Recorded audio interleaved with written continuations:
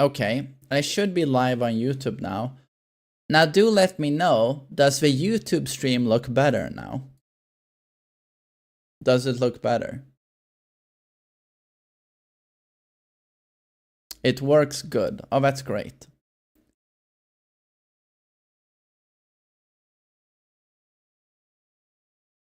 It should be a little bit higher quality. Oh god, I just realized my camera is not correct.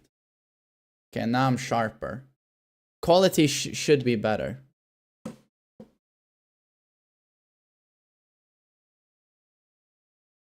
And now I'm going to boot Tekken 8.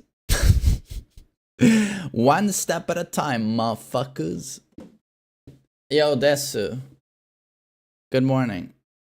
Was it... Did I play your Brian last time I played? I did, right? Your Brian is insane, dude. Insane. Finn. Oh, I'm going to cry because you're so kind. On Twitch, it's better. Quality should be better on YouTube right now, though. You convinced me to go watch Minecraft tomorrow. Oh, if you have a kid, 100% go watch Minecraft. I was very, very positively surprised. And, you know, I expected there to be like more families with small children, but it was basically me, Wilhelm, and then everyone else was like 10 to 13 years old. So very early teens, you know, or kids. So I do like if you have a kid, I do recommend it. And if you're a grown up and you want to see something completely brain dead, but that makes you chuckle here and there, go watch it. Like, I really liked it. Quality should be better on YouTube, but it is blurrier for some reason. Are you kidding? Bison Twitch quality is better, but YouTube is still good. The bitrate on YouTube right now is 15,000.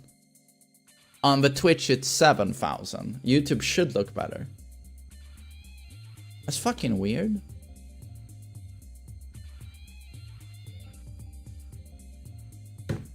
But yeah, considering the issues with Tekken and you know, Clive King being unplayable, I'm gonna go for Infinity. Kazuya is fun, but I am gonna try. YouTube looks great. Okay, nice, because it should look good. I'm actually I watched Brian F a little bit yesterday. He was re-streaming Red Bull Kumite. They were playing Street Fighter. Brian F is such a cool guy, man. Seems like a super nice guy. But I watched Street Fighter 6 and I was like, you know what? We got such issues with Tekken right now, but I'm gonna try Street Fighter again.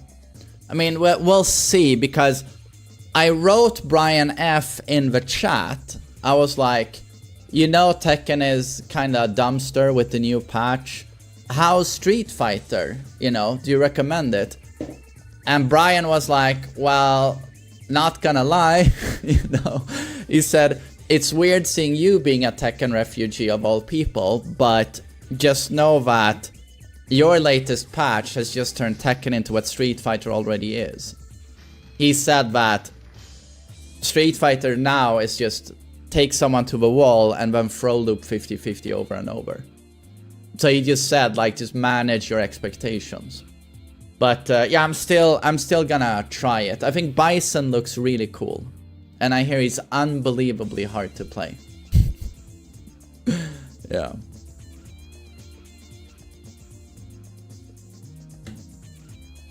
But I watched some of the Kumite. What's his name? Walker. The Ryu player. Big Bird 1, obviously. Ending Walker. I felt really bad for him. Like a really good player, but super introverted guy. Super introverted. And all the time, Cherry Pop, thanks. And all the time, they would insist on him doing like media. you know, after a fight, oh, what do you think about that, Walker? And you could tell, like, he was so uncomfortable. I felt really bad for him. You should try Akuma. I just think Bison is cooler, you know. Do you think the popularity of Street Fighter 6 is why the Tekken devs made Season 2 attack-oriented? I mean, Street Fighter 6 most likely factors in because it's doing so well. And someone told me that the reason King is consort Radon now is because King is the most popular Tekken character in Japan. And they want to please the Japanese audience because Street Fighter 6 right now is so huge in Japan. It's many times more popular than Tekken. So to appease Japanese players, they made King broken. And I think there might be something to that. It didn't sound far-fetched to me. King, you know, notably has been in an anime. He appears. You know, King is very popular in Japan. Because wrestling is also very popular in Japan, as I'm sure you know.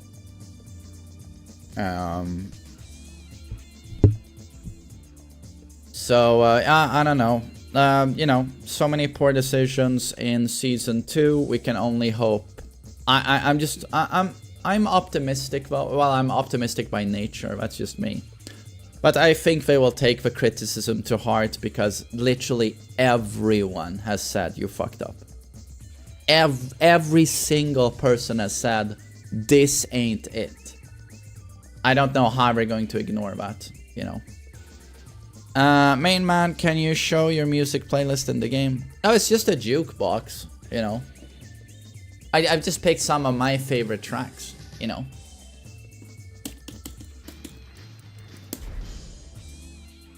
Get ready for the next battle. Oh, Backslicer, yeah. Apparently, yeah, in 2 weeks, emergency patch, fix Paul and Jack. But they have to super quickly. They have to super quickly get something more substantial out after that. Because if Tekken World Tour is played on this patch, it's gonna get really ugly. Yeah.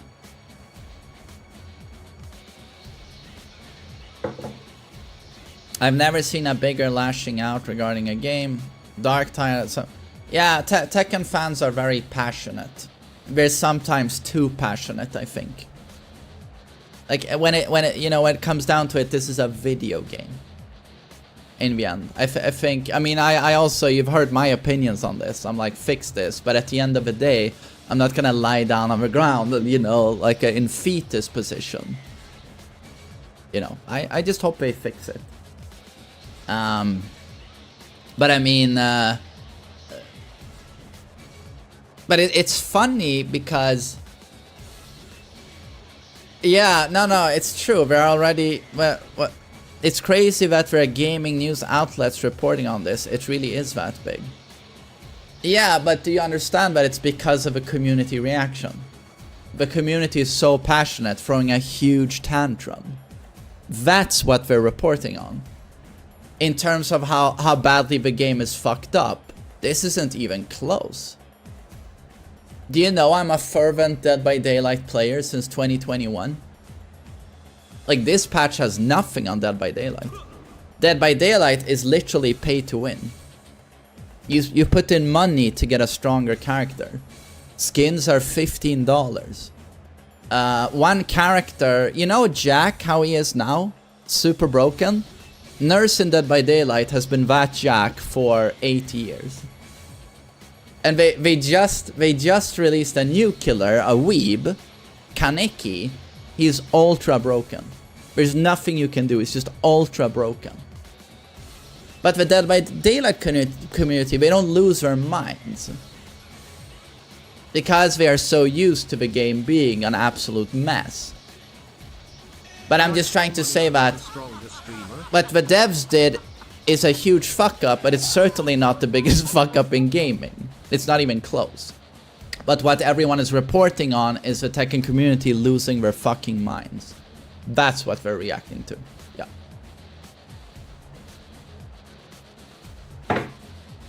Milura, thanks for 12 months. I really appreciate it.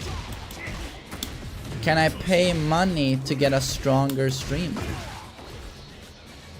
Can I pay money to get a stronger streamer? I have no clue what that means. A better streamer. Brawl Pro is great. FDX is great. Lil Majin is great. I've watched some Joker lately. I think he does a good job.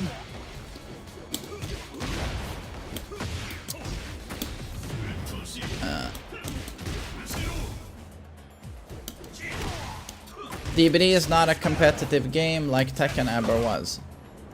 Dead by Daylight is 100% a competitive game. It is by its very nature a competitive game. You have one team versus the other team and they try and smoke each other. It's a competitive game, yes.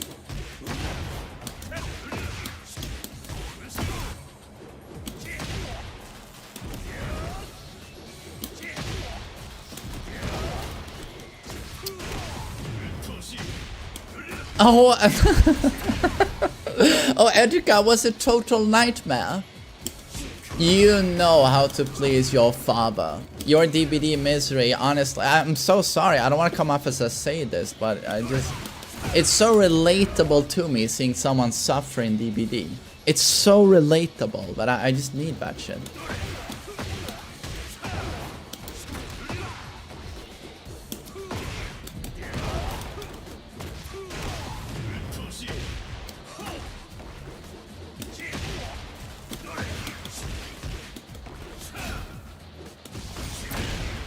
Masked Kazuya.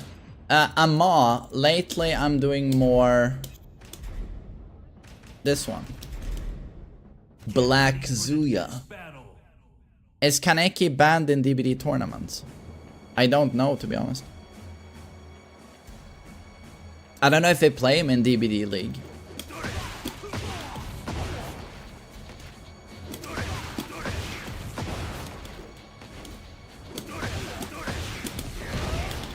Damn, I'm kind of stapling this shit now.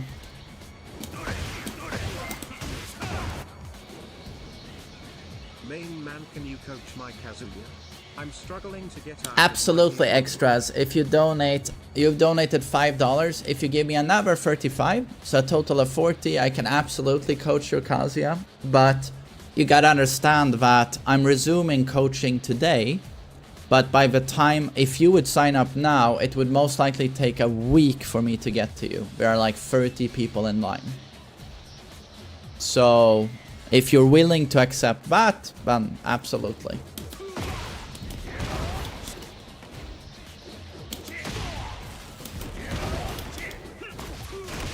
Is arcade stick better or D-pad?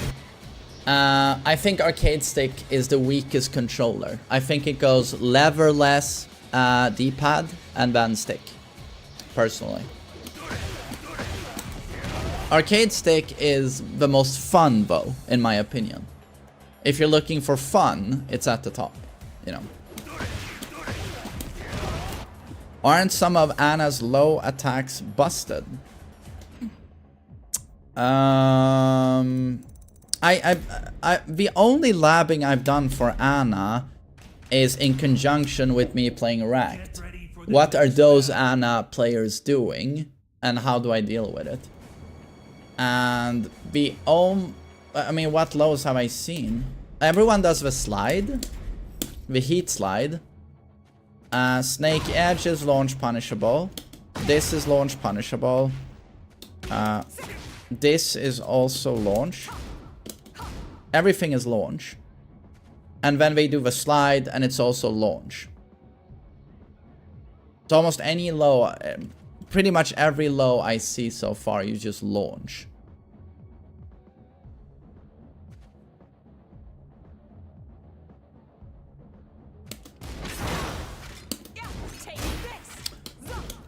Damak 4 is good. Oh right, that's the one. I haven't seen Anna use this so far. Don't think I've had a single Ana use that.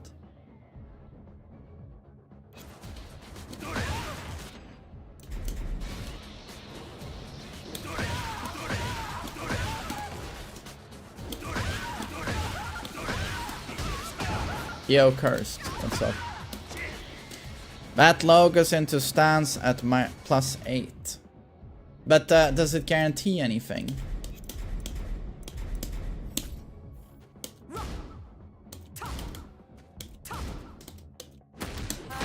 It doesn't. Oh, right. It doesn't guarantee anything. And what's the best follow-up? Yo-yo-san. Yo, King Kaneki. Fuck Kaneki. Thanks for 62 months.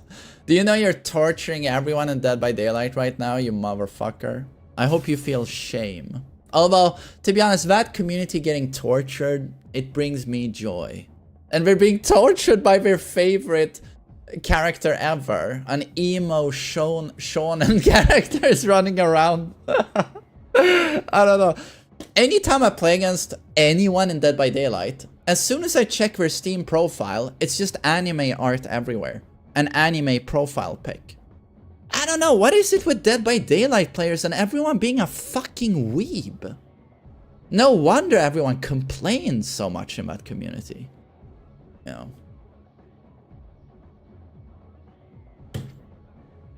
You can't fathom the depths of my suffering. Is that an actual quote? You know what I searched on YouTube? No, seriously, this made me laugh. I dropped off Willem at school. I'm walking home, you know, to do my stream here today. And I'm on my phone and I'm like, oh, I mean, Dead by Daylight content creators in general are garbage. But I wonder if someone's made a good video explaining that Kaneki is broken. So then I search on YouTube, Kaneki broken. And I'm like, okay, I'm gonna get a good video now. And then I get a bazillion AMVs, anime music videos, with thumbnails like this. And under it says, still broken. I'm broken inside. What the fuck? Oh my god! Kill me! Kill me!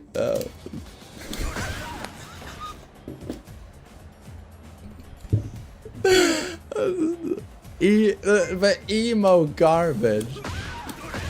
I'm more than willing to pay 40. Can you take off that fake mustache for I'm trying. Oh my god, no, it's so sturdy. It's actually an Omni-Man stash. It's a Viltrumite stash, so it's made of titanium. It cannot be removed.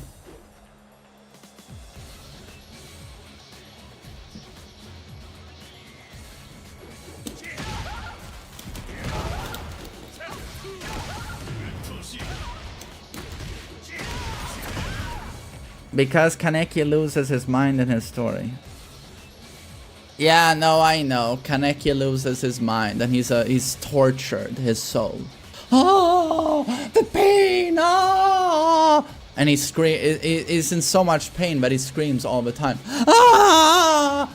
Ah! Yeah, I know. It's an anime. Yeah, I got it.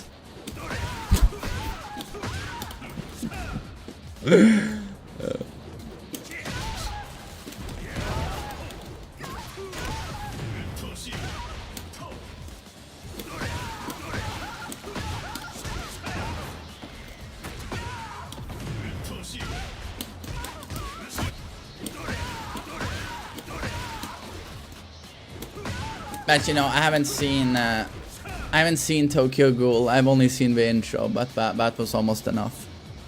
You are clip farming. Are you new to this stream? This is just what I do on my stream. It's not really clip farm. But welcome to the stream, sir.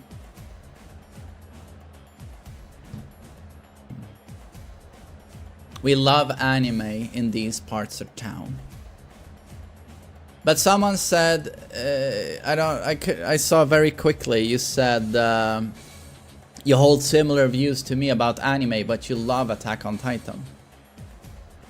I mean, please explain the quality of it to me. Or maybe you made it to the point where it actually gets good. Because some sensible people have told me that Season 3, it actually picks up.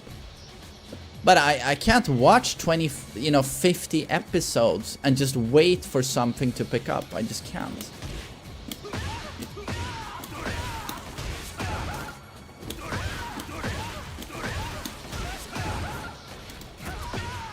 The opening from Tokyo Season Ghoul is fire.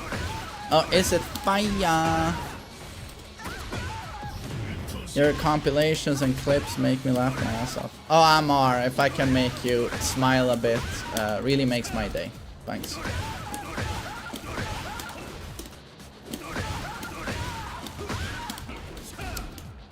Did you watch any shows or anime recently? I watched, again, I watched Minecraft with my son this Friday. And honestly, I was fucking very positively surprised. I thought it was fun and charming. And Jack Black and Jason Momoa, they were awesome. So I'd recommend Minecraft if you don't mind that the story itself is as basic as it gets. Those two carry the movie. Oh, and what's her name? Jennifer Coolidge, you know, from Stifler's mom and White Lotus. She's in it and charming as always. And then I recommend Invincible, but you've all probably seen it. Incredible show, just gets better with every season. That I recommend. And then I recommend to everyone to watch RRR, which is a Bollywood movie, but is probably the most entertaining 3 hours almost ever, in terms of 3 hour long movie. So those are the recommendations I give everyone now that I meet. RRR is so good, yes.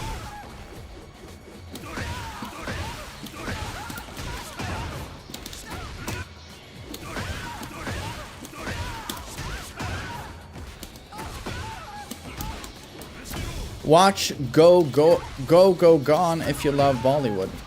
No, I'm focusing on this director, RRR, S.S. Rajamouli, and I'm gonna watch with a friend.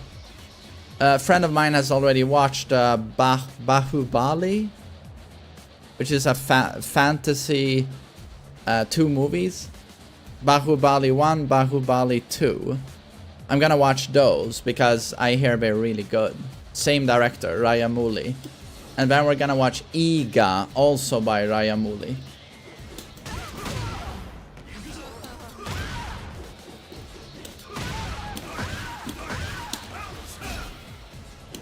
Oh, Kek, yeah, also, I watched season 1 of Invincible. I was like, oh, this is really good.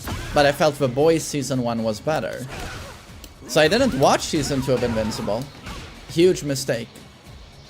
Yeah, 2 weeks ago I binged season 1 and 2. No, sorry, 2 and 3. And it's fucking amazing. And it just gets better and better. And it's a better show than The Boys. It's super good. Is the RRR a troll or is it actually good? The movie starts as a troll. Like one guy, you know, Indian guy with epic stash, jumps into an army of people and just fucking smokes them all with a baton. And you're like, okay, this is the dumbest shit I've ever seen. And you laugh and you go like, okay, this is gonna be the dumbest movie ever. But by an hour in, the movie has totally won you over. And you laugh and you care about the characters and it's the cheesiest shit you've ever seen, but at the same time it's got so much heart. And it never doubts itself. Like the movie is so cheesy, but it does it so proudly that you can't help but love it. And also like there's you can watch on YouTube Steven Spielberg doing a Zoom call with S.S. Rajamouli, the director. And Spielberg himself says, I watched your movie RRR and I was just blown away. What an amazing movie. And you know, when you have Spielberg give you that compliment, like... So yeah, don't take it from me, take it from Lord Spielberg. It's, Rajamouli is... I'm gonna watch his entire filmography, you know. Incredible director. He also writes these movies. Favorite Invincible character? Omni-Man. Should I go study or watch your stream? Do both at the same time.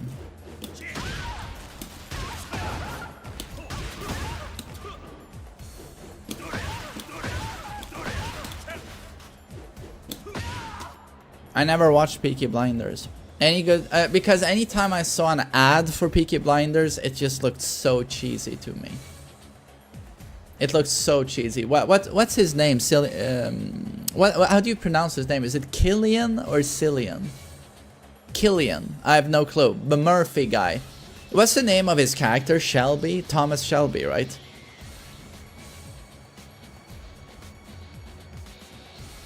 Killian. Okay. Anytime I saw an ad play for it, like, you know, on YouTube or whatever, and he does his whole, yeah.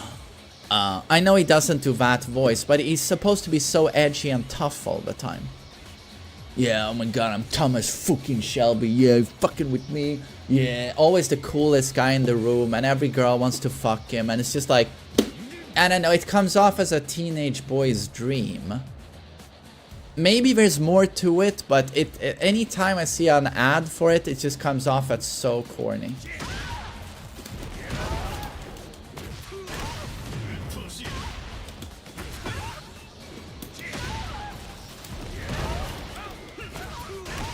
Tom Hardy is great in that show. Tom Hardy is in Peaky Blinders. Really?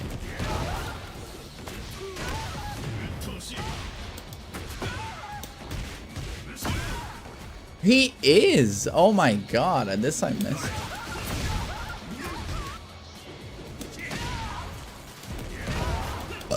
Tom Hardy. But he's a good actor.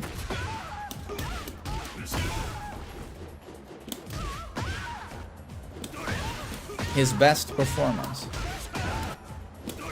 Best I've seen of Mr. Hardy is probably... What is it called? Bronson or something. When he's like a career criminal.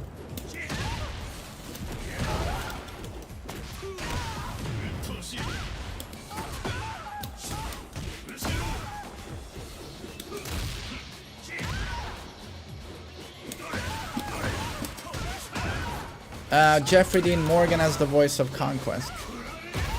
I mean, it almost comes off like an Easter egg. You know, he was Negan in Walking Dead, and this is same writer. Kirkman. What's his name? Robert Kirkman or something. But he does a good job, and his voice is so instantly recognizable. Just one line, and I was like, oh, Jeffrey Dean Morgan. But he does a great job.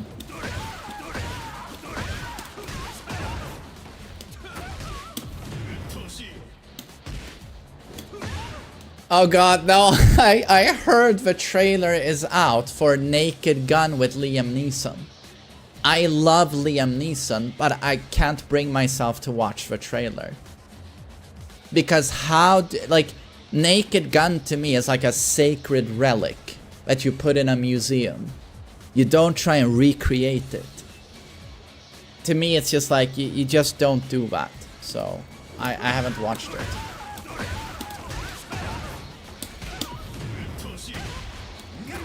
Did you see the new Tron trailer? There's a new Tron movie.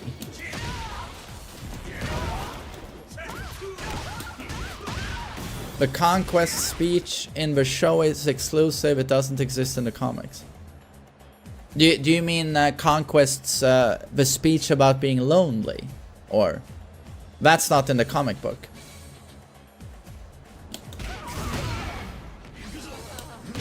Oh shit, so the show actually added a little bit of depth there.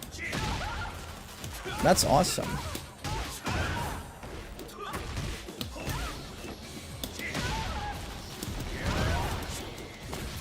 That's cool. What is your opinion on the Tekken 8 boycott thing?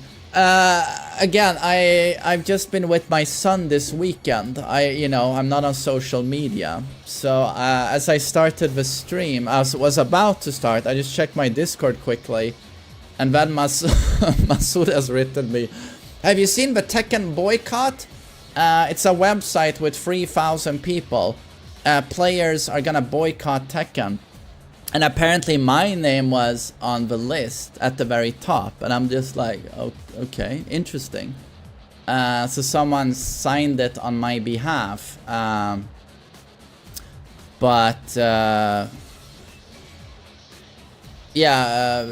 I don't know. I don't have much of an opinion on it, I think. I don't know, people get so worked up. Like, it's a bad patch, absolutely, but this is a video game. Like, I don't know. I personally have other things I can worry about in my personal life. Like bigger things. This is a video game. Yeah. So, I don't know. Are you gonna start a political party next, you know, and slam your fists on a podium? Like, I don't know.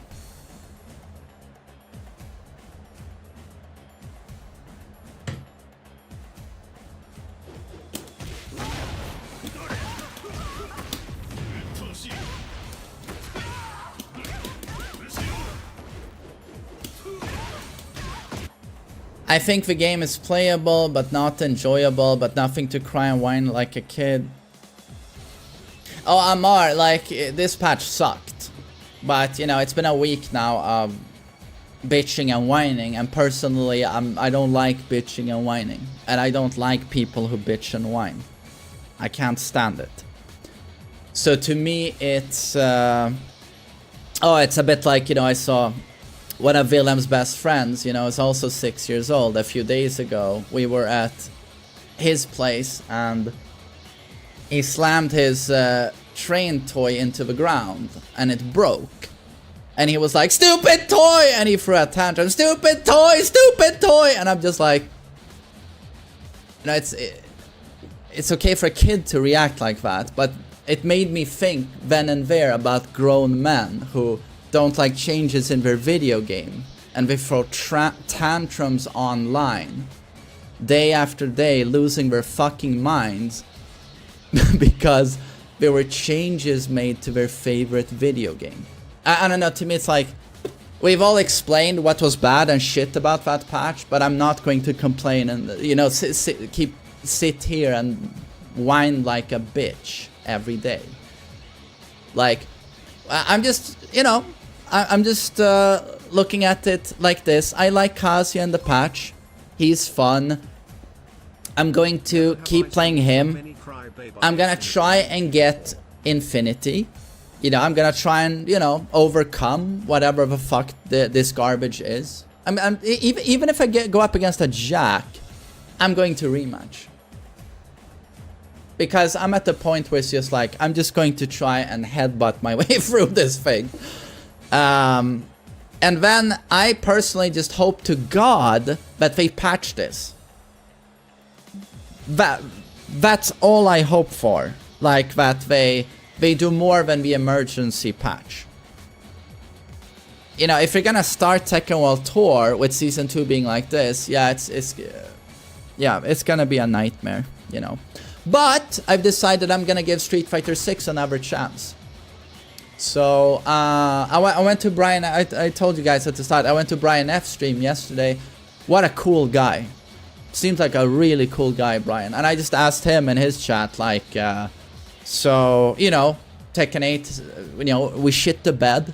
What is Street Fighter 6 like? Do you think I'd like it? And he said, well, you know, cool that you want to try Street Fighter, but, you know, not gonna lie, the problems you got with Season 2, we already have that in Street Fighter, and it's called 50-50 throw loop in the corner. So we already have that thing going, you know, so... But he still said, you know, great game, it's very mechanics driven, there's less bullshit, you play the mechanics more than the characters themselves. It's more about mechanics, you know. So, but this is something we already knew, like in Tekken, you gotta play against the strings first, and then you play against the player, you know. So I'm gonna try Bison. I'm gonna try Bison in Street Fighter 6 because he looks super cool. He looks super cool. So actually I booted up the game yesterday and I bought Bison for, what is it, $4 or something. I bought Bison. No Akuma. Nah, Bison is cooler.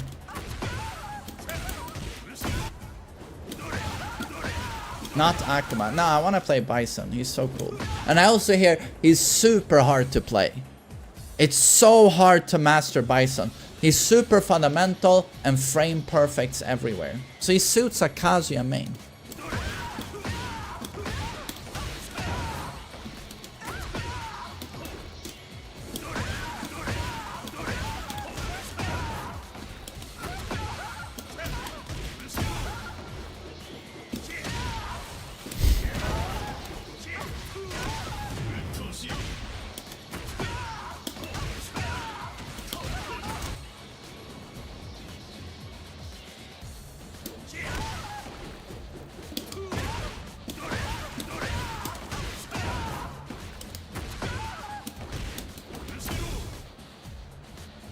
How did Tekken players know frame data back in the arcade days?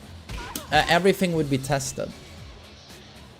Or you could film the game with a camera that filmed in 60 frames per second, which cameras could do even back then when dinosaurs ruled the world, and then you would play it back on your VHS and you would go frame by frame if your VHS allowed that. You would go frame by frame and you would look at the footage. Yeah.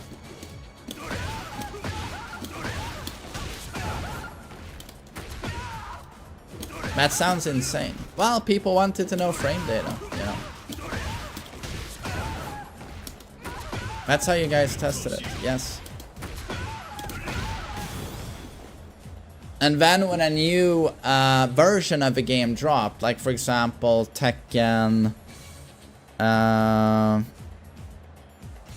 still remember when Tekken 5 dropped, for example, and people would film the game, but also two players who were already knowledgeable on frames would meet up at an arcade machine, and then they knew every single frame of the characters from Tekken 4, and from that they could learn the new frames.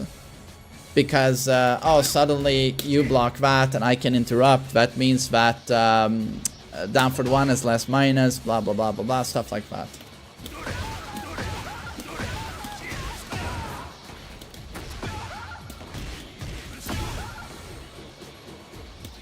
Yeah, but so right now for me personally, my gaming and my stream, I'm gonna keep going with Tekken 8. Yeah, Season 2 is absolute bullshit. I'm gonna try and defeat this game anyway. I'm gonna go for Infinity. I owe it to my lord Kazuya, and he's so fun to play. And I'm gonna try Street Fighter 6 again. I'm gonna try and learn the game. I watched Red Bull Kumite yesterday. Ending Walker was awesome. It was quite motivating. So I'm gonna try Bison because he's really cool. I thought a bit about playing Dead by Daylight again, but they just released a new killer that's even more bullshit than what was before, so I have no motivation to play that game whatsoever. And then I'll probably do some, you know, variety streams also, like play Resident Evil Remake or something like that. So, those are the plans. I felt bad for ending Walker after the final. Yeah, it was super sad.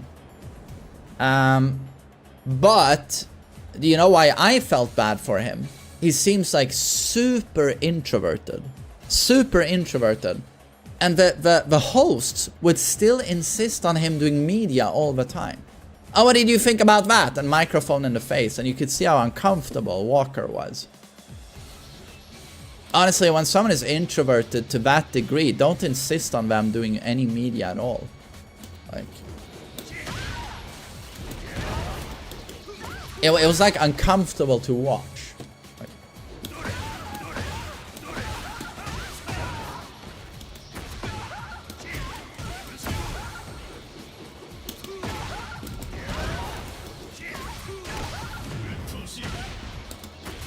Will you try a horror game? If you guys can recommend a super good one, I'd play it. I'd play it.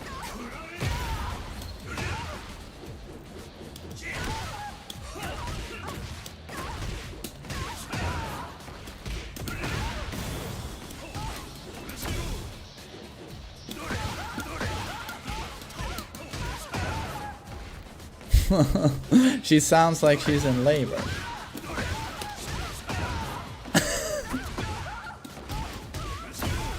Or she's having a good time, you know.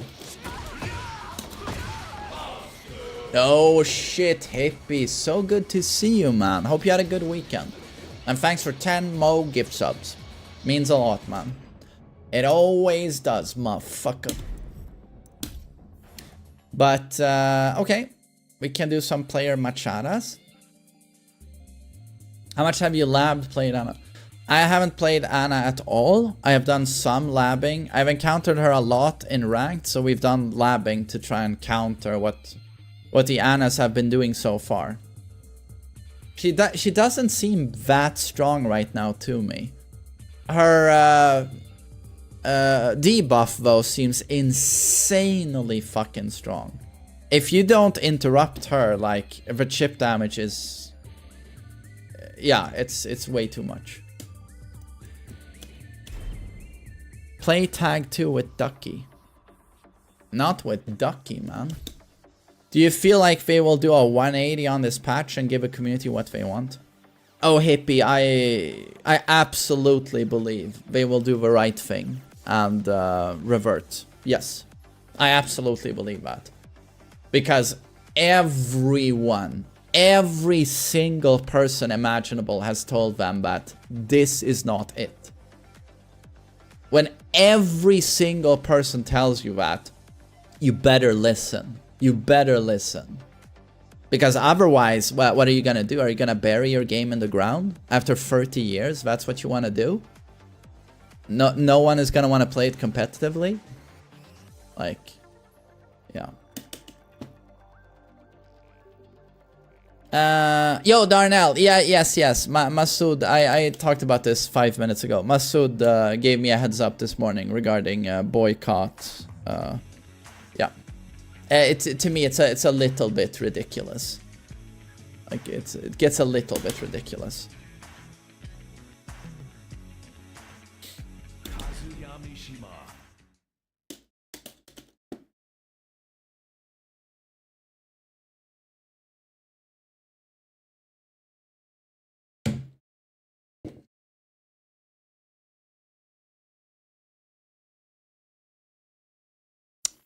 Why it's ridiculous?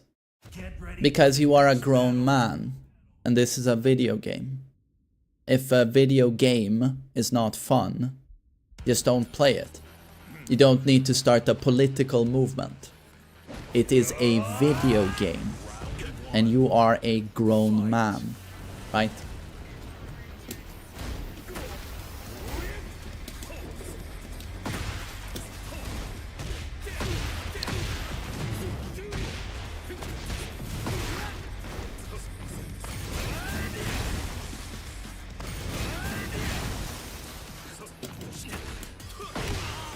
Maku.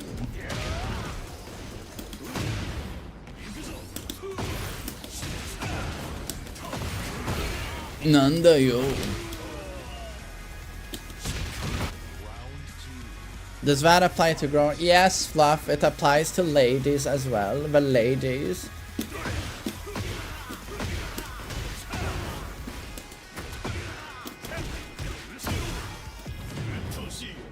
Nanda yo.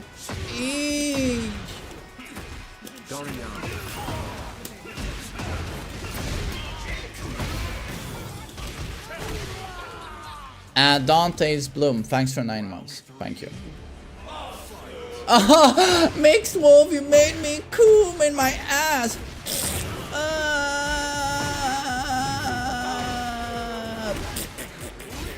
Thanks, Mixed Wolf. I appreciate it. I appreciate you making me cool.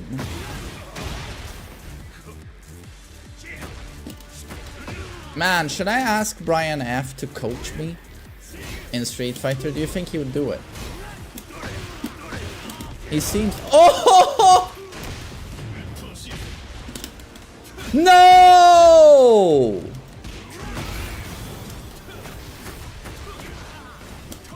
How do you coom in your own ass? By being an alpha male. Yeah, I might ask. He seemed like such a nice guy when I just wrote in his chat.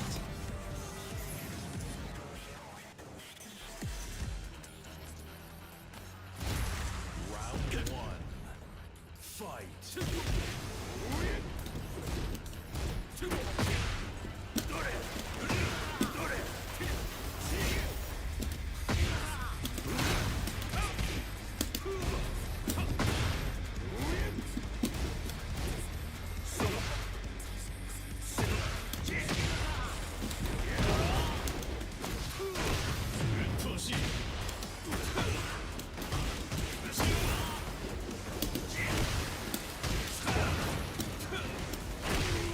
Bagoosh.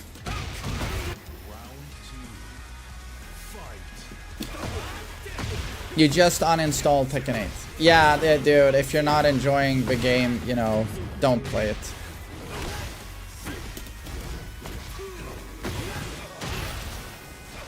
Only play a game if it brings you joy, you know. If it's misery, you know, don't play.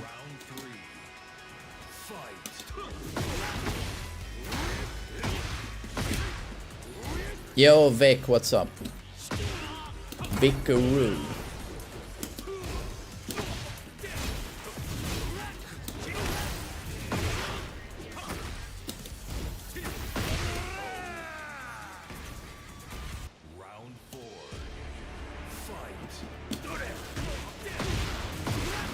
You seen Aris talk to Mike Murray on stream? No.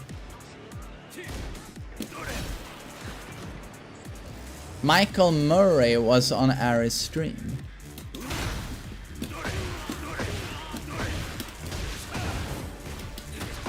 A hide tone. Hello, sir.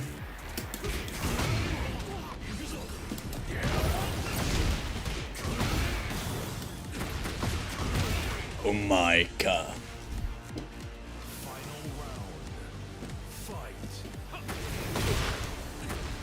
Oh, he's often in Aris chat.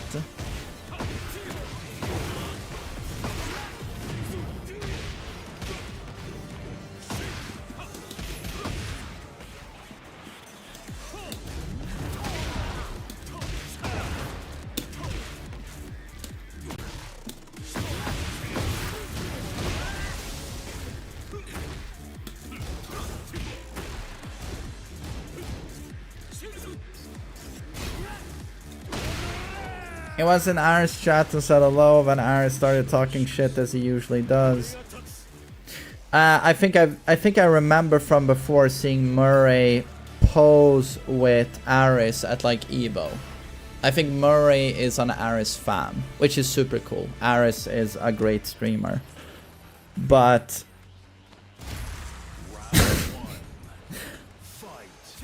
I mean, in terms of Murray seeking approval and advice on his product, I mean, maybe consult someone like VDX.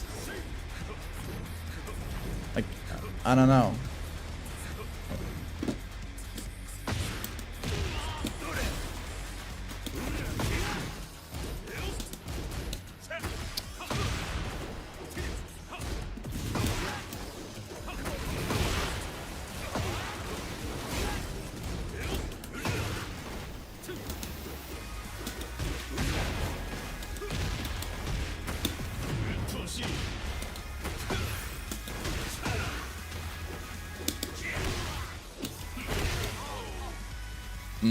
Cool.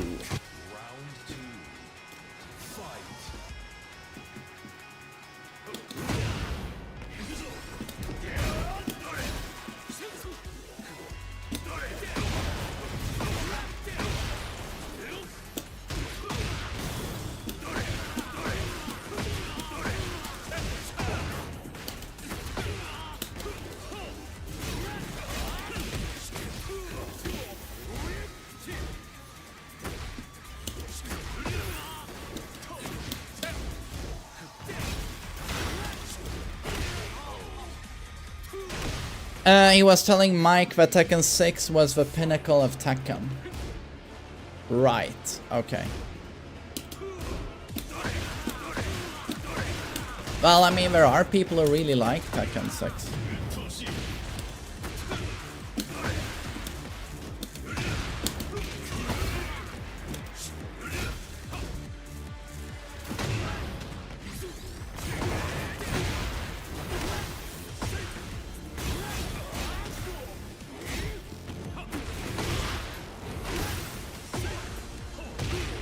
Nice. He was talking about the visual clarity of Tekken 6. Right.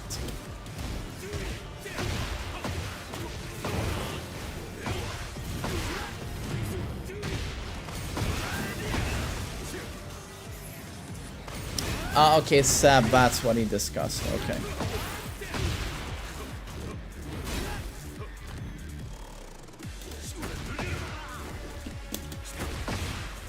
But that is completely true. Tekken 6 has great visual clarity. It does.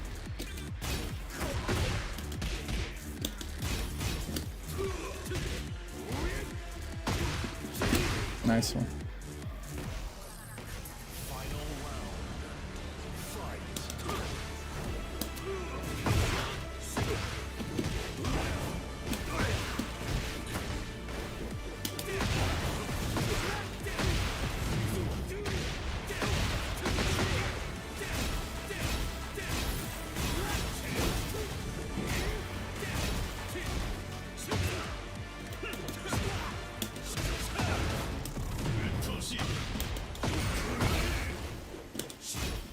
Damn, nice read.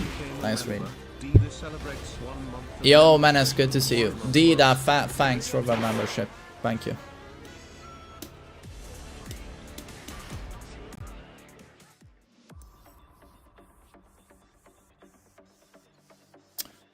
I'm just gonna get a second cup of coffee.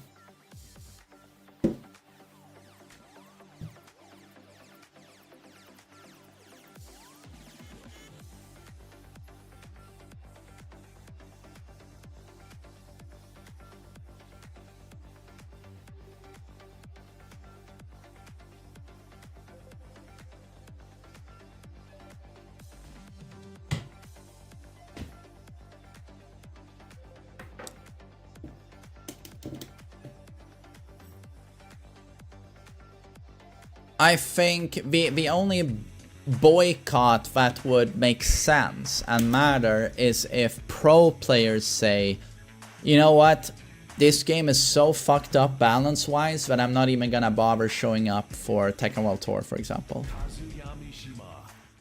If every pro did that, like now you would have something that really matters, I think. Because now it's like, okay, the community unanimously says that this game has no competitive integrity. Boom. Like, yeah. Get ready for the next But I just don't see that happening. I think all the pros are gonna... They're probably right now online grinding for infinity. And they are probably going to the tournaments. So, yeah. Round one. Fight.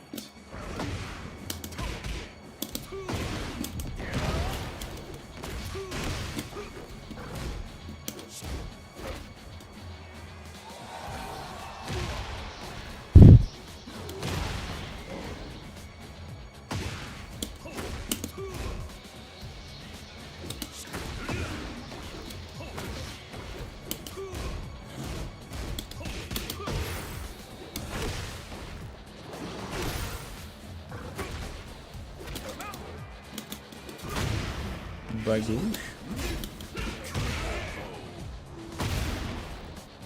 Round two. Fight.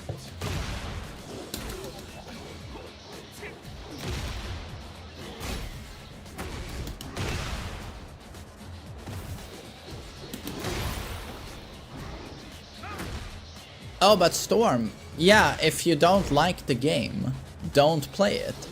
And then the active player base on Steam will go down, and on PlayStation. And the developers will obviously feel that. So absolutely, if you don't like the game, vote with your time and don't play it. Yes. Bled, I'm good, man. A bit tired. Had a very pleasant weekend, but draining as fuck. Hope you're good.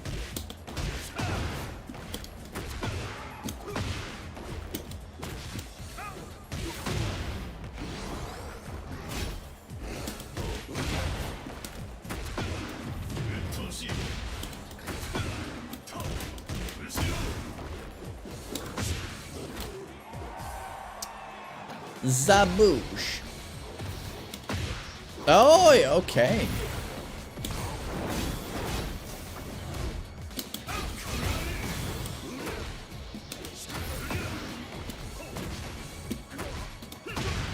Okay.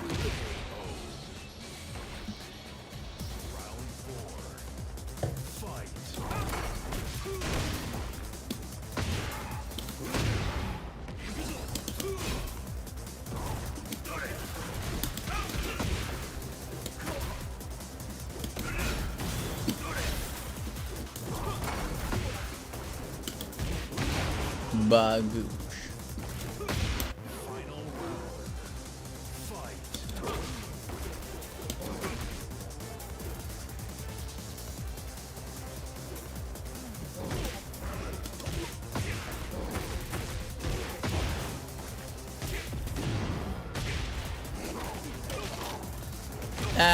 Nah, there's not really a new twin piston combo in my opinion.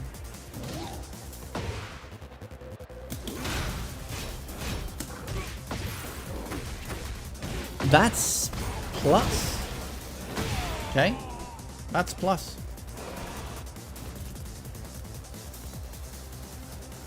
Is Jin still top 5? I think if you were to land all these new combos every time, I think there's an argument for top 5, but he probably isn't. He probably isn't. I mean, you know what? He could be top 5. The wall pressure is still so fucking broken.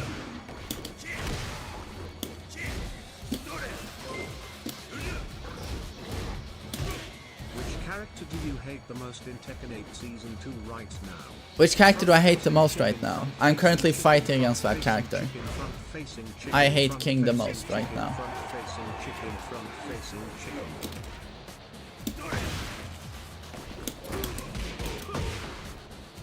I used to like this character, you know. I would defend King when everyone hated him in Season 1.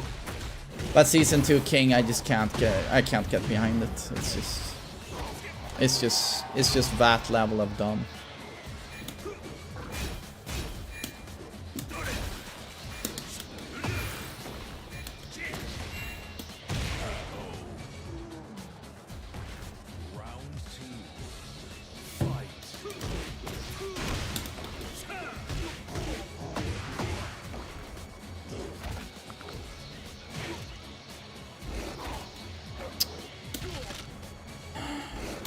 Yes. Amazing. Round 3. Good morning. Will you shut up, Hellas Brew? Do you think? Yo, Renji, thanks for 13 months. Current top 5. Well, if you go by the vanilla Season 2 patch right now, Paul and King are the best characters. After that, it's Clive, King. No, sorry, what did I say? No, Paul and Jack are the best, followed by King and Clive. After that, probably Nina. She seems really dumb. Probably Nina. That would be my top 5 right now, if I were to rank them.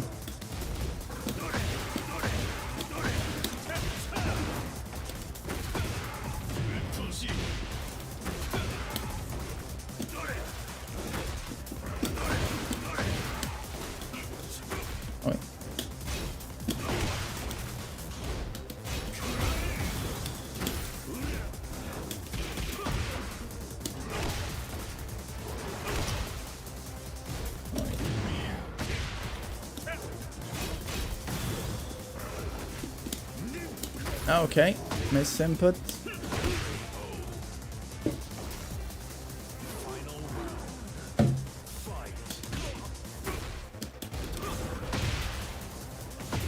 How is he Flame Ruler? Like...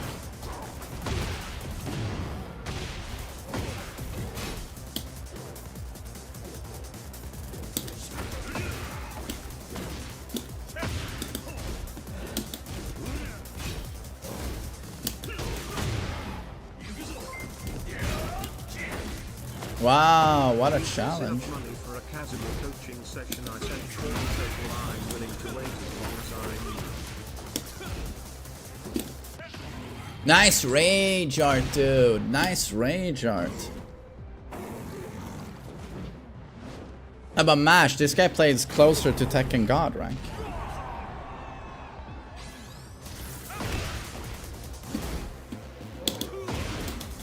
This guy is a Tekken God king. I'm talking about the old Tekken God. This is a season 1 Tekken God, so he should be at what, Fujin rank, but he's a ruler rank. It doesn't make sense. Round 1. Fight.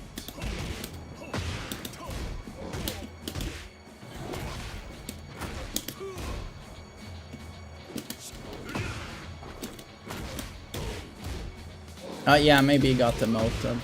True.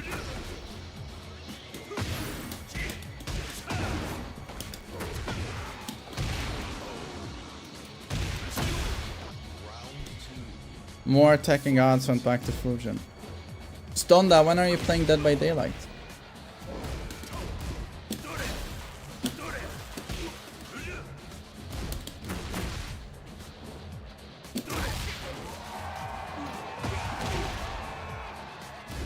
Is he better than Mahjong? This guy, Gluttony, absolutely. He's one of the strongest homunculus. Gluttony is summoned sometimes by King Bradley. Gluttony! And then he attacks.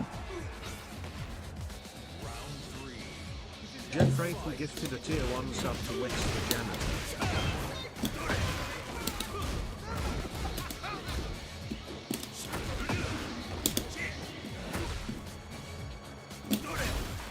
Yo, Jeffrey, thanks.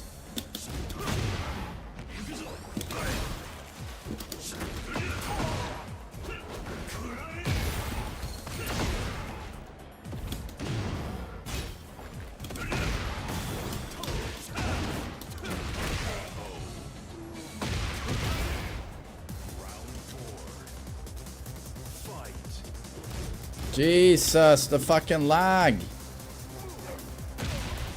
What happened to the connection?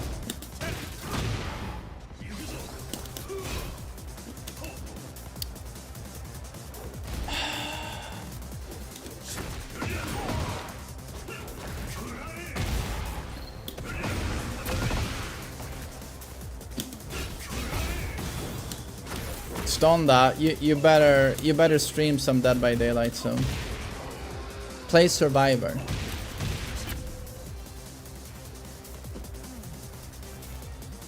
Wait, is Edika still here?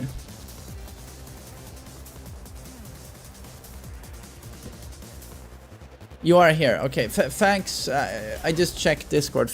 You sent me some timestamps, right, where you're getting tortured. Thank you. I'm gonna watch that when I'm done with the stream and have some popcorn. And I'm not even lying. I am going to have popcorn and watch you get graped in DBD. When's the Street Fighter 6 stream? Probably not today, most likely tomorrow. Today we're gonna do coaching again. I'm gonna play a bit of ranked. And tomorrow I'll be trying Street Fighter 6. I've already purchased Bison, so I'm looking forward to it.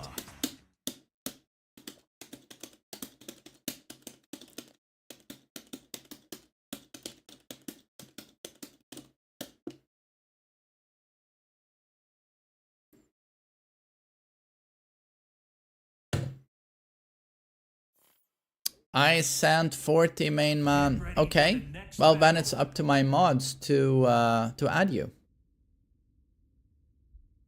Did you send for? Is this the guy that sent $5? You sent a total of 40. Well then the mods should add you.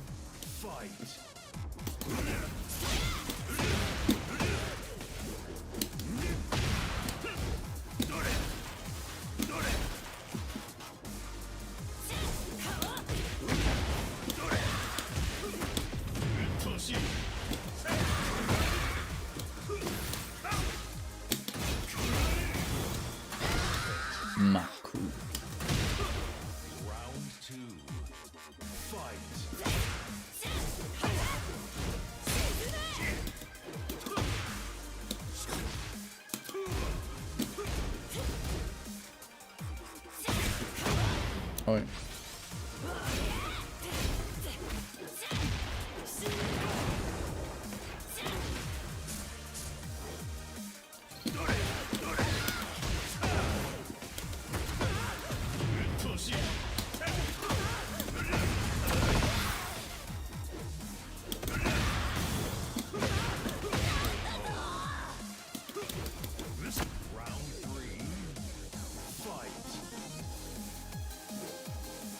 Will you be showing up at Head Stomper?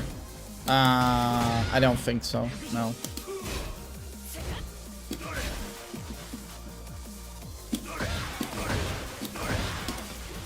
Oh, Jesus.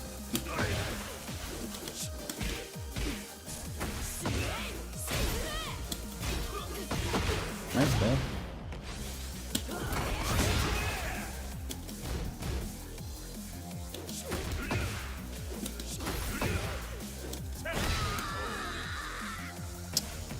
Yeah, Zaka, it's just that it's not really on my mind. Like, what Tekken tournament can I go to? You know, for this summer, all I'm thinking is how can I meet my family as much as possible?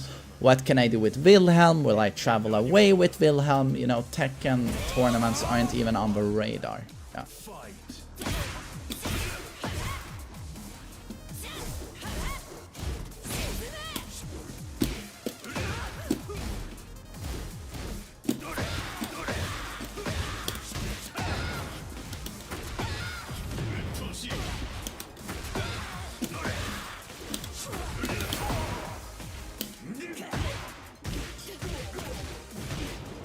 Oh, you have a 2-year-old. Hey, that's awesome.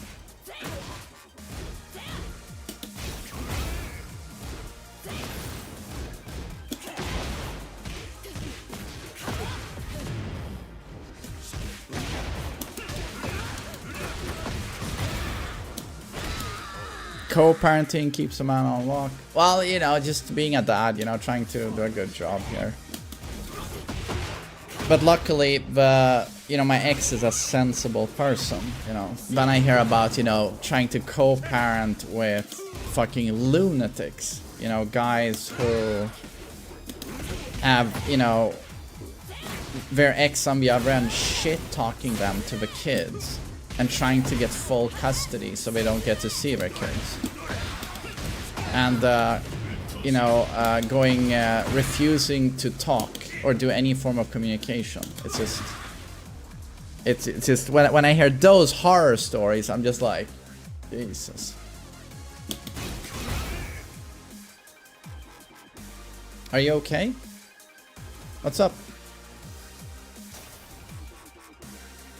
Oh, Retro Rex. I was actually told by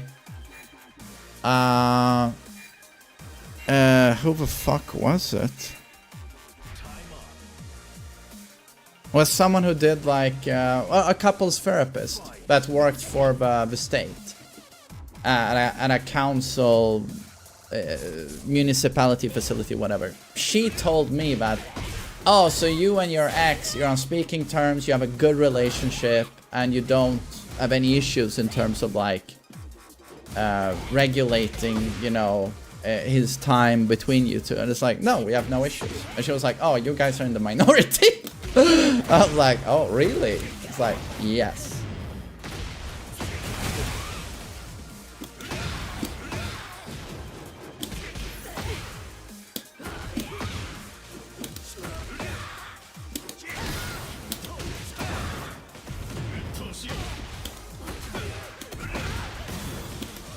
Oh, what am I doing? There we go.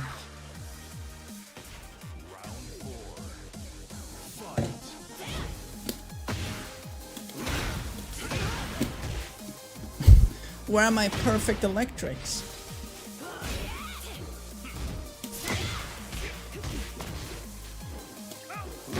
What's main man's other job?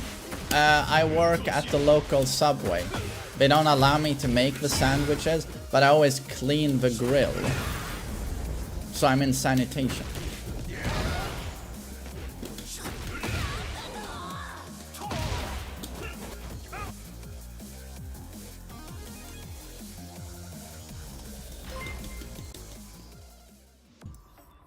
Hey main man, How often do you work out? And how long has it been? Twice per week, Dad goes to the gym. Twice per week.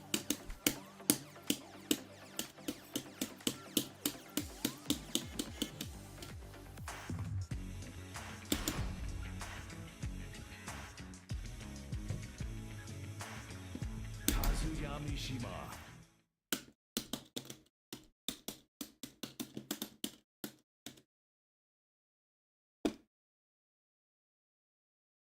Dad bod. Now I felt about it's like my friend is also in really good shape.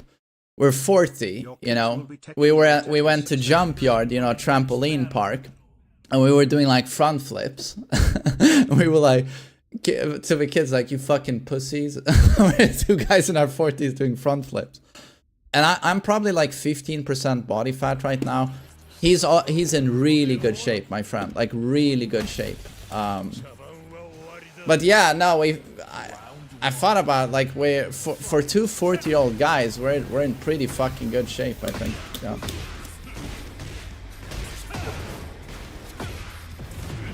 Apparently 40 is your prime. Well, he's a doctor, you know, so he knows. But you know, he told me like, you know, most 40-year-old guys, we can't do a pull-up. We can't do anything. You know.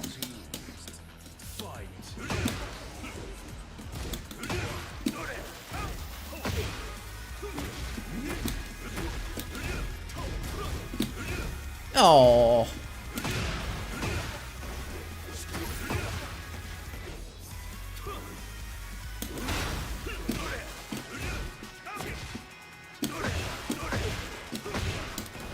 Nine. God. No way people in their 40s can't do pull-ups. Well, that's how it is, Drensky. When you go outside, pay attention to your average guy who seems to be in his 40s. Typically not in super good shape. The reality is actually that most people, even in their 20s and 30s, are in not very good shape. Statistically.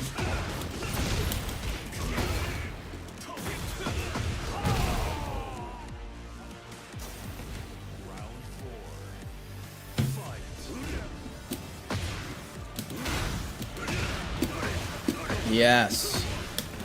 No! My perfect barrack trick.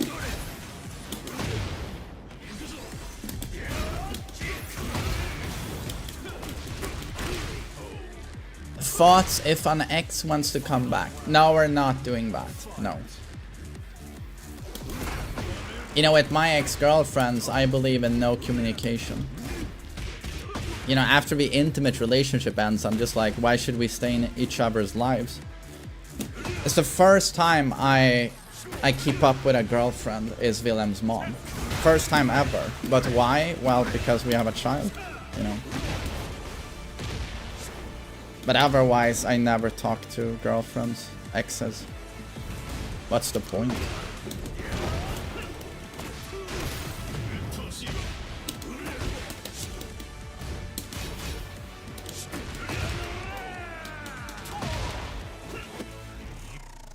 Being fit is such a blessing. You owe it to yourself to fucking work out, dude. Just, everyone should work out, you know.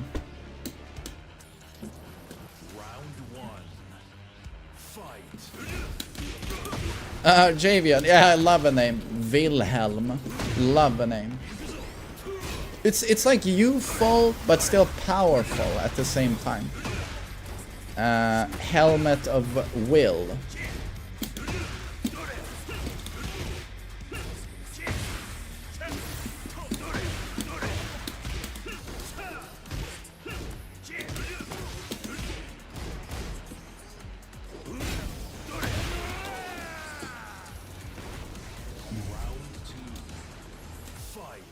Will I ever get married? I don't know, but I don't think so. I just don't think so. Because to me it's like, what's the point? You know, even when I was a kid, I knew I was gonna have children. I'm like, of course I wanna be a dad. But in terms of like getting married, not even for 1 second have I walked around going like, one day I'm gonna get married. Like, it's actually never crossed my mind.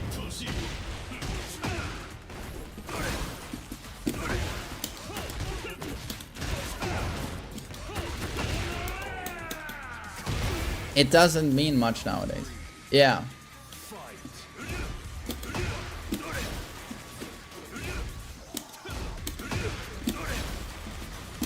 And also, you know, if you got married, I mean, I would insist on a prenup. 100%.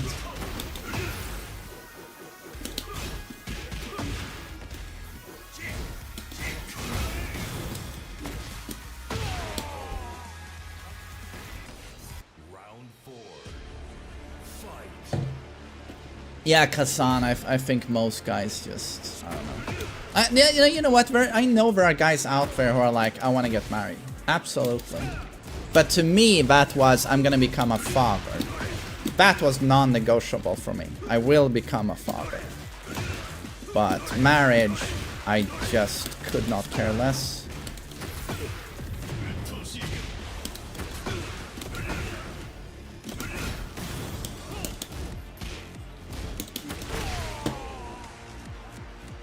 Geesh. Yeah, Jared, it's that way in Sweden as well. You know, I did 2 years in law school, so I had time to do family law, is what it's called here, family law. And then you looked at how it works with marriages. And yeah, at the very least, you give 50% of all your assets. Every single asset you have needs to be declared to the court. Every single thing. You're not allowed to hide anything. You know, some little crypto account you have stashed somewhere, fuck you. If you don't show that, if you don't declare that, that's a crime, you know. So everything has to be declared and then split 50%. By the way, this goes for even if you have a company. It's like my stream here. This is my company. This is an LLC, right? So if I got married and we split, we get divorced with no prenup, she would own half of my stream. Half of my stream. You know, it's pretty insane.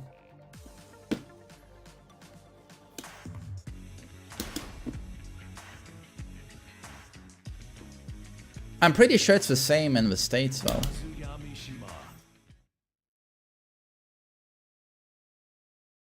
Is getting married... What's that? Is getting married in community of property the only way to get married in Sweden? No, it's just that when you get divorced, as soon as you get married legally, you both own all of the assets together. That's just how it is. And when you divorce, yeah, 50% split of everything. Boom. But a nice thing with Sweden, though, is that due to the belief in equality... say, you know these horror stories from the US where like, you know, Paul McCartney, these super rich loaded guys, they marry a waitress and then they divorce that waitress and then Paul McCartney has to pay her $500,000 per month until the day she dies. In what's it called? Alimony. Like, that doesn't exist in Sweden. Because Swedish courts say systematically that, no, you are a woman, you are as strong as a man, you can look after yourself. You can get some alimony, but go get a fucking job. You can get a little bit of alimony, like minimum wage, until you get a job, but that's it. And it's just like common sense. But in the US, holy shit! If I was a dude in the US and I was like loaded, I would never ever get married. Unless prenup. I mean, you would have to be insane. You would have to be fucking insane to do it.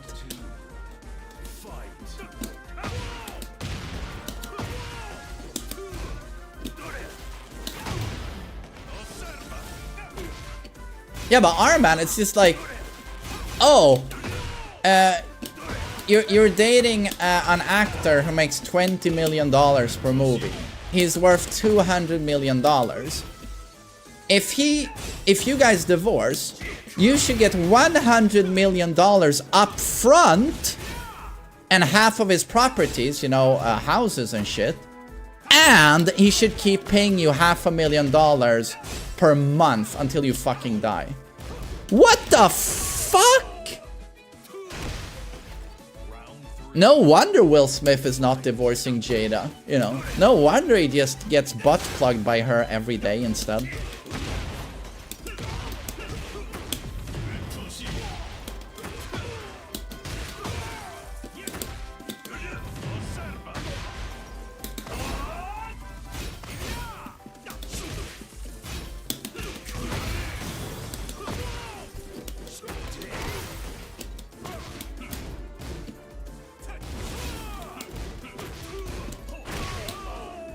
Why would she get paid though? She's also super rich.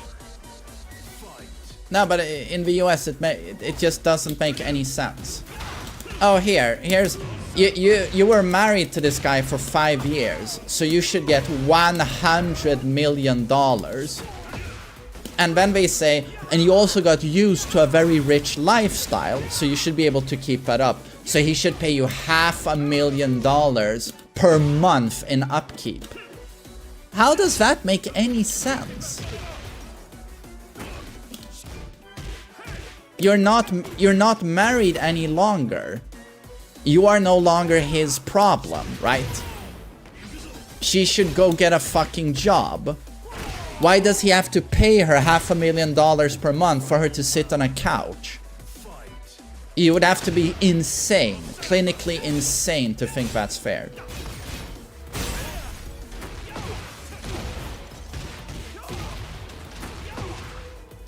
If you had a daughter, would it change your mind? Absolutely not! Are you fucking kidding? I would raise my daughter to be able to be fucking independent. And not rely on some rich fucking douchebag. Jesus.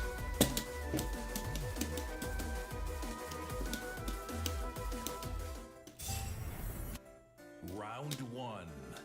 Fight.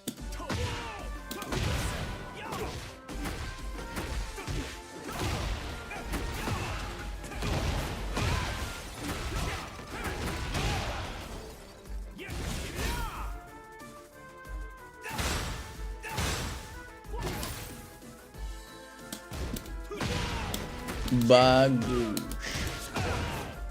How's a Minecraft movie? Charming and fun. Yeah, don't listen to the critics. I recommend it. If you don't mind like a brain dead story that's like super predictable, the movie is a ton of fun. I really liked it.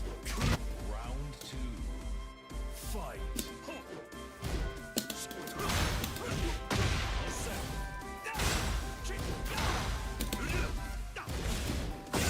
Oh.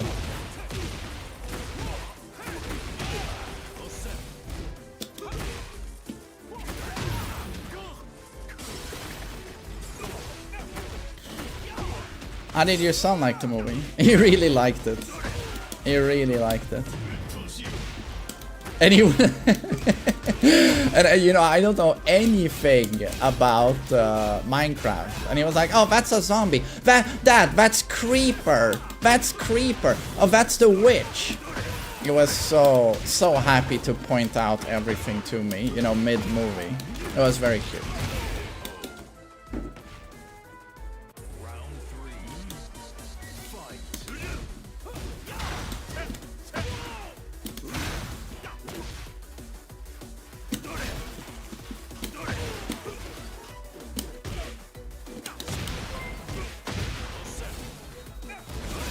Marry me, mate. We will have a Jewish wedding and then I'll make you an Neidlach? Neidlach.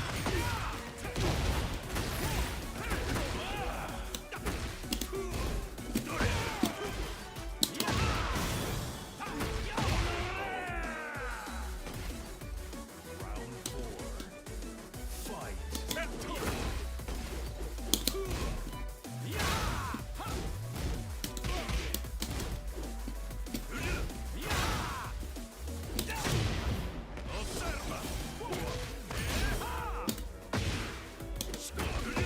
Markarov, if you want to become like a streamer or a content creator like YouTuber, I don't think there's like the best order of starting out or doing things. Which one you want to start with, just go with that. Be it streaming or making YouTube videos. Just remember to have fun with what you're doing, and if you're having fun, most likely someone else is gonna find it fun, you know. And for YouTube, watch the video, make the video you would want to watch. That's sort of always been what I've been doing.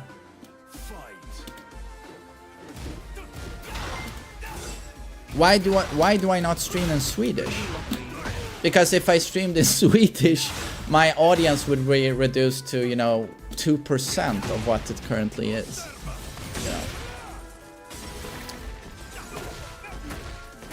I haven't been to Saudi Arabia. I met a lot of Saudi players though when I went to Dubai. Nice block.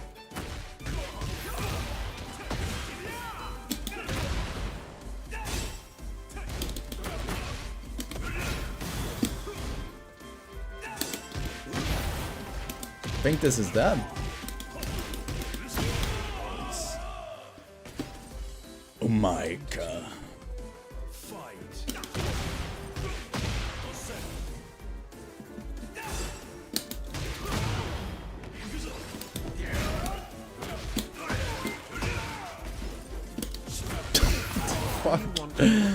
How's it going, extras? Are you on your period?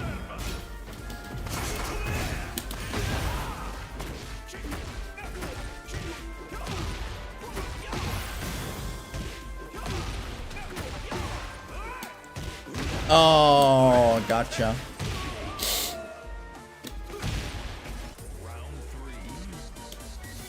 You should start OnlyFans. Yeah, I gotta say, we joke about OnlyFans a lot, but it's actually been talked about a lot in Sweden lately. Because there's a lot of articles on it because the Swedish government wants to equate OnlyFans to prostitution.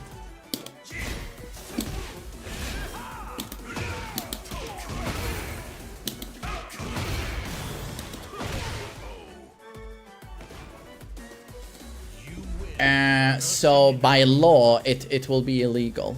But so a lot of there's been a lot of OnlyFans girls, you know, talking about it, and they talk openly about how much they make. One of them cleared like, you know, $20,000 per month, and she had a boyfriend. You know, and she's like, "Oh, my boyfriend supports me, and I do videos with him as well." And I'm just sitting there like, I couldn't think less of you. I'm just like, I just could not think less of you and your boyfriend. And what I think about the most are like the parents. Imagine being that girl's dad, and she's in the paper, and you see her picture and name. And she's like, "Oh, my OnlyFans where my boyfriend fucks me in the ass." And I'm just like, I need you. it's just...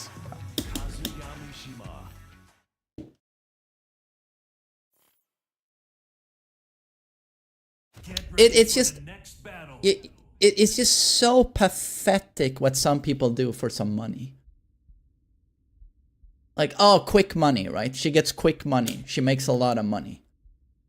But then, for the rest of her life and her family's life, the dad runs the risk of running into someone who says, "Oh, I saw your daughter's video where she got fucked up the ass." That's the price you pay for everyone around you.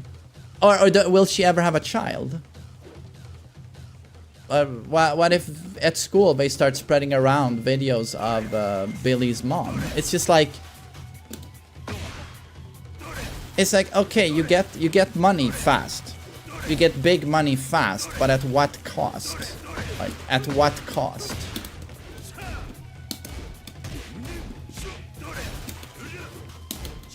Holy lag. That's very good. Smiley face emoji. it's somehow prostitution. I love that in China they banned every egg account with dirty content. China banned what? Instagram.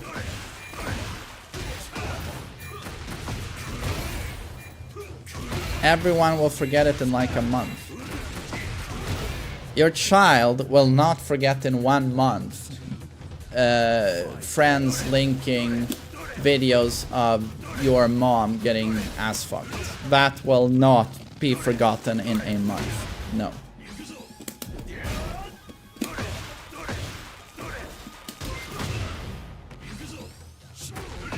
You should start a smirking face emoji.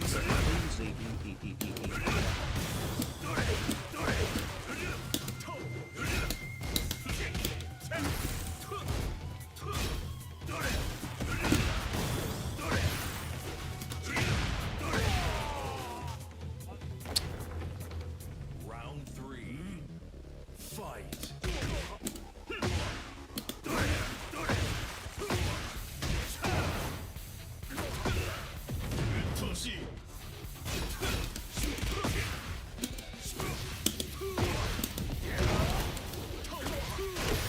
Maku.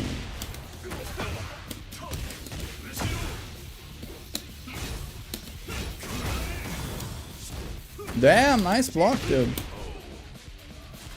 Round 4. Fight.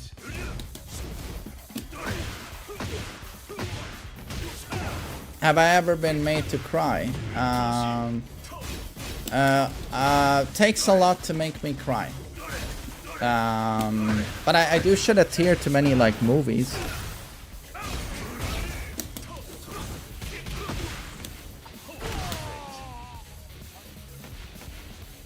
I'm a sucker for like, you know, in a movie like, say, heroic sacrifice. You know, lay down your life for someone else.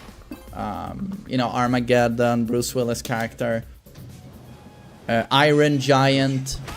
When the giant, you know, to save townsfolks, launches himself towards the missile. You know, Superman. Still, I mean, I cried as a kid, still makes me tear up as an adult. Stuff like that. Nice cup of tea. Thanks for 22 months.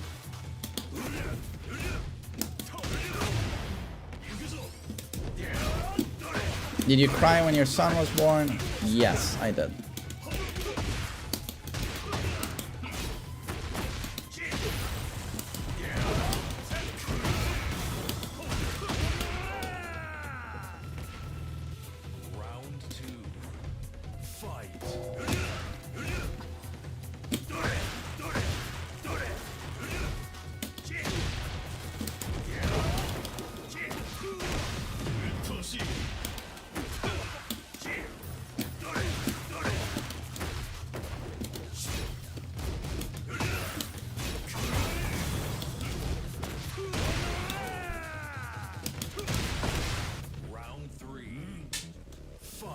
Did you cry watching Lion King?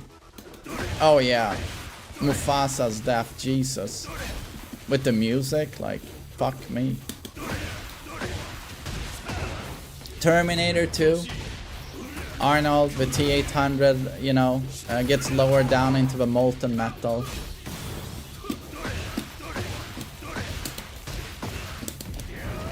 Are you kidding?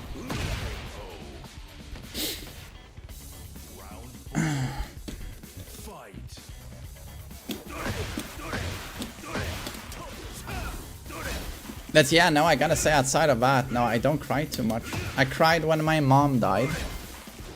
When I was 14.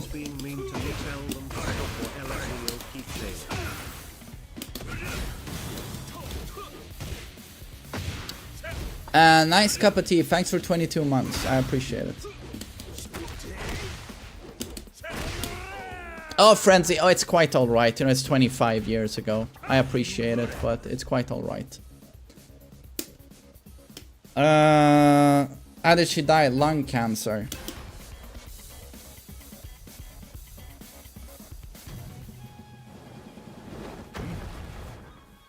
Round 1. Fight.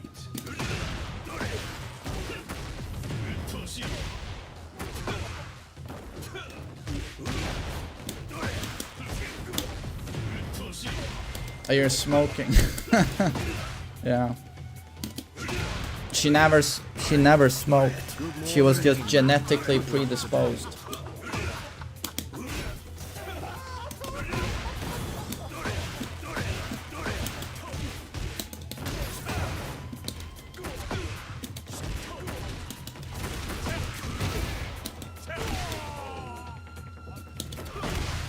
Round 2. Fight.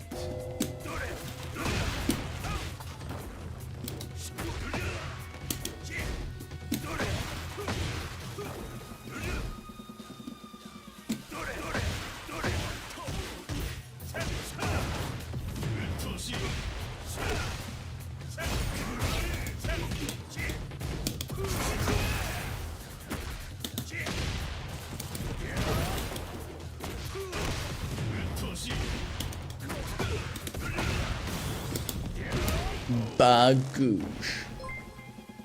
Round 3. I tooted my apologies. Thank you, extras. Immaculate. Keep bagooshing dollars my way, my friend. Keep bagooshing the dollars. There's 4K Steam players. Tekken 8 is at 4K now. W1 man.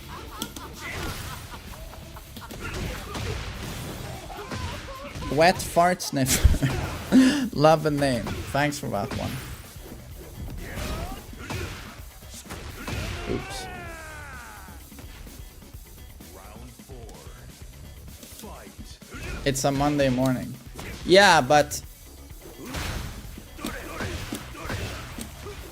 Oh, it's still at 9,000 24-hour peak. Okay, but then we haven't lost players, guys. We haven't lost players.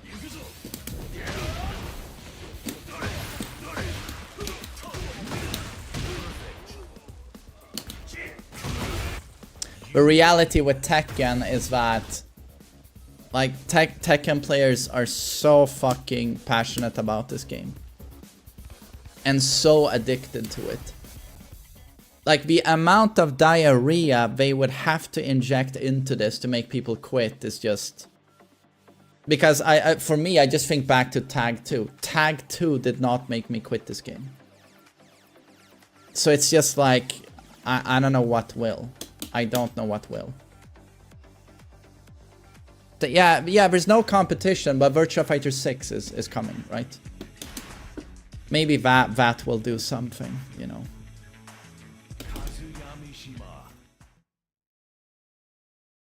And you know, all these motherfuckers screaming about boycott, you'll see them play the game. Even the most vocal critics, they won't quit the game. Get ready for the next battle.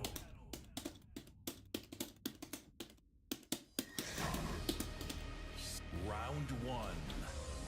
Fight.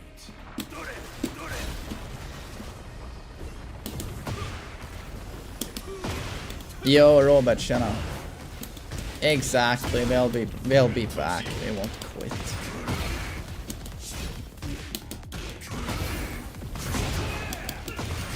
Shikue!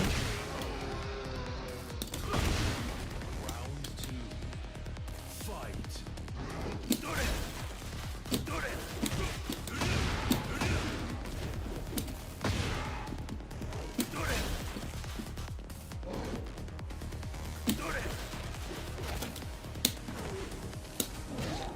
I played the God of War 1 and God of War 3.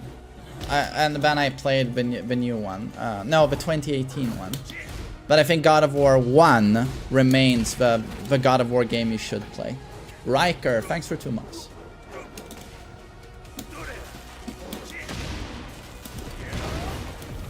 Riker. This one is for your mother. May she rest in peace. Well, thank you, sir. Thank you. Round 3. Fight.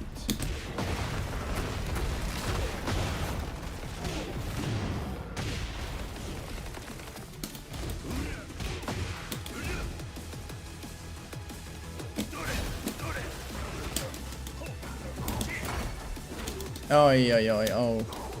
Great.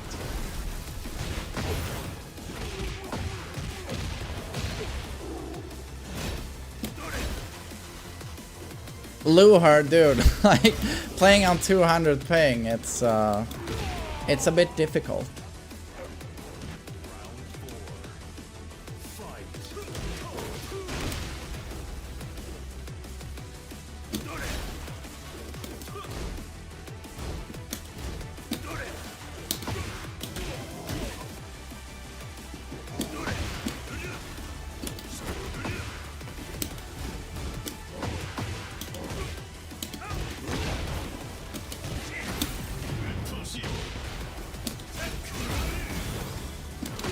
Oh, okay.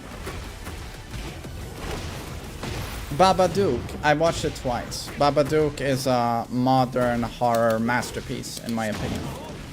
Anyone who calls themselves a horror fan should watch that movie. Yeah. Hey, Lenzachi, cheers, dude.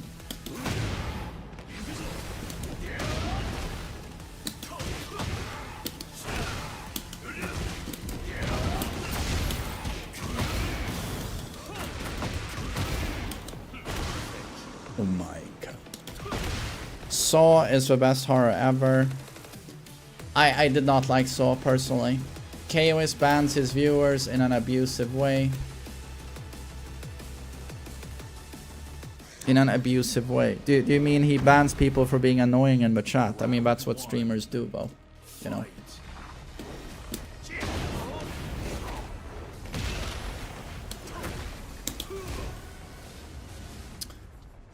Is he actually worth playing? A character is worth playing when you have fun with the character. I have a ton of fun with Heihachi, so he's definitely worth playing. If you just want a strong character, play Clyde or Jack. Go with them. You won't be disappointed. I play a character because they're fun.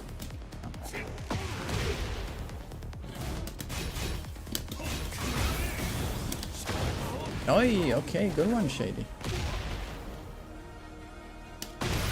Daniel, I'm gonna play Resident Evil 1 Remake soon again, I think. Would be funny, you know. Round 2.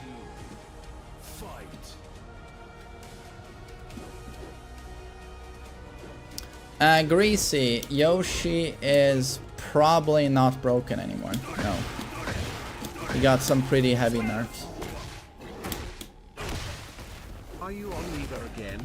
I love Nightmare TheMainManSWE. Am I? Oh, I'm always on arcade stick. Yes. Honestly, I think Heihachi is the most honest char in the game, Lamau. Nightmare on Elm Street is great. Even a new Nightmare is good. Heihachi is the most honest character. He's one of the most honest characters.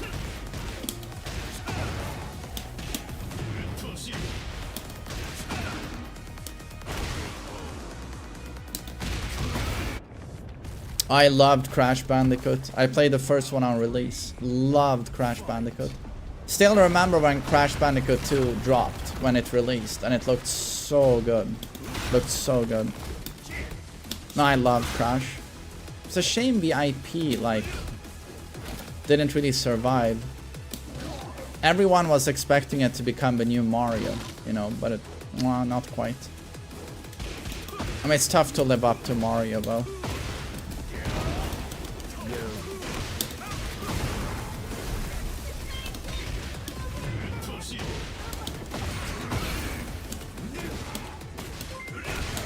Nice suit.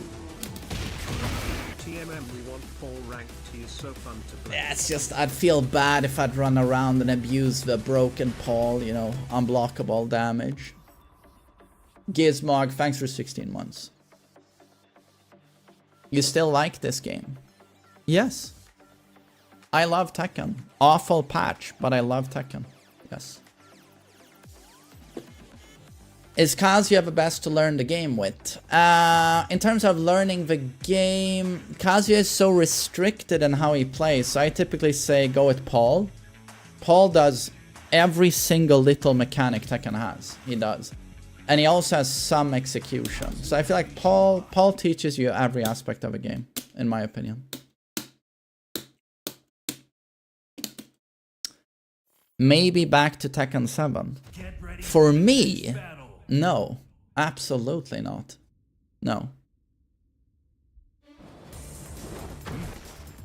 Round 1. Fight.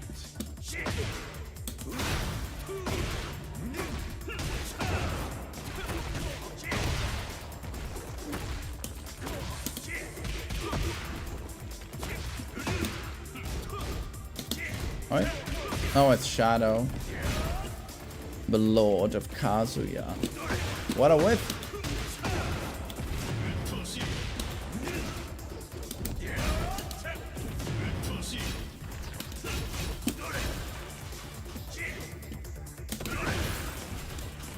Oi, oi, oi. Oh. Shit. Shit. Scheitenknafen.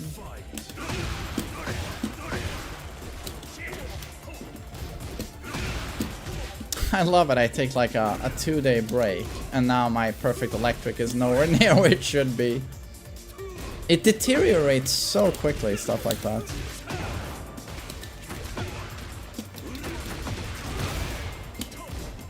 Nice block.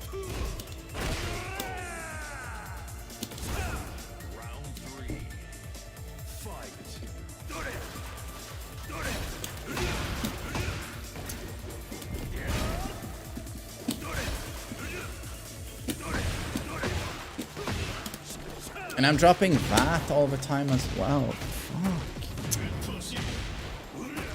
Yeah, I'm gonna have a long warm-up today. I'm nowhere near where I should be execution-wise.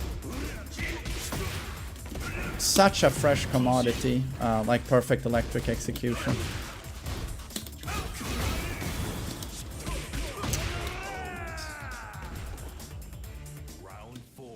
Triple electric is such a low reward combo even if you get it.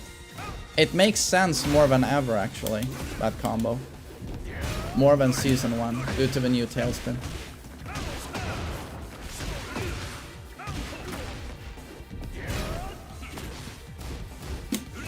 Oops.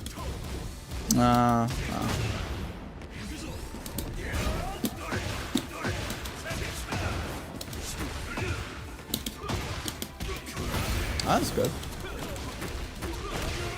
Bagoosh. Opinions on Horang. The new sweep is a terrible change. Him getting the Beck sweep. Terrible. The nerf to standing 2 is good. Yeah, Doom Guy, it's so cool that turns out on YouTube I had a pretty decent stream audience as well. Was very wholesome to discover. So good to have you here.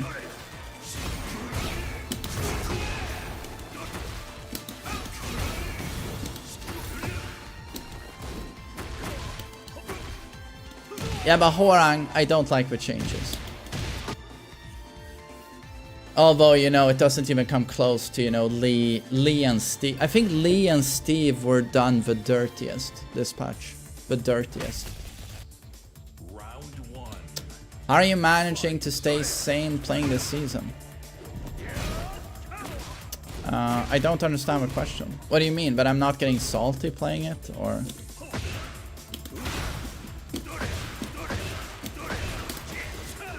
My god. Fuck.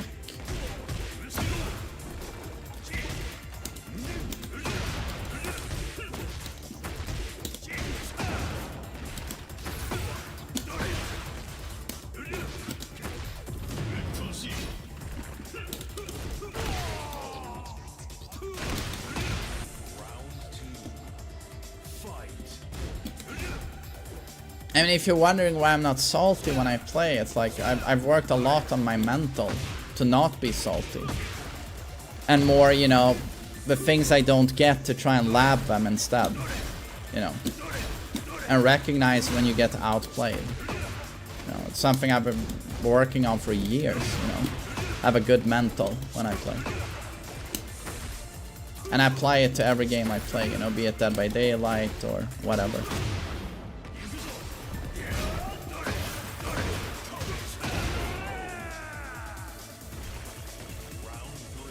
Did you use the tilt a lot? Yes, I did.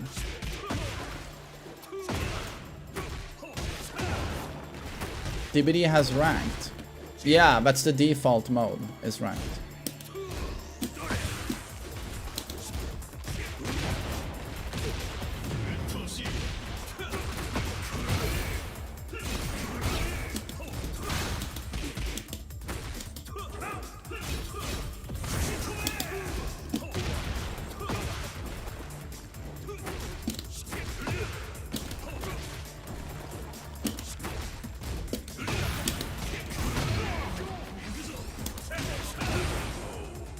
Yeah, Tag 2 was my absolute worst, but also that game would have made anyone depressed.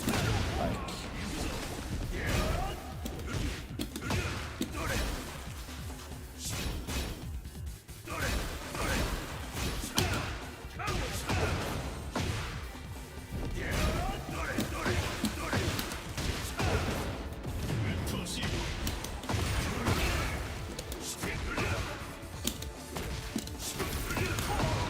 Nice.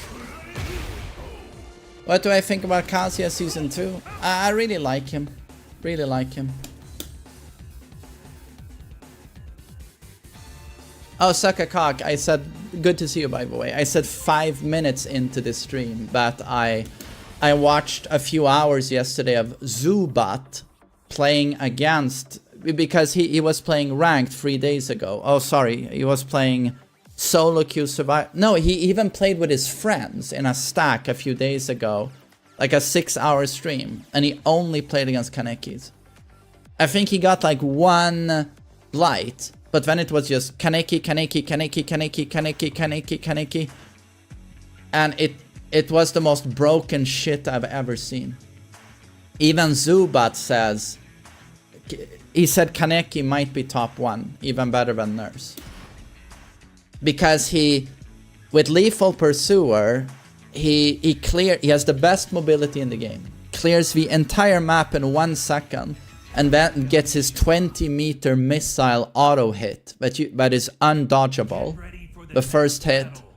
And then he dashes up to you for the second hit, and if he lands right next to you, he has no recovery, and he can instantly hit you. To me, it was like the most broken shit I've ever seen. Like the most broken shit I've ever seen.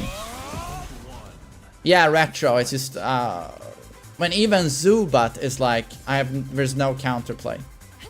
He tried to pre-drop pallets, but then Kaneki just breaks the pallet instantly, and then you don't have time to make it anywhere because he's right on your ass again. So yeah, I was like, yeah, I don't know if I want to play DBD. Yeah, you really need to suck to lose with him. And also seems like he's everywhere.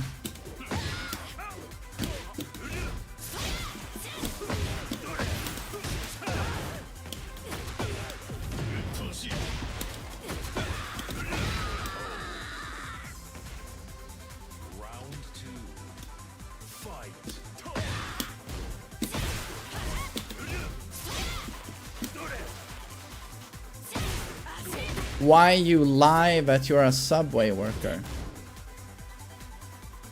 That was a joke.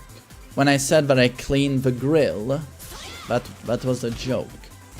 I thought it was obvious. But apparently it wasn't.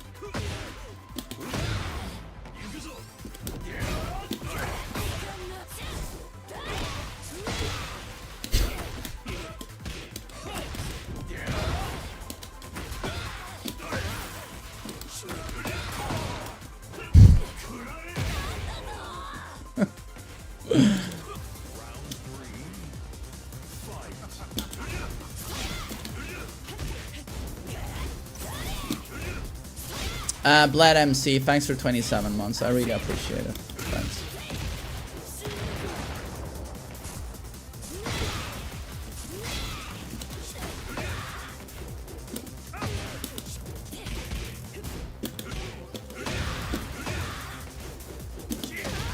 Maku. I fucked it up.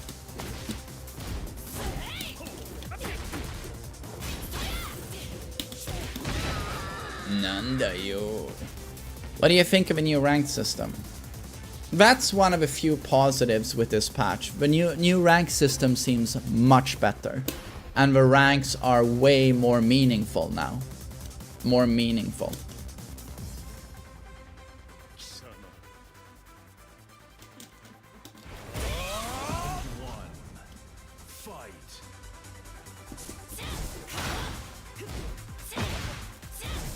What would you have been doing if you hadn't been a Tekken Pro? Well, you know, I'm not technically a Tekken Pro. I'm more like a professional content creator and streamer. But if I wasn't doing that, I'd probably be a lawyer now. Probably.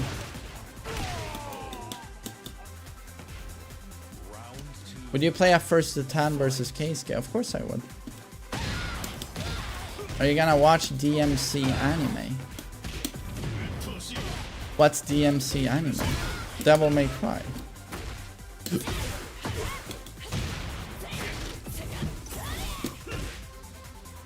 What's the difference between you and a pro? Pros play Clive.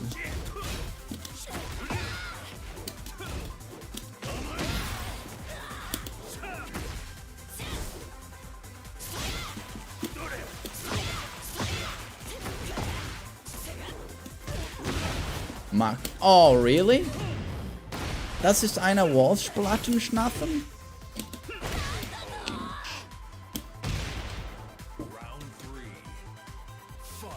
A Saul Goodman type of lawyer, I'm guessing.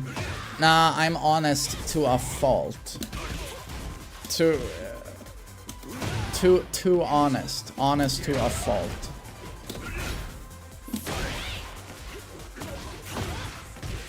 You know how people love white lies? I would rather upset you than do a white lie, you know. Even if you find something offensive, I would believe in telling the truth rather than lying. Every single little dollar I earn, I declare everything to the IRS. Every single little thing. Just honest to a fault, almost, I would say. So now, if I became a lawyer, I'd probably be a prosecutor for the state or something. Like, no.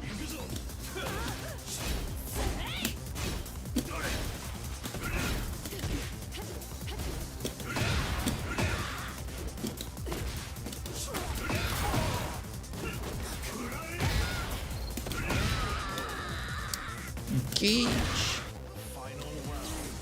Or maybe a tax lawyer.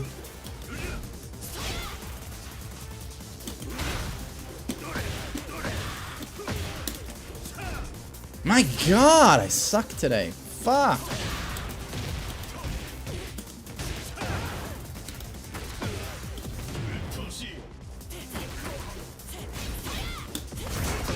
Shikuei. Have you seen Liar Liar? God, dude, I haven't seen that since it came out. I feel like that movie must have aged really badly.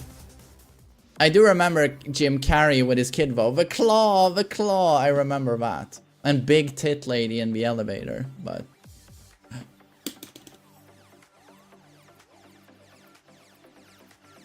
Yeah, it must have aged really poorly. You know, The Mask? I haven't seen that since it came out. When did it come out? 95? Like, it's been a while now.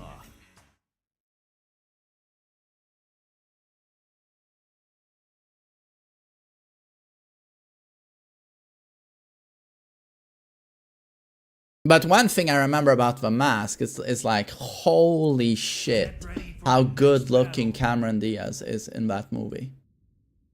Like, holy shit. Are you gonna watch WrestleMania? No.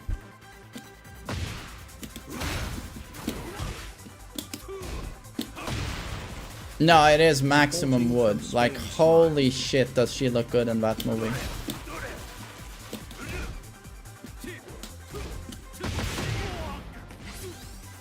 She hasn't aged too well though. Yeah, but I mean, give her a break. How old is she? 55 or something? Most people are not gonna be fucking, you know, super hot at 55. That's just how it goes.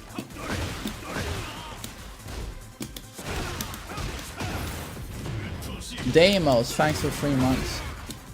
She's only 52. But okay, I would expect her to be older now. She's only 52.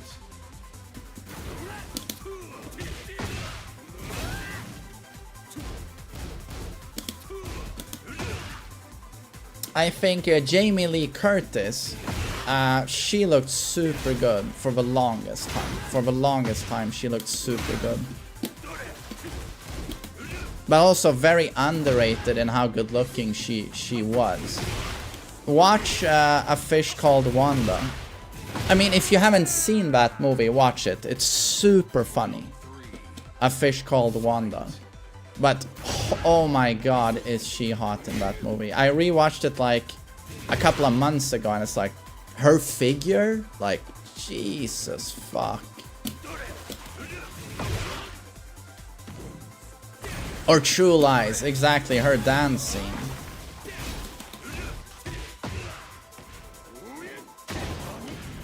On YouTube is I watched Minecraft this Friday with Willem. We both loved the movie. It was far better than I expected.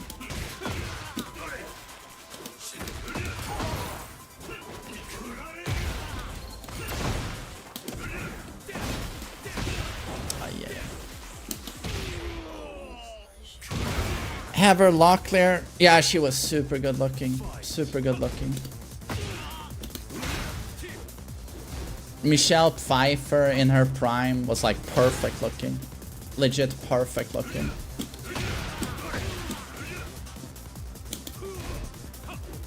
Jennifer Aniston in her prime, yeah.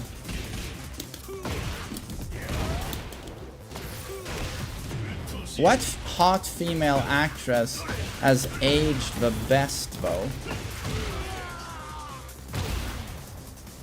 Who has aged the best? People like to always mention, what's her name? Helen Mirren, but I think she's like too old now, way too old. Salma Hayek. Yeah, wait, you know, yeah, Salma Hayek, but also what's her name? Married to Javier Bardem. What's her name again? She is super. Oh, Jessica Alba is super good looking. Sofia Vergara. Jessica Alba, does she even age?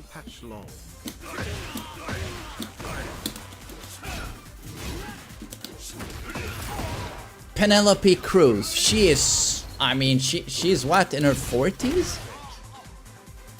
50? She looks super good. Super good.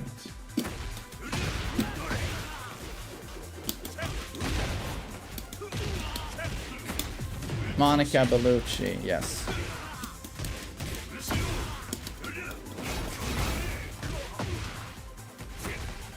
Kate Blanchett.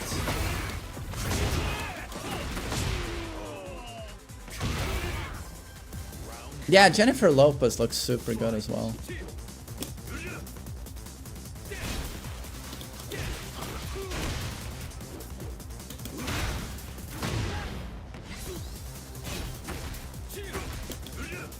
She also looked good for a really long time. Mila Jovovich in the Resident Evil movies.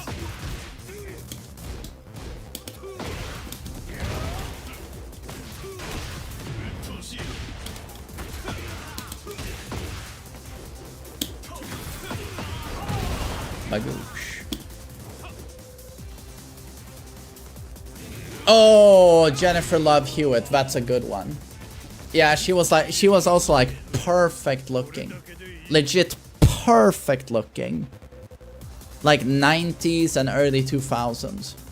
And those boobs. Those boobs.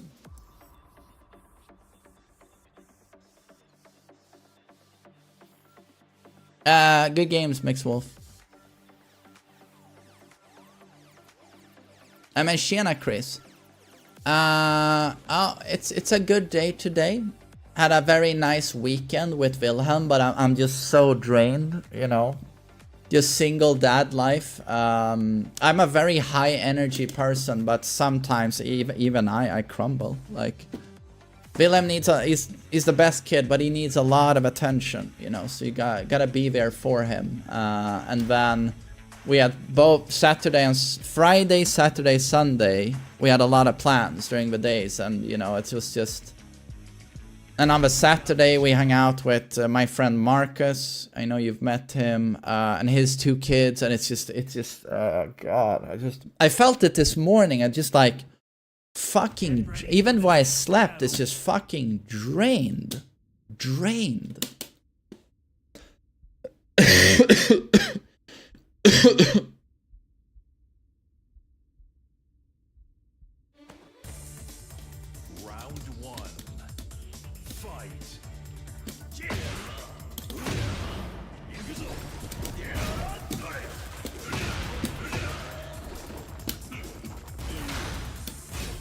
Don't get sick too late. I've got pain in my throat since this morning.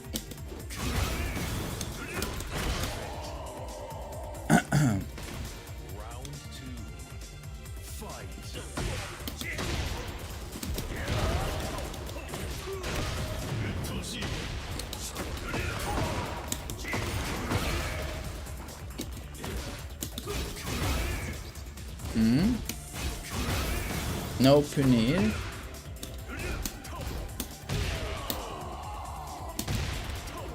Round 3. Fight.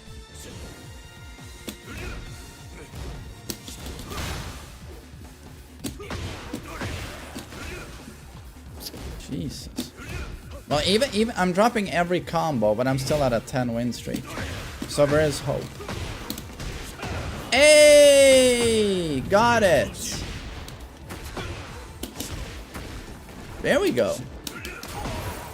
Das ist combo. Yeah. Sofia Vergara. Yeah, she's aging amazing. And she's together with what's his name? But Giga Hunk.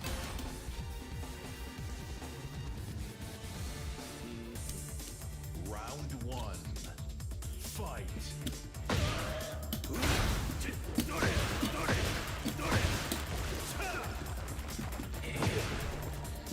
Now what's his name? Dude's a fucking unit. And he did that dead... What's it called? The DC hero Deadshot? Or something. He did a cameo as him. Joe Manganiello. Oh, right. Yeah, right. Yeah, that guy's a fucking unit.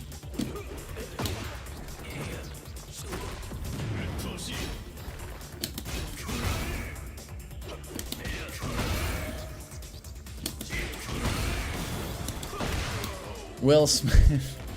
I didn't say the world's biggest fucking cuck.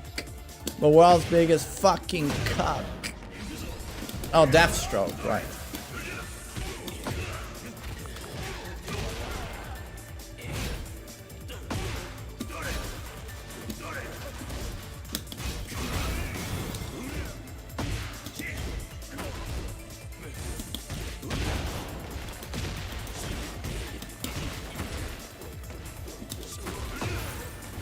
Poor Will, though.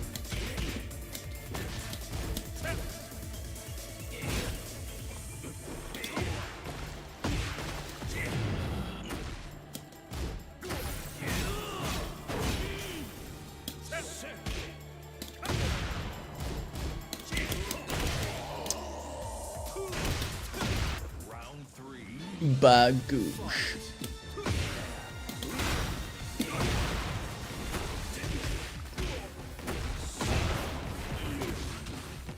Will Smith really went downhill since he slapped Chris Rock.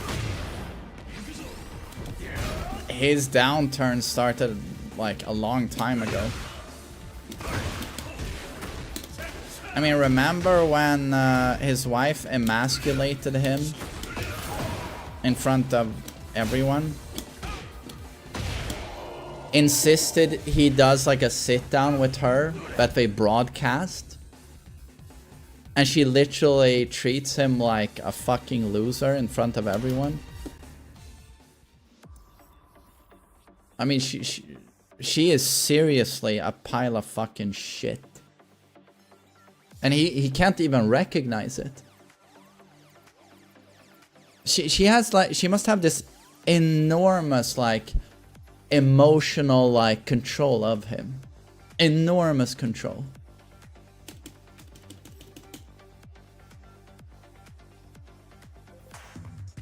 The fact that he stayed with her after that. No, but that's what I'm saying. She has enormous emotional control over him. He is wrapped around her pinky. Like, she controls him. He is super, super in love with her. And she does not love him. And she manipulates him, I think. Like, I think he really, really loves her. But she's very pragmatic about the relationship, I think. I can control you, you're a famous star, you got a lot of assets, and she just controls the relationship. I mean, I'm sorry, but when she says in front of the entire world, oh, I fucked her son's friend because I needed it to be whole, I needed that, and he just sits there crying, it's just like, well, enough said. Like, that's it. You can't recover from here. That's it.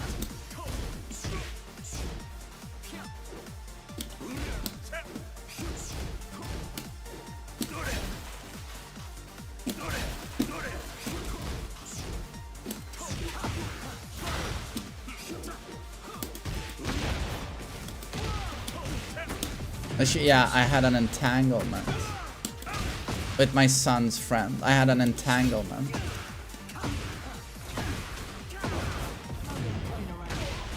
But she must have, you know, she must be like I don't know, narcissist? Borderline narcissist or something? I don't know.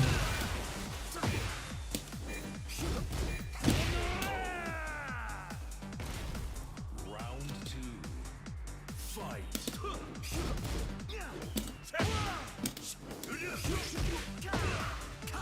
Who would bang that thing?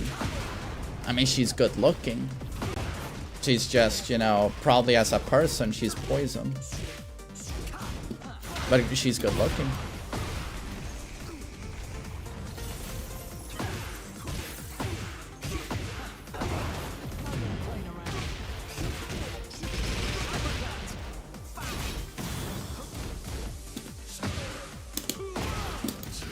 Oh, great.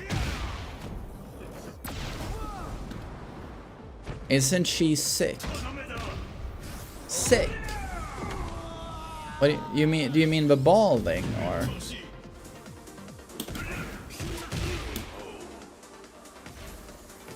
Round 3. Fight.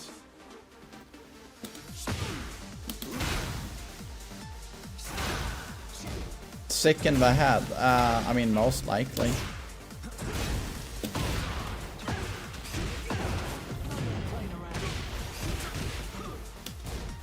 I mean, after that talk with Will, I mean, is anyone on her side? I don't think anyone is on Smith's side, Will's side either, by the way. I think everyone just says, okay, you're both fucked up. You deserve each other. Like.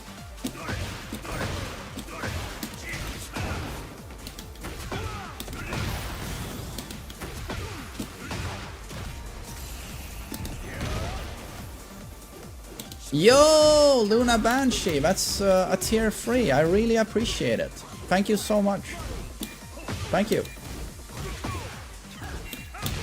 Thank you. Super kind. Half a year of Masku in your ass.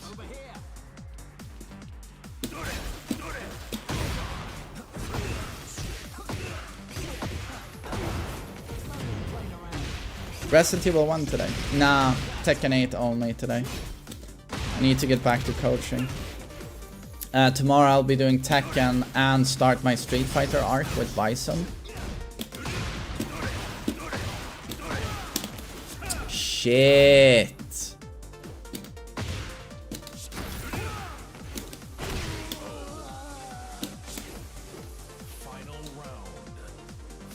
Oh, Banshee, you're very kind. Thank you. Tu as déjà voyagé en la France? Oui, oui, monsieur. J'ai allé à la France avec un avion et une locomotive. À la France. Et c'était très chouette. Et j'ai mangé un éclair et un baguette.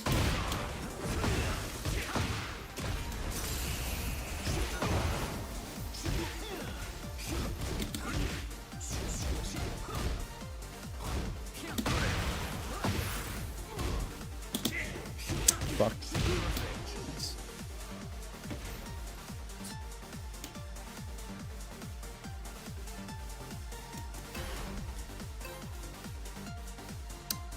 Do I have any interest in Fatal Fury City of the Wolves? No. The graphics alone, it's just...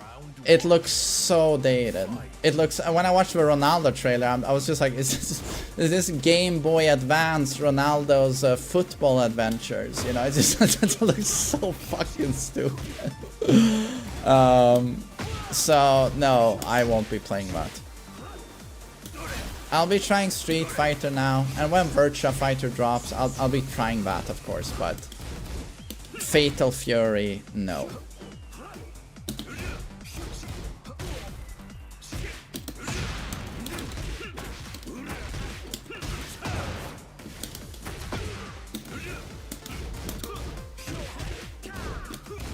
Oh, nice.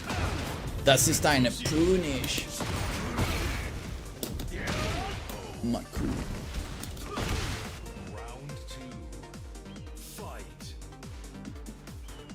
Street Fighter 6 is the best fighting game at the moment, I think. I mean, definitely, I mean, it's the best 2D fighter I've played.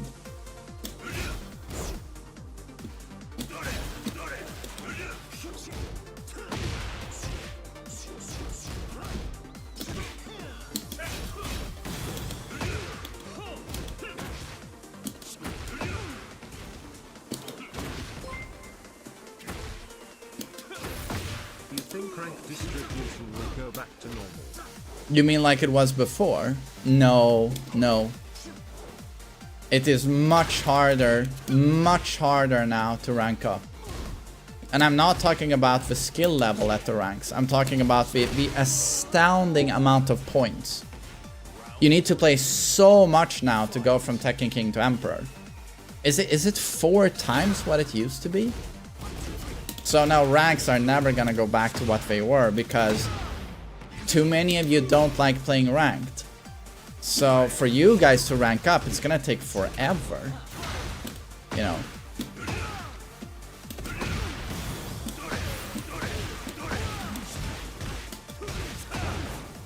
I expect to see very few people these days at like Tekken King. You know, very few people. Most people will be ruler now, I think. Nice ball.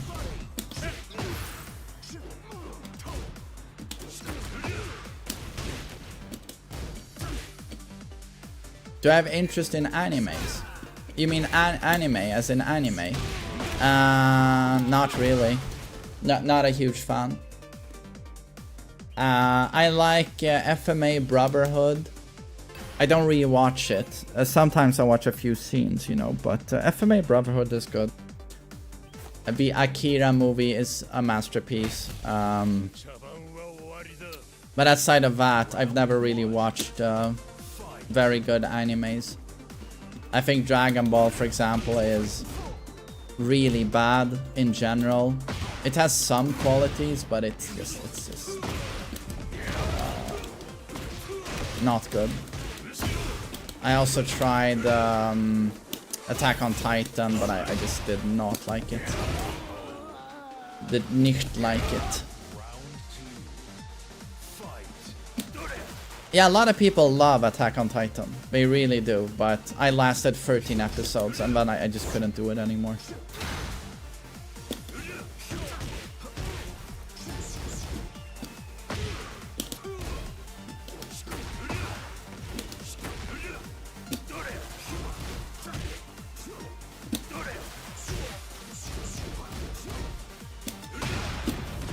Oh, fuck's sake.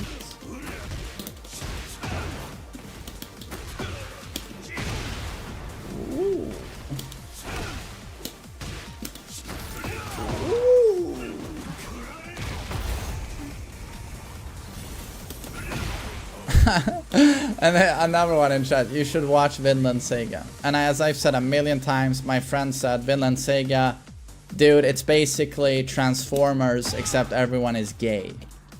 I've said it before, but as soon as I heard that review, I was just like, I don't need that in my life. I can watch Transformers, you know.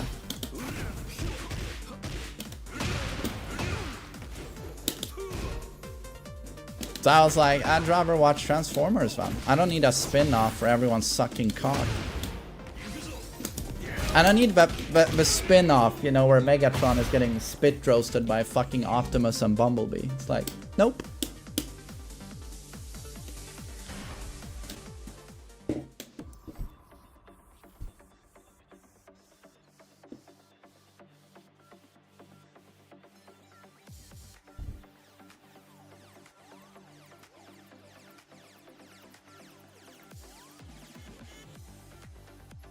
Oh, new Jibbies. Oh, you want to play again? Or...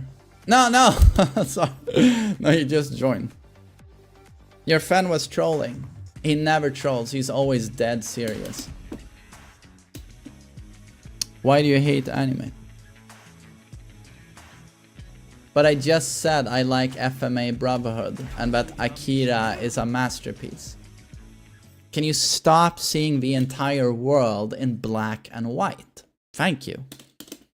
Just accept a little bit of nuance when people speak and give you their opinion. Nuance. It's very easy to dismiss people, you know, as like, oh, you think like this. But typically, there's more to it, you know.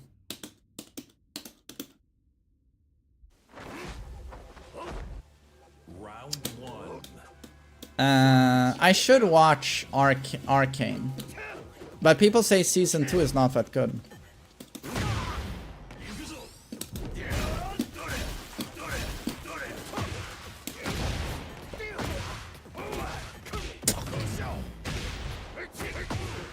Death Note. Oh, with that friend, I watched Death Note, the live action on Netflix. We thought it was atrocious. So Death Note is garbage, as far as I'm concerned.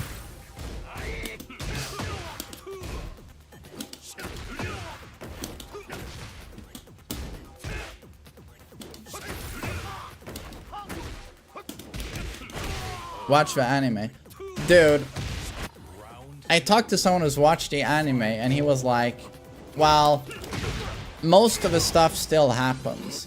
And he said that, yeah, in the anime, your protagonist is still called Lighto.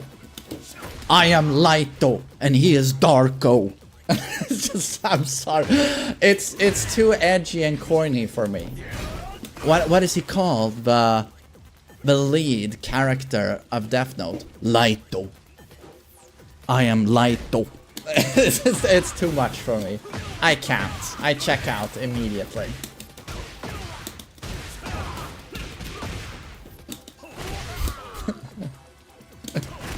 I am Lighto, and I am destined to fight my rival, the Darko.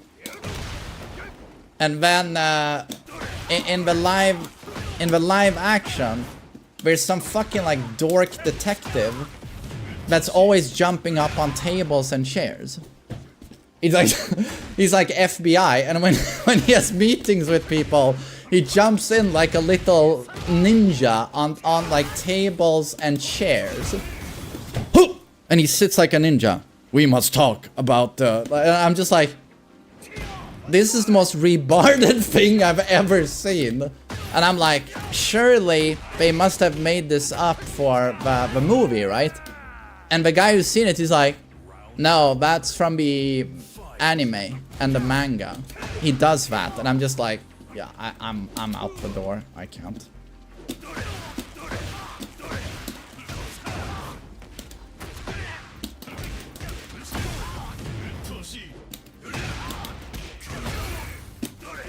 Oh no.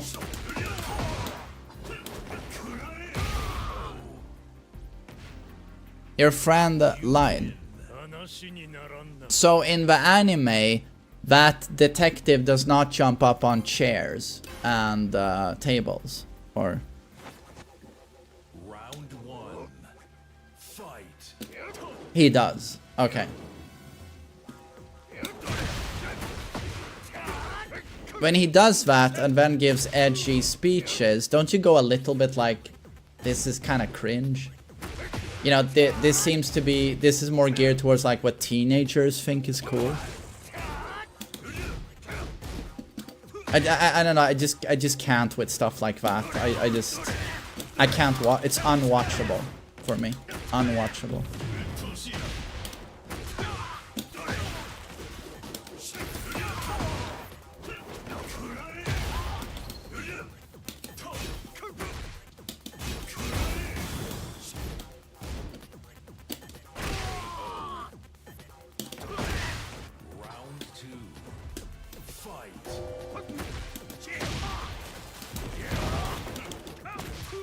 Sounds like you don't want to like it. No, I just don't like it. You get it. It's not that I immediately dismiss it, because it's just that I don't like stuff like that. It's corny. But it's okay because Death Note is probably aimed towards teenagers, you know.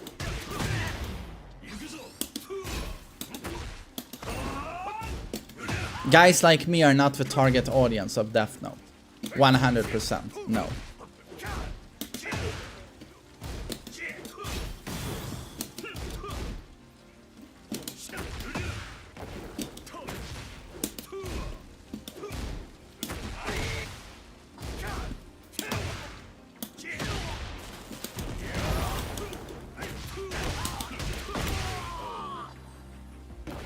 What are my hobbies? This? Well, I mean, my hobbies are Tekken and streaming. my hobby is my job. And then I like going to the gym, I guess. That's fun. I like movies a lot and shows. Like music. I like whacking off. I do like whacking off.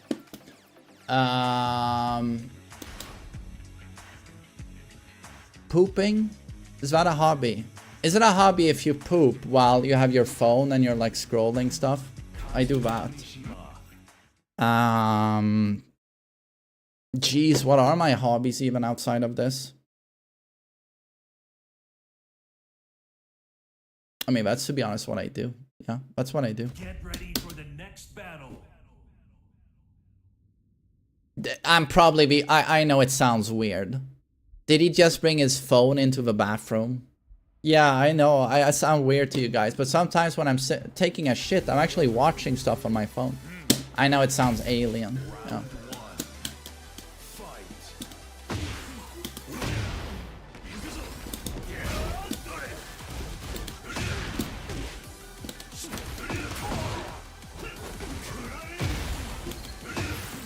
I mean, guys, that's the joke. Everyone does that. How much shit particles do you think are on our phones? Envy, thanks for 6 months. Everyone does that.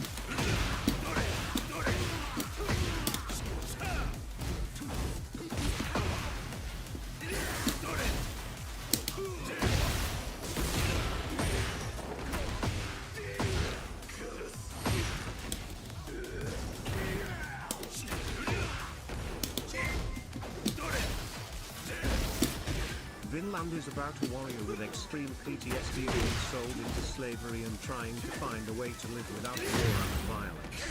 Oh god. Protagonist with extreme PTSD.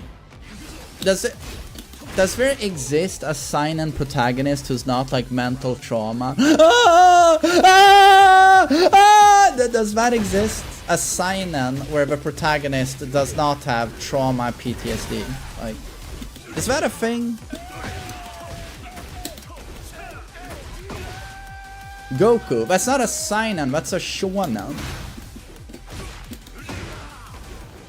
I said seinen, not shonen. Elijah, thanks for 3 months.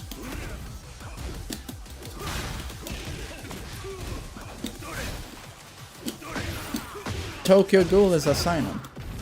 Yeah, but he's super edgy. my pain, doctor. You can't feel my suffering. It's too intense. Dude, have you seen the intro? Even in the intro, someone is singing, his pain knows no bounds. His pain is as high as the sky. I'm just saying, is there a seinen without all of the emo shit? Does that exist?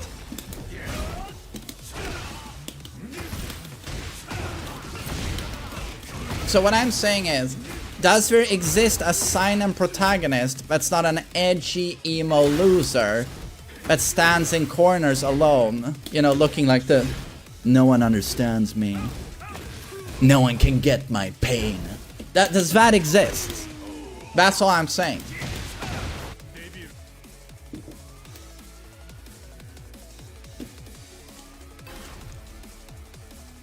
Beyblade. Is that a seinen though? Is that a seinen? Isn't that a... No, what's Beyblade? Is that even a shonen? Yeah, what the hell is Pokemon anyway? What do they call that?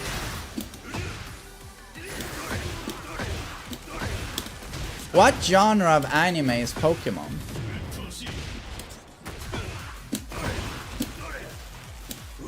Garbage. Nah, I'm sure it's called something else.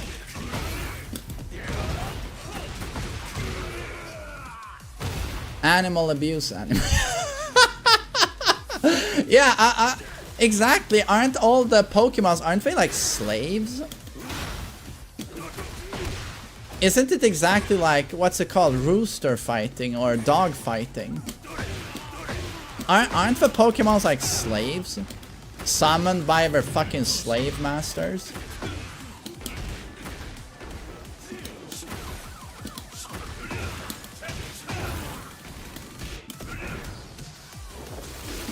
Oh shit.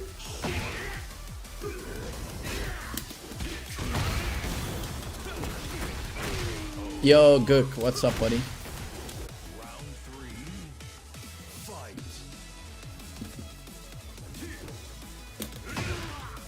Yeah, it's like when you stop to think about the concept in Pokemon, it's not that wholesome. Is Ash Ketchup, is he a psychopath? I think he might be a psychopath.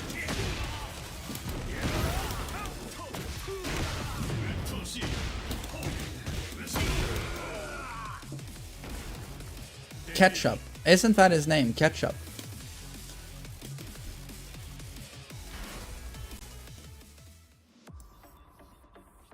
Have you considered picking up an instrument? A few times, but you know, when am I gonna do that? That would be a good midlife crisis, though. You know, picking up, starting playing guitar in a tank top. Yeah, it's a good midlife crisis option, you know, but when am I gonna find the time to do that? The time I spend with that, I'd rather watch a good movie. I'd rather just watch a good movie. I gotta say, not too interested. Not too interested. Yeah, classic midlife crisis is motorbike. But I don't want to get a motorbike because they're dangerous. So I'm not your typical... I feel pretty, I don't know, happy and secure. I just don't need to get a bike. I think my midlife crisis is just, you know, getting reminded that you're fucking midway there and you start thinking about death again and all of that, but otherwise I'm pretty good with it. Oh, thanks for resubbing, Gook. I appreciate it.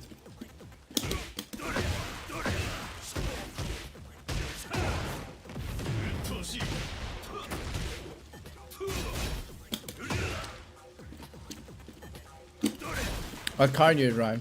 I don't drive I don't have a driver's license.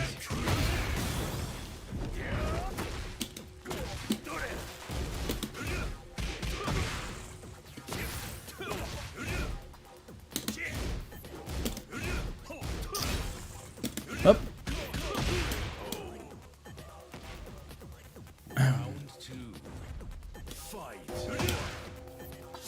Is it expensive to get a car in Sweden? Absolutely. Must be expensive everywhere, though, right?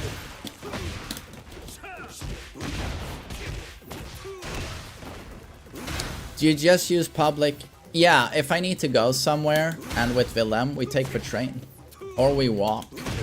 Yeah.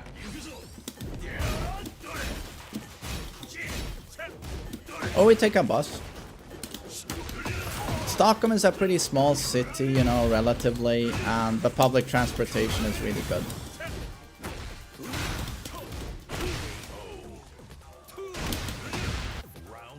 And you know, when I take him to school, I just walk him. It's a half an hour walk.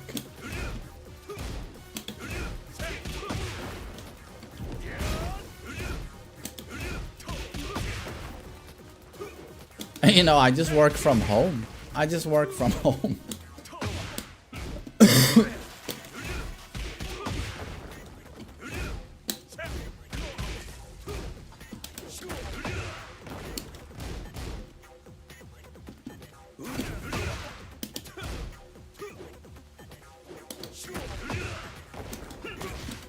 Yeah, that's all I hear from the US. Like, if you're in the US, there's no... You need a car. There's no other option. Like, LA, for example, is gigantic. And to get anywhere, you need a car. You can't rely on public transport. It takes too long. So, I get that. But in Stockholm, it's like, you don't really need a car. And the services are so good now anyway for, like, you know, moving stuff. Like Uber or this service called Tip Top. You know, if I need someone to pick something up from my place and take it somewhere, you pay them a few dollars and they do it with their car. So I don't need to have a car standing. You know, it's just having a car standing doing nothing in Stockholm costs a ton of money. You know, quite a few $100s per month, and I don't need that expense.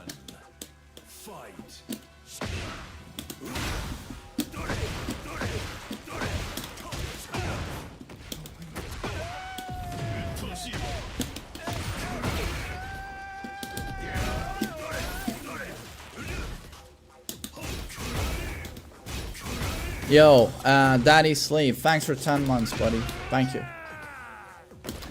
When are we gonna watch you stream on TikTok? Is there really any point in doing a Tekken stream on TikTok?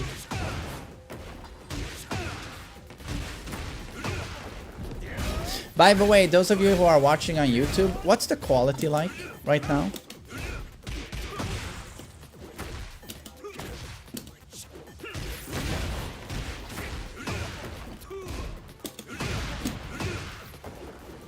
It's good. Okay, nice. Round 3. Fight.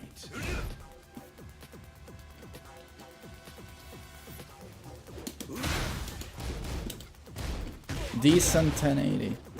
Because I upped the YouTube quality. I upped the YouTube quality. Lower than Twitch. That's so weird. Should be higher. I upped it to 15K.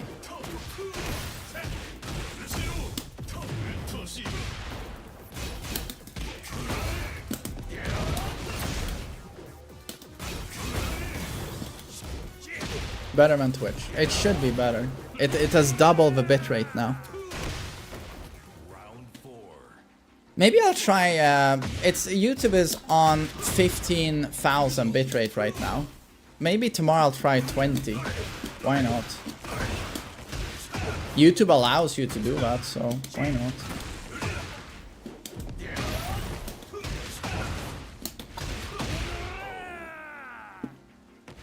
Final round. Your face a bit blurry, but it's alright. Really? I'll try 20,000 tomorrow. I mean, my my bandwidth can handle it. What are you using to stream on both? I have a plugin in OBS called Item multi-stream. Super easy to set up. And then you just start the Twitch stream with one button, and then there's another button to start the YouTube stream. And that's it. It's super smooth.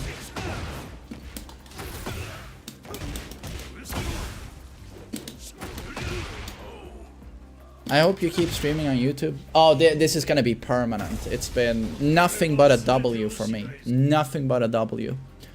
Got back old-time chatters who haven't been able to interact with a stream because banned on Twitch. They're back. I've like almost doubled my viewership thanks to YouTube. The guys on YouTube who didn't watch on Twitch have been nothing but like gentlemen. I've been super nice. Super nice. They've even given me a fuck ton of donations through Super Chat. Yeah, I mean, it's just been a huge win. I think for everyone, to be honest.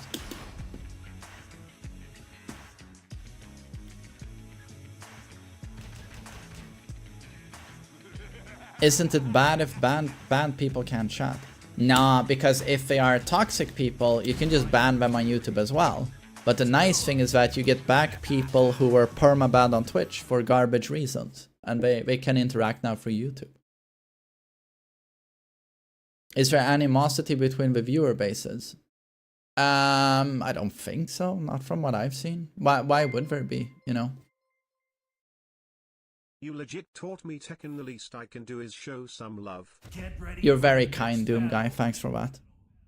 Oh god, guys, I've got a zit like in the middle here, in the right below the tip of my nose, in the middle of in the partition here of a stash. There's a huge zit in the middle. It's a very beautiful look, you know, on my skin gap here, just a huge white zit, and holy shit, is it it's so sore. Like I can't touch anywhere close on my mouth. It really hurts.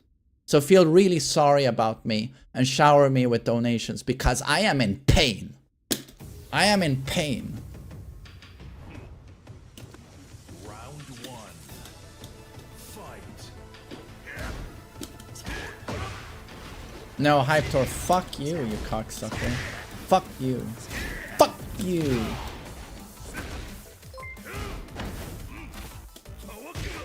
Me too.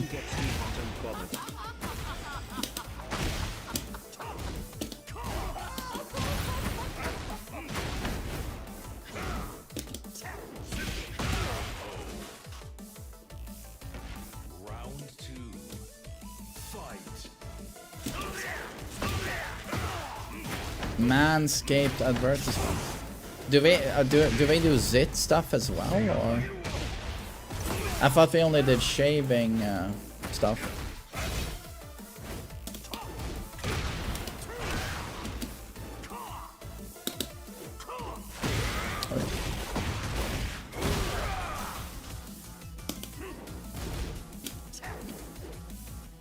Jesus, Mazzo, what the fuck is wrong with your connection, dude?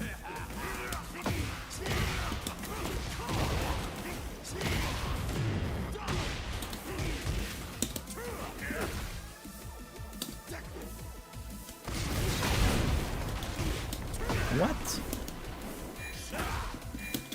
What about my heat smash?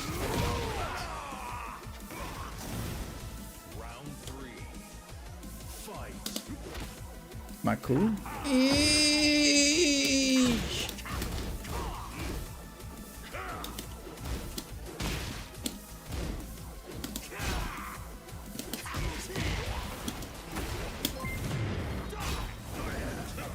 Yo, Fosh, thanks, man.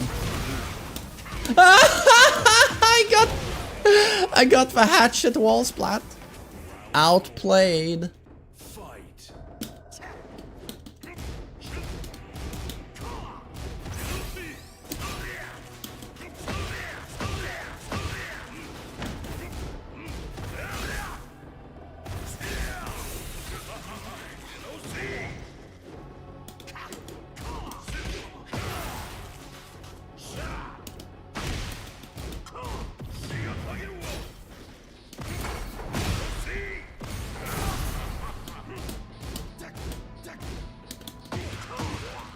Cool. Shit.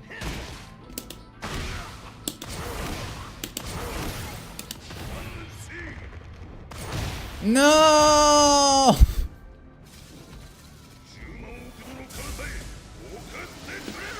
What a Masha. What a Masha. And I'm dead. Final round. Fight.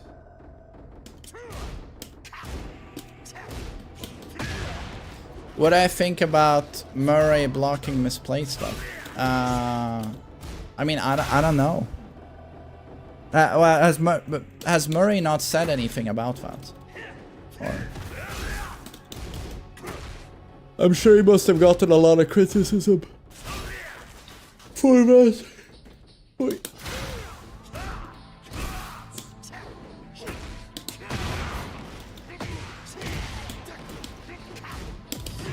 So many garbage connections. I mean, it seems weird blocking her because what she said was, you know, perfectly legitimate. So that's very weird. One thing I did think of, however, was that someone like Murray will 100% have Twitter auto moderation on. That automatically removes everything that's flagged as offensive or spam. It automatically removes it from your feed. And she included in the text, kill yourself. And she did not mean, of course, it in a bad way. She just said we shouldn't say kill yourself. But I'm wondering, did that auto block her? Because that can happen. But, you know, if he blocked her, it's really weird, of course. It's really weird. If that happened, you'll know in a few days, because I think the auto mod is 7 days.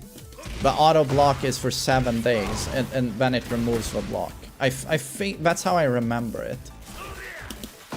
So if she can see if she's unblocked.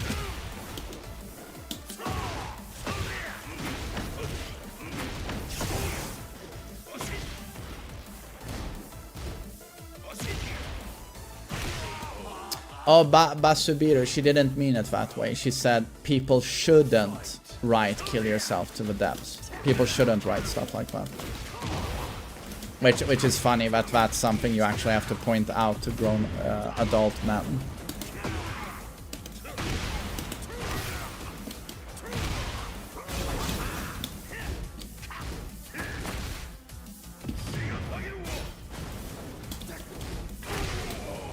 But so yeah, if he manually blocked her, garbage move, of course. Garbage move.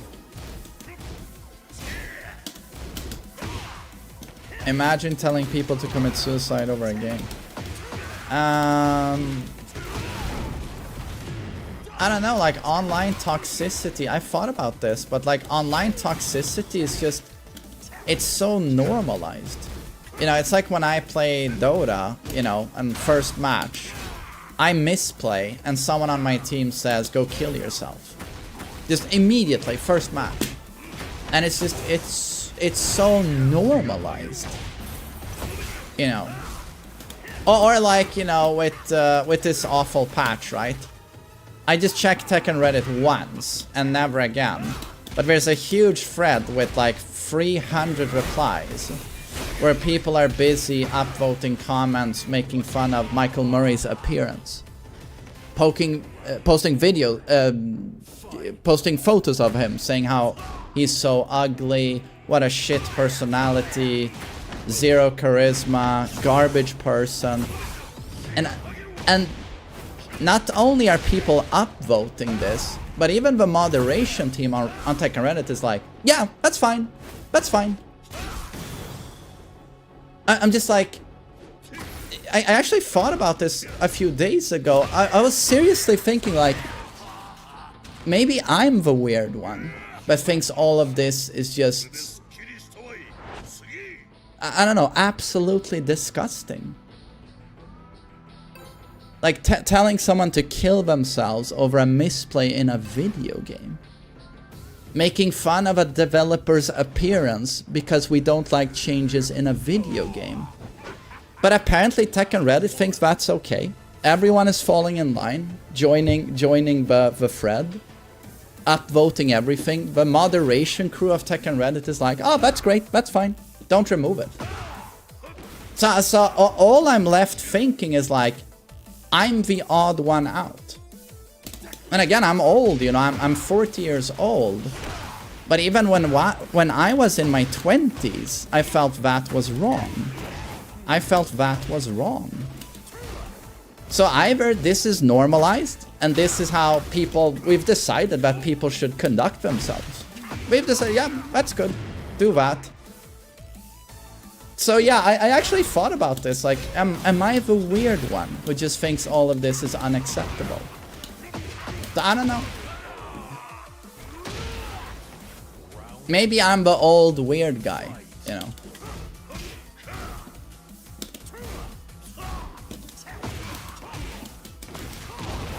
And at the end of the day, I'm also like, we're talking about a video game. This is a video game. Like, I thought this patch sucked, and I explained, you know, why it fucking sucks in a couple of videos. And I go like, please change this, developers. Like, if you guys keep going down this route, I don't know if anyone's gonna want to play this game. You know, don't do that. But grown men over a video game, taking to Twitter and telling developers they're ugly fucking idiots that should off themselves. It's just like, you're a grown man and that's your reaction to changes in a video game? I mean, I'm just like, I also care about this game. You know, I've played it for 30 years, but it's like, I have things in my life outside of this game. You know. And I have things going on in my personal life that are very important, and that can get me worked up, right?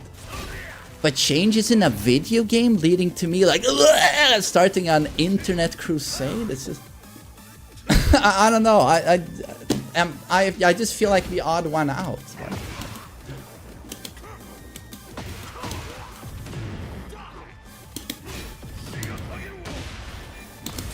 Again, it's like I told you guys, I thought about this when Willem is visiting one of his best friends, and I'm over at their place, and his best friend, who's also 6 years old, he has his toy train, and it breaks, and he's like, ah, no, my toy, no, stupid toy, and I'm like, well, he's 6 years old. I mean, I'm just like, okay, relax a little bit, but it's like, he's 6 years old, right? But when I see grown men, grown adult men lose their minds over changes in a video game, I'm just like, yeah, I don't know.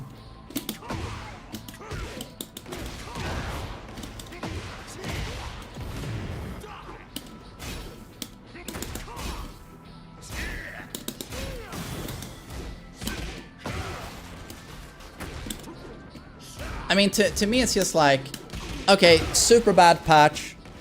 You guys better fix it. We all agree, shit patch. The developers, you guys better fix this. But it's like, okay, maybe it's a time to play some other games a little bit more until they fix this. You know what? I'm gonna try Street Fighter again.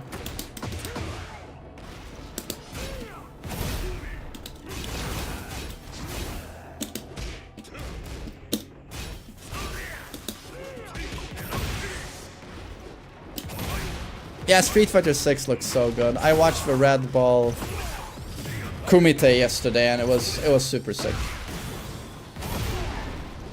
Ending Walker's Ryu was so fucking cool to watch.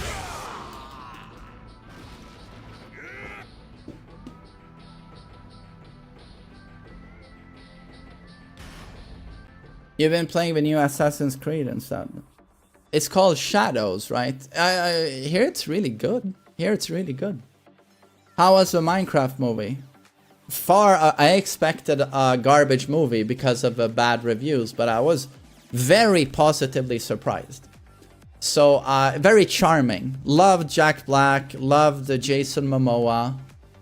Jason Momoa especially I love this character. It was so like stupid guy in a funny way. So I very much recommend it, especially if you have a kid. But if you don't mind a movie being like super obvious and generic and brain dead, but with some heart and some laughs and charming, then watch it. The story is as basic as it gets, but it's a charming movie. Yeah.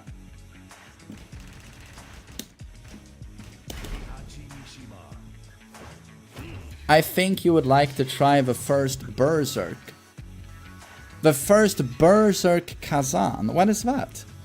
Kazan, I've never heard that. When people talk about Berserk, they typically say there are two different animes. One older one and one new one, and then Golden Arc trilogy. That's all I hear. But it's a Souls-like. Oh shit, there's a new Souls-like. My god, what a genre that turned into.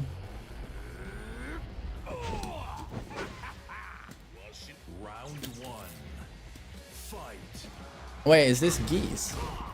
Guys, it's geese. Geese Hobad.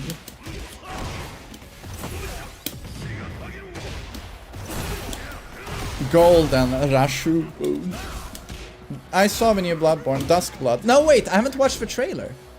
I have not watched the trailer. But I got so happy when it was announced. But then I get so pissed off when I hear it's only on the Switch 2. What is it with Bloodborne games and always limiting the player base so hard? How do you make something a PlayStation 4 exclusive, and then when you have the opportunity to do a sequel, oh, Nintendo Switch exclusive? What is that?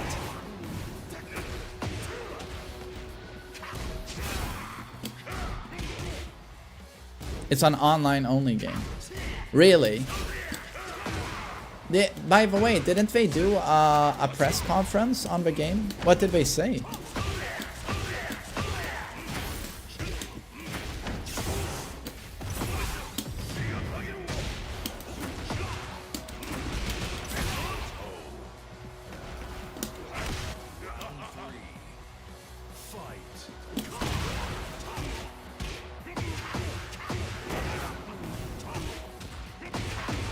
It's like Night Rain, sadly.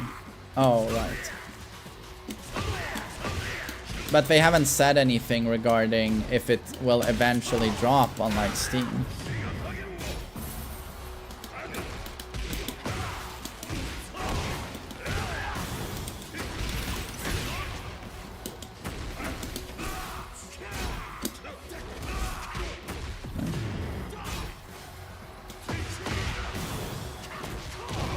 All their games will be 80. Switch games will be $80 to $90. Jesus. Jesus Christ.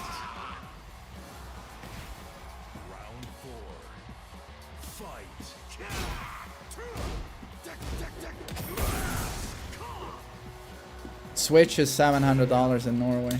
Dude, in Sweden it will be $800. $800. Yeah, I'm not buying it.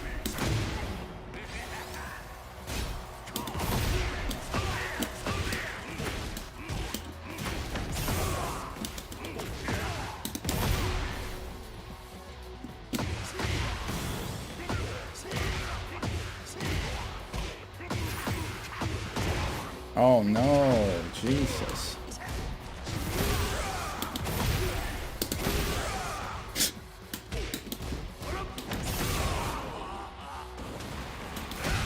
Switch is $450, not $700. In the US, yes. In America, yes. Not in Scandinavia. We have super high taxes on electronics, and we have a super high VAT, sales tax. In Norway, it will absolutely be $700. In Sweden, it will be $800. Yes, that is a fact. Yes. In the US, you guys pay much less for this sort of stuff. Much less.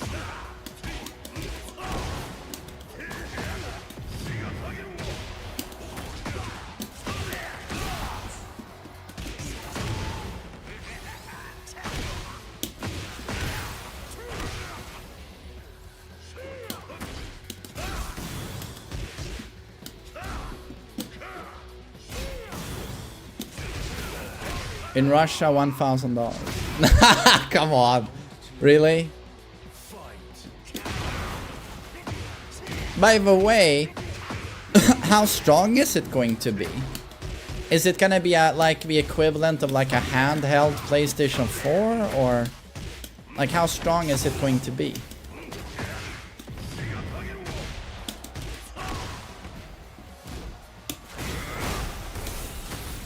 Like a PlayStation 4 Pro, okay.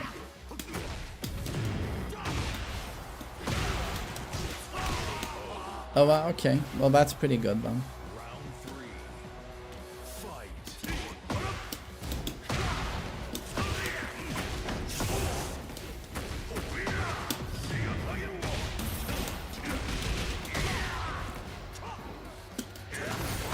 Oh, yeah.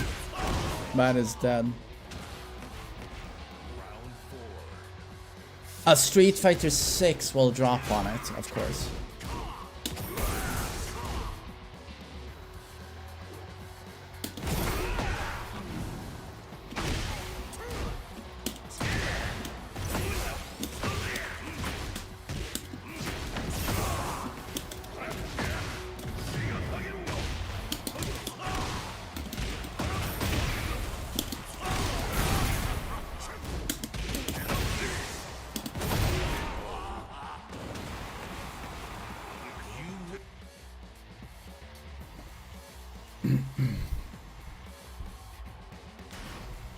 Mahomie.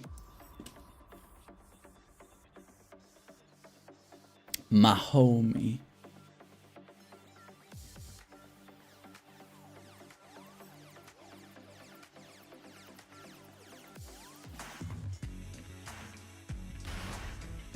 But wait, so is Street Fighter confirmed to be on Switch 2 already? Is it confirmadas? Why is main man Heihachi on Fujin? Because I'm a blue rank. It's confirmed, okay. It's confirmed.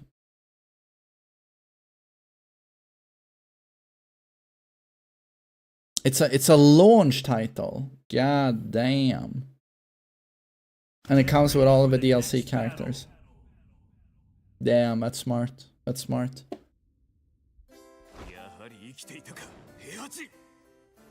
Round one. Fight. What if Tekken 8 releases on Switch 2? I mean, you'd think they'd want to. It's such a huge platform.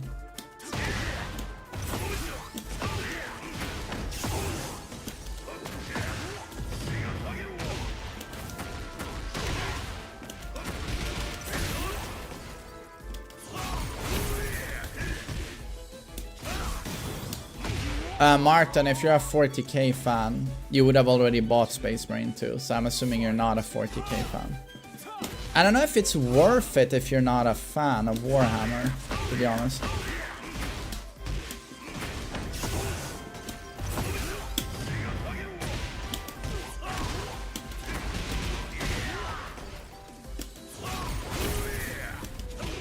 Wait. I wasn't, and it got me into the lore. Okay, well, Villain liked it. I mean, I guess it plays quite similar to like Gears of War.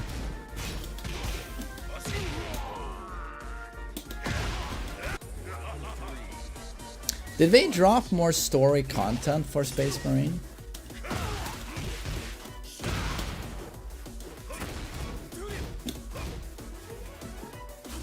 Space Marine 2 was my stepping stone into 40k. For me it was a Astartes. As it was for a lot of people, I think, Astartes. Soon a Horde mode. Okay.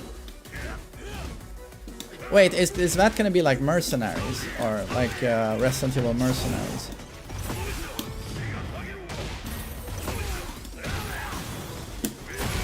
Audiobooks for you. I audiobooked the first Horus Heresy book. I think it's just called the Horus Heresy. I bought the paperback as well. Horus Rising, right? Horus Rising. That's what it's called. Round one. Fight.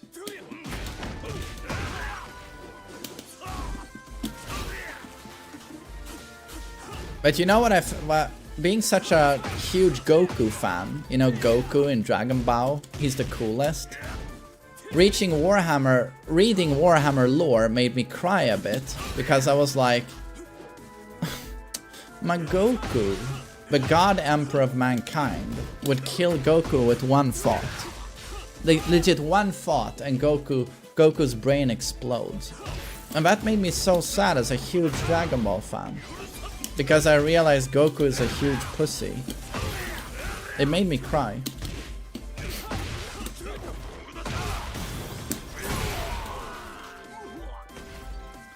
Round two.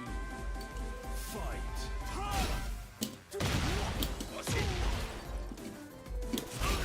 Goku always wins. But not against the God Emperor. God Emperor literally smokes him in 1 microsecond. Goku explodes into feces.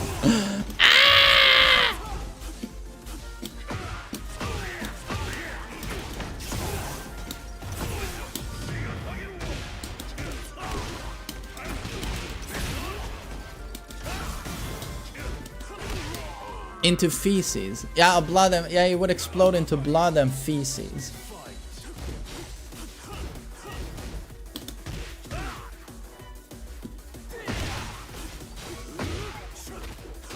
Yeah, but no, wait. The Emperor is dead, but he's immortal though.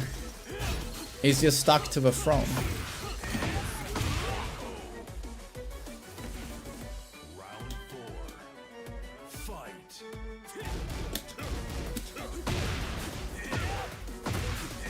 LTG would be a God Emperor.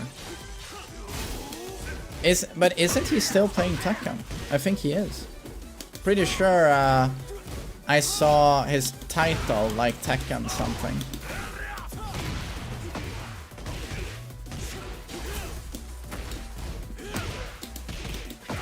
They still don't have a Space Wolf chapter in Space Marine 2.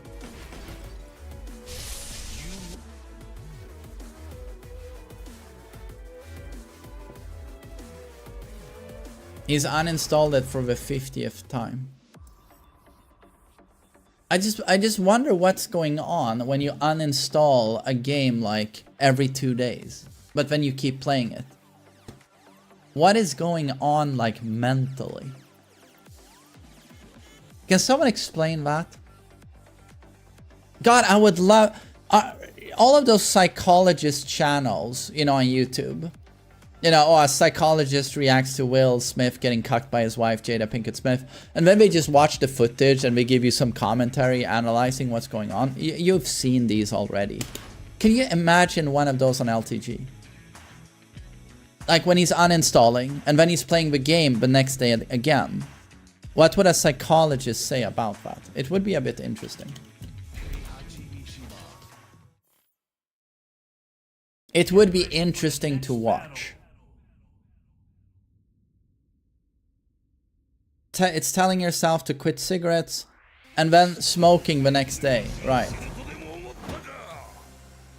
I don't know, yeah, maybe that is a fair comparison. I don't know. It's his job, what else is he gonna play? To be honest, I think that's kind of bullshit, you know, saying it's his job. I think his fans, they are there to just hear him rant about stuff. I think if he wanted to, he could just do, what is it called? Just chatting all day long, and he would still make the same money. I don't think he needs to play a game, to be honest. So I don't think playing Tekken is his job, and I don't think playing Street Fighter is his job. His job is just to sit there, react to online content, and be LTG. Be super negative about everything he sees.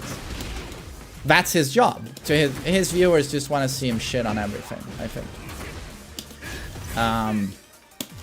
So I don't think he has to play Tekken, but he just keeps playing Tekken all the time. So to me, it's just what is going on here on a psychological level. His fans are there for the BBC fanfics. Yeah, but he's never had sex with a fan, right? One of his, you know, sweaty cuck fans. He's never actually fucked one, right? Be faithful, be strong, be vigilant. Last words of the Emperor of Mankind. Why have they never made a show on this? Like the Horus Heresy, the Emperor getting struck down and then carried by the mighty Rogol Dorn to the throne, right? Why has there not been a show about this? I would cry. I would cry 48 hours straight watching that. I liked her. The mighty Rogol Dorn. He's the best. Yeah, it is too masculine. It is too masculine. That is straight up what it is. It is too masculine, I think. It's too hardcore.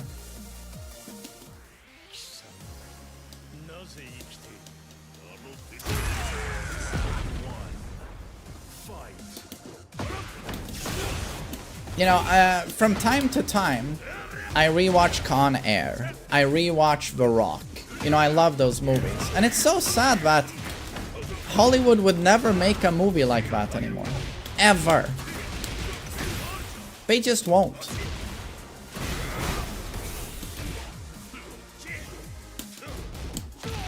Any movie where like military men are like badass, macho, let's get the fucking job done.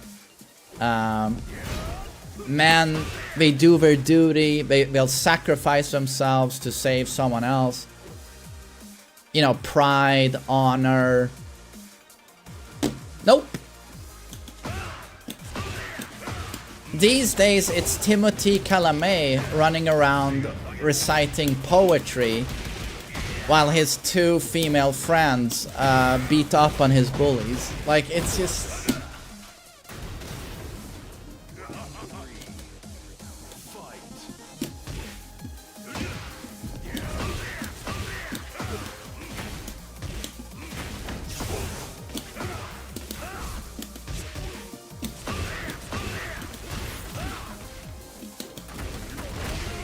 Those are just boring male tropes.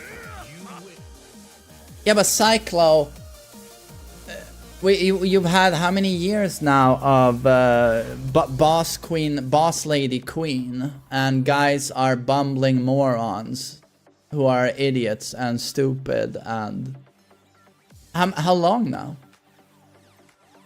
Isn't that also a pretty boring trope?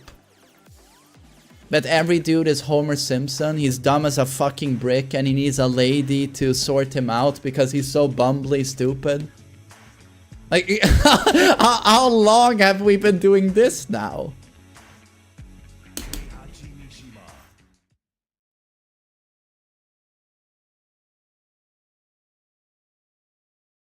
And I don't know how many more movies I can see, but I don't need no man. I don't know how many times I can see that before going insane. Ready for the next battle.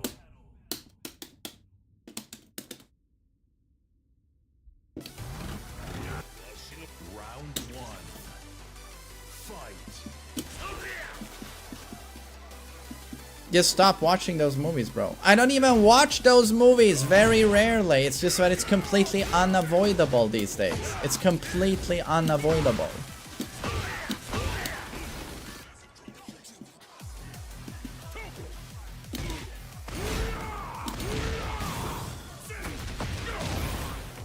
Ben, don't watch the new Snow White with your son. But apparently it's not as bad as people expected. I saw a couple of reviews and apparently she's pretty good. What is her name? Rachel Ziegler or something. She's pretty good. Apparently it's Gal Gadot that's like absolutely fucking awful as the evil queen. She's like it's like one of the worst acting performances ever. It's more interesting to look at like Wood. It's just beyond Wood and acting, is what I've heard. There's like no emotion whatsoever. There's nothing. And then apparently the CGI dwarves are like nightmare fuel. It just hurts to look at. Should have used real dwarves, by the way, but I guess that's not politically correct to have dwarves in your movie. I don't know.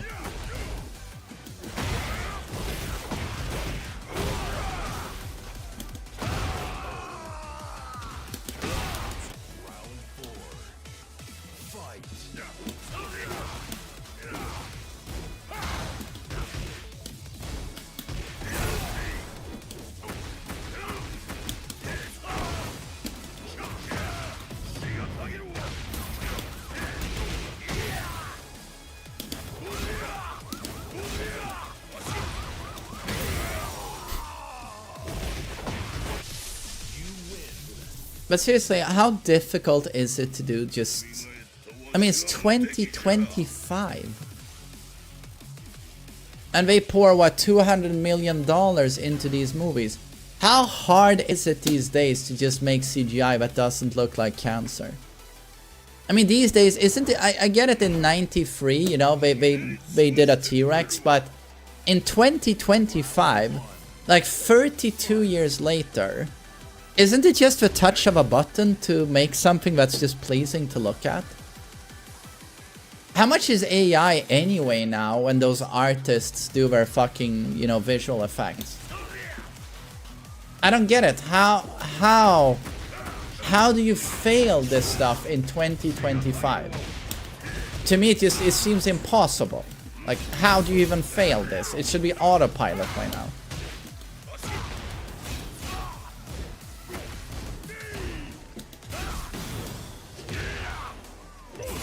Yeah, exactly. Girl boss trope. It's like, men are bad, women can kick ass too, toxic masculinity, and then we turn the women into stereotypical males. It should be like super cocky, a bit of a bully, physically oppressive, and it's like, okay, so you just flipped it. The women are the dudes now. Okay. So this is a criticism of a classical dude stereotype in movies. You just turn women into that stereotype now. It's just like, okay, well done. Except, what we liked about our male protagonists is that at the start of a movie, they actually get their ass handed to them by the final boss.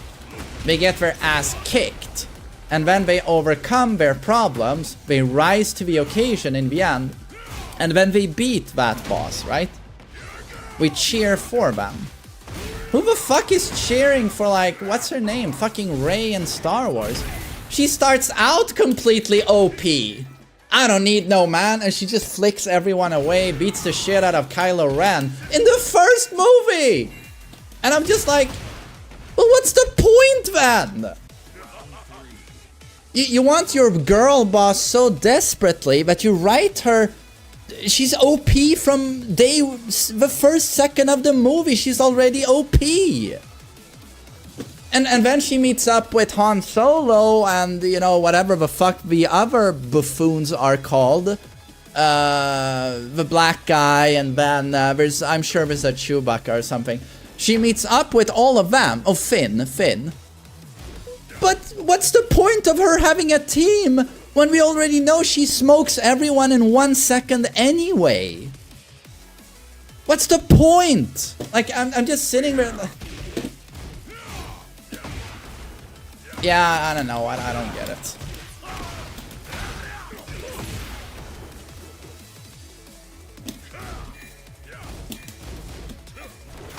We like our protagonists because they are relatable. They have weaknesses. And they start off with some humility, and then during the movie they have their arc where they get progressively stronger. No one likes an insufferable know-it-all that's just a wise ass and then just beats everyone up, and you're like, where's the suspense? Of course I know she's gonna fuck the final boss in 1 second. Like, wait, are these characters meant to be likable? Did you guys see? Okay, sorry, a bit of a rant here because, you know, we're on this topic. Did you guys happen to see that new Lord of the Rings show on what's it called? Amazon. Rings of Power, right? I think it's just in the first episode of a show, we see Galadriel, who's to me like, as a character, it's supposed to be young Galadriel, and as a character, she's completely unrecognizable. Cate Blanchett in the original trilogy, she has this mystic air around her. But it's creepy, but it's also wholesome at the same time. She has this very weird atmosphere around her. And she conducts herself in a way where she comes off as like larger than life.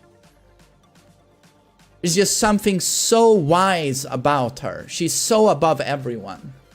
It's just, there's something magical about Cate Blanchett in the original trilogy. And then first episode of Rings of Power, here's young Galadriel. Whiny bitch. Okay, so this goddess I watched before, whiny bitch. And then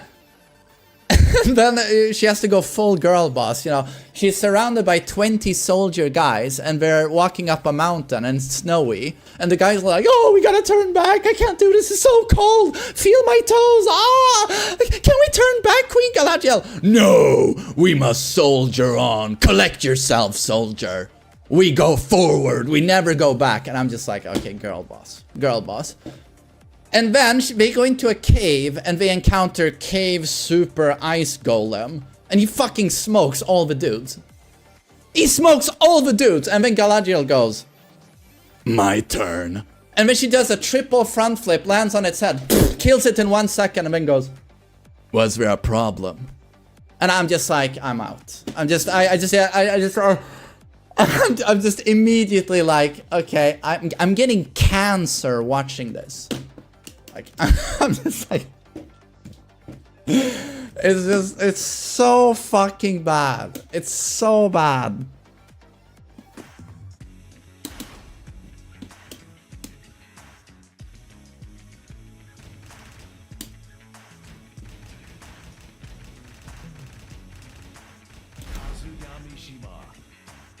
I was gonna give it a chance, but hearing that shit, to be honest, don't dismiss it after my criticism. Maybe it gets better, but from what I saw, it's just like, I know exactly where this is going, and this show can go fuck itself. Like, I can't watch this.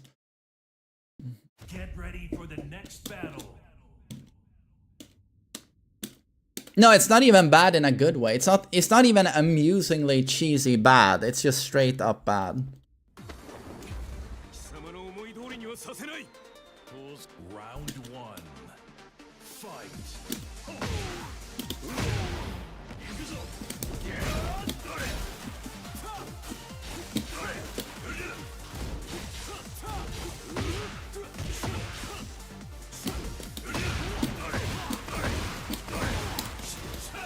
Shit. It gets worse. Isn't season 2 better though than season 1? I think I read people said season 2 is an upgrade.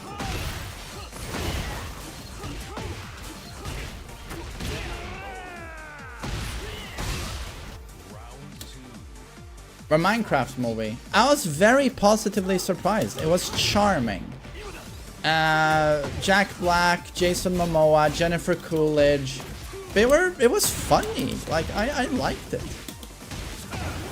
I don't know, I expected a really bad movie and I ended up like laughing quite a few times. And Willem of course loved it. And I don't know anything about Minecraft, but Willem was like, oh, that's a creeper, that's the zombie, that's a witch, you know, he was very into it.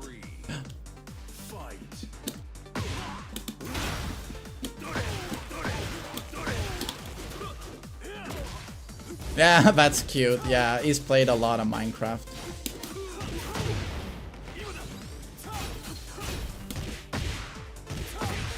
I'm surprised it got bad reviews because, you know, it is a charming movie. First date, you're going on a date and you're gonna take her to Minecraft. I mean, it's a fun movie for a date, absolutely. Just don't do the Wilhelm to her, you know. That's a creeper, that's a zombie, that's the holy portal, we gotta put the key there, you know. Maybe skip that one.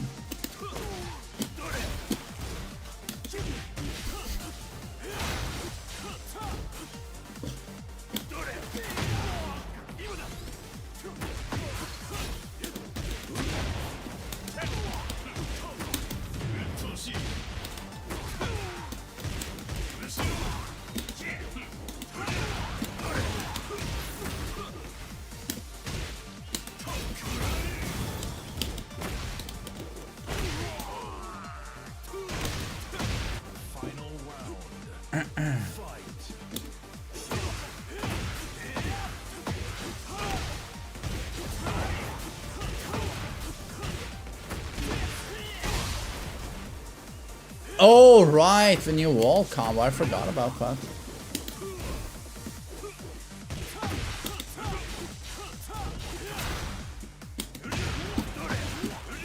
Okay, execution is coming back.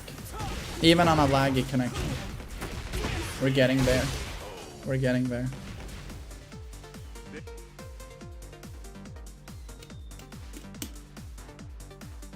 Who do you think will be the next two returning characters? Armor King 100%, and then Thakum Ram Julia will make it back. I didn't even know there was a Devil May Cry show. I had no clue. Is it on Netflix or? The only reason you liked it is because Willem being there. No, absolutely not. That's not how I work. I'm very into movies. I'm very into movies. And I would have enjoyed this no matter what. To be honest, you know, he didn't get the jokes I laughed at. When Jason Momoa is, you know, clenching his butt cheeks like, oh yeah. Like, Willem doesn't laugh at that. I laugh at that. Like, no, I thought it was charming. But to be honest, Jack Black and Jason Momoa, they're funny guys.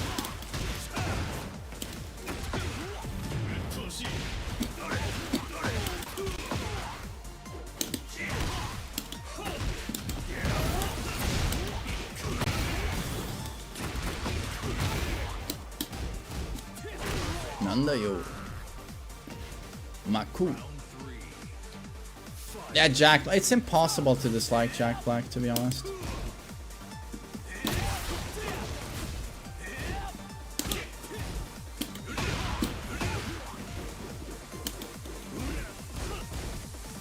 Jason Momoa, right? He was on the Herd trial, right? He was a witness for Depp, right?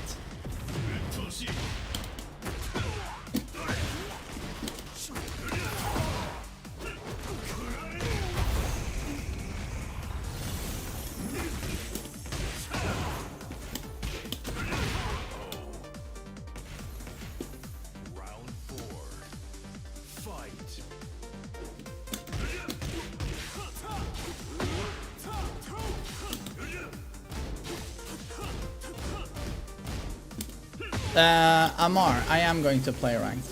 I'm just warming up a bit.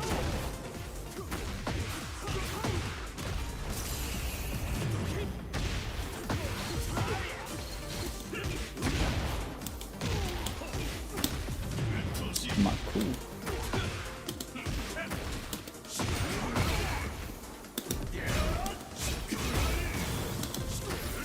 Nanda yo. Maku.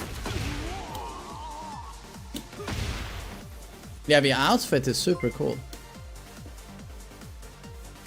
Hey main man, how do you feel about Nina this patch? Top tier. Is she top 5? I mean, she barely got nerfed from what I can see. Lost her power crush, but then gained a lot of stuff. Like, seems super strong to me.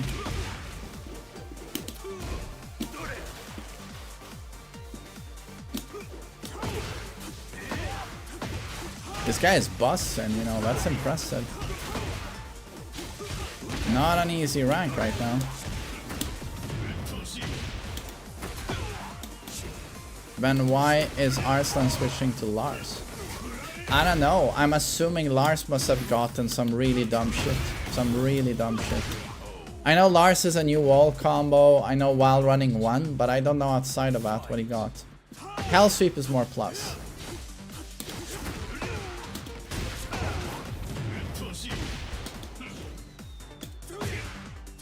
But down for the one extension, right? But they don't seem that crazy to me. I don't know.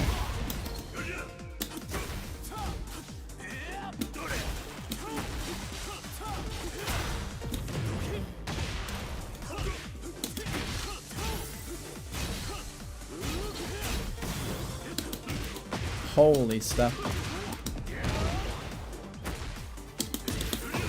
Holy stuff. None do you. Round 3. Fight.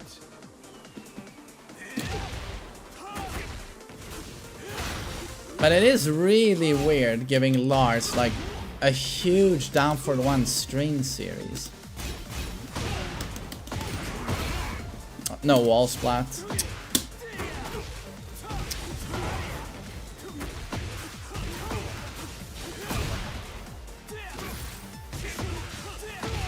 Oh, okay.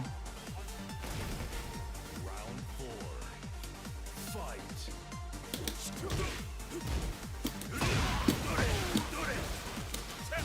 Nanda yo.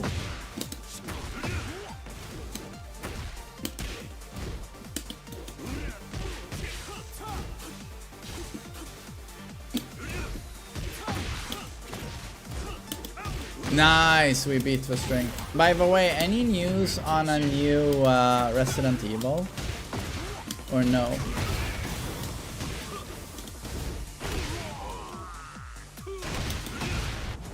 Oh, Amar, well done on the studies. No news, okay.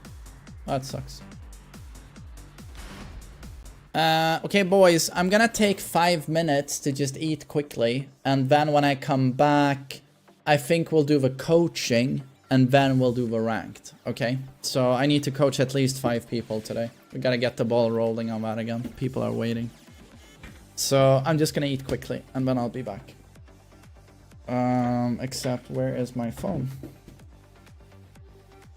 Where did I put my phone? Guys, have you seen my phone? Is it on the toilet?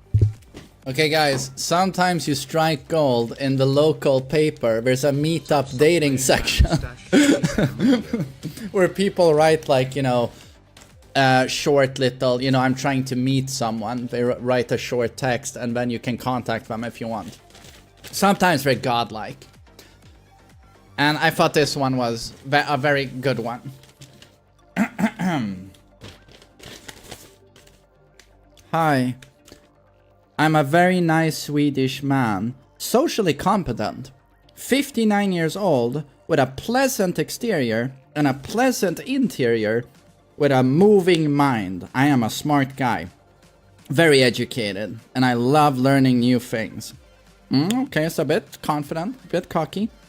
I really want to meet you, a woman who is much, much older. I prefer that. Don't hesitate to contact me if you're also much, much older than me. Yeah, I gotta say, I just really like it better that way. Only serious responses.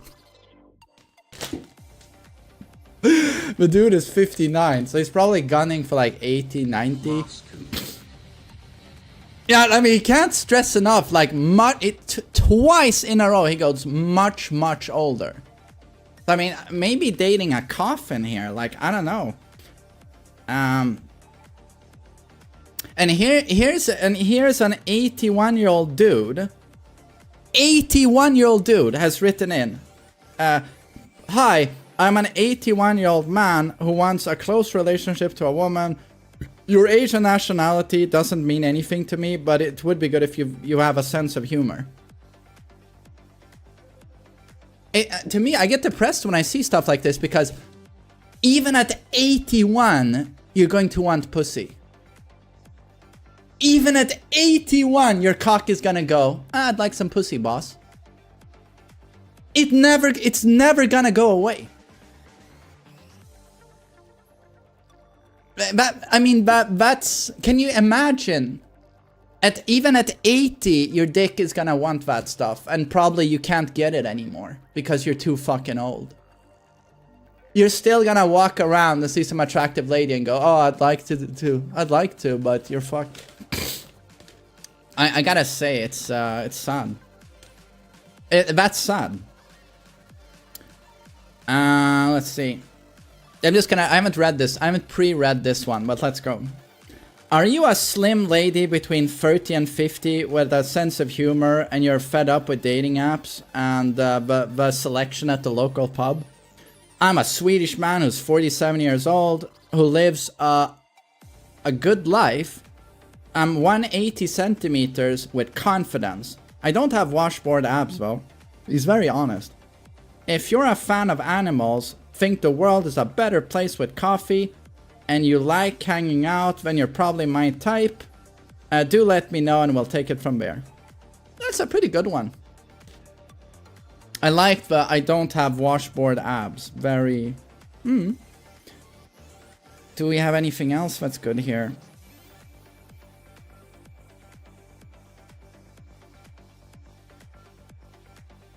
Oh my god, here's another one who likes older women, like cougars, or beyond cougar. He's also 59! Or it's the same guy with 2 ads because he's so fucking desperate. Hi, I'm a nice 50-year-old man with good looks and good economy. I want a caring, very curvy, very kind lady, and you're between 65 and 85 years old.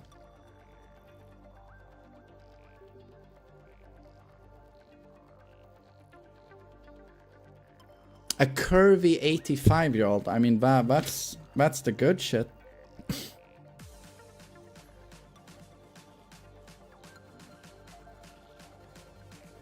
Oh well, good stuff. I mean, I hope we find someone.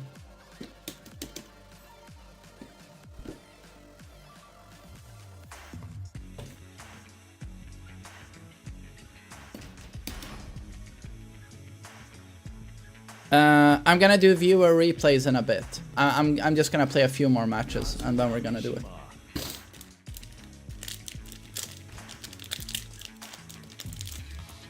Yeah, it must be really hard getting decent responses on these. Like, it must be really hard.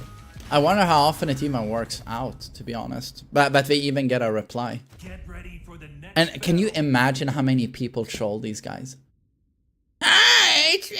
I'm 89-year-old Gertrude. Do you wanna fuck my pussy? You know, while these guys are like, you know, like they must be trolled all the time. fight.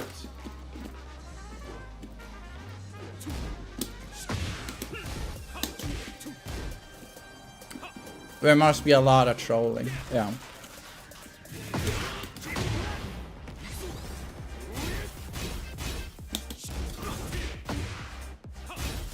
Tell me about your mustache. It's a mustache. Oh, this is Jin. I thought it was Horn.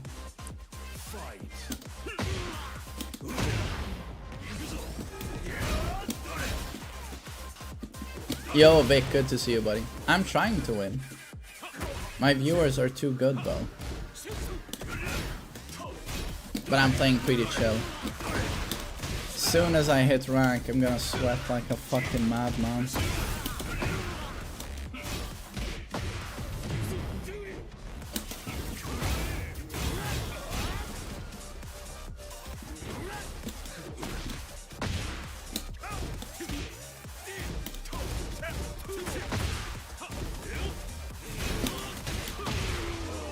Oh my god.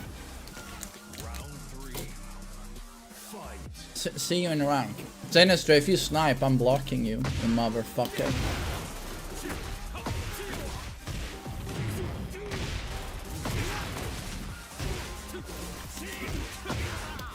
Yeah, dating apps fucking suck.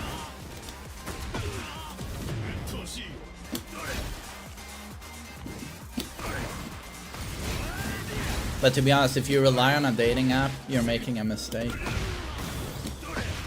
You can use dating apps as like a backup or like a bonus, but you should never have any expectations on it.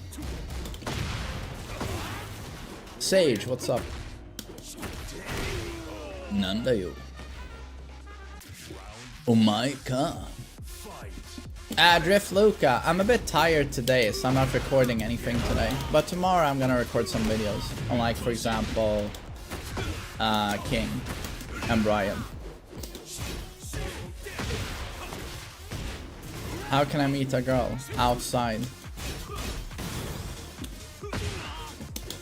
Online, you'll only stumble into other gamer guys with anime profile pics. That's it. So if you're into very shy men who like anime, internet is amazing. But if you want to meet a girl, yeah, good fucking luck.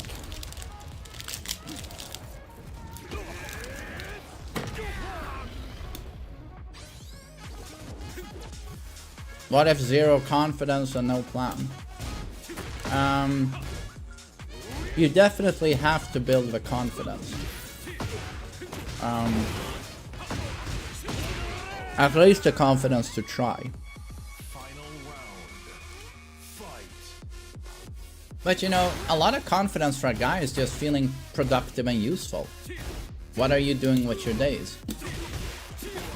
If you're just locked into an apartment gaming all day and scrolling on your phone, you're probably not going to have any confidence, right? So then you gotta change what you do with your time. You know, if you have a job, you have a purpose, you have a career, you engage with people, maybe you work out, etc. I just feel like you'll naturally gain confidence, right? Now, if you have all of those things and you still don't have confidence, then it's probably something else. But I think for a lot of guys these days, it's a mistake in terms of how they choose to live their life. They lock themselves in and they spend all of their time online rather than spending time with people IRL. And that does a lot of bad things to your mental, like very bad things.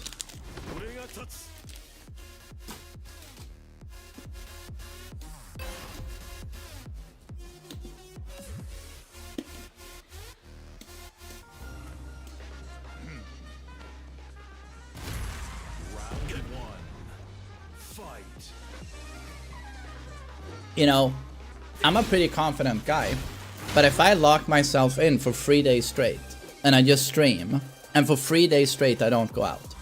I stream, and after the stream I watch a show or a movie or something. But that lack of human interaction, my self-esteem starts fucking declining rapidly. It just does something to me, like having no human interaction. I get like social anxiety, like very quickly.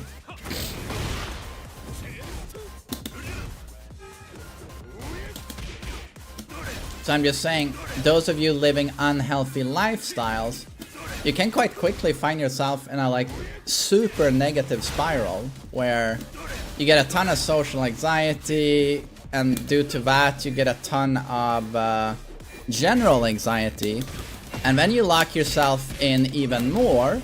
It turns into like a self-fulfilling negative spiral that just feeds onto itself. Negativity leads to more negativity. And then you'll be in a super bad state of mind where you start, your confidence is so low that now your mind will even start saying negative things about you in your own head, but in a very definitive way as well. No, actually, you shouldn't even try talking to women. Or actually, you should not even try to go out, because with this level of social anxiety, I must be like one of those fucking introverts. Or maybe I have autism. Maybe I'm not meant to be around other people. I'm just a fucking loser. I should just stay indoors. I'm a fucking cave troll. But that's the mistake, because due to a very unhealthy lifestyle, you find yourself in this abyss, and suddenly you're saying like these very you're giving a very harsh criticism onto yourself, and you say it in a very definitive way, like, no, this is who you are. And suddenly you find yourself in a position that's almost impossible to get out of, because you are so deep down. And you don't know, you don't have self-awareness to say to yourself, when I'm at my lowest, I probably shouldn't be saying definitive things about myself and who I am, because it's going to be so colored by my current mental state. But you don't realize that when you are down there. So I can only keep stressing with you guys that one small step at a time. One small step at a time. If you're in a bad spot, just work towards a better every day. You know, because even a small step in the right direction, if you keep it up, it will all amount to something in the end, and you will suddenly see yourself clearer and clearer with time, and then you will realize that you are not who you thought you were, you know.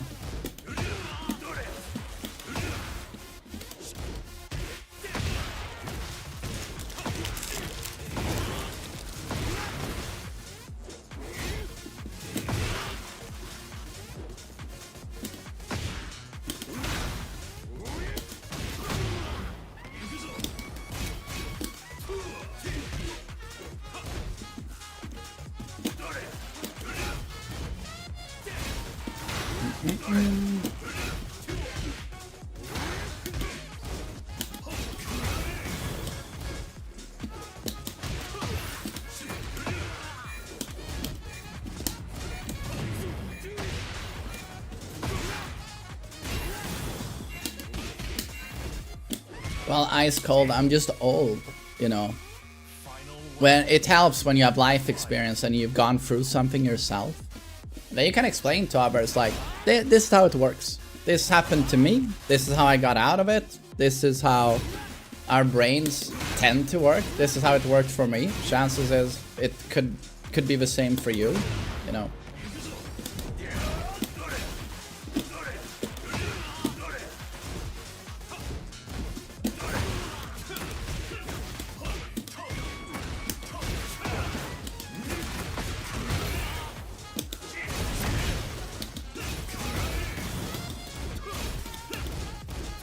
Damn, nice blocks, dude.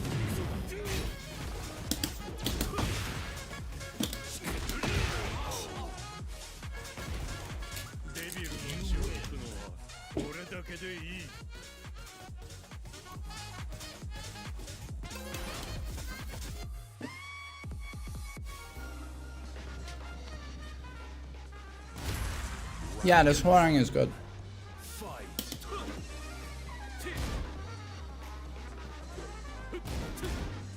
Can you please upload that advice? Oh, Dominic. Oh, you thought it was that good? Yeah, I can tell my editor to upload that.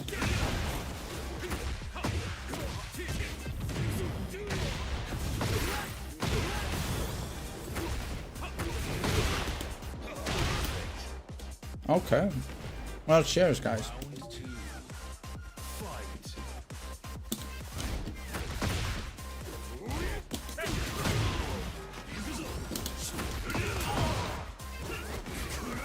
Going on a bike right now. Oh, that's so nice. Well, my bike got stolen, but would have been with the improving weather, it would have been nice for me to go on a bike ride as well. But got stolen.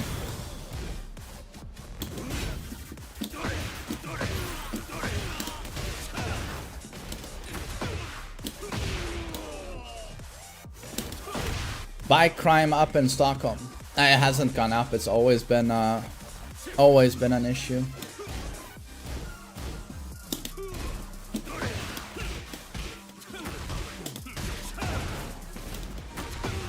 Oh, Fortune, you're welcome, dude. I'm just always happy if anything I say is of any value to anyone. Chillin', good morning. What do you think about streamers whose only content is talking about you? Are we talking fighting GM now, or? Well, I mean, it's when you stop to think about it, it's pretty flattering. It's pretty flattering. They just put such this. It has increased a lot with Tekken 8. You know, people making content about me or reacting to my videos. And it's I don't know, it just puts a lot of, you know, I don't know, I get the feeling that it's important what I think about things regarding Tekken. Everyone has an opinion on my opinion. So it's very important what I think, you know. So it's like, you know, you get that feeling that your words mean a lot to the community in the end, you know.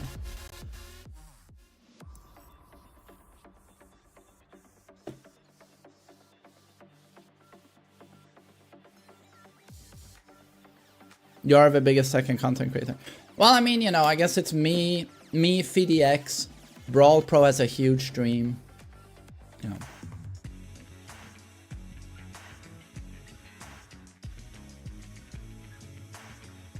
Oh, Julius, I know people, you know, close to me who has autism, you know, and it's, depends on where you are on that spectrum, of course, but, I think too many people these days, they get so caught up with a diagnosis and start like identifying themselves as that first and foremost, and I think that's a mistake, personally. But also, some of the most awesome people you're ever gonna meet have autism. It's just, yeah. RM, thank you. Exactly, I feel like I get put on a pedestal a bit. I get this feeling like it's so important whatever word I say that, you know, a lot of people just react to every video, and it's like, yeah, that's the feeling I get, like, yeah.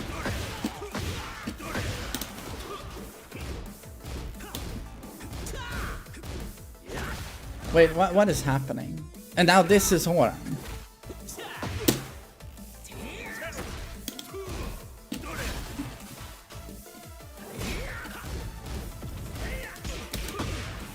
Yeah, Tortoise. I have met tons of people with autism that are fucking awesome, you know, so.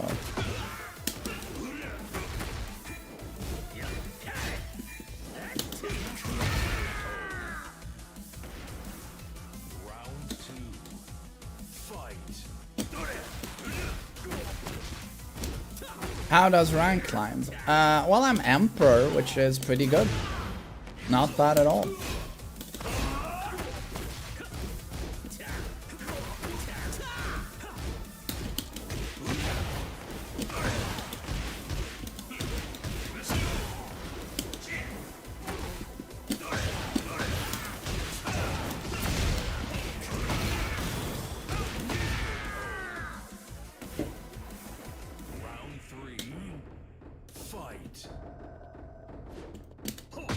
Would you body knee?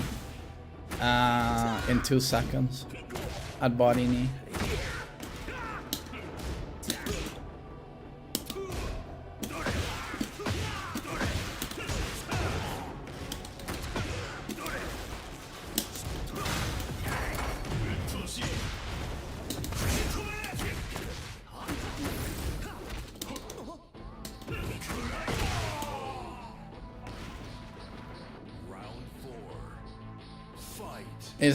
Isn't knee taller than main man? I think he is, but not by much. I believe he's 5'5". I'm 5'4", so I'm real close though. Are saying that the real life celebrities in the new Fatal Fury are the Saudi Arabian prince wanting them in the game. What's that?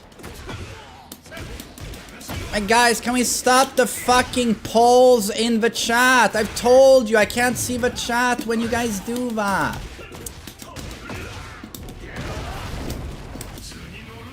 Miss input. I wanted a patricide fist.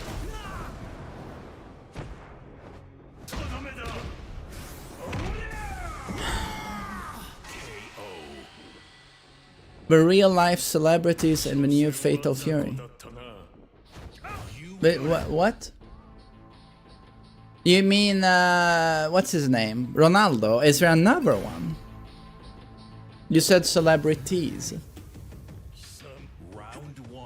Ronaldo joining Fatal Fury, yeah.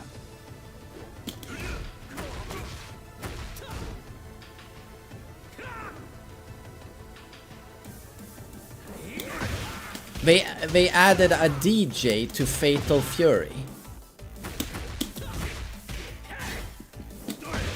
They added a DJ to Fatal Fury. Well, I mean, I guess if a football guy joins, I mean, you're pretty open for anything. Salvatore Ganacci. I have no clue what that is. But I'm a boomer.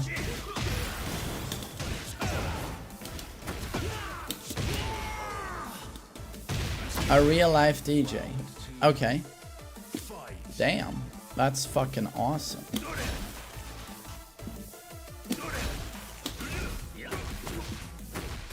Does that mean Vince McMahon can be in Tekken 8?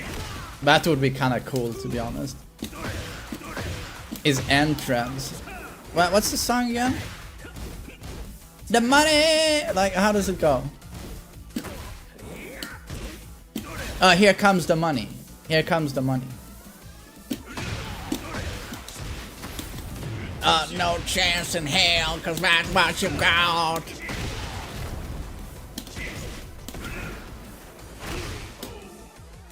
I mean, considering he poops on prostitutes' faces, though, there could be a problem. No chance in hell, right?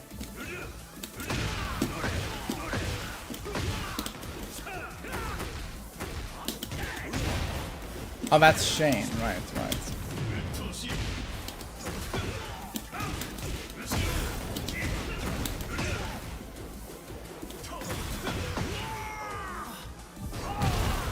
Oh, his heat smash, he takes a shit on your face and he's plus 12.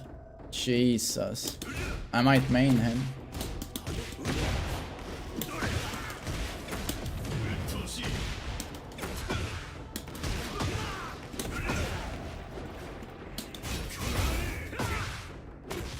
Sounds like Jinmo, exactly.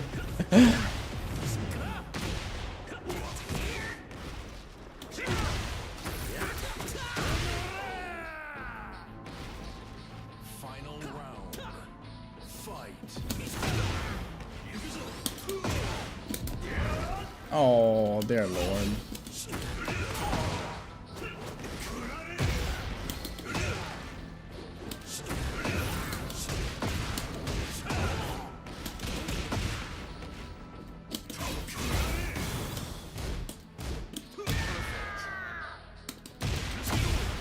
Was the rank reset done correctly? Yeah, that's actually one of the good things about Season 2. The new rank system is better. It's more fair, and the ranks hold more weight now. They mean more. Do I want Bruce back? No. To be honest, any time they try and include him, it's just a failure. I'd rather they bring Thakkum Ram back, to be honest. Thakkum Ram with a better redesign. With a better design, yeah. So I'm gonna play this guy, and then we're gonna do couching. A couching session.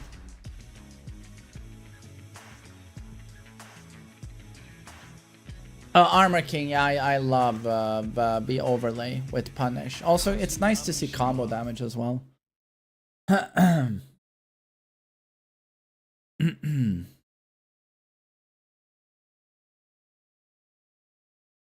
Aris wants Bruce. I don't want Bruce. They've added him 50 times and it never works out. It just never works out. You want Bob back? I'm not a fan of Bob.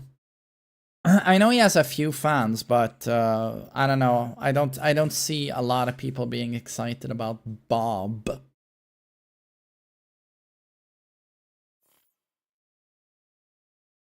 Get ready for the next battle. I think Marduk will make it back. I don't think it's gonna be this season though.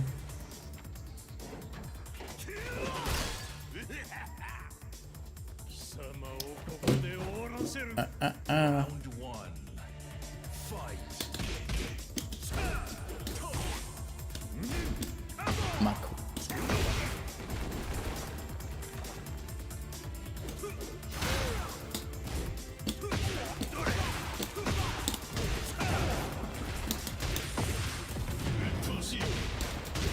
I can't stand this game anymore after a patch. I don't understand how you can still play it even if it's your job.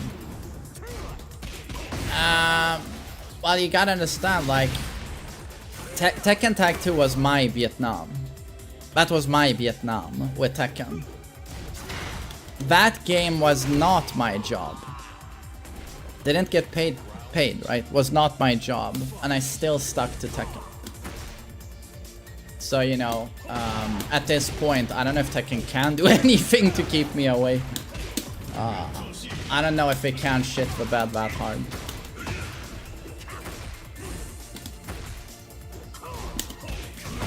And I mean, the new Kazuya is fucking awesome. He's fucking awesome.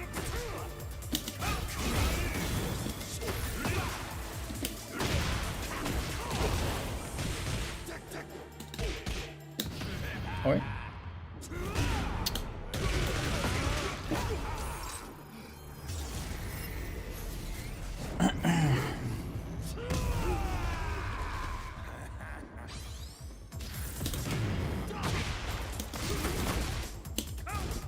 Nice ball.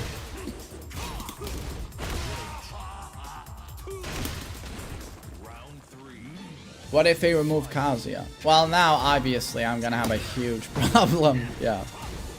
But you know, they tried to remove him once, but they couldn't.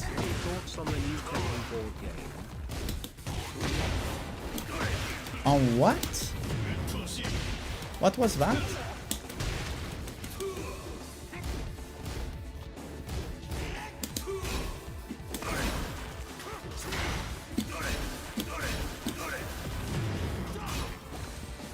Tekken board game.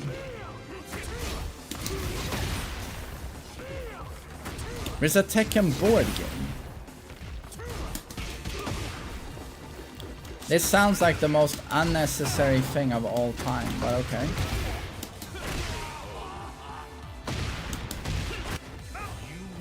How hard is that game gonna suck? But you know what I have? I have a Dead by Daylight board game and the Texas Chainsaw Massacre board game. I got them both, motherfucker.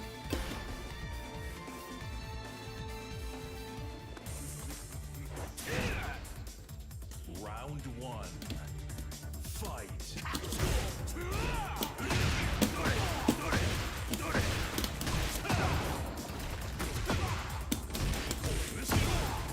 No! your side splat?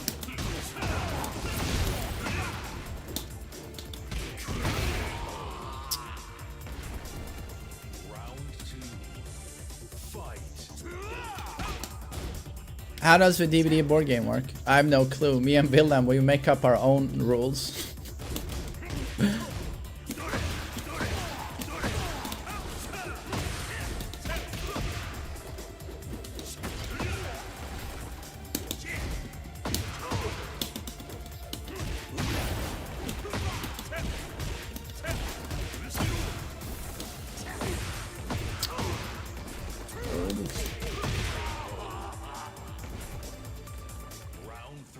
Should just bust out the Warhammer minis. We've played Kill Team, me and Willem.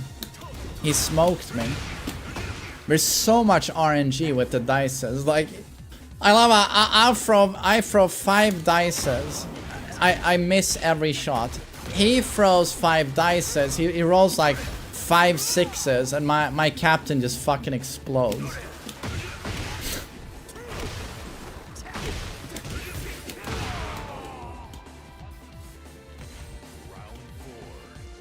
Yeah, get outplayed by the dices. Well, Willem fucking loved it though.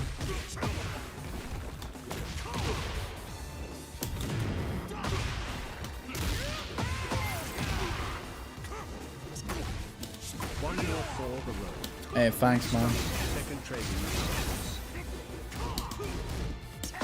You know they did Tekken trading cards with Tag 2. It was a gigantic flop. But they did trading cards.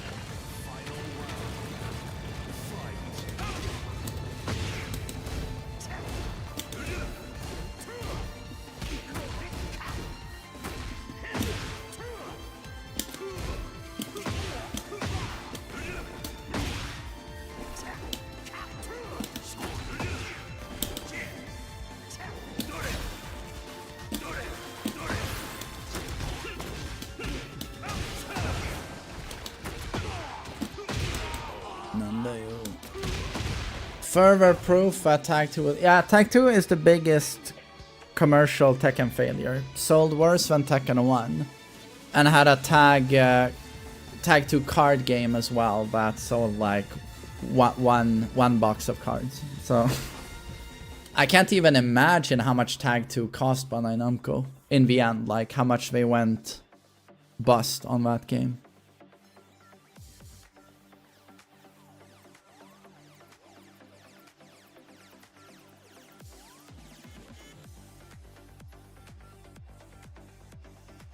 Tag 2, yeah, Tag 2 got real close at killing Tekken. Real close. No, wait. Why am I playing this fuck again? We just played. I'm gonna alt F4. Let's do the coaching. What was Suck a Cock here or Thick Boy? Could you let me know who's in queue? Thank you. People are calling Tag 2 amazing on Reddit now. I'm not surprised, you know.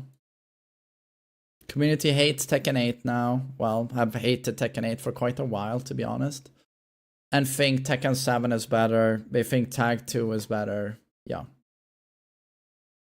I unfortunately have a very good memory. I've always had a very good memory.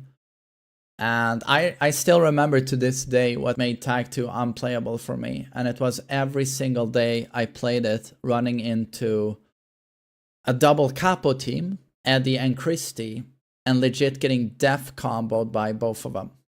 It didn't matter which one it was. If Eddie was on the screen or Christy was on the screen, they both death comboed you.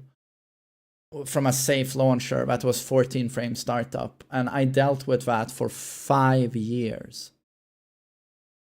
Five fucking years of getting death comboed by the most brain dead fucking characters in the game. 5 years.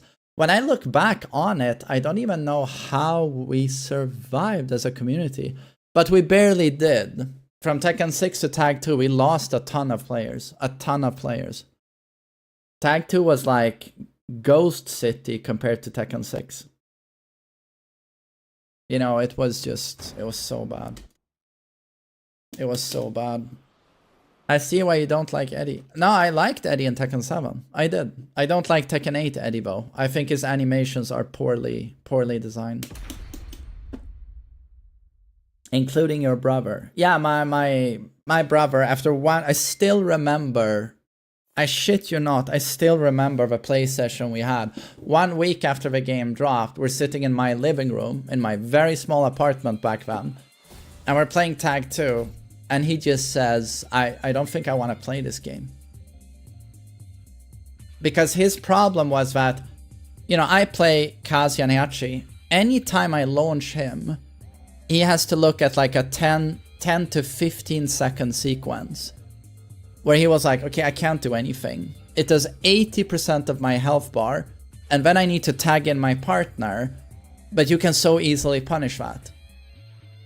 He just felt like in this game flow, there's nothing I can do. You kill me in one combo. I mean, if you're in Rage and Tag 2, you literally kill them in one combo. But he just hated that. But it was just about launchers, you know, just launch.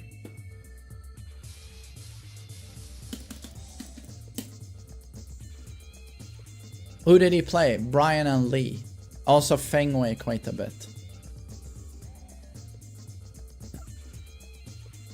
But that's basically Season 2 of Tekken 8, like eat a 100 damage combo for 20 seconds. There's a lot of dumb shit in Season 2, but what you have to understand with Tag 2 is that I don't think you remember how high the damage is in that game. In this game, I've never been death comboed in Tekken 8. I don't know if there's a realistic death combo in this game. I've never been death comboed. In Tekken 7 you got death comboed by Geese and Akuma, but it was rare. Someone dealing with social anxiety, your advice was very encouraging. Thank you. I'm so happy it was of some value to you, Hussein. And thanks as always for the support. Thank you. No, I was just trying to say that there is high damage for sure in Tekken 8, and there is high damage in Tekken 7. But for those of you who don't know, in Tag 2, certain characters could death combo you like this. It was staple combos. That's how realistic it was to do Touch of Death in Tag 2. Like, extremely common. And it just led to very frustrating gameplay in Tag 2. Richard, can you help me or suck a cock or thick boy? I don't know who to coach. Who am I going to coach? You make Tag 2 sound like trash. Oh, I mean, someone said, oh, thank you, Richard. Someone said on Reddit that we're glazing Tag 2, and that's great. But I'm just trying to reiterate my point of view with Tag 2 and that. I've never suffered more as a Tekken fan than I did during Tag 2 era. I absolutely hated that game. Yeah, but you know, I've said that a few times. Let's see. I think you're forgetting Tag 2 had recoverable health and 2 health bars. No, I'm not forgetting that there are 2 characters in every match in Tag 2, and you can tag them out. But that is of no importance when someone can do a Touch of Death on you. Touch of Death. And the damage was actually so high that... Say I'm playing Kazuya against you, and I land a Hell Sweep on you, and you've taken 35 damage. Now when you tech to standing again, I can kill you in one launch because you have lost 35 health. That's how quickly you're going to have to tag out into a full health bar. And also, when you took these gigantic combos, when you wake up at the wall, you almost, considering how in that game, you can actually hit someone as they're getting up from the ground to bound them again. That's how Oki works in Tag 2. If you're on the ground and you're trying to stand up in any way, if I do a bound on you, I get a new combo. It's unbelievably difficult in Tag 2 to get back from the ground again. You get murdered in Oki, murdered. So that's why they put in the tag crash, where you push a certain sequence and your tag partner comes flying in from the sky. Problem with this was that people would just sidewalk that tag crash, and now the partner gets launched up the ass coming in, and then it's just yeah, it was not super fun.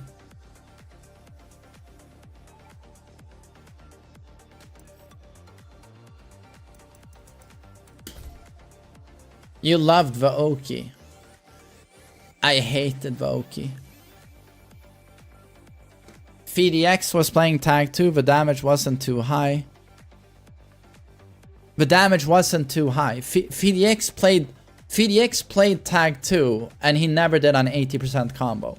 But then he wasn't doing the right combos.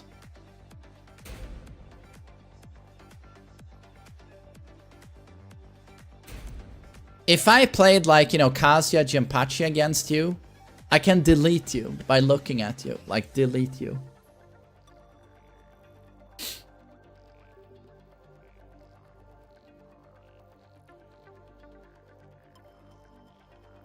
Can you pull up a clip? Yeah, Eddie and Bruce was probably the strongest team. Do you think balance patches could have saved Tag 2? No, because I think a lot of... one of the biggest reasons people didn't want to play it was because it was a tag game. And Harada said so himself. He said that we kind of overestimated how much people wanted to... We underestimated how much people just... When they play Tekken, it's one character they like. That's it. They just want to play as one character. So they felt the tag concept itself was never meant to succeed with Tekken. Because people on a personal level, they typically have one character they associate with Tekken and like, and they want to play as that one character. So I think that kind of makes sense. Oh, we're looking at a Devil Jin, who is Mighty Ruler. But wait, who is a Season 2 Mighty Ruler, right?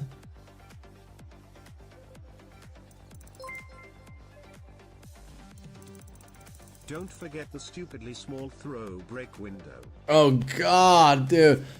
Throws are insanely strong. Insanely strong in Tag 2. 15 frame break window. Default throws are like command throws in Tekken 8. One or two breaks. Throws were super difficult to break in that game. It was actually exceptionally rare to see, even in pro play, people who broke throws well. That's how hard it was to break throws in that game.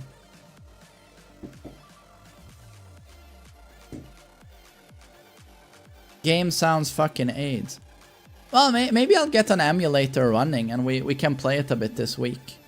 And I can use...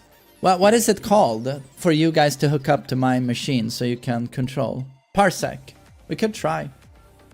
And you guys can see for yourselves what it looks like. The damage, you know. Parsec, yeah.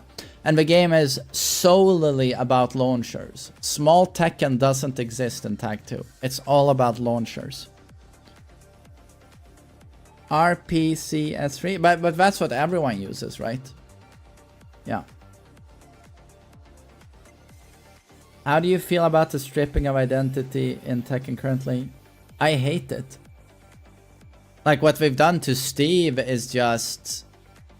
It's a legit nightmare. It's a nightmare. But oh well, let's coach an android. My throat hurts a bit, so I'm gonna go get a throat pill. Get ready for the next battle.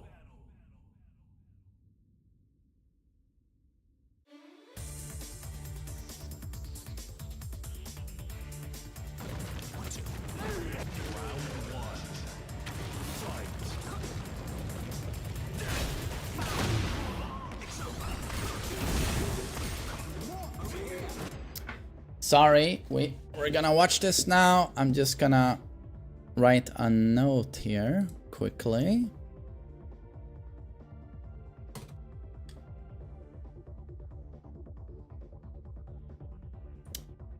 Like so.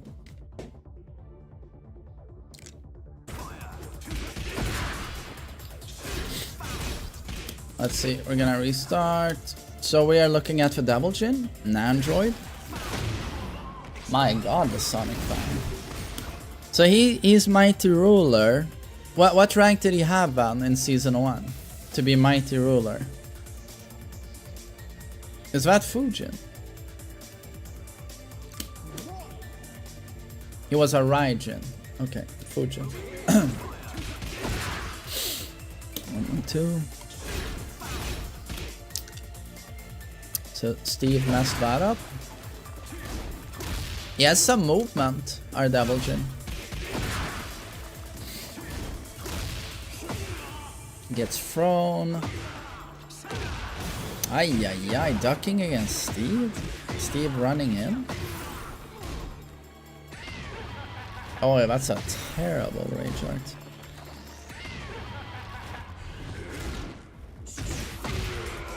That's very bad. I'm assuming Mr. Nandroid is not with us on the stream today. Do let me know if you're here. It's always easier to give direct advice so I can ask you questions.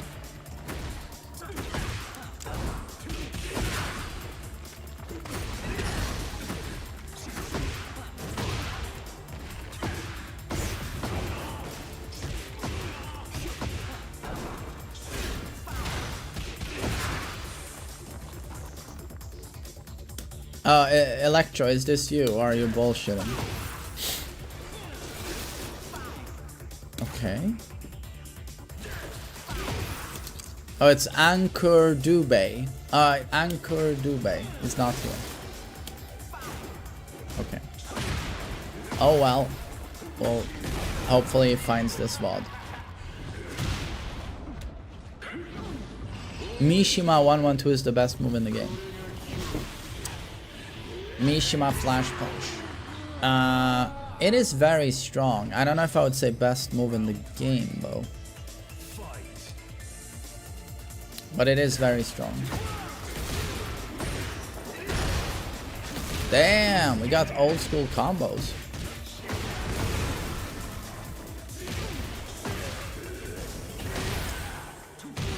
Good stuff. I mean, he plays, I mean, that's a shame, you know, punish-wise, but, you know, from a Fujin, I don't expect him to can this.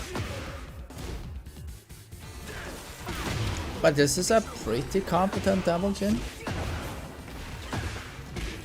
We haven't seen that many Samsaras.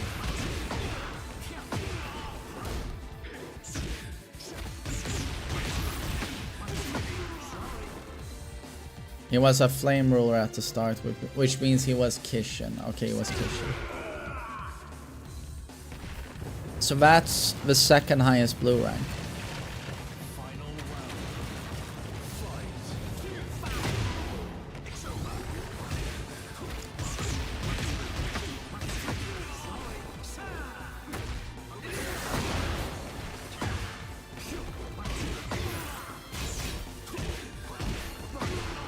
Yo, MBR, but that's actually a good point. Pair play was fun. When you, in Tag 2, you could play with a friend on the same team in ranked battle. That was actually cool. Really cool.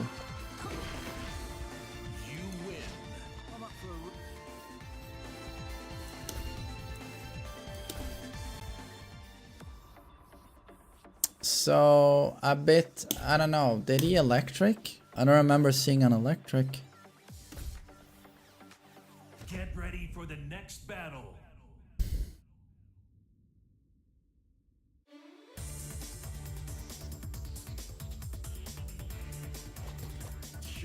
He did do an electric, okay.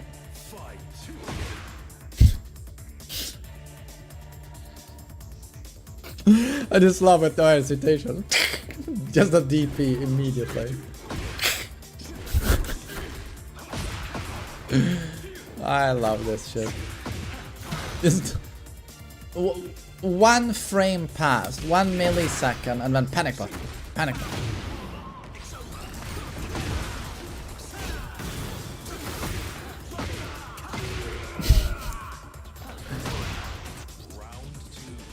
And the Steve started flailing.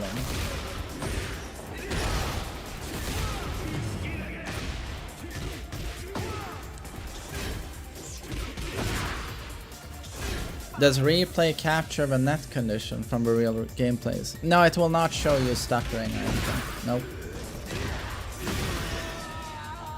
Okay.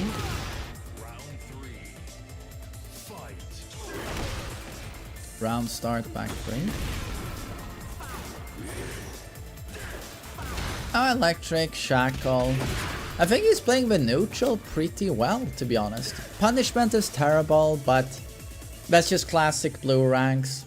It's probably what you have to look at right now in Android. Like, the punishment is just terrible. But knows to a fairly high extent what moves you should be using. Maybe you could try to use the down for 1 string series a little bit more, now that that's buffed. He's doing the old combos, but this was from April 1st, so we can't expect him to do the right combos. Like here, just how many times has Steve done this on round start now? This has to be the 3rd or 4th time. And there's no punish. There's no punish. That's just unacceptable. Even if it's just a back 1-2, you should be taking a punish. And there is too much samsara, too much back free.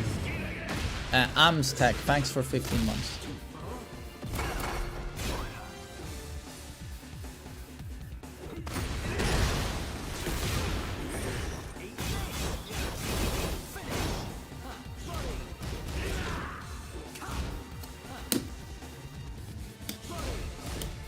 Okay, so first off, our hero still, after 14 months of Tekken 8, still thinks he can punish her Lionheart 1.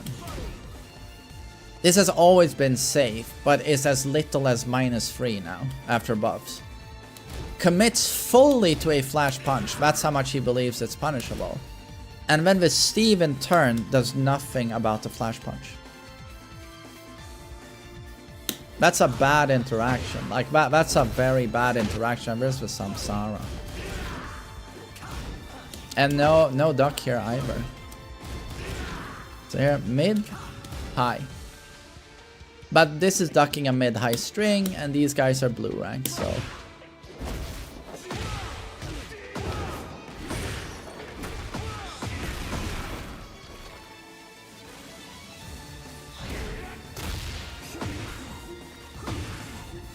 No throw breaks. Yes, it's a sickness with Devil Gym players. It's just the over-reliance on panic buttons. You're kind of harsh on previous blue ranks. I'm not harsh at all on these guys. I'm just absolutely real. That is bad play, and that's why they are blue ranks. To not be a blue rank and to not plateau at blue ranks, you can't keep playing like a blue rank.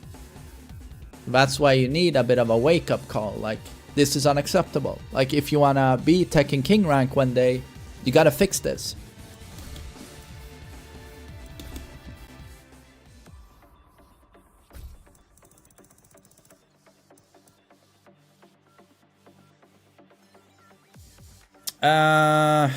Reina, do we want to see Yoshi or Reina? I go with Reina, I think. Yeah, Jacob, it's like, you know, if I coach you to... if I pay you to coach me, I want every minute to count. So give me as much as shoot me down if you have to. Just make sure you help me. I don't give a shit about being nice. Round one. Fight. So he likes round start electric.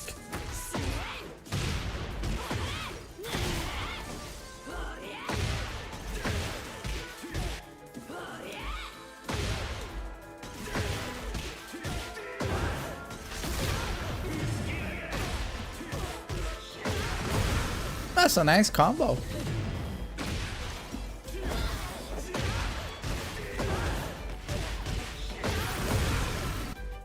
That worked. Oh, he gets a high wall splat. So this counts as one wall hit. Okay, nice.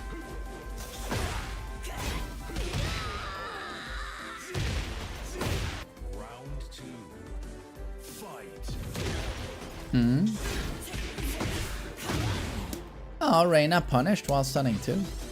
Fair enough.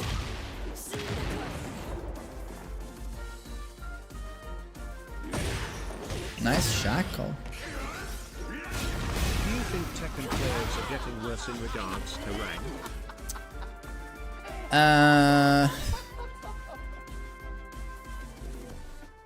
Well, to be honest, like Fujin ranks are not good at Tekken. Sorry. Season 1, end of Season 1, Fujin ranks are not good Tekken players. No. From everything I saw, not good at Tekken. What Fujins do is that they have learned flowcharts, they have found the favorite buttons on the characters, and they just throw as much as they can and see what sticks.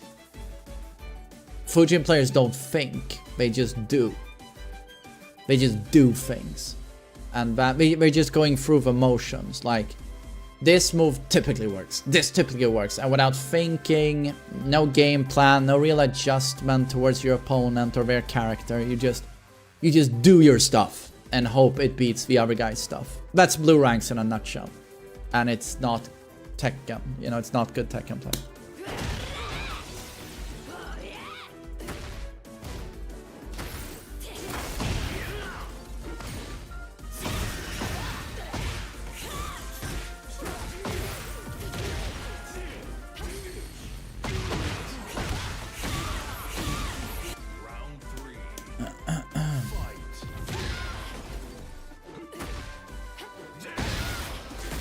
Oi, okay.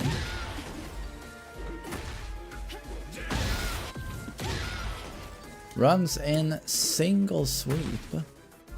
Didn't believe in it, I guess. And then Devil Twister.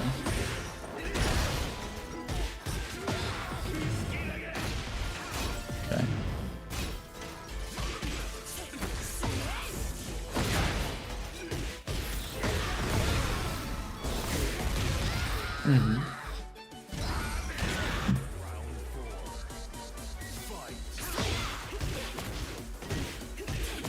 To be honest, again, I can only stress that when he's not throwing panic buttons, he's using the right moves, I think.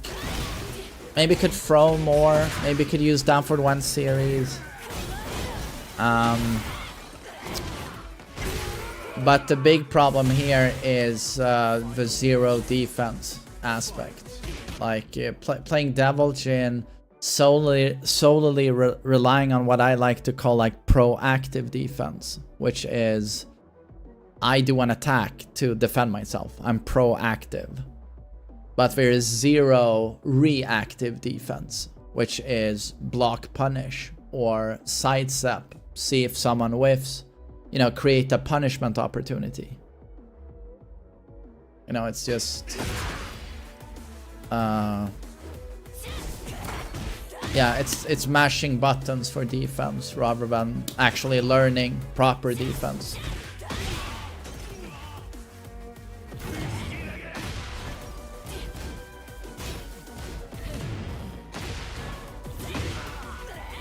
You can just say he's mashing. Well, he's not mashing.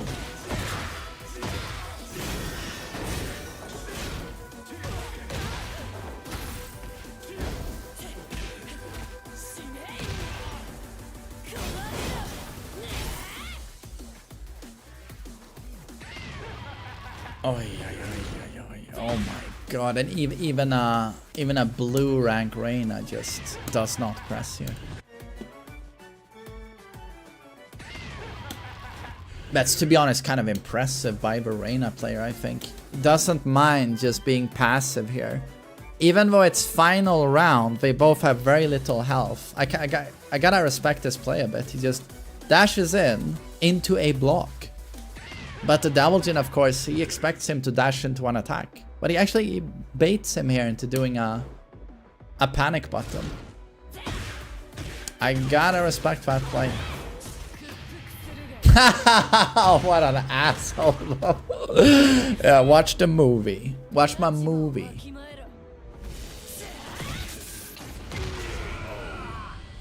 But you gotta respect the play. I feel like 99% of blue ranks would have pressed there. They would have pressed. But that's the thing, you wanna be that 1%. That doesn't do the same mistake everyone else does in that same rank. How was the Minecraft movie? It was good. I mean, nothing amazing, but very charming. I had fun.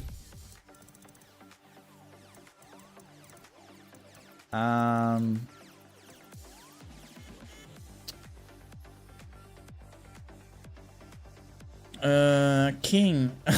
Okay. How does he handle the boss? The boss fight? Get ready for the next battle. Wait. But I hear the Minecraft movie is doing really well, right? It's a box office hit.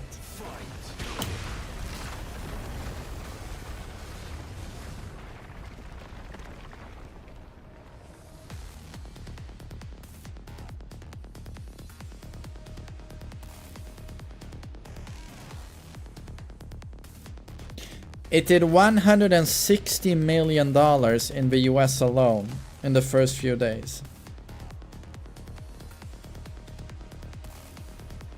Oh, the launch weekend, 300 million global.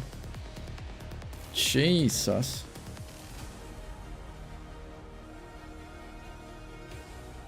Holy shit.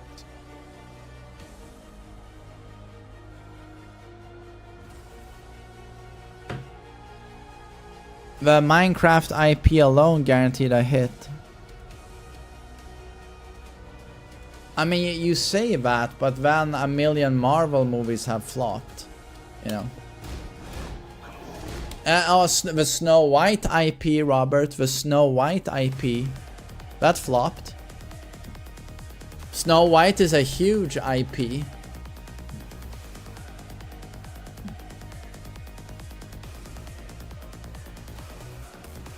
If it reaches over 800 million, it's a hit movie.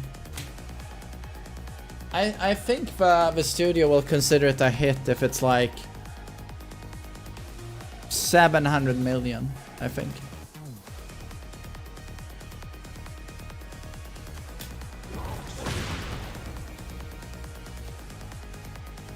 Yeah, but Robert, I'm just saying it's still above expectations. It's still above expectations.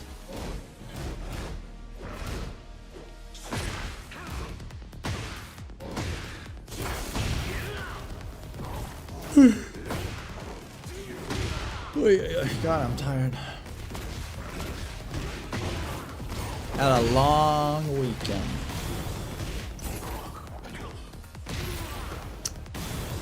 Why did they buff King's combo damage again?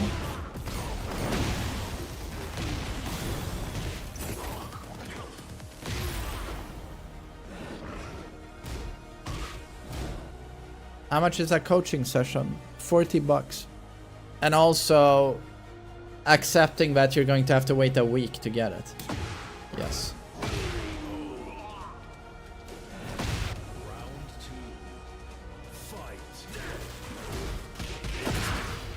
Yeah, Vallard. Yeah, I realized that's the old King combo. He didn't even do Jaguar step 4.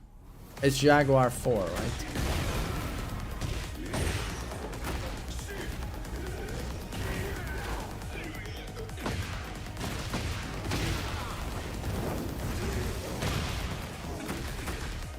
It is Jaguar free. Okay. Yeah, David, I can't wait to play some Street Fighter again and play Bison. Also because Bison is so difficult to play. Frame perfects everywhere, super fundamental character. It's gonna fit me a lot.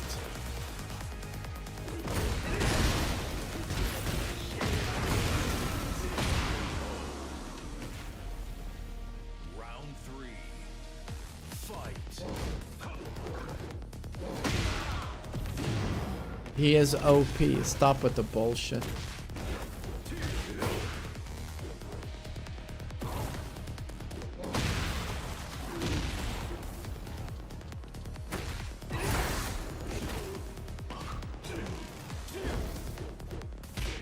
He is. Speed. Stop with the bullshit. He didn't even win the Red Bull Kumite. Rashid won.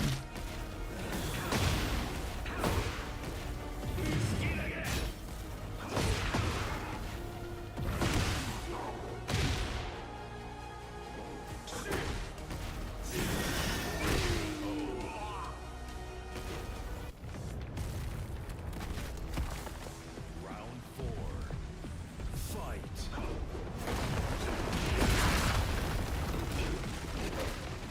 Ay, ay, ay, ay, ay, that's bad.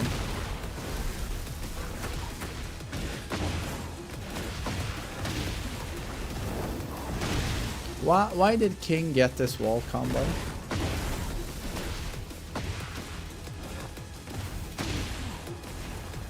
Into sprint. Like, why did he get this? He didn't have any wall combo. Okay, so Bergero, I have questions for you. Did King need a wall combo? Or was he strong enough to do well without it? Number 2. Okay, so you give him a wall combo. Does it have to be one of the best wall combos in the game? Like, do you get it?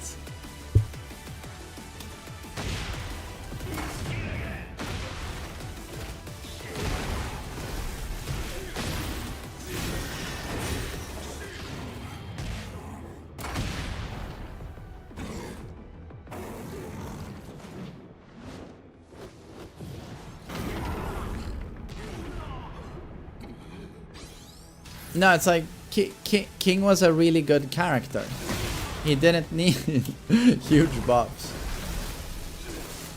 I mean, don't you love it? Even the blue rank King is just so ready for all of this. Even the blue rank King is so ready for the panic buttons.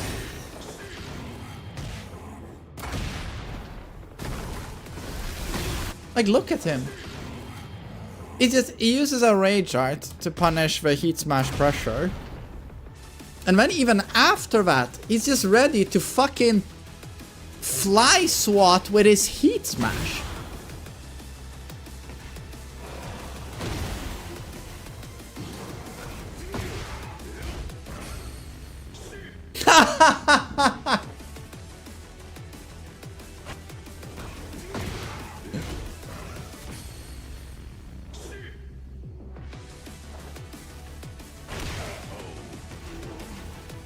Yeah, I was gonna say, but he wasn't ready for that one. Fucking destroyed.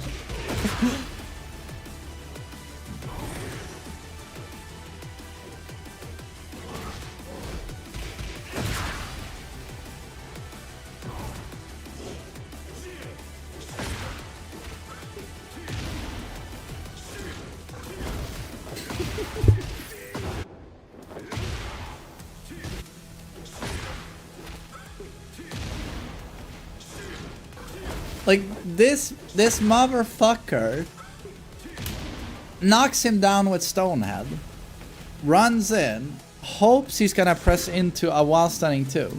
If he doesn't, he has the backup Samsara.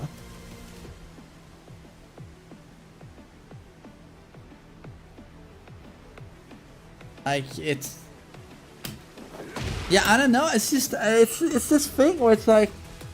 This is like going when I go to a museum of modern art, And a guy is just taking a shit on a painting, and he's seen as a genius by the Swedish cultural elite. He's just taking a shit on it. And then it dries with the shit, and they put it out. And some art critic is like, my god, we can see into his soul. This speaks to me. And that's the feeling I get when I see this gameplay. I'm like, is this genius? Or is it just the dumbest fucking shit ever? Like, running in like this while standing 2. Oh, it didn't work. Samsara. Is this the Van Gogh? The Mozart of Tekken? Or is he just... He does not have a brain? Like, I don't know. I don't know. It could be genius. Could be genius.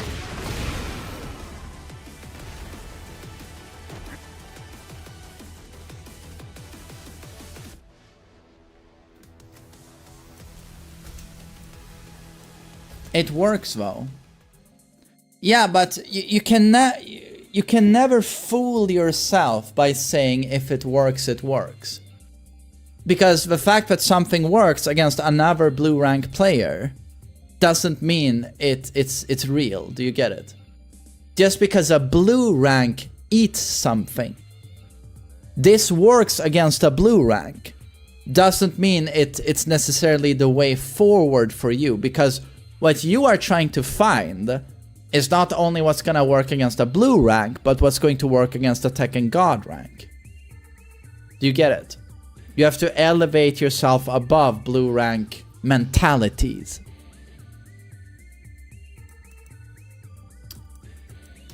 God, what was his name again? His real name.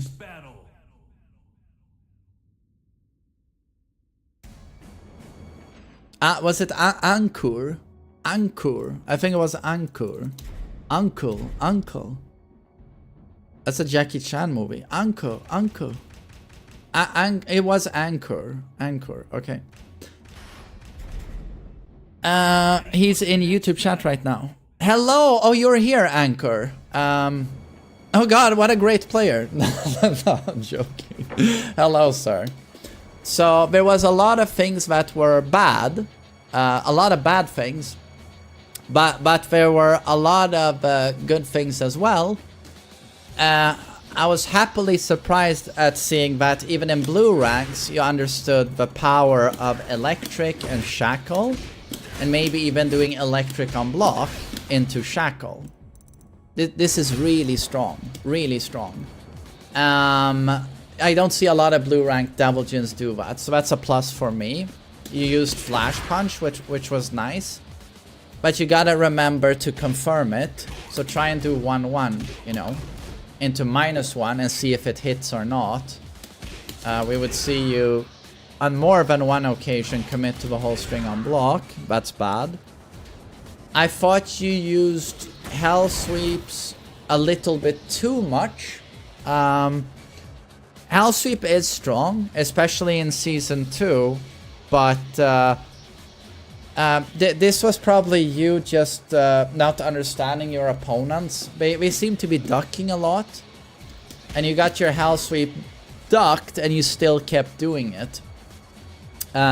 Instead of stressing so many Hell Sweeps, I personally would have liked seeing you use throws. I can't even remember if you did a throw, which is a bit weird considering people struggle with throw breaks, especially online, and with Devil Jin you have a perfect throw game.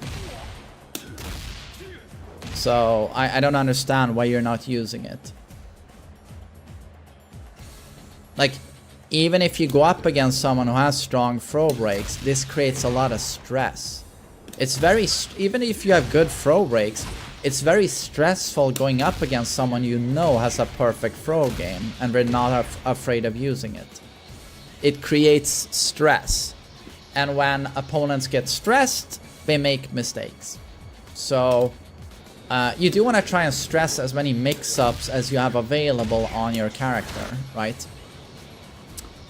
I would have perhaps liked to see more like checking with laser cannon, maybe more demon paw, maybe more electric in general. I felt like you weren't using it nearly enough. It is I mean, probably your best neutral button. But in general, I felt like you used the right moves on Devil Jin. Although, to be honest, couldn't you have just spammed this? Like, down for 1-2? The reality is that no one is going to duck this in blue ranks. Right? And if they do duck it, you can start practicing these mind games, right? With that down for 1-4. You can start practicing these mind games. I didn't see you use that either. So in general, sort of using the right attacks, I think. I gotta say your wave dash looked pretty lackluster. I'd personally practice that a little bit if I were you. I would try and stress the charge up mind games just a little bit more. You kept insisting, for example, on doing this wall combo.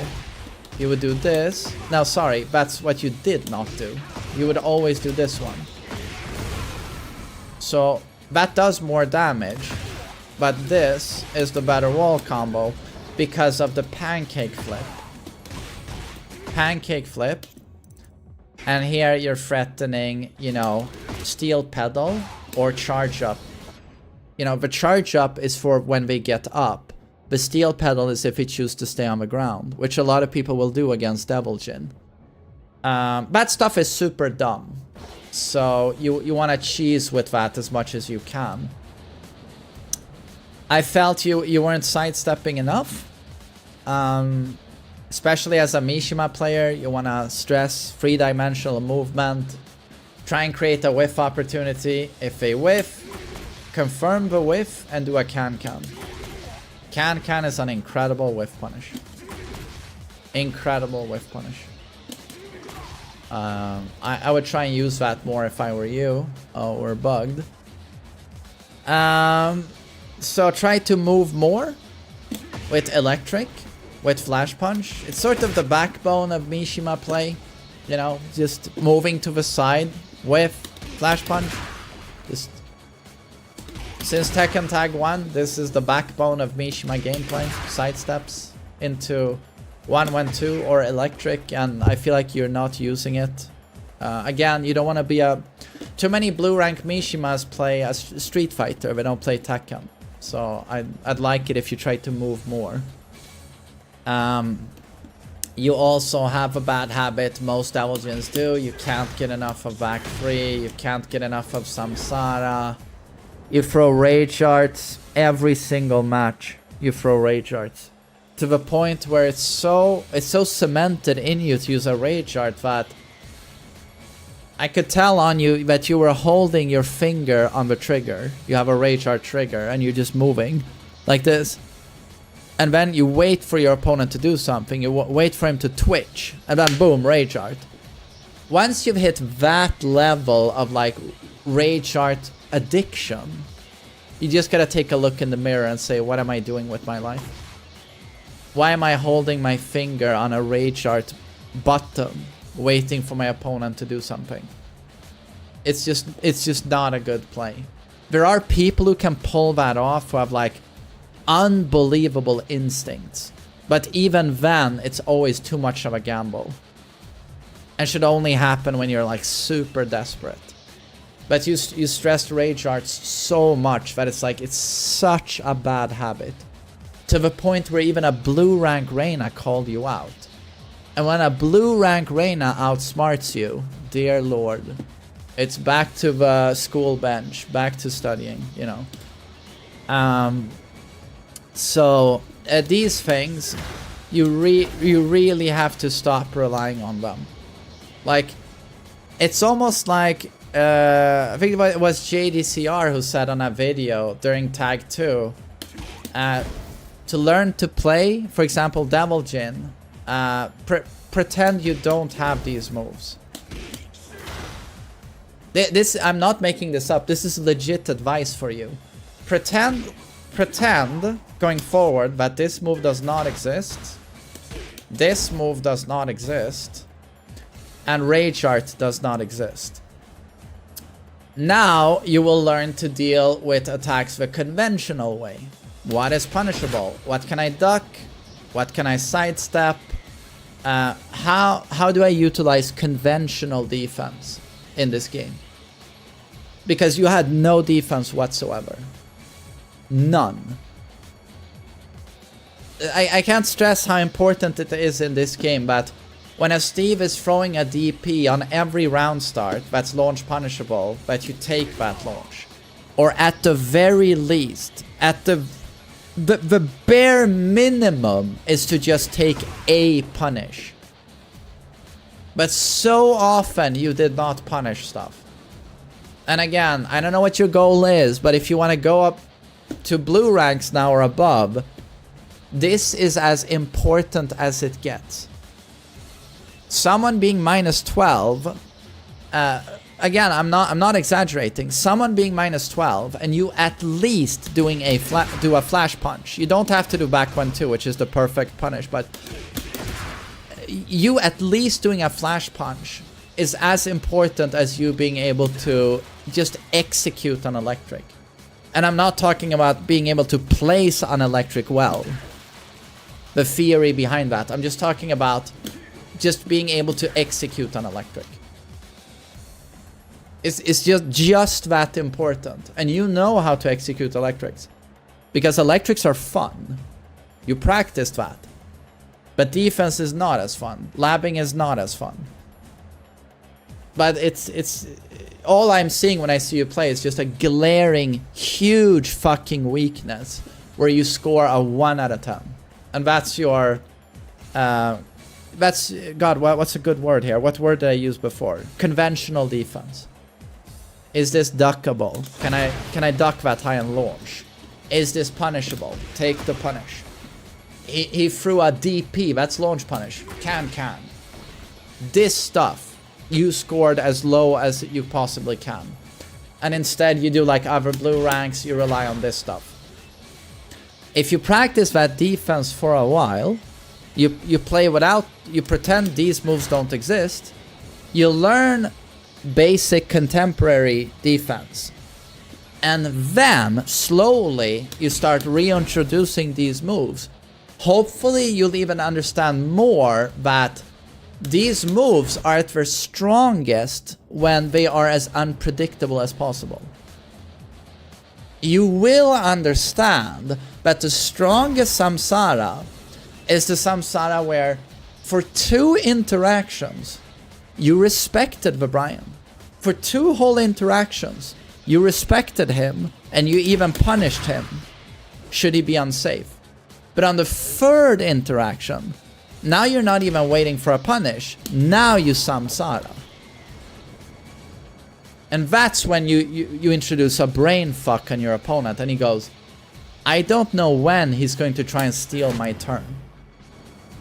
Because when you try and steal someone's turn every single time, even a blue rank king player showed enough IQ to go, I'll just rage art you out of that. I'll just heat smash you out of that shit. So do you understand what I'm trying to say? I hope so. And then I thought your vortex never looked particularly threatening to me. You know, like doing stuff like this, threatening wake up attacks, which Devil Jin does pretty well. I noticed you weren't doing the new combos. Can I do the new combos? No, that is the combo, sorry. I haven't played Devil Jin yet. Or maybe we just do double electric. No.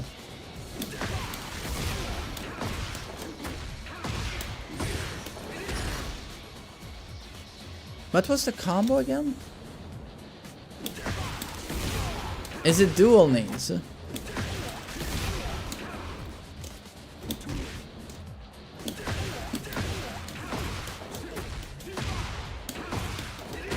Alright, that's the combo. Like, his damage is really high now. It's really high. How much does he get now? Oi.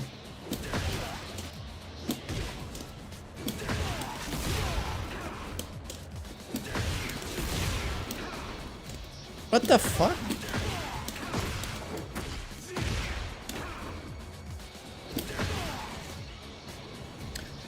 While setting free morning core, right.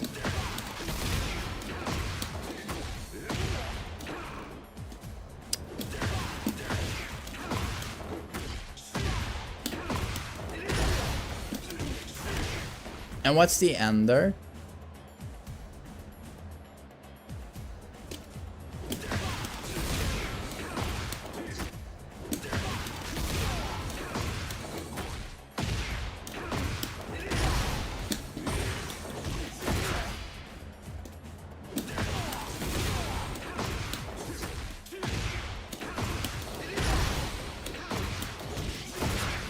$83.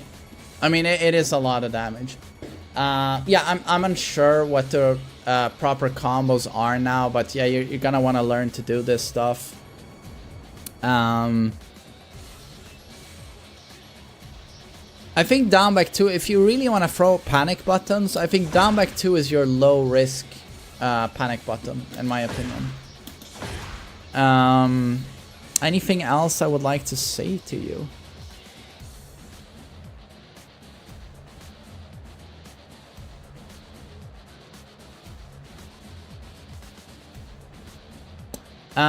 I just feel like so much of a character now is going to revolve around like bullshit at the wall. Like this stuff.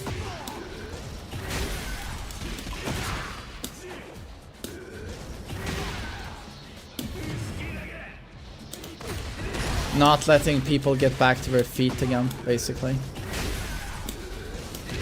Just make sure you get really good at abusing this shit. The half charge to catch people stepping, the full charge to, you know, fuck them up. Like, it's so quick, this so quickly adds up.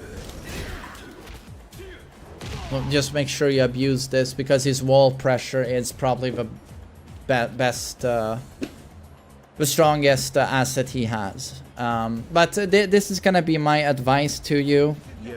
Again, so focus the moves I try to explain.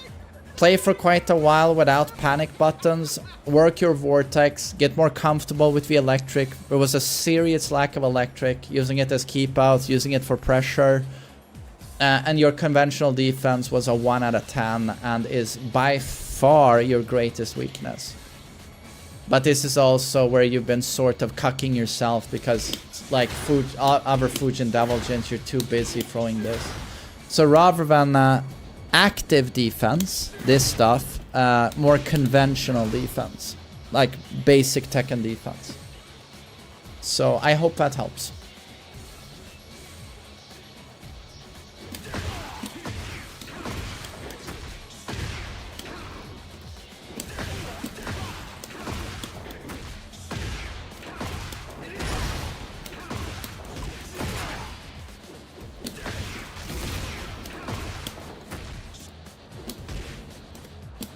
Oh, the sauce cartel. The sauce cartel. I'm getting afraid. Will you do reactions today? No. Do you mean like a new Masood video? Or... Oh no, what am I doing? I opened a browser. Davstar. Hej på dig, Davstar. Hello. Let's see. Online or replayo? And Wolfman, thanks for a sub. Danke.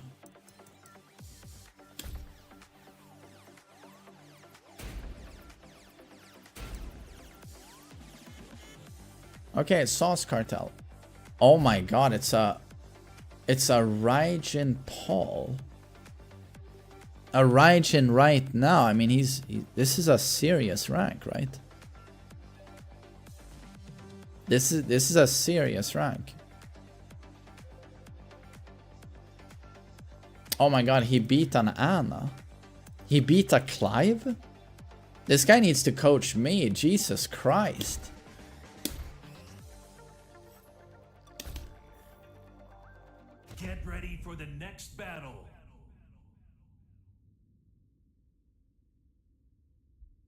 Raijin was Tekken Emperor. So this is an Emperor Paul. Well, Season 1 Emperor. On this, round 1. Fight. Told him about frame traps like Morning Crow 1 to back 4. He knows about Morning Crow 1 into back 4. 1 second. I'm just gonna get my munch now.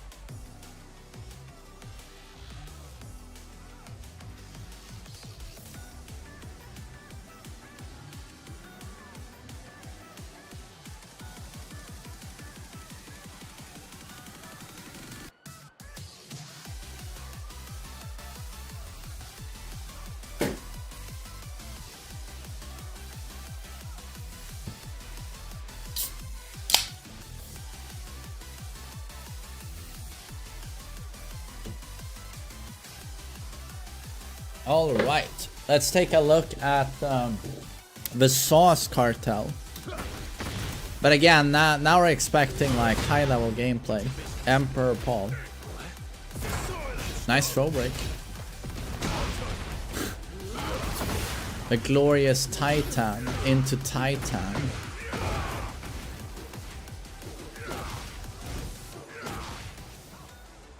I mean, that sweep hurts though.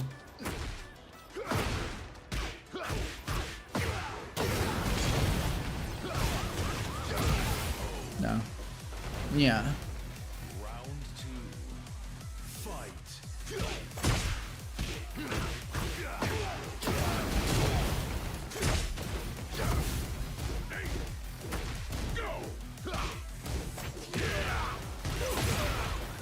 Okay.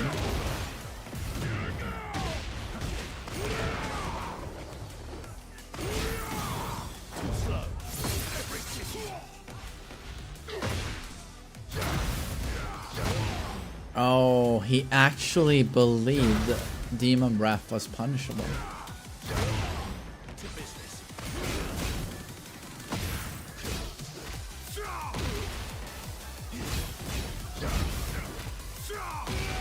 Yeah, Clive is super dumb. Super dumb.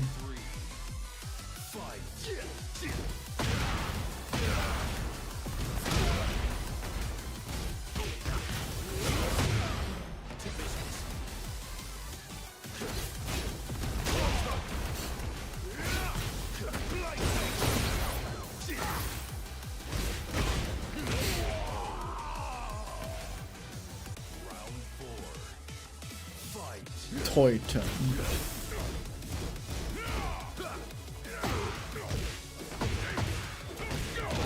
I don't have a video yet on Season 2 Clive. Oh, new combo? Damn, that's sick.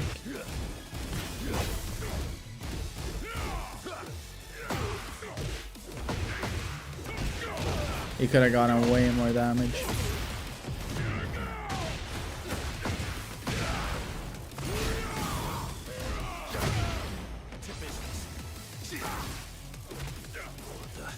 Yeah, Paul's tailspin is cool.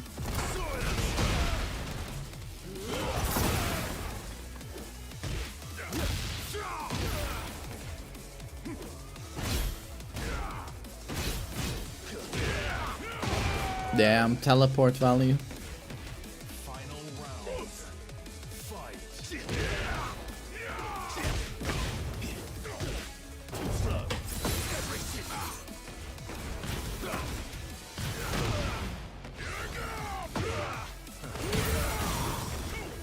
I had it. Damn, this Clive just couldn't stop mashing. He just couldn't stop mashing.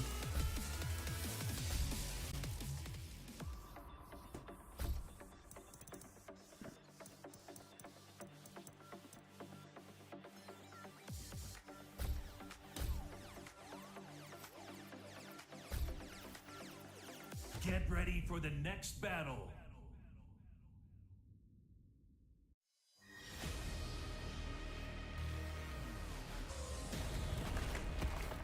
Round one. Fight. Damn, nice duck attempt by Reina.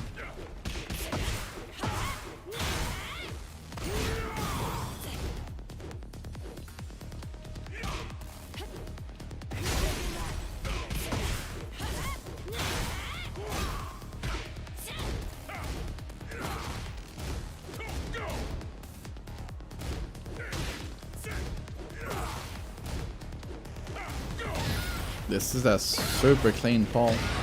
Super clean pull. Understands exactly how to pressure with the sway cancels.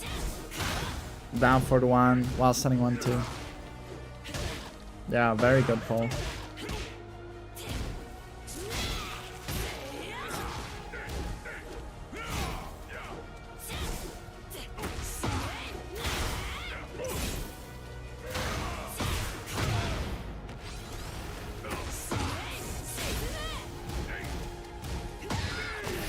Nice, counter it.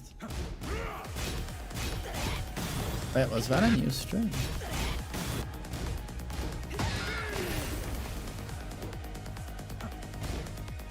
Two free?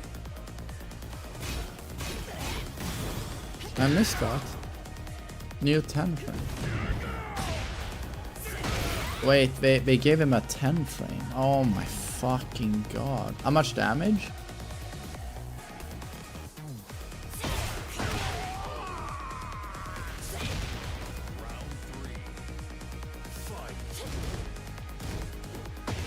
He removed the old one. No, the old one, he didn't have a 10 frame punish. Oh, you mean the old 2 free string? Yeah. 20 free damage. He goes into stance. You're kidding.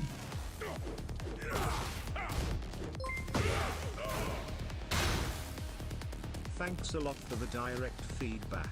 I will put more work into removing some of the bad habits I've accumulated over the years. And defense. Hey, cheers, man. Like, thanks for a donation. I'm really happy if it helps you. I just saw glaring problems, and again, like, I don't try to come off as like mean or trying to disrespect you. It's just that I value your time, you know, and I'd rather be everything I see that's wrong. I'd rather tell you how wrong it is. You know, so that you can fix it. But thanks, dude.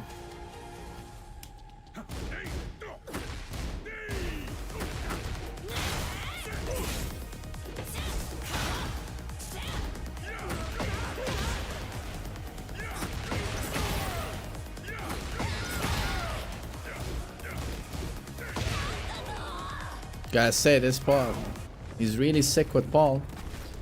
He's really sick with Paul.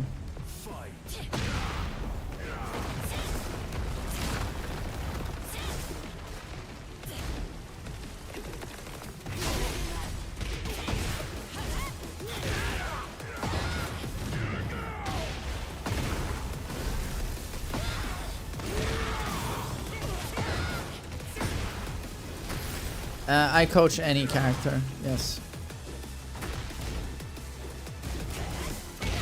Any character.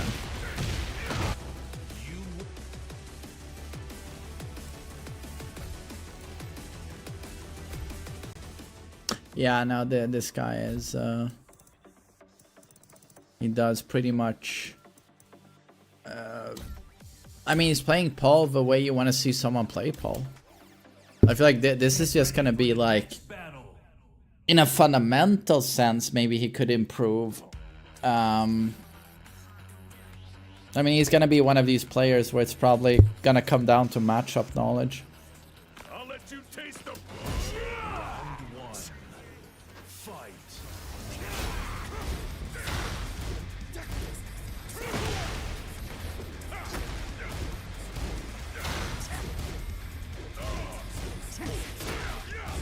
He doesn't use heat as efficiently as he can. He throws heat death fists into dash. You should be using the heat smash more.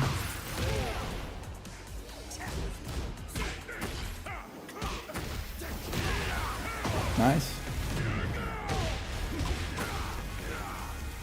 That was weird. Yeah, there's a lot of Death Fist into heat dash.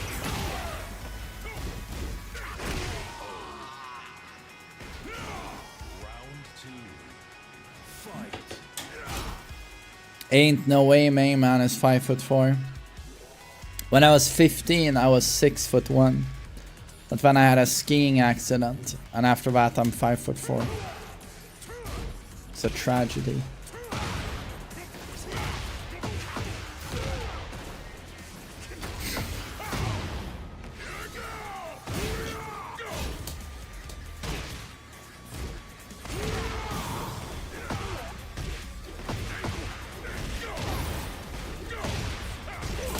It's actually, you know, I was 6'1". Honestly, it's a miracle I'm alive when you stop to think about it. I was going down this huge slope, like it was almost vertical. I went down, and I think I was going in like 150 miles an hour, and went directly into a huge oak tree head first. So my spine compressed, and I lost like, yeah, I went from 6'1" to 5'4".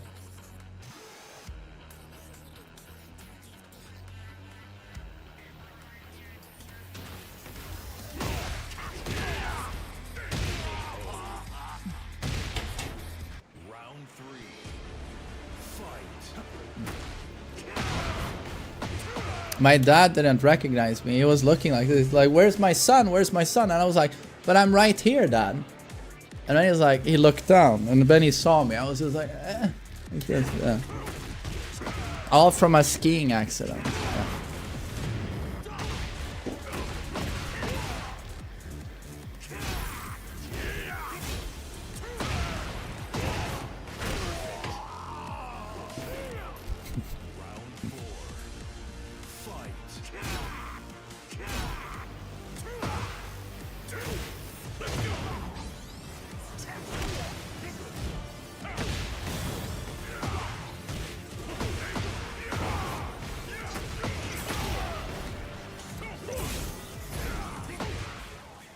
Do you still ski? Yeah, every weekend. No, I don't.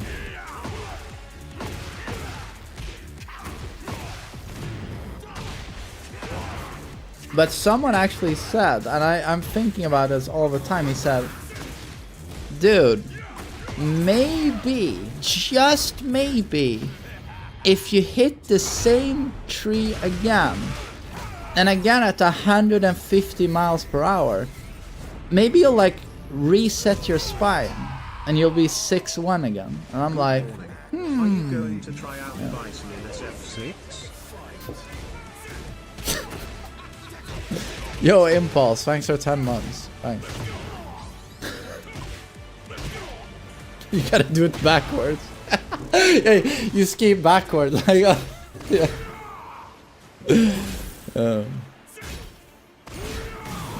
Or you go to 4'7". Oh no, that would suck. That would suck.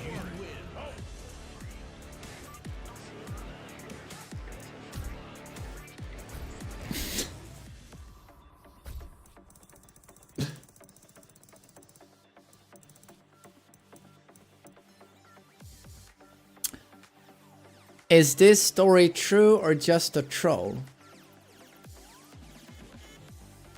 Julian, if you go 150 miles an hour into an oak tree, you'll have more issues than your spine, I think.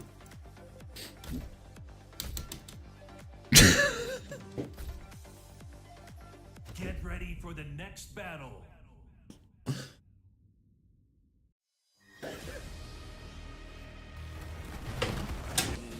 Round one. You might stub a toe, yeah.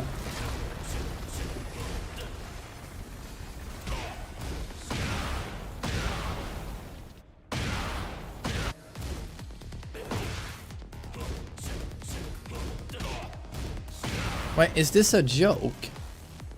Down 1+2 on counter hit gives a death Shut up, fist. Hellas Groupman. I missed this. Down 1+2 on counter hit gives a death fist.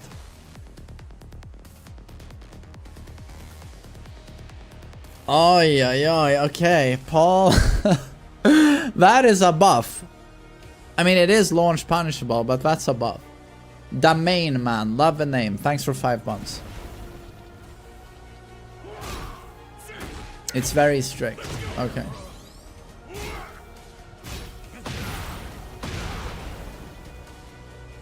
I can confirm it was true. I ended up into the same tree and my spine compressed so much. You'd think the company that has those slopes, they would remove that tree. You had the exact same accident. Why do you have a slope where you go 150 miles an hour and by the end of it you have a huge oak tree? I don't get it.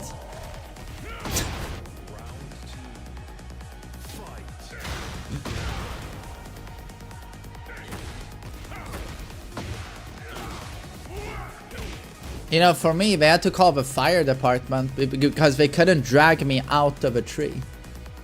You know, in the huge oak tree, there was a hole, a man-shaped hole like this with my arms extended in the tree. And I was in the tree itself, yeah.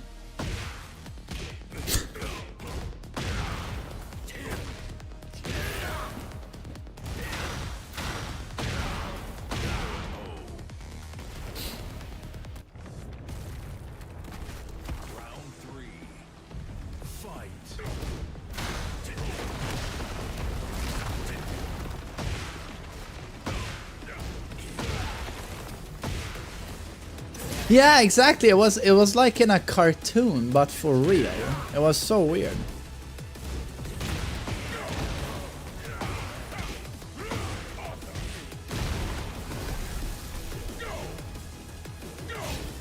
How did you survive?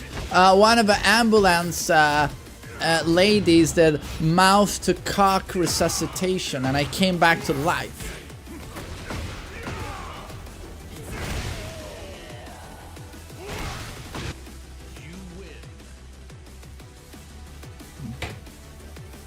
Okay, I feel like we barely watched this one. We're talking about tree accidents here, or skiing accidents.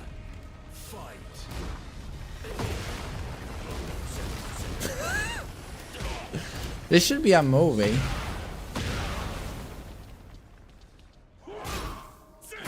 For real, I'm gonna go skiing now. Yeah, exactly. Just pray you survive the impact with the tree, you know.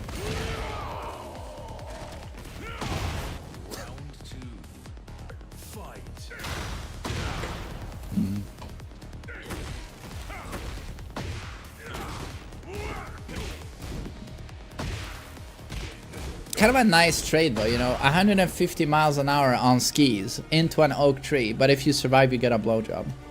A lot of guys would do that. No hesitation.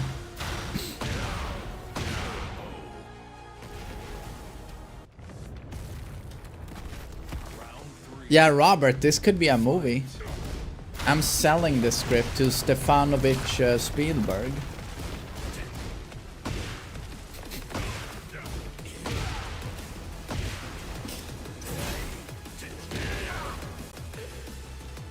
A dude did shin lengthening surgery to gain height.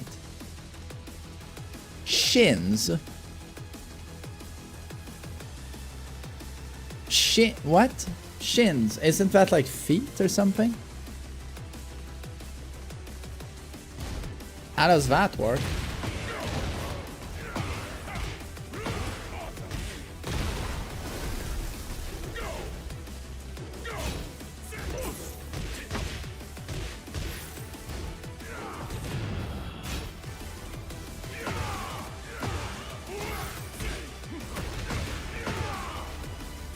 He went from 172 to 190.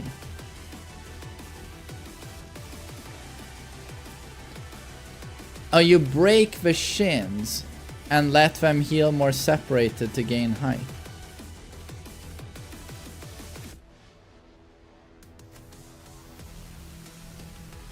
My god, so you're going to have to be quite desperate to get taller. Oh, so he has like super long legs. Oh, but he's gonna look like... Isn't that anime protagonists? Like, this is the torso, and here are the feet. Like, the legs are like super long. And the upper body is like 20% of a character. That's like a shonen protagonist. So he's a real life fucking Goku now, isn't he?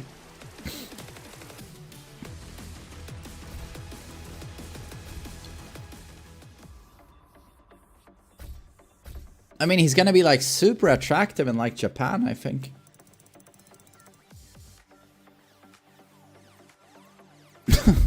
Yeah, John, I don't know. I don't know if I would recommend anyone do this surgery. It sounds really painful as well. I mean, after every single time he does that, he has to learn to almost walk again, or...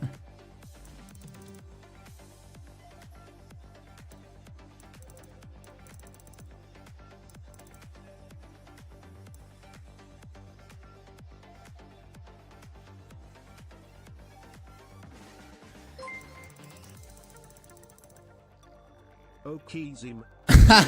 Oakism, is that what the fucking tree did to me? I'll never forgive a tree for its oak izumi.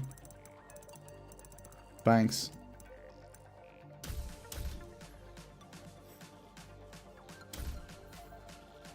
Get ready for the next battle.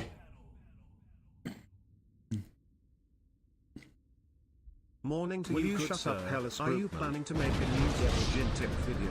It's gonna happen, but you're gonna have to give me like a few days, but it's gonna happen.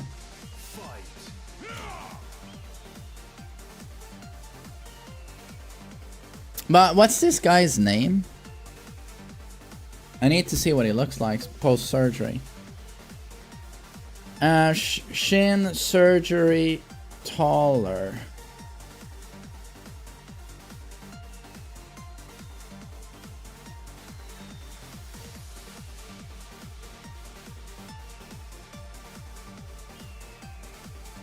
Damn, that looks insane though. He increased his height with 8 centimeters. Oh my god, a ton of people are doing this. A ton of people are doing this.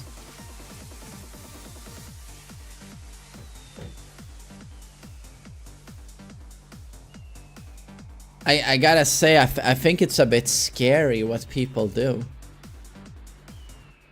It's like Boogie yanking out all... a dentist yanks out all of his teeth to put in a prosthetic entire set of teeth. Up and down. Hollywood teeth prosthetics. Like, it's... And then, like, oh, let's crush your legs and have them heal back further apart so you can get taller. Or let's... oh, you want pecs, but you don't want to hit the gym. Let's put in silicone implants for pecs on you. Like, I'm sorry, but what the fuck? What the fuck?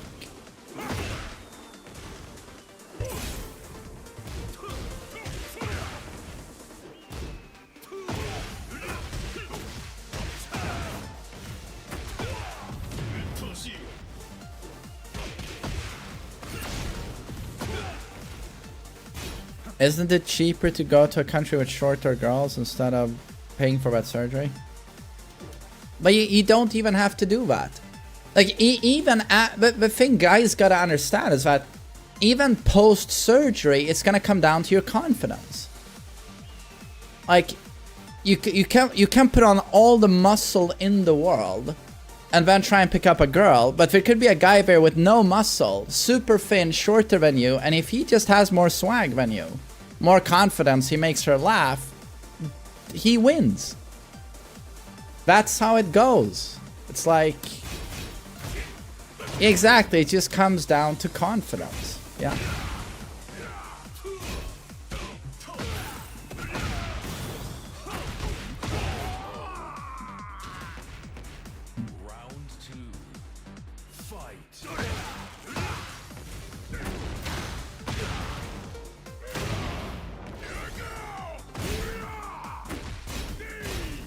Yo, Zigan, what's up, buddy?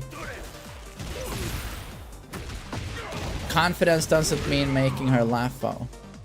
No, but it helps. It certainly helps.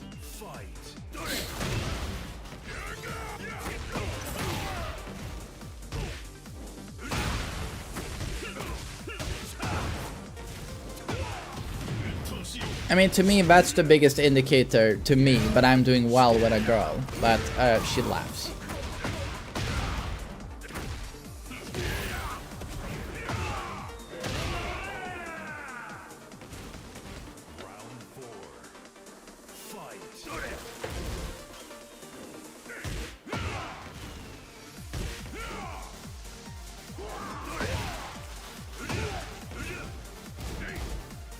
Just tell her about her shin implants to get taller and then she'll laugh. Dude! Fucking life hack.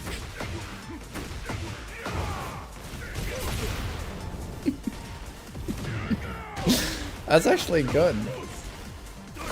Guys, solid advice from the chat.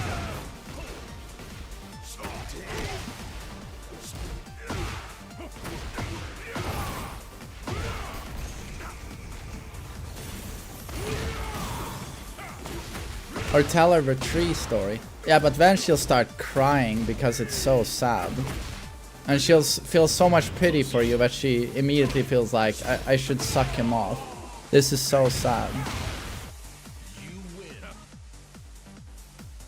Okay, it's literally impossible to watch this man's replays. I'm only thinking about oak trees and blowjobs. Okay, let's... Okay, we're gonna watch Raven. I'm gonna have to focus now. This man has paid money.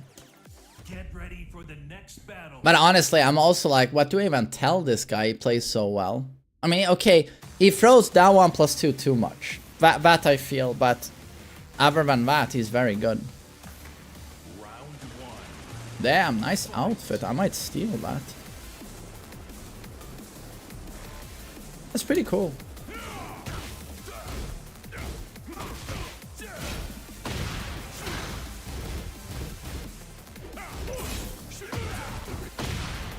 But honestly, this also pisses me off. We've seen him a couple of times now throwing the neutral. 4-4-2-1. I haven't seen it ducked once.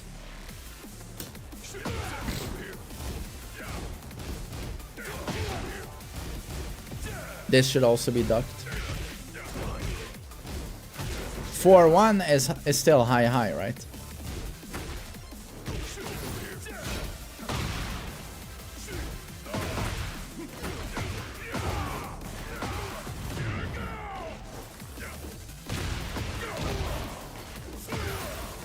Nobody knows it's Raven, yeah. Round two. Fight.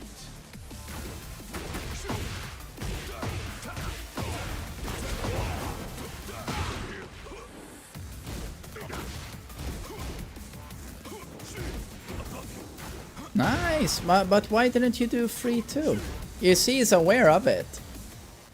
Here, 3-2. Oh, you know what? I can take control. We can show what this should have looked like. So here, left. He legit had this for free. For free.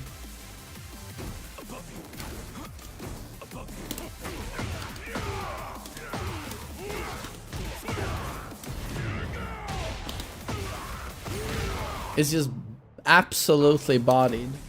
But he doesn't do the right punish. He does 4-2.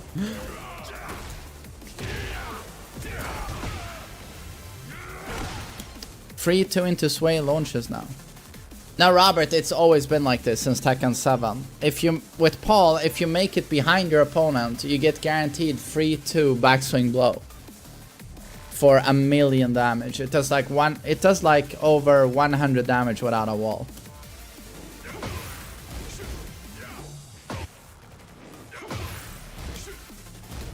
I feel like we see too much of this, like this stuff not getting punished. Constantly high highs or even high mid. This stuff should be launched. So even at this level, it's like so far from optimal defense. But he's still good. Yeah, Robert, that's been a thing since Tekken 7.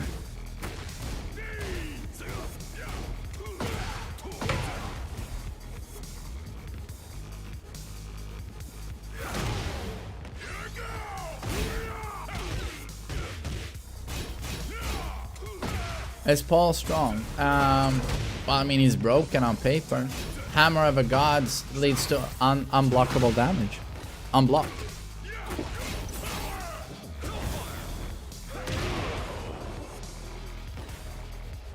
No, it's. I agree. It's Raven.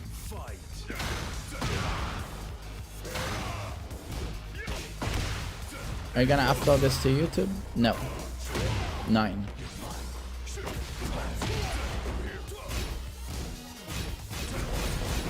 I feel like criticism I have of this Paul is a bit like the Devil Jin as well. Perfect throw game. Even better on Paul, considering homing aspect to it as well, with two break. But he's not using it. Feels like such a waste to me.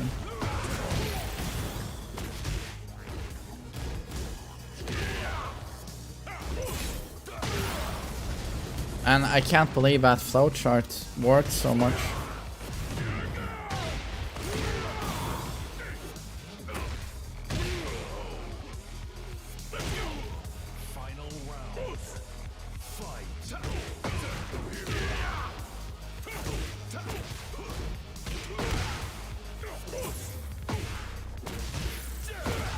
The oak tree story on YouTube. Maybe we should post that as a separate video so everyone can feel my pain. We should make an anime about my life and that accident. Could be like really sad and bleak and edgy.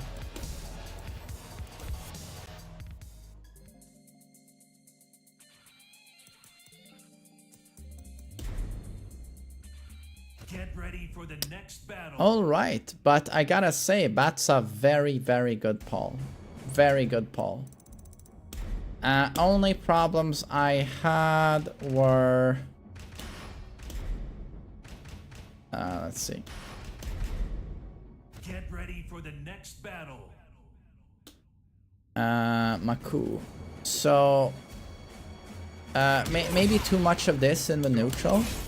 I didn't even see you once try to mix with mid-mid. But granted, the opponents weren't ducking this. But that's weird. Gotta get ready for people ducking this, blowing you up. But I guess it isn't weird because no one plays Paul in Tekken 8. So people have less matchup knowledge on Paul in Tekken 8 than they did in prior games. That's obvious. So maybe a bit of an over-reliance on this, but also using this flowchart, right? This one.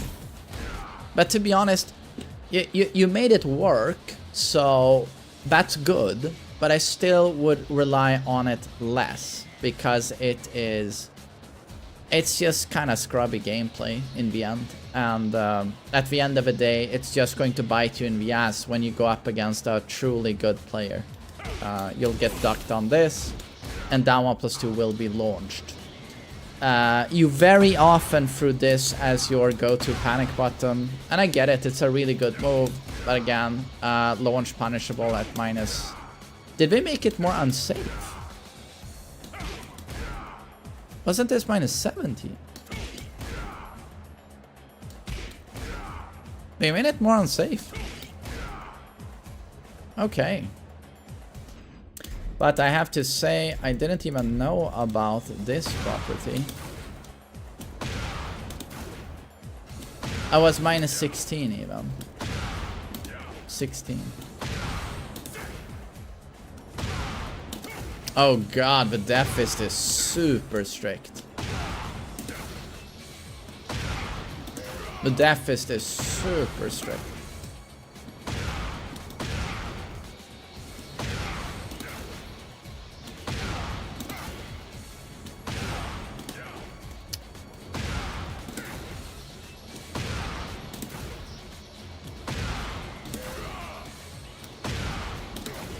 Okay, fuck it.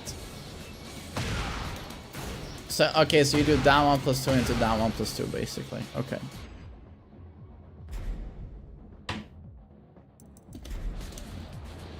So, great Paul, but again, try not to use that too much. I didn't see you use froze, and I don't know why.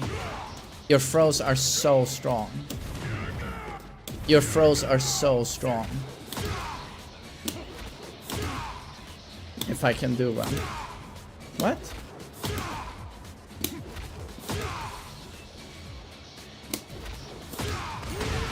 Am I rebarded? I guess so. Like so. Like so. And this 2 break has a homing startup. So this is homing, right? It's a homing 2 break. Like these throws are so good and you're not using them. Why? Why? Gotta use that. Even ultimate tackle has use. A lot of people don't know this break. And then it sets up Oki. So, gotta use that.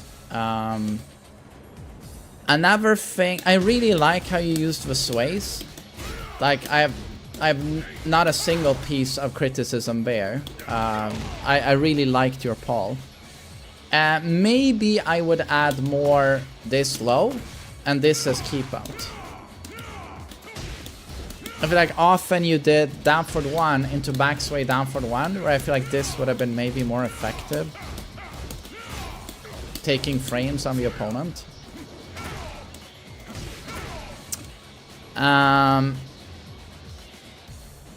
Oh, and while standing 1-2, I feel like you should have used more. This string is like stupid strong. Stupid strong. Every hit is delayable.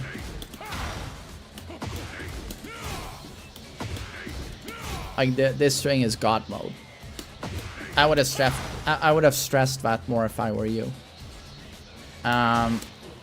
Probably you could have abused the new low more as well. This one.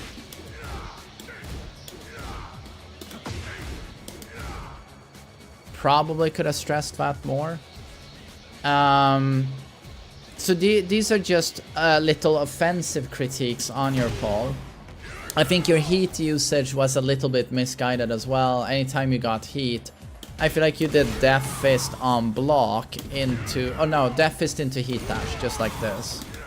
And that was it. Your heat revolved around trying to get a Death Fist and dash out of it. I didn't see you trying to set up this too much. That. Your heat smash is incredibly powerful. That's what most Pauls go for, to be honest, because your mids are so strong anyway. But getting access to a long-range demo man that's only -12 on block, it's a huge deal for Paul. So again, you check with mids, right? Get them to stand guard, then you throw this. And you know, only risking -12 is super good. Like if it's blocked. Only -12. Super good. And also playing around with this. Recognizing that down 1-2 is guaranteed on counter it. This is something I see a lot of like super good Pauls use. They try and frame trap you, and then when they think you're going to press, they do down 1-2 on counter it. And this is guaranteed for 50 damage. Like it does 1 million damage. Why can't I do the follow-up? Oh, there we go. Oh yeah.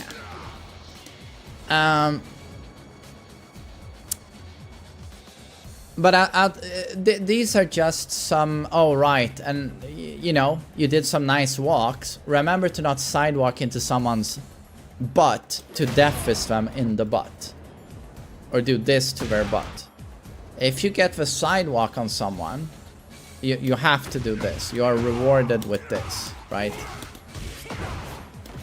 You get a huge punish. And then you drop it. So remember, 3-2 backstring blow is your friend, right? Very nice. And then...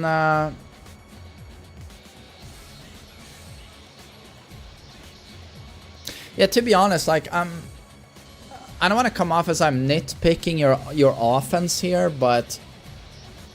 I did think you were a really good Paul, but you should incorporate more of this. And then on your end, maybe some punishment mistakes. Happens to everyone, but you know, it is a bit upsetting seeing someone do a high string or a mid-high string. You're not ducking it. Someone's -12, you're not taking the punish. You're missing a launch punish. Speaking of down for 2, I also think you weren't spamming it nearly enough. It's most likely still Paul's best move. Down for 2.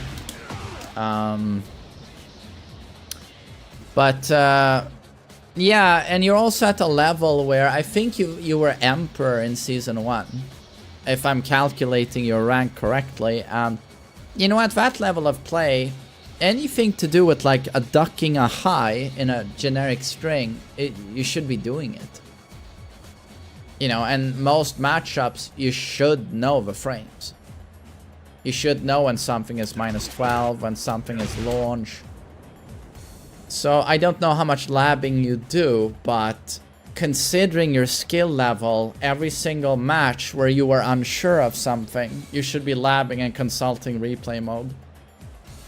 So if you're not doing that, that's a must now. I mean, when you're at Fujin, you have so many problems that who gives a shit about replay mode? But at your level of play, it should be consulted all the time. Because it's gonna come down to details now for you. Like, you have a sick Paul, but again, those things I told you regarding your offense, implement them. And then regarding defense, every single time you play Tekken now, like, it doesn't matter what character you're going up against. You wanna make the most of it and hit replay mode, and any hole you have must be filled. It's a bit like now when I play ranked. Anything I'm unsure of, I consult replay mode, and I learn so fast when I do that. I learn so fast. You know. It's led to me thank you, Cotton Lul. It's led to me learning a lot about Anna, for example, in a very short amount of time.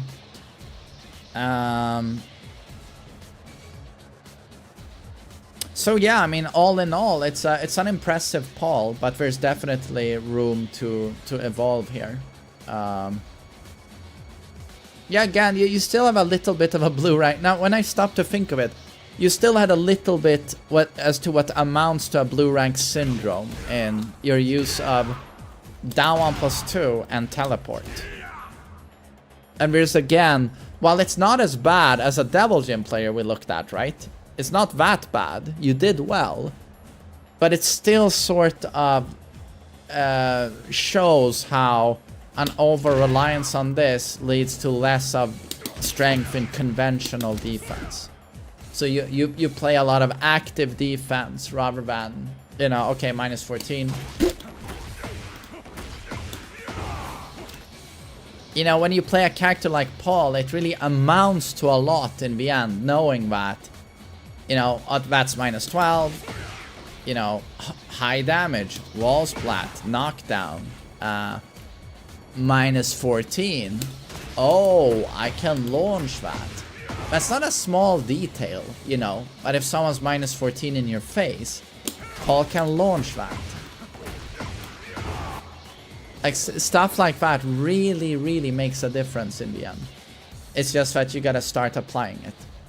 Will you shut up, Hellas Groupman? But yeah, that's my advice for you. I hope it helps. And Super Sal, thanks for resubbing. Danke, resubbing. Danke, danke.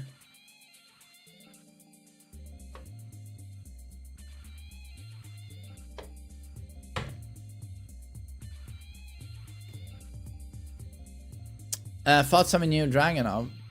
It's pretty cool. I like the pigeon roll.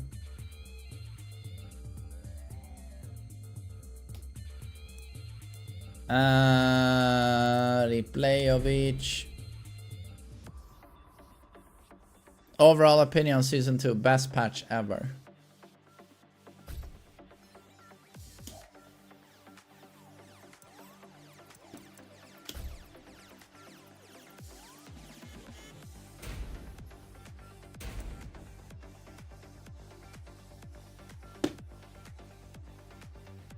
Wait, Mr. Chicken.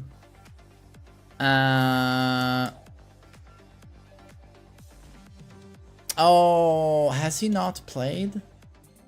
Has he not played?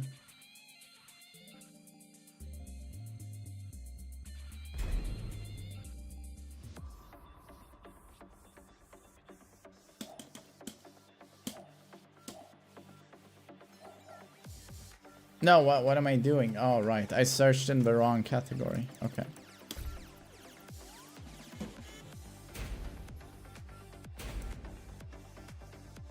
Oh, Mr. Chicken. Oh, he's a Reina. Jesus, bodied by Lydia. Battle Ruler. Doesn't that put him pretty high? Battle Ruler. So he was Bussin or something? Or is that Tekken King? Oh, my son will never become a Xiaoyu main. That much is clear.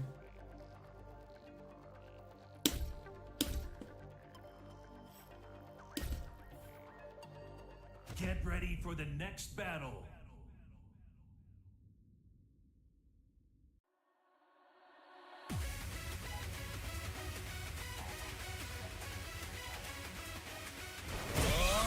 Was that a butt? Was that a butt?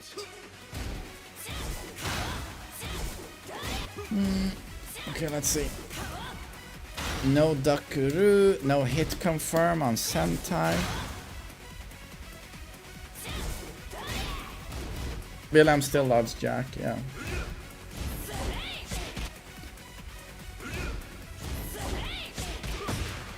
Punish. Hell Swipe. Another Hell Swipe.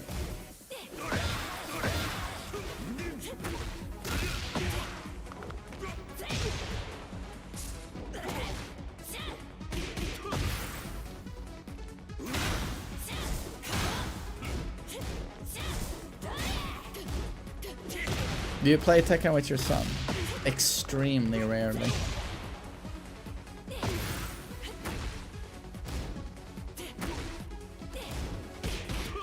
He's 6 years old. You see, this pisses me off. No duck here. Pisses me off.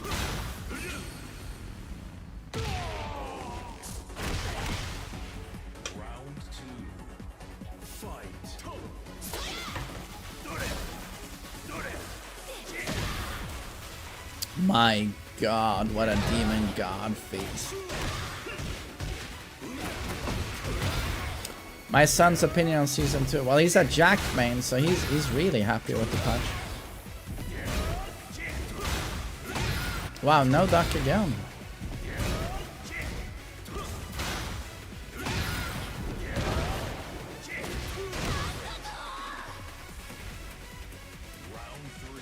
I don't like ducking bat at the wall. Doesn't the average during a wall splat? No, it does, but if someone's just insisting on it, it's good to duck. And most Kazuya players, like this guy, you know, this was a blue rank Kazuya. They don't use down for 1, down for 2. They just do the mid-high all day long.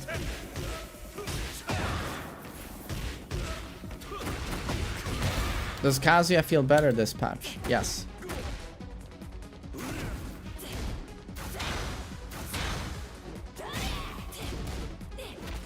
I know full well this Kazuya will throw yet another down for 1-2 mid-high.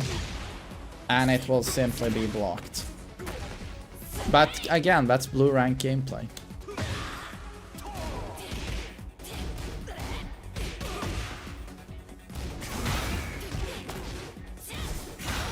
Reina...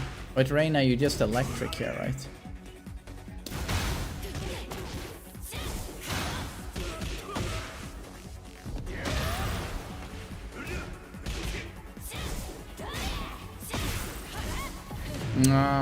Could have confirmed here. So no confirms on 442. Guys, do you see the but?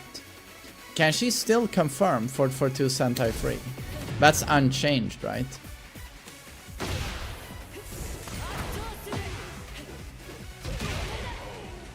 She can, okay. So this is something this guy has to learn to do. I feel like, isn't that one of the most important things as a Reina player?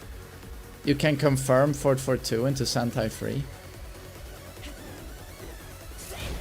She can confirm into Sentai 2 even. Okay.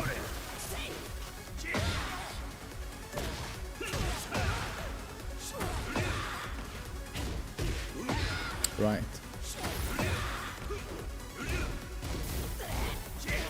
Kazuya is overbuffed. Kazuya is fine.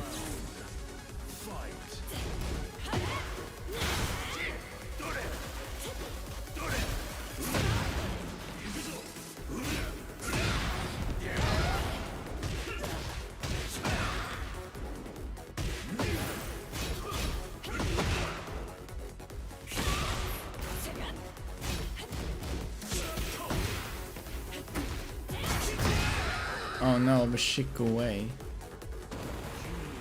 Guys, was that for Shikue?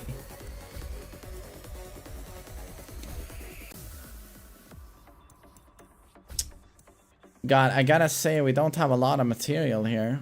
Plays against that Kazuya, plays against a Clive, and then it's a Lydia, so not a whole lot to look at here. Get ready for the next battle. How minus should your opponent need to be to launch them with an electric comfortably? A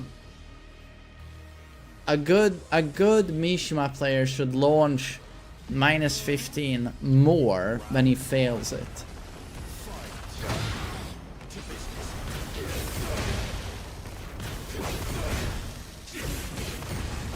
Chicken has 3,600 games on Xiaoyu.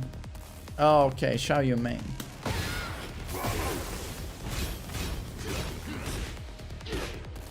Xiaoyu main. Round 2. Fight.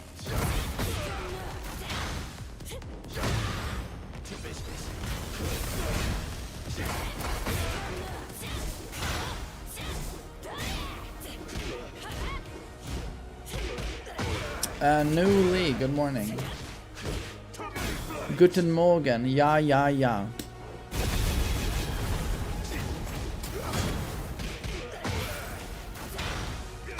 What would you like to see from previous installments return to Tekken 8? Marduk and Akuma.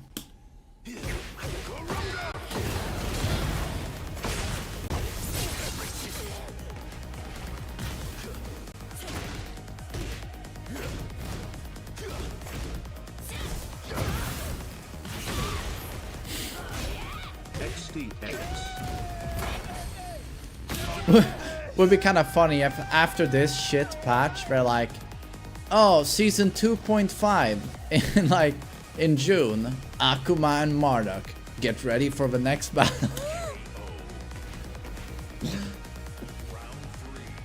Ronnie, thanks for resubbing.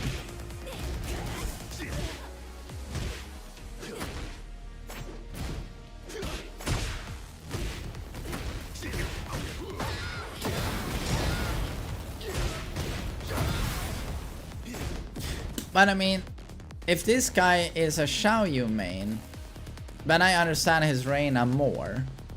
In that he's not doing the Reina stuff we expect from a Reina player. Like these confirms. He's not doing them. And there's no real execution. Like,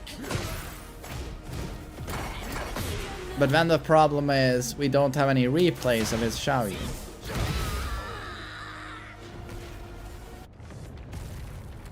Congrats on staying positive, because I lost hope. Oh well, Lucas, I mean, I don't know if it's super positive, it's just accepting the situation in the end.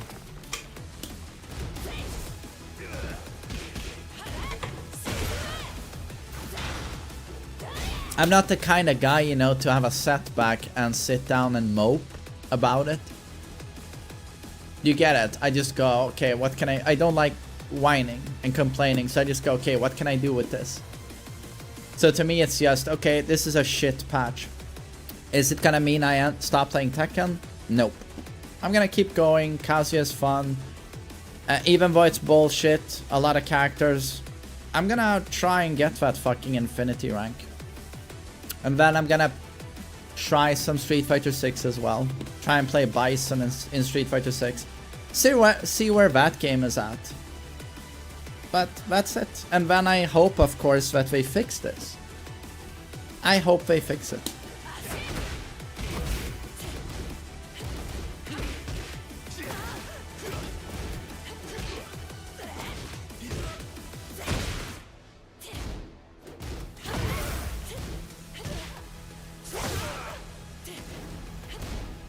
Yeah, you just make the best, you know. You lick your wounds, keep your chin up, and then you just go, okay, what do I do now? Just, yeah.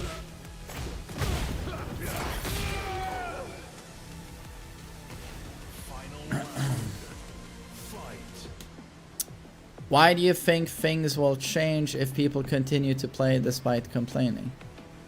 Because every single person in the world has said this ain't it.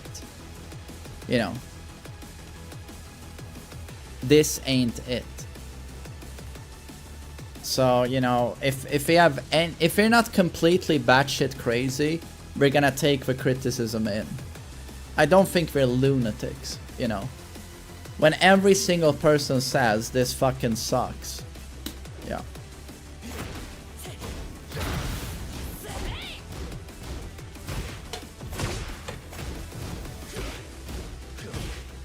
I mean, you know, I still have fun playing Kazuya in this game. I have fun, so that's why I play the game. But does this game have competitive integrity right now? No, it doesn't.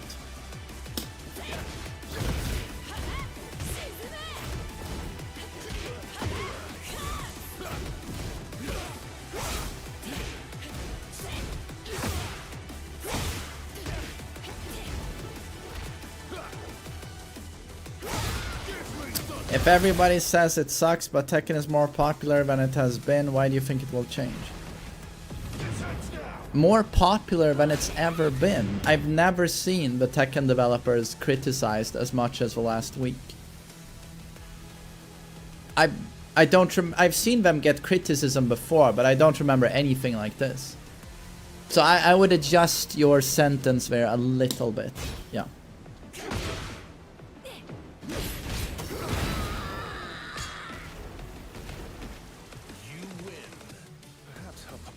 Like, the launch of this patch is a fucking disaster, right? I just don't... I don't think there's any other way of looking at it. It's a disaster, yeah.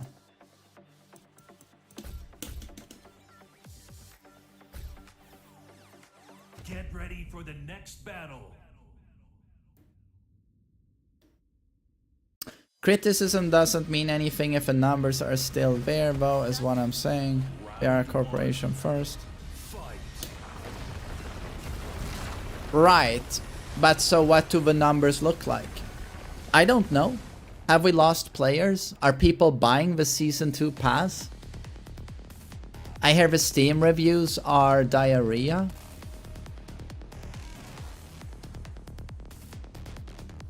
Like... You gotta understand, like, even if a player pool doesn't decline, this is not a good look for the game, right?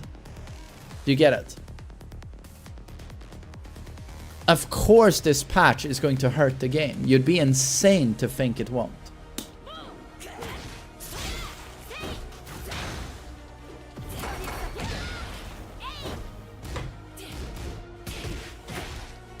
Pac-Man, they said the emergency patch is late April. Late April. So yeah, but that's gonna be Paul and Jack. They have to do something way more substantial. Way more substantial. Hopefully shortly after that, because if they start, like, imagine months of Tekken World Tour played on this patch. That's gonna suck ass.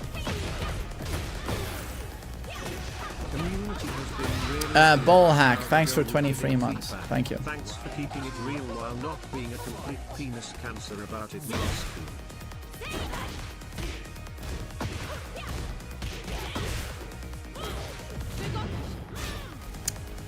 Danke, Bullhack.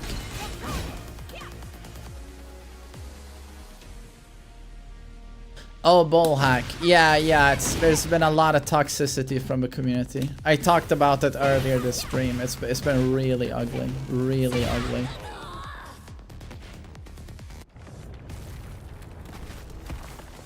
Round 3. Fight.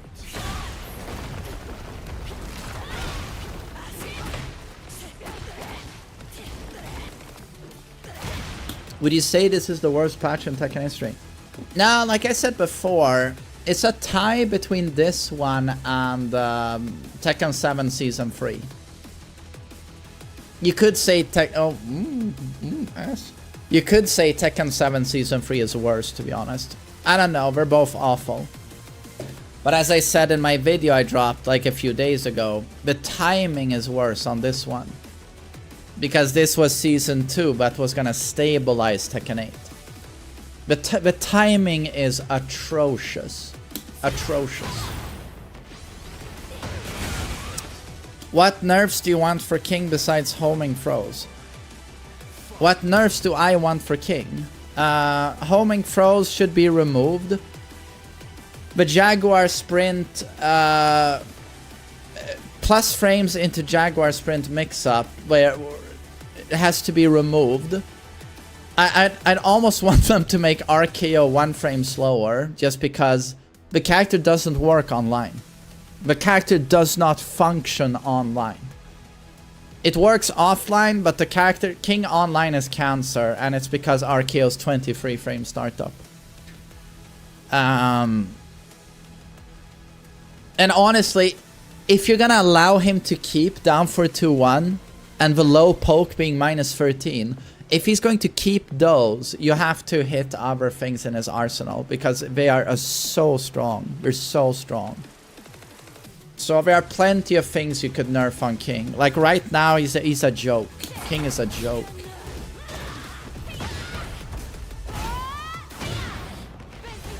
It's really difficult. I'm gonna do a Steve video tomorrow. I'll record it. I can't record anything today. I have brain fog. I'm so tired after the weekend. Don't you think the devs deserve praise for all of the new content, apart from balance developers did?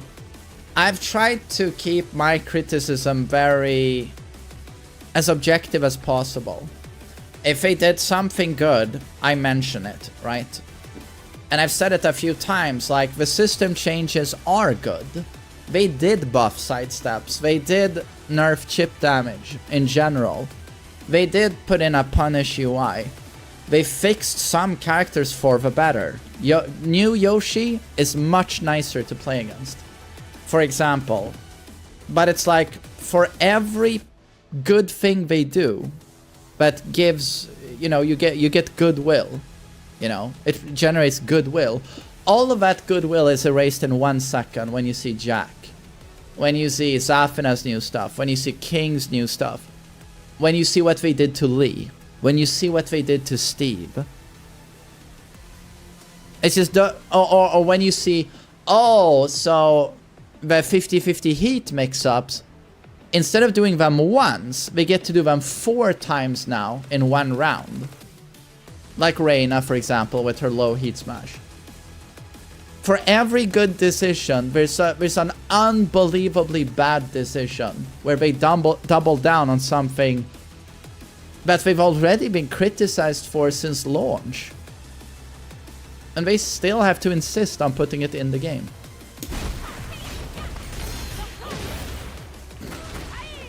What would you rate this patch out of 10? 3 out of 10. It's a solid 3.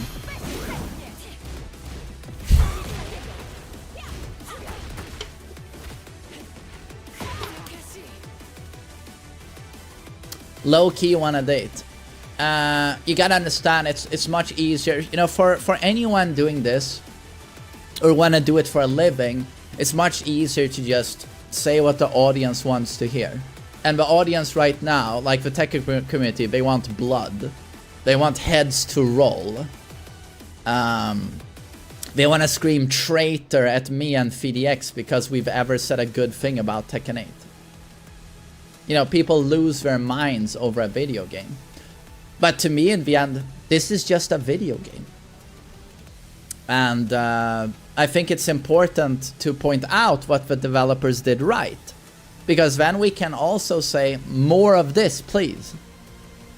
Someone in there, in that company, had the right idea with these changes. Keep that up, but stop this fucking shit, right? So that to me is like constructive criticism where they understand like, okay, that was good and that was shit, and hopefully that helps them going forward. Like, okay, the community seems to want more of this. So, but to me it's just common sense. And that's why I also took 2 days to give my opinion on the patch, because I don't like these knee-jerk reactions that gaming communities have. Someone just screams bad, and then everyone just falls along. No one thinks for themselves. I hate those knee-jerk reactions. And I feel like no one is going to understand a patch of this magnitude in 5 minutes. That does not happen. So that's why I read up on all of that. And it's a bit like, you know, Devil Jin on launch. Everyone says he's OP and he gets nerfed to shit, and he never deserved those nerfs. But again, that's an example of a knee-jerk reaction. Instead of learning how to deal with the new Devil Jin, we'll just scream that he's OP, and then he gets nerfed to shit, and then turns out, well, all of that stuff was gimmicks. He was never that strong. So that's why, you know, or you know, the community said Eddie was S tier on release, and I was just, even FDX said that. And I was just like, no, he's not good. He's not good. And turns out, who's right? So there are these knee-jerk reactions all the time.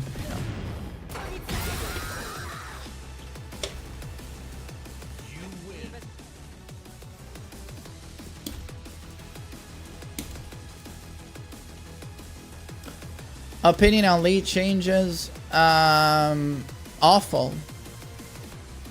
I personally don't even understand the lead changes. Like, you buff King and Clive. Like, you buff King and Clive, but Lee, who's bottom tier, gets nerfed.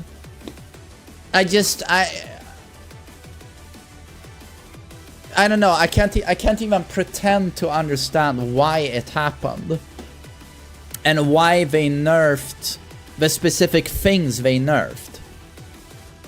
Like, his forward 3 is just garbage now. His while standing 2-3, which was such an important move for Lee, got cut by half. Minus 14, and it does no damage anymore. I don't know. I don't understand its changes. I don't understand.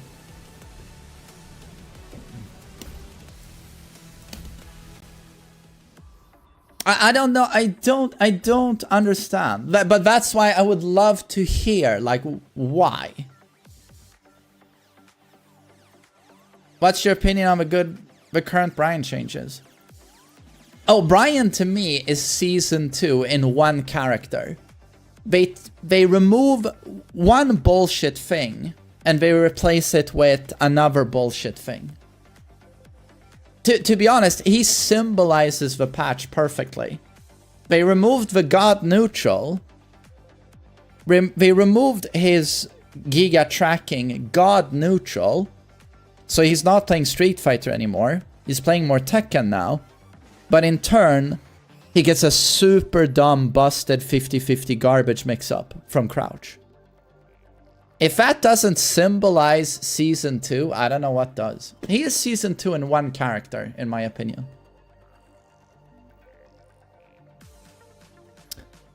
It's his new soccer kick that wall splats.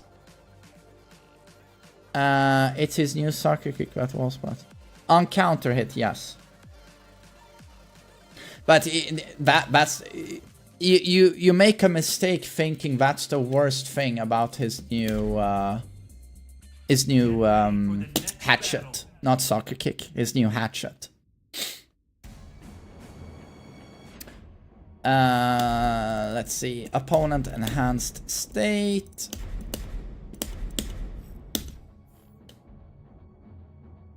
Oh. Let's see. The worst thing about his... you already know this is -12. The worst thing about his new hatchet is that the game treats this move like a heat smash. You know what that means? You can't low parry it. You cannot low parry this, because the game treats it like a heat smash.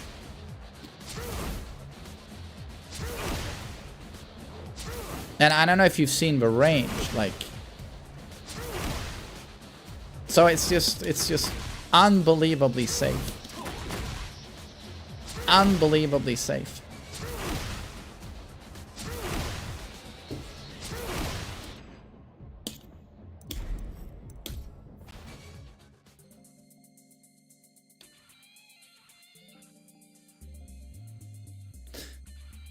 But honestly, I don't know what to tell our hero. We're gonna watch one more replay, but I don't know what to tell this gentleman. It's so hard to judge him just watching his Reina gameplay.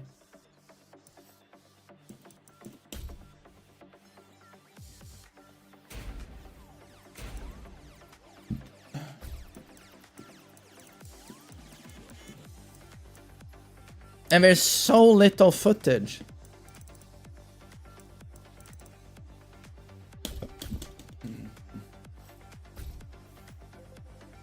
Get ready for the next battle.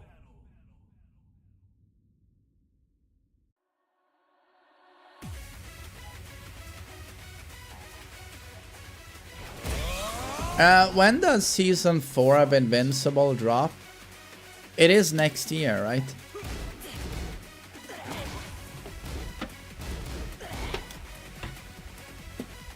Two to one on block.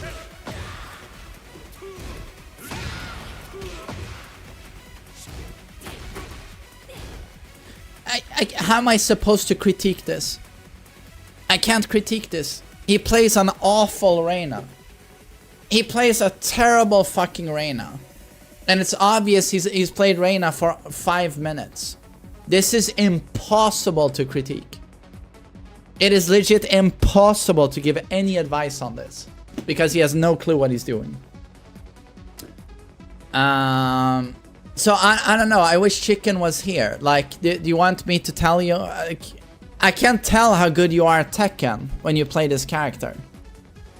You're not doing a single punish. You're bumbling around in the neutral. Like, I would have to see his Xiaoyu. Yes, Richard, put him on hold. Yeah, don't scratch him off the list and just give me the next person instead, because I can't critique this. It's impossible. I can't tell how good he is watching this. I don't know.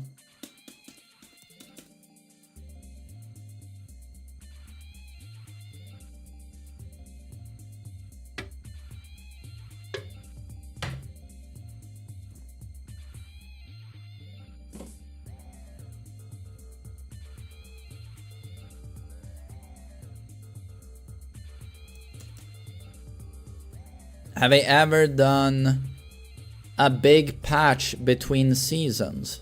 They have, yes.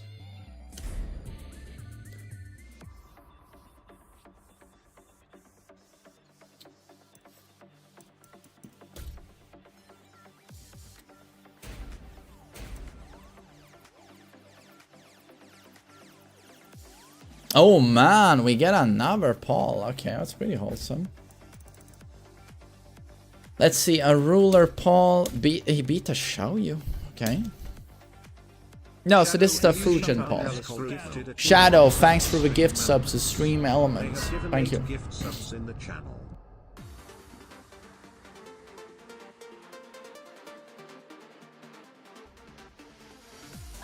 What's your prediction on Bandai's next steps? Oh, dude, I think they are taking this very seriously.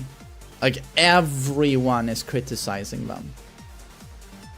When eScore Esports makes a video saying you fucked up, and like, I've even seen online gaming magazines report on it, and like everyone, everyone who has a notable voice in the community has said this is a fuck up.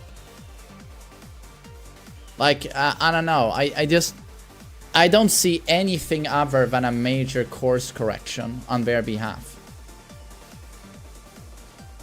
When every single person tells you made a mistake, like, I don't see them stubbornly doubling down on this because it's gonna be it's already a disaster, you know. Murray said, I'm gonna add more explosions on anime characters.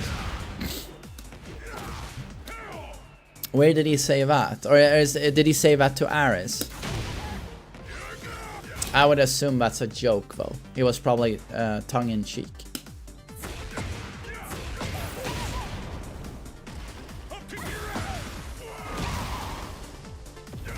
Yeah, that sounds like a tongue-in-cheek remark. I wouldn't take it seriously.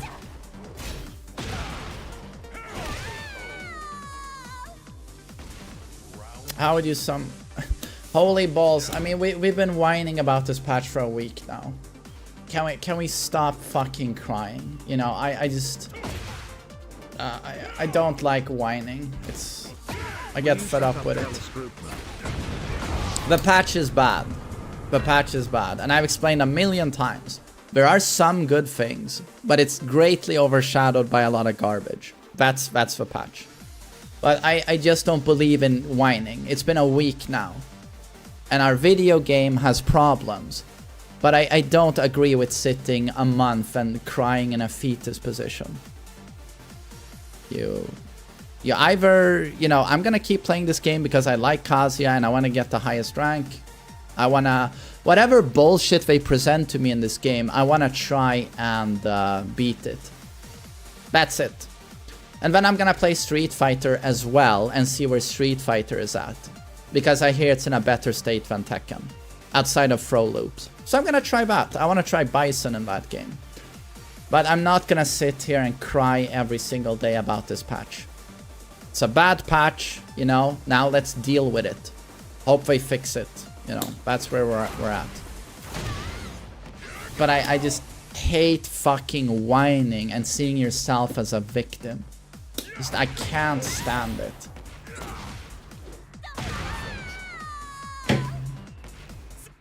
I've had girlfriends like that, and it's the most unattractive thing I know. Just... Or, you know, when dudes do it, like gamers, or, you know, LTG, professional victim, it's just, it's... I can't stand it. Like... If you run into a problem, you know, you are allowed to feel bad about yourself, and you can lie down on the ground and have a good cry. Even as a dude, you can't do that. But after a few days, I'm gonna expect you to get back to your feet again and try again, and then not cry. But the thing is, if you stay on the ground and keep crying and feel sorry about yourself, it's just...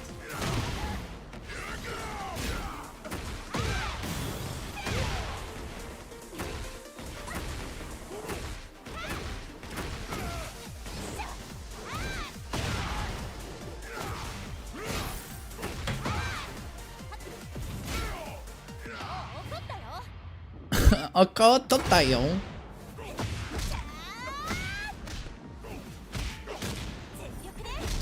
Defeatist mindset annoys me. Yeah, to me it's more like adapt and overcome or do something else. Ah, this is not for me. I'll play something else. Just do one of those two.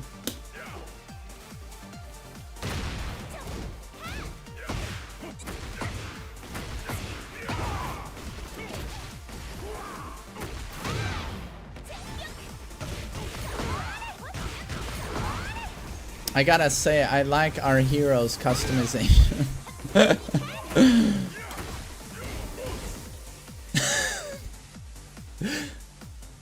And it's Paul's bald head like really red and like dirty. Is he doing all right, Paul? Look how red it is. And look at the shape of his head. It's very interesting.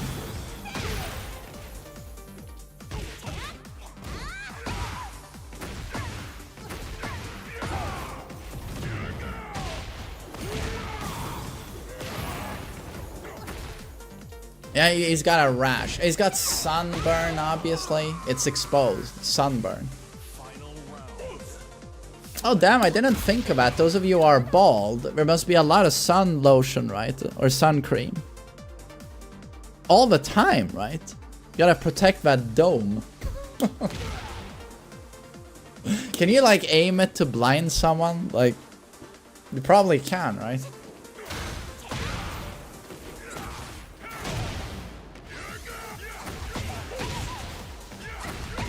Yeah, that's gonna burn really easy, yeah.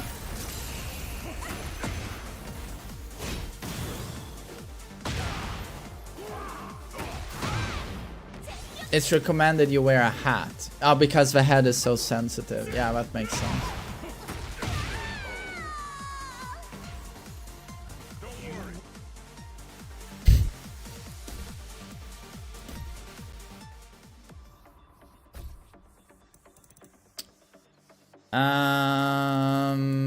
Maku. I feel like it's gonna tell us more about our hero seeing him go up against King. Get ready for the next battle.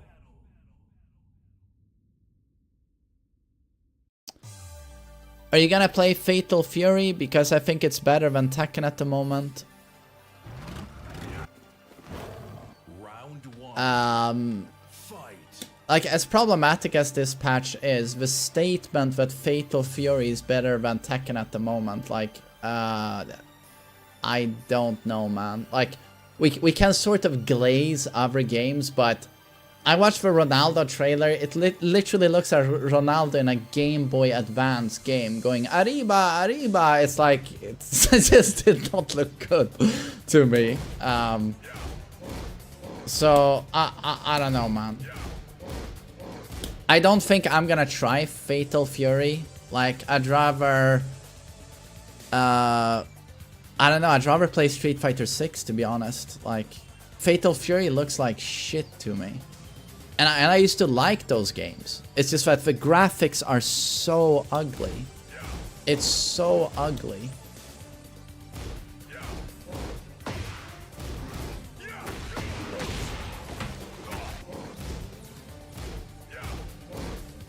Fatal Fury doesn't look bad at all. Doesn't it objectively look like turd? I mean, to be honest, doesn't it objectively look like poop? No. I don't know, like, I immediately compare it to this game and Street Fighter 6 and Mortal Kombat. Or Guilty Gear Strive. And all of those 4 games take a huge dump on Fatal Fury, in my opinion. The Guilty Gear Strive is the oldest of these games, and it looks much better than Fatal Fury. Much better.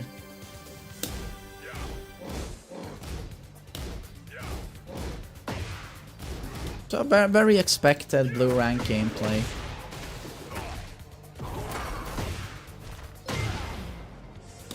Oh, Yukimura. Muy gracias.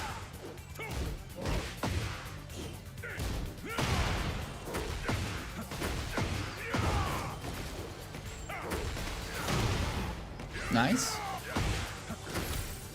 Down for 2 as mix up here. Did the king press or wasn't he blocking? No, wait. No, there's no punish. There's no counter. He wasn't pressing. What was he doing? Was he holding forward? This doesn't launch crouching. No, this doesn't launch a duck. What is he doing?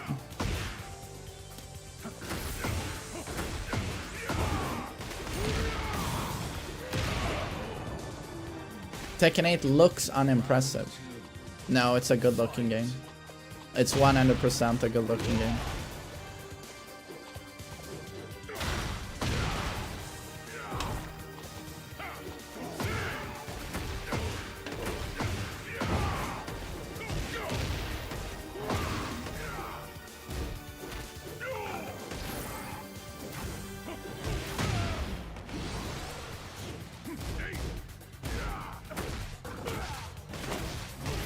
Many man, I haven't watched this video. No, I haven't watched that video, but people tell me Murray was in Aris chat. I wish he would reach out more to guys like FDX, to be honest. I mean, Aris is a great streamer, but if you want feedback on how your game is doing, direction-wise, you know, there are better dudes to consult, in my opinion. A lot of people jumping on the hate bandwagon to fit in. People, the Tekken community reminds me a lot of Sweden. It's a consensus culture where people are very afraid to stand out and have their own opinion. It's very much a consensus community. But maybe most gaming communities are like that. I don't know.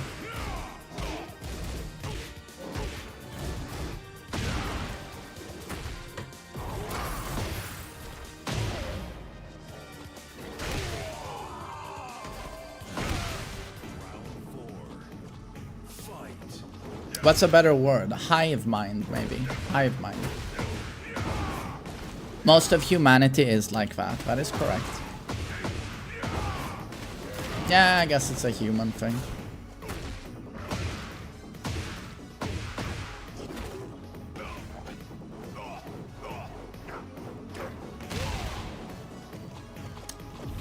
Didn't you join the boycott list? I didn't even know what that was until this morning when Masood wrote about it on Discord.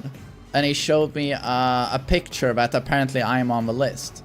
I have not signed anything. I didn't even know about that list. So that's an imposter.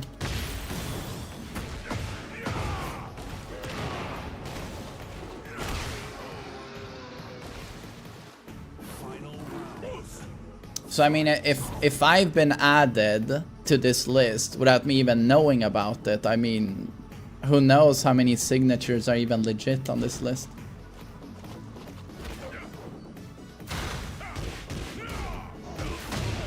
A what list? There's apparently a website created by, you know, people who maybe should be doing other things with their time, you know. Some people are very upset about changes in this video game, but they've launched a website to boycott. They are slamming their fists on a podium. Boycott! Tekken 8! Boycott! Boycott! Hang the traitors from lampposts! Oh, hang them high! Hang them high! It's very serious business, the Tekken video game. So they have a boycott list. They're gonna launch a political party next, I think.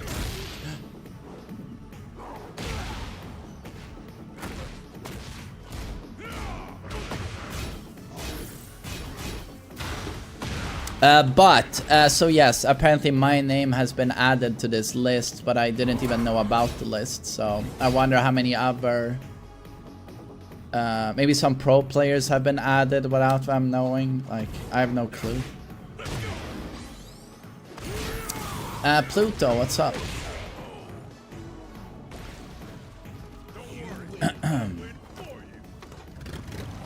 Okay, this Paul customization, I don't know, is it beautiful or awful? I'm leaning towards awful.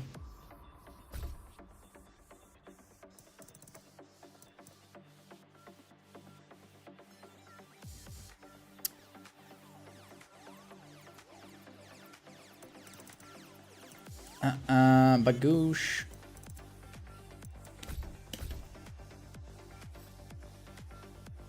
Oh, someone signed FDX as well. Get ready for the next battle. That's great.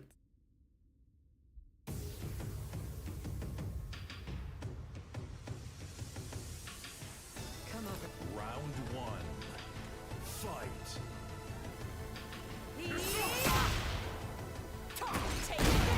That list seems really legit, and if I remember correctly from the picture Masood sent me, there's also a very important detail on the list. It says experience with Tekken, and next to me it said like 20 years of experience. So now you really know my opinion matters. Look how long I've played the game. It was such a, I don't know, such a corny little thing to add. But also, would I get my information wrong? I've been playing since Tekken 1, 95. That's 30 years.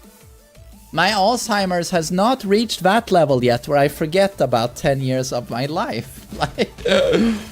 So whoever wrote me up on that list, you gotta do it right, motherfucker. It's 30 years, not 20 years. Speed Kicks called it cringe. It is pretty cringe. It is super cringe.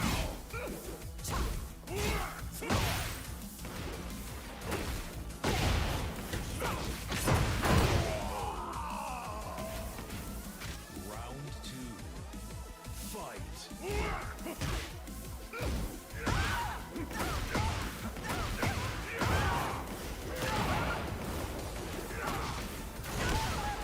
Frame Whisperer was roasting you on the latest podcast he was in. You're watching it.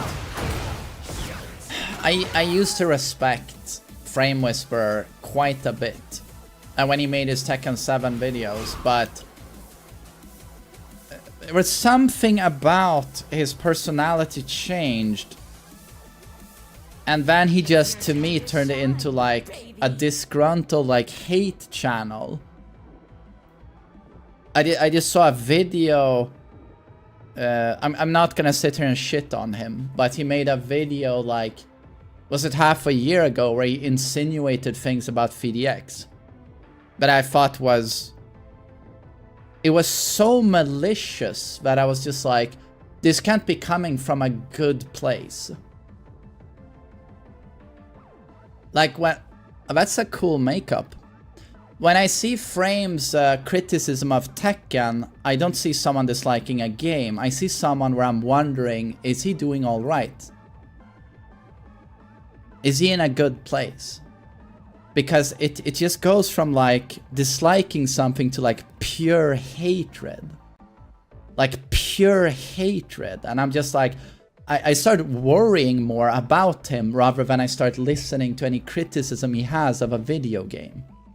So with Frame, I have not taken anything he does seriously for the last 6 months to a year. That's my opinion of Frame. Yeah.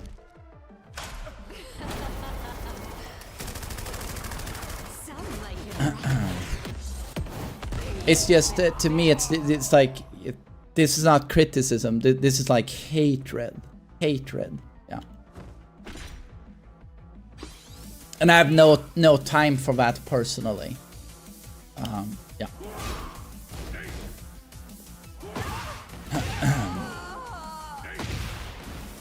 Round three. Fight.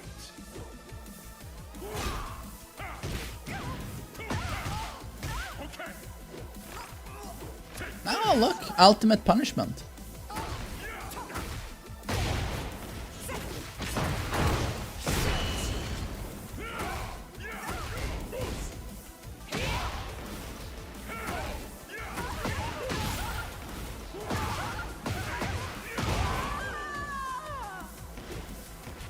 But no, did he teabag?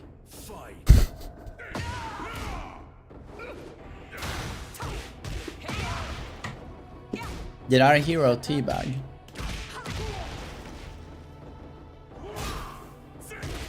Anna teabagged earlier. Okay, now I love this man.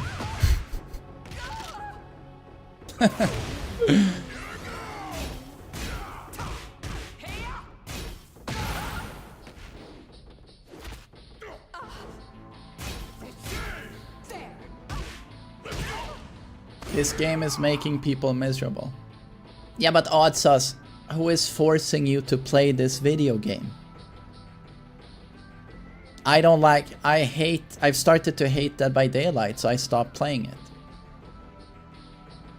If something is making you miserable, like, there's a game you do not like, there is something else you do not like, you don't have to expose yourself to it. It's very simple.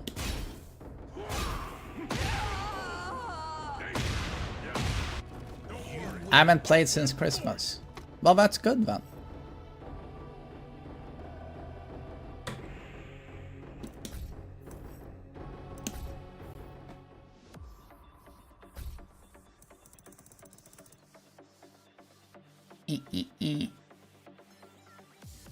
Is coaching only available for Dono? Yeah, combo dropper, you're going to have to commit. You gotta slip 40 bucks into my pants, and then you're added to a list. Yes. You're going to have to pre-register.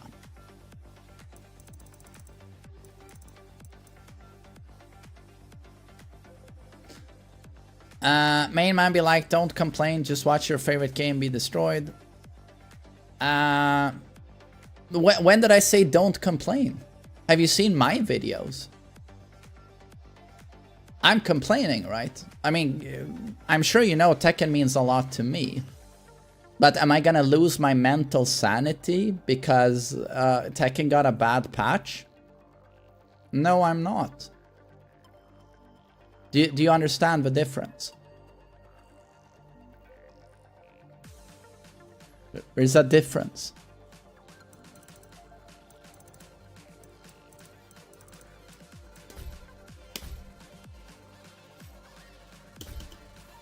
At the end of the day, this is a video game. I have more important things in my life to worry about. I have things in my personal life that can affect me mentally, right? Important things. A patch in a video game is not gonna upset me to that extent. No. Yes.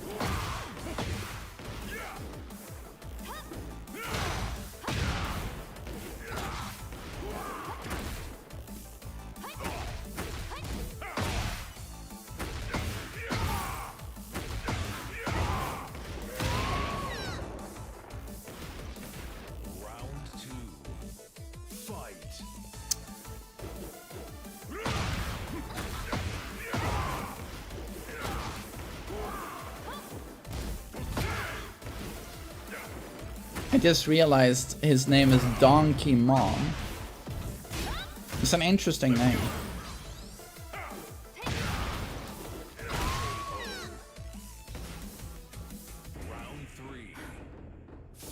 But I mean, Donkey Mom is Mighty Ruler, so he must have been Fujin in Season 1.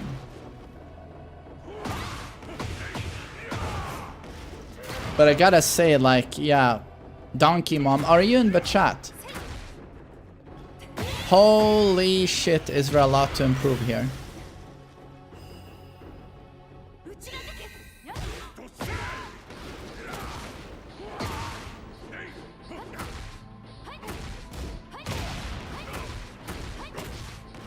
I was Raijin with Asusuna before the patch got kicked to Gembu.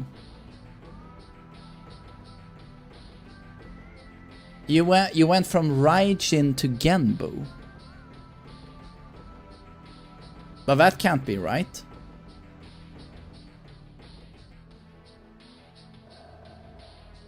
How is that boycott pointless? Can we please stop whining about Season 2? I've shown a lot of goodwill, and I've let you guys whine for hours now. Okay? But I'd like it if we stop whining just a little bit. Okay? I've been around a lot of kids this weekend. Willem met his friends. Like I was already a bit tired this morning due to this weekend with a lot of whiny 6-year-olds, right? I don't need on my stream now grown men crying about changes to a video game. We did it for a week last week, but I'm gonna ask you now to collect your shit.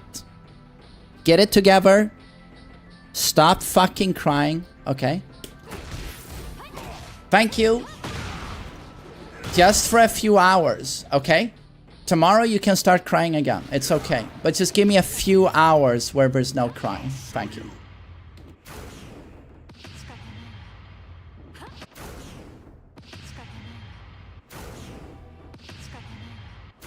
Wait, did they both rage art? I'll show you.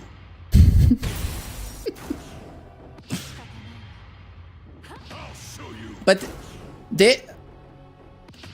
No, he's already pressed his rage art here. Paul, hasn't he? He's already... Oh, he's already... But why... He pressed ahead. I'll show you.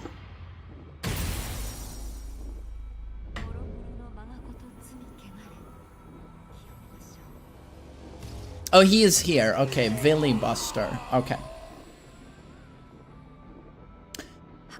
Billy Buster, there is so much wrong about your ball. Not gonna lie. Did you reach Fujin? Or what rank were you on?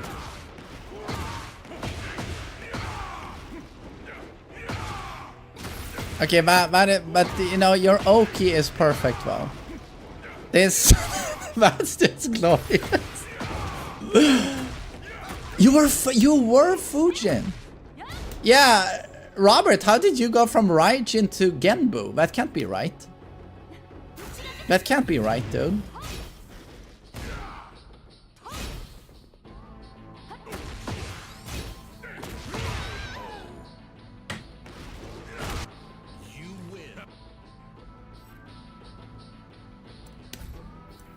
Gambo is not a Tekken 8 rank. No, Garyu! Robert, that's incorrect. There's no way you got kicked down to Garyu. My god, Dark Sigma. What a cool name. Dark Sigma. Get ready for the next battle.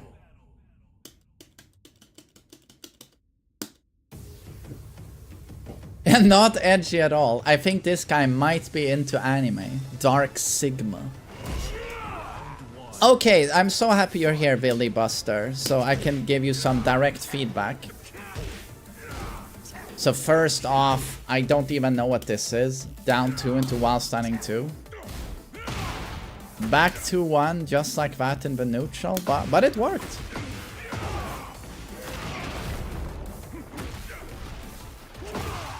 You love Trooper roll. I love it. Love it.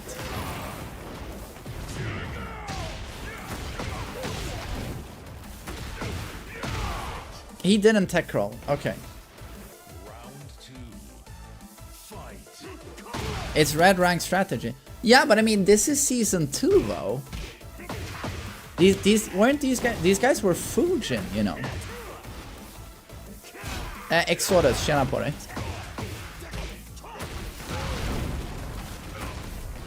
Oh my god, the taunt just for the to swag. He didn't even need a combo. That's how good this guy is. Use the flow chart.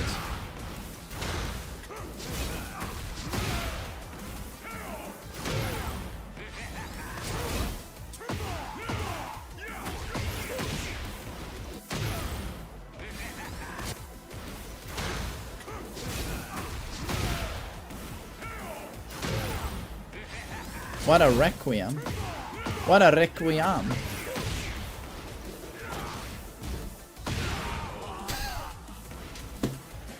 Okay.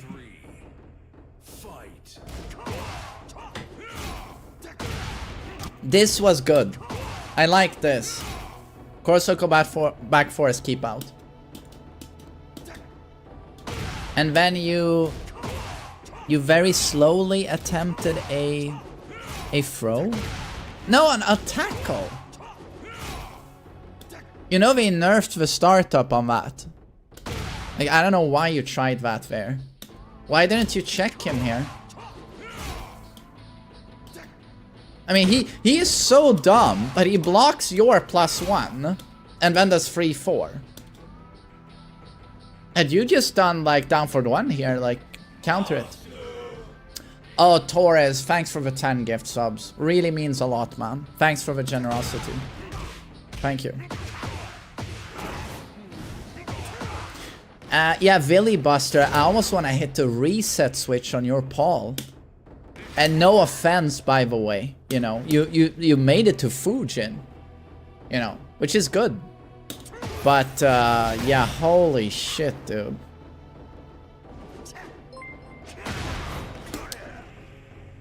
I did not realize my replay would be deleted and I haven't been able to play due to real life commitments. I may need to be take off the coaching list. My replay, but I haven't been able to play due to real life commitments. Oh, thanks for donation. No, we won't remove you from the list. I'll just keep you there until you say, now you can look at my replays, and then I do it. So you just give me a heads up when you've had the time to play a little bit, and I'll get to you. But of course I won't remove you from the list, dude. Of course not.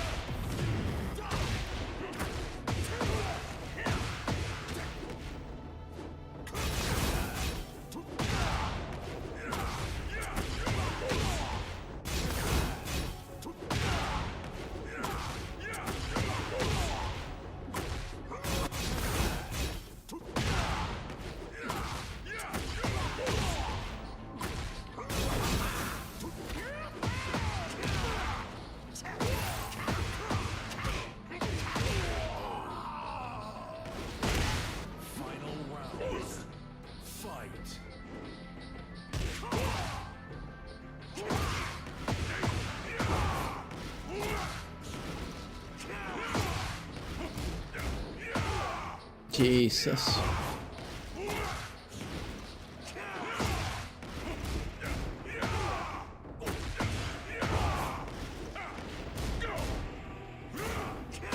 But I mean, how high do you have to go in rank for 3-2 to get ducked? For this to be ducked, how high do you have to be in rank? That's probably pretty high rank, I think. Most people won't do that.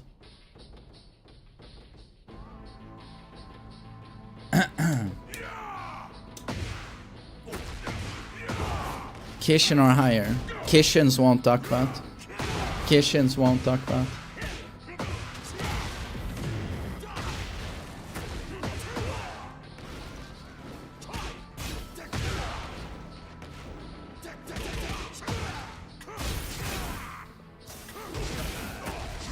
Trooper roll as keep out.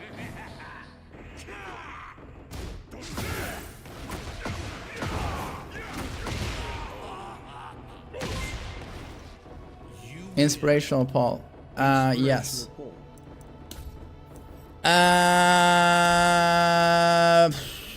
Wow, Filibuster. That was a... that was an interesting take on Paul. That was like... I don't know if it's the most Fujin Paul I've ever fucking seen, or... let's see. Let's go with Gangsta Paul. Get ready for the next battle. So, again, I liked that you used Chord Circle back 4 at times. You seemed very hung up on using Trooper Roll, both as keep out, so don't go in on me, but also as an offensive mix-up, like a Trooper Roll. Using this move as keep out is super bad due to the startup, You can get floated out of it. You can get counter hit out of it. Using it as an offensive tool, it's also...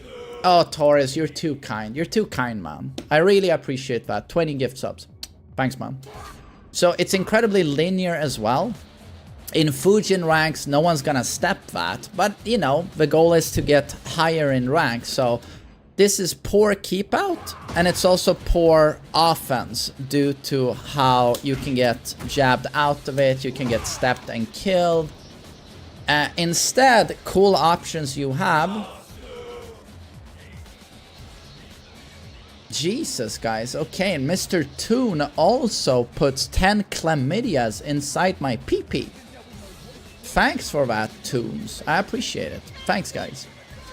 That's super kind. An algophile. Almost sounds sus. He's an algophile. Keep the kids away. Thanks for a prime. Super kind, guys. Thanks. So, this is a bit misguided. I would keep doing this one. That was good. I just didn't understand why after that was blocked. After that was blocked, you did go like my tackle. Typically a Paul here at +1 would maybe jab check. Or do a down for 1 check. These loop into themselves. These mix-ups. My god, they're sucking me off. You guys are sucking me dry. Yeah, it's I gotta say, now we're up at what? That's 30. Now it's... No. 40. It's more than pre-cum now. It's full-blown ejaculate. My pants now, they are... They're a bit moist. Thank you so much, Primaru. I really appreciate the help. Even the man I knocked up when I fucked him up the ass. Even pregnant ManSWE with 10 gift subs. How's that going, by the way? When are we due? Thank you so much for the 10 gift subs, buddy. I really appreciate it. Thanks, guys. Thank you. Danke. So you had the right idea with this. It's just that you didn't keep using it and you'd start throwing trooper rolls instead.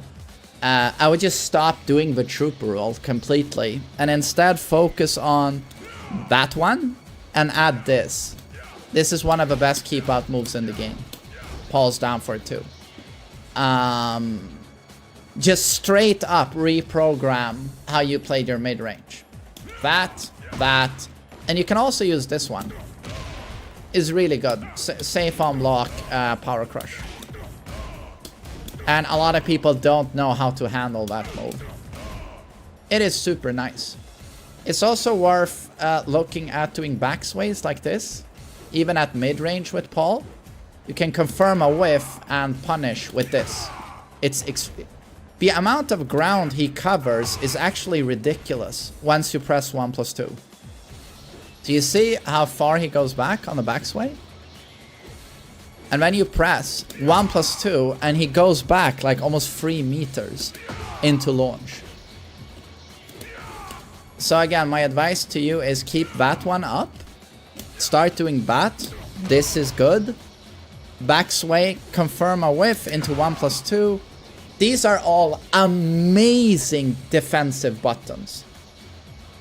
This is how good Pauls play that range. They don't use this.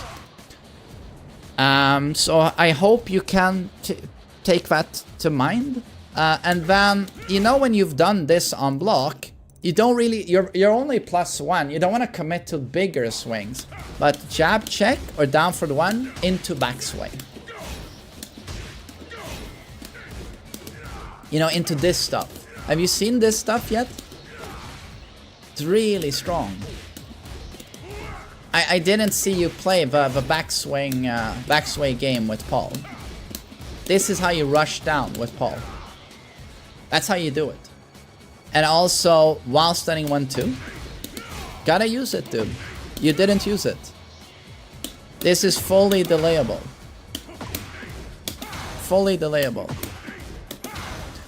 Forward 2 is one of the best moves in the game. It's not talked about enough. This is one of the best moves in the game. But people don't get it yet. You weren't using this move. I think once you did this flowchart. But again, like, this is almost impossible to whiff punish. He recovers so quickly. Almost impossible. If you stand not at this range, but if you stand 1 meter away, it tracks really well to both sides.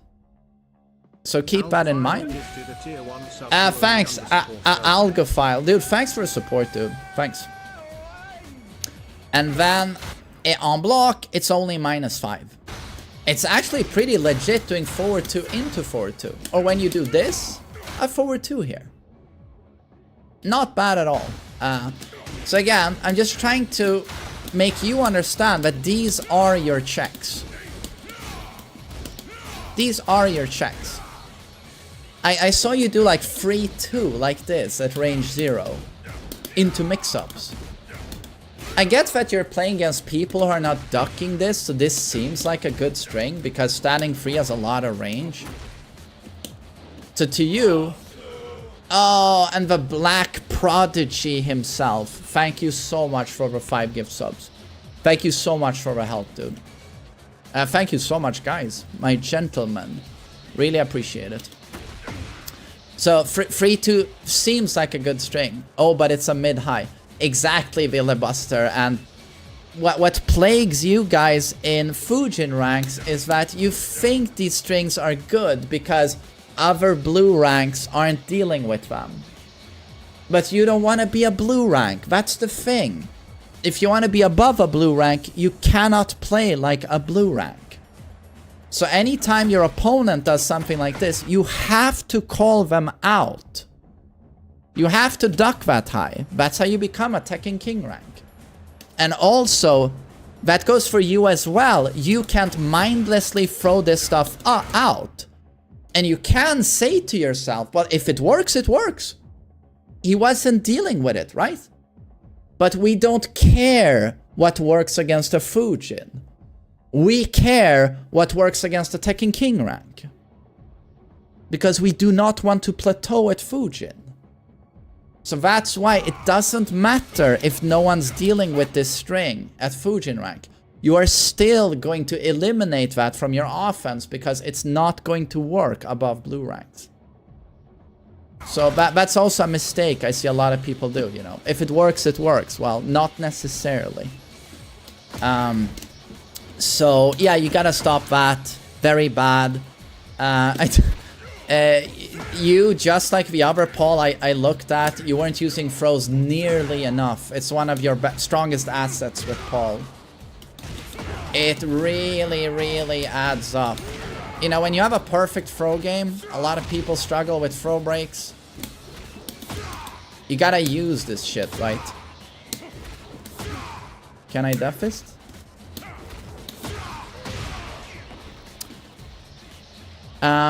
So that's a good idea. I also gotta say, like, it's not only you, it's all blue ranks, but your defense is non-existent. You know, just like other Fujins, you use active defense, which is you pressing buttons. Like an Asuka or a June. Active defense. Evasive attacks. I rely on pushing buttons for my defense. So active defense. But what you want is conventional defense. You are more accustomed and more willing to block. And that's when you learn, what is my opponent doing? What can I do about that string? Can I duck? Is it -10? Can I take a punish? Is it -12? Is it launch punishable? You must have this component. Because the problem with relying solely on active defense is that a stronger player is going to try and bait your active defense. And then he's gonna kill you for it. He's going to kill you for this stuff. So, Fujin rank players love active defense, but the higher up you go in rank, the less you can rely on it. And active defense, just like everything else, becomes one component of your defense. And you'll try and throw someone off guard by, you know, respecting their mix-ups, playing conventional defense, And then once in a while, you'll do this to be unpredictable. You get it? But again, I know that what I'm telling you can be really overwhelming. There's a lot of information here, but this is just your way forward, right? If your goal is to get a high rank, your goal should always be to have fun with the game you play. But I'm just saying, you know, me coaching you now, I would take a look at all of this. You'd probably wanna look at your combos as well, like. You stuck with this one. Oh, sorry. 3-2, 3-2, like so. Which is fine. It's just that the damage you can get now on Paul is no joke. But it is a little bit more demanding. But it's like, you can really, really get high fucking damage. If you practice your execution a little bit.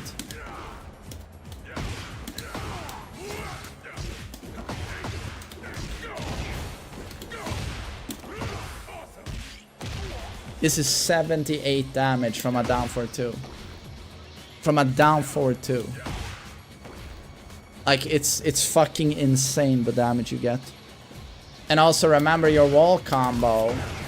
Always try to get heat. And do that.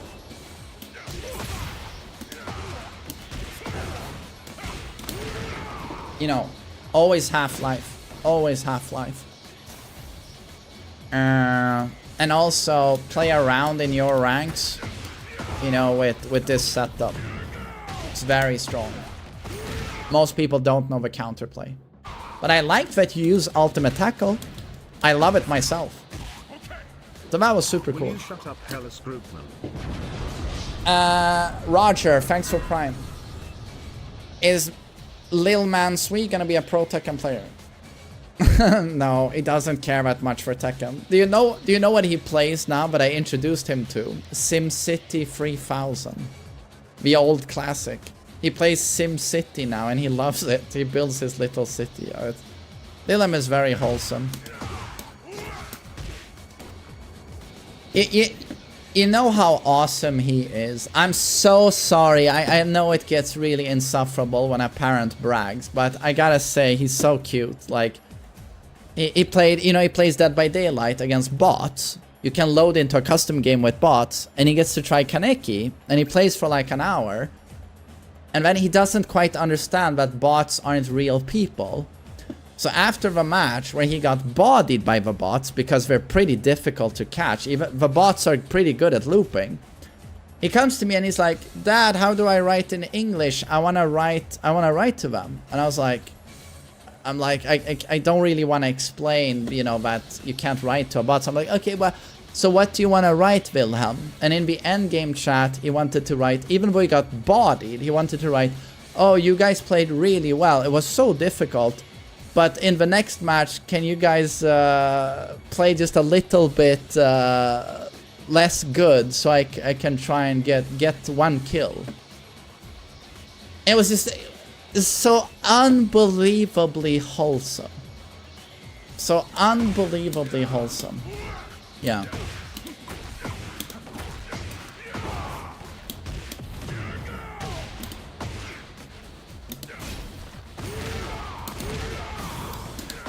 But that's gonna be my my tips for you.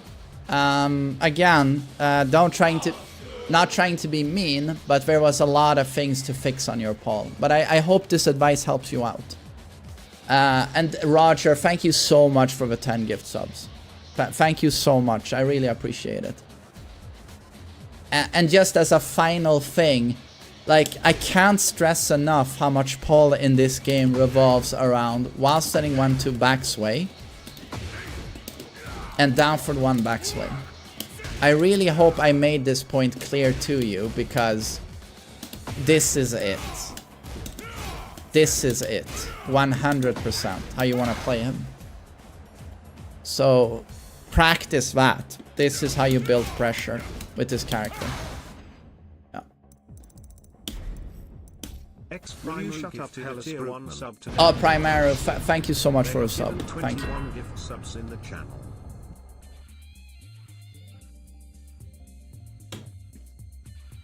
Ghost Fox. Okay, Ghost Fox is gonna be the last for today.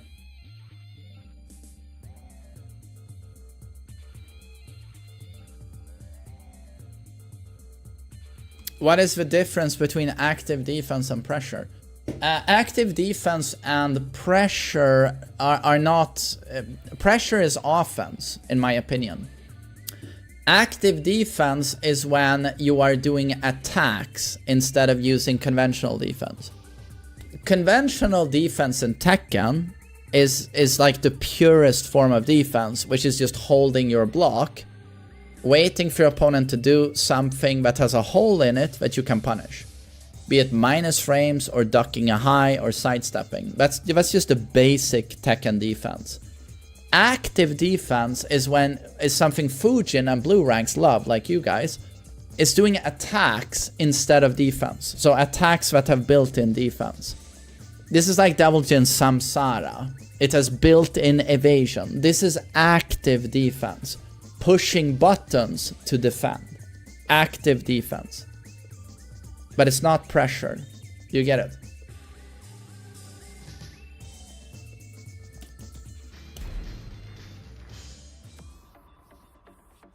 You like active cooming. Me too. I like a macoom.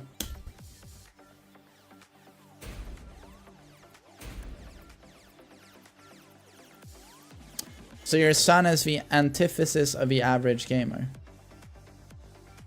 I mean, he's just... Yeah, I gotta say, Willem is a good kid. He makes me very, very proud, you know. And of course, I would love for him to stay this way. And you know, do I want to see him playing an online game when he starts to understand English and he can read it and someone writes, go kill yourself?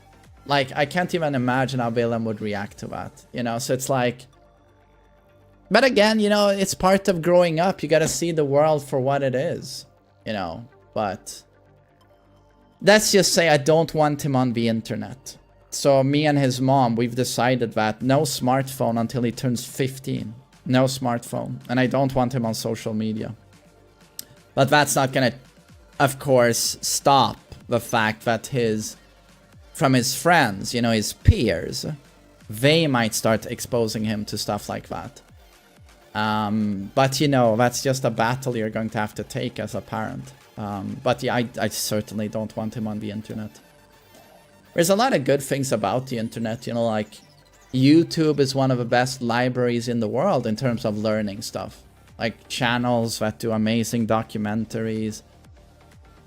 There's a lot of good things on the internet. It's just that the bad things on the internet, it's just beyond poison to me. It's like radioactive levels of bad. So, yeah.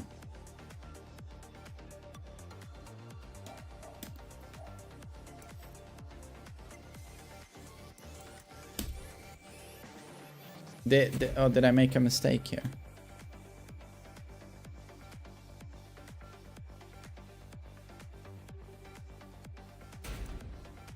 Oh, okay. Wait, I made a mistake. Okay, thanks. Thanks, Richard.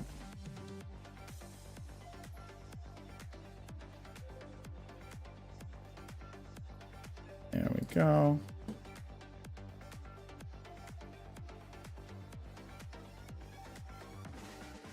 You don't get good things without bad things. I agree, but you know, when I look at social media, I'm not gonna lie here, I don't see what are the good things. When I look at social media, you gotta understand, I'm not on social media. Because my verdict of social media was eventually, this is to the detriment of our society to me. This is more bad than it's good, in my opinion. That was my final verdict of social media. I only see this leading to less social interaction. It's not social. It's less social interactions. And it fills people with anxiety. That's all I see with social media. You gotta understand, like, your mind is not built to flip through all of these people on social media, and people just post the highlights from their life. Your brain, the way it works is, even if you're a smart person, your brain goes out of sight, out of mind. If someone only shows their highlights, your brain is tricked on a fundamental level into believing they are living a perfect life and their life is better than yours. That's how your brain works. You don't see the bad things in their life because they also have bad things in their life, but you don't see that. But out of sight, out of mind, and you start comparing yourself to this fictional person that's not even real. And that's not to mention, you know, all the people who Photoshop their faces or filters to make themselves more attractive, and young women and men who get completely body dysmorphia comparing themselves to fictionary people that don't even exist. Comparing themselves to AI filters. Or the explosion of guys these days who want to go on gear and start... Even guys now are falling into this body dysmorphia thing. Even guys now want to do steroids because it's not enough now to be slim. You gotta look like Chris Hemsworth in Avengers. Why? Because you hang out on social media where every guy is doing steroids and has a 12-pack abs, you know, and that's what you're comparing yourself to. That's the new norm. Like, it's just... Yeah, I don't know. I don't see what are the benefits of social media. All I see is an anxiety machine. And also, human beings have a negativity bias. You know, negativity brings clicks. This is something that's been known with newspapers since the dawn of time. A negative headline brings you more... People will buy that newspaper more than they buy the positive headline. We have a negativity bias. Sensationalism. And then in social media, you see this times 100. Negativity, negativity, negativity, negativity, negativity, negativity. And I'm just like... And this is not even to mention how dumbed down everything becomes on social media, because no one wants to read a long, nuanced paragraph where something is explained in detail. People just want a quick punchline that everyone understands. Arguments and conversations and debates are not to be had on social media because everything is so dumbed down to lowest common denominator. Who gets the most upvotes? The one with the dumbest comment. Because everyone gets it.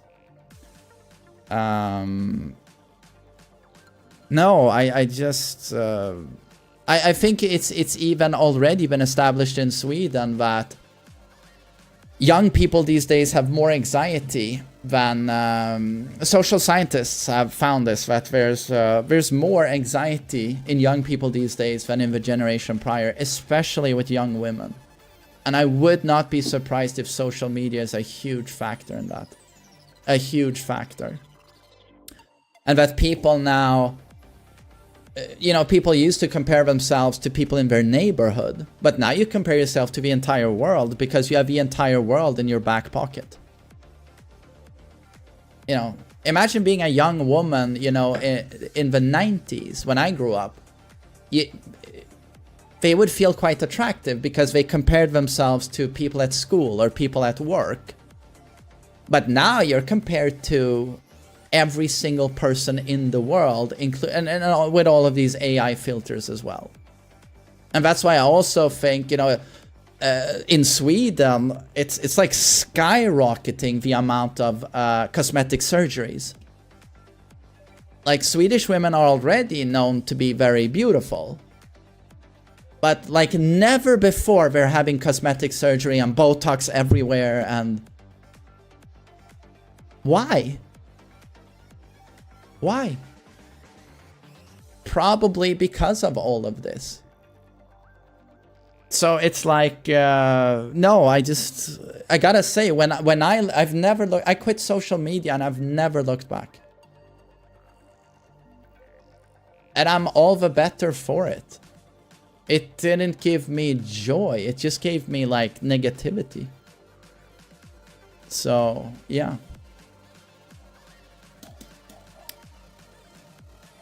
Sorry for the rant.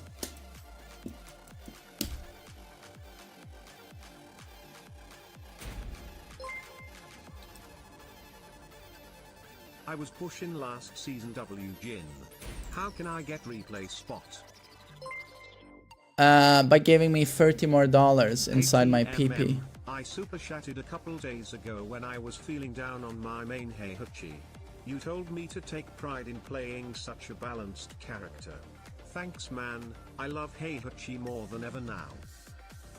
Yeah, I mean, you know, this game has a ton of problems, but Heihachi and a bitch ain't one. Like, Heihachi is, in my opinion, a beautifully designed character in Tekken 8. He's fucking amazing. So, yeah, Heihachi is just, to me, a 10 out of 10 in Tekken 8. Love the guy. Yeah, so yeah, just keep going with Heihachi.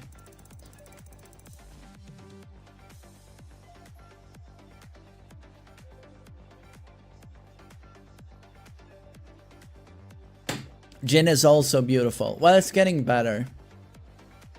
What is your opinion on social media being used as an escape from reality? I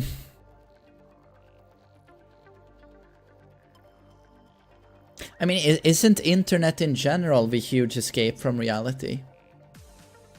Be it online gaming, social media, doom scrolling, hanging out on Reddit.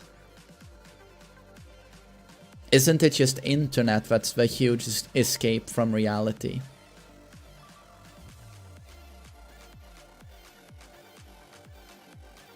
But I mean, you know, I sit here and I try to give you guys my views, but I mean, do I have a hard time living up to some of the things I'm talking about? Yes. I'm off social media, but the reality is, am I addicted to my phone? Absolutely. You know, it's like, my ambition is to, for example, I want to go to bed without feeling I need to be on my fucking phone. I'm in the habit of falling asleep to videos, like comedy sketches or documentaries. Should I be doing that? Should I be listening to stuff like that when I'm trying to fall asleep?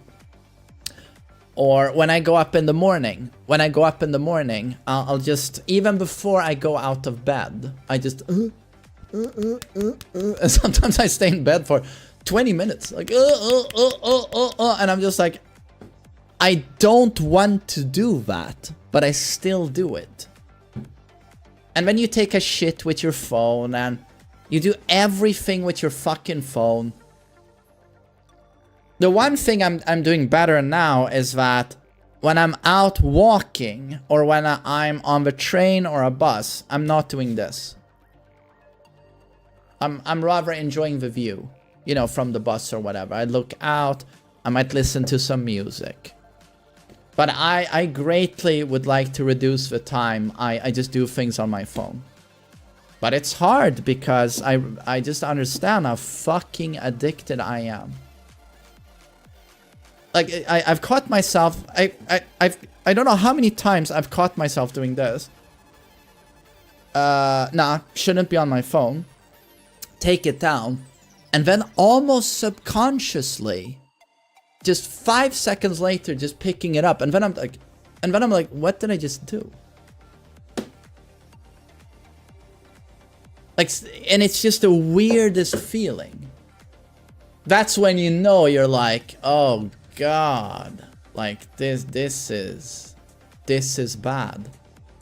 So that's something I'm working on. You know, and also, you know, you gotta keep in mind, I tell my son you can't get a fucking phone, right? But then that I can't sit like this, right? What kind of role model am I then? That's the world's biggest hypocrite. So I do think about it a lot when I'm with him, but yeah, I still spend too much time on my phone.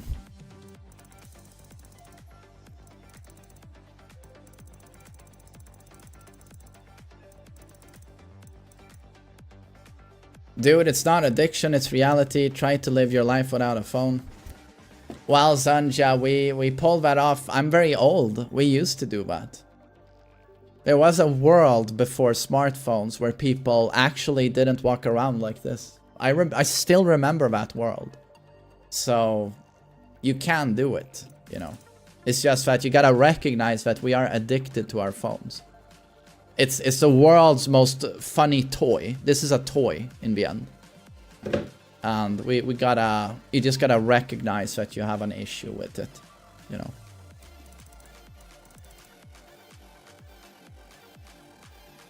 Same, it was a bland world. The world was bland before the smartphone. Hard disagree on that one. I've started using it a lot less, but still hard. Yeah, I'm gonna give it another go around here. Try to limit it. I guess I need to use that built-in. I know phones have this built-in thing now where it can sort of lock itself when you've used it for like an hour per day. Maybe something like that. I don't know. Who are we looking at now? Are we looking at a Heihachi? Whammy. Oh, okay. Reina Heihachi. That's cool. Seems to be a Reina main. Look at this match. You can limit the apps to... Yeah, exactly. A specific time. You can use them per day.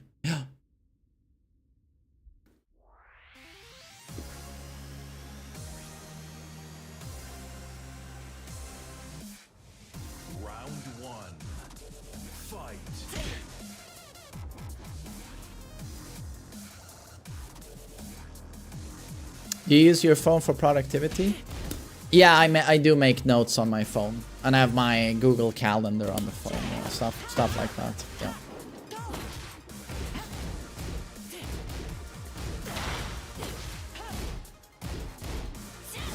My God, is this Kaneki?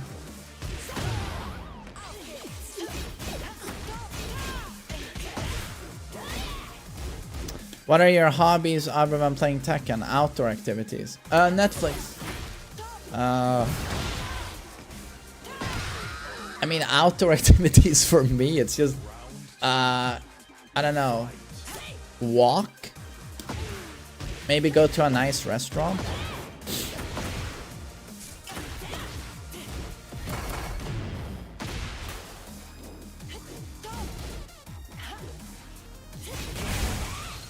I mean, go to the gym, meet friends, I guess. I don't have any, like, sports hobbies outside of, you know, lifting weights. Is Anna's chip damage too much? Dude, if she gets her debuff on you and she start... Is this another Leo with a beard? It is, right? Leo, that's Leo with a beard. Oh, can you see a bulge in his pants where the cock is as well? I think you can here. It's a good angle.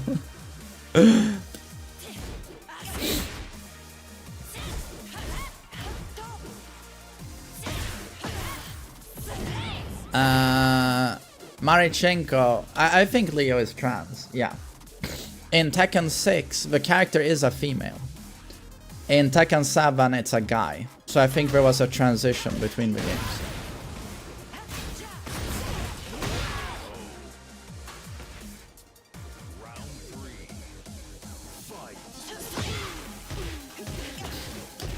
Don't you think that refraining from opening Tekken is a better wake-up call from the devs rather than the review moment? And now we're yet again on Season 2. Of course, Meat-chan. If a player... Obviously, they don't want the player count to decrease. Yes. Again, like, those of you who don't want to play this game, don't play this game. But I mean, that speaks for itself, in my opinion. What's your maximum bench? I don't do 1 rep max. Right now, I'm doing 70 kilograms, and I'm doing it. I did 6 times 5 last time I was at the Gain, which is pretty good.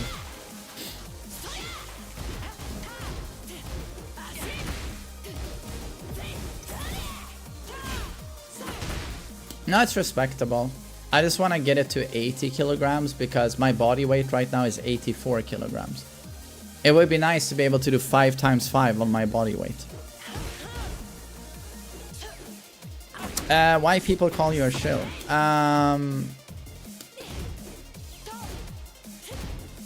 I don't know. I think it's because I've liked Tekken 8, I think. I've said good things about Tekken 8, so I'm a shill. I think it's that simple, to be honest.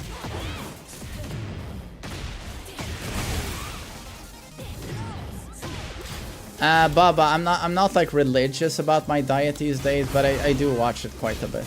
Like, I don't eat pasta every day, you know, stuff like that. I eat way more vegetables now as well. Way more vegetables.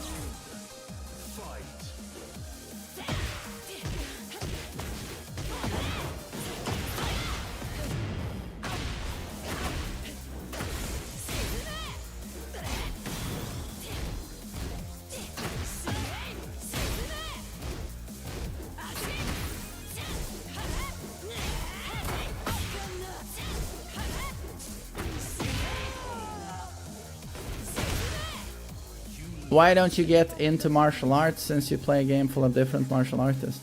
I used to do martial arts, but I did like traditional martial arts, but it was a million years ago. I'm not really interested in that. I like the gym. Lifting weights is fun, you know. I do that. Yeah, Frosty, but that's just what I try to do. Like, I don't increase the weight until I can do it like extremely controlled. Extremely controlled. So I'll never get injured, you know. I think.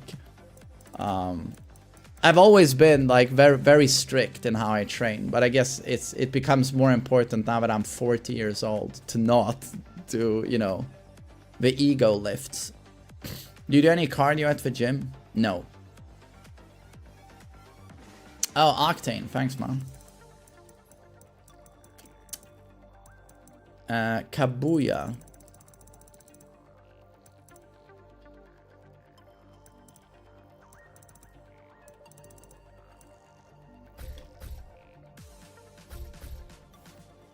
Will we see you again in Dead by Mask anytime soon? I was thinking of maybe playing some Dead by Daylight, but they've just released a killer called Kaneki, who seems like the most busted thing ever, so I'm just... yeah. I don't think I can.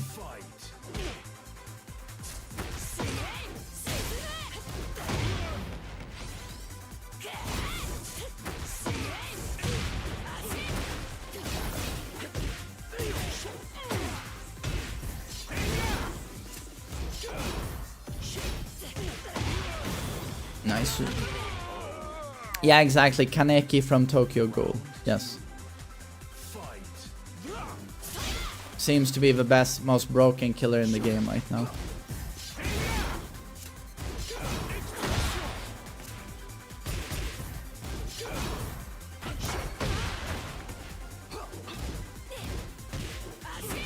Yeah, is it a Kaneki cosplay? It looked like it. Doubt he's stronger than Nurse, to be honest. It's funny because Zubat, I watched him play against Kaneki and I saw the ridiculous things the Kanekis were doing, and he said there's a case for Kaneki being even more busted than Nurse. And I could see his point of view. Kaneki covers even more ground than Nurse. His mobility is better than Nurse's mobility. And he runs at, you know, 115%. His free hit has like 20-meter range. His free hit has 20-meter range.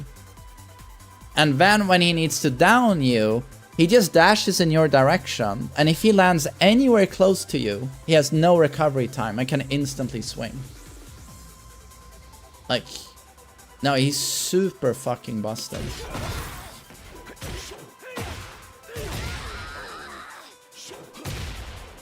Round 3.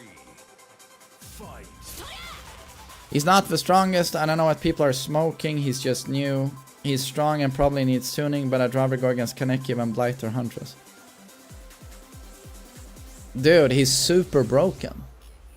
He is super fucking broken. Like, even Zubat said, I'd rather take 100 Blights than another Kaneki. Like, no, Kaneki is ultra broken, dude. Ultra broken. Last horror film you watched that you liked?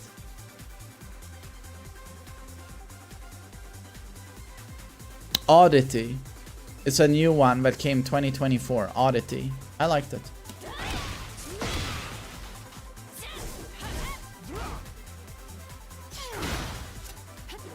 I'll take a break from DBD now. I don't have fun playing against Kaneki. Okay, but as long as you promise in that VOD, I have some good stuff. Because once I'm done with this stream, that's what I'm watching, my friend. I even have some wine. Glug glug while I watch you get graped by Kaneki. Oh my god. I'm already... Why do I have an erection thinking about this?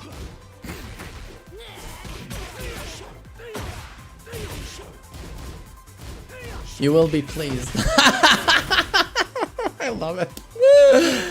Yeah, but I need the Schadenfreude. Sorry. Do you know how many times I've had insufferable garbage matches in Dead by Daylight where I want to slam my fucking monitor into my own ceiling? Like, that game has made me tilt. Like, really tilt. And it honestly made me depressed. Professor Mustache Mansway, will you coach me? Tekken ID 2I8 P6 Jefch.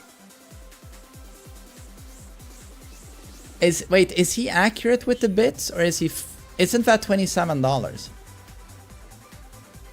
Or am I stupid? Am I stupid oopid?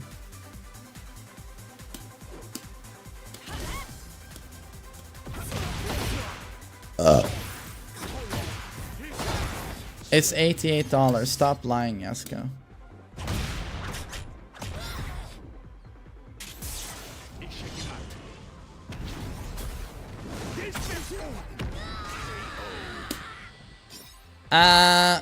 Sir Raging Storm, I'm happy you're interested in coaching. I tend to insist people donate 40 bucks. I don't know what 2,700 bits is. Isn't it 27 bucks? Or am I stupid?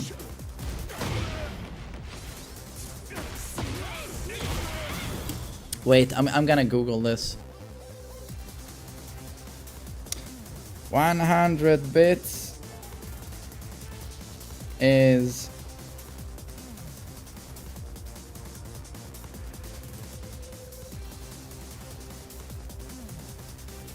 I mean, it says it's $1. 1,500 is 20 bucks.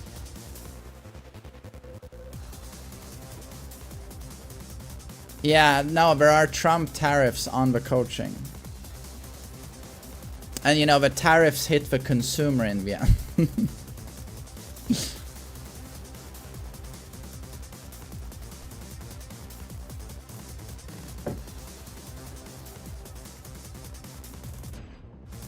$1,500 is 22 euros. It's like 38. It's like 38. But okay, I don't want to hassle over $1, so I add the dude. Did you guys get the ID?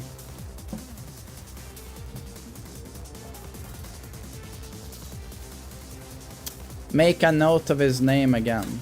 Oh, you got it. Okay, Sir Raging Storm. Okay.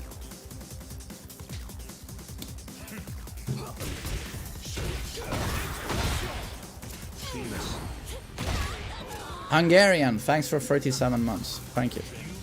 Danke.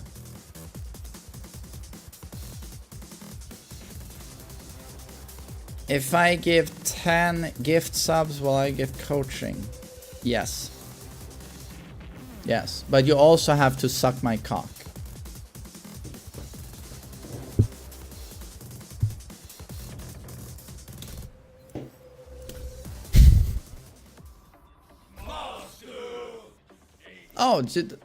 Oh, okay. Well, thanks, dude. I mean, you were already added, but I appreciate it. Thanks, man.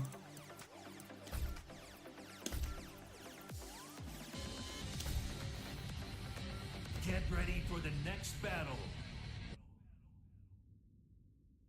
I'll suck you real good. Jesus, dude. Don't threaten me with a good time. I'm getting a tingling in my ball sack. Crestmer, thanks for Prime. Hello, I'm new to tech, I'm new to tech, and is there a good web resource for frame data? Yeah, it's called boycotttechn8.com. Nah, I mean, the frame data is in the game, buddy. It's in the game.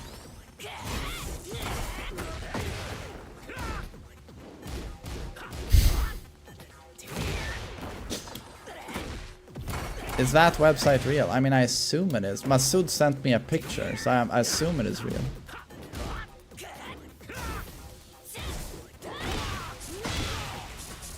4,000 Coomers already joined. Yeah, but I mean, they put my name on it, and I haven't even seen the website. So apparently, Ghost main man signed it. So that leads me to believe how many signatures are even real.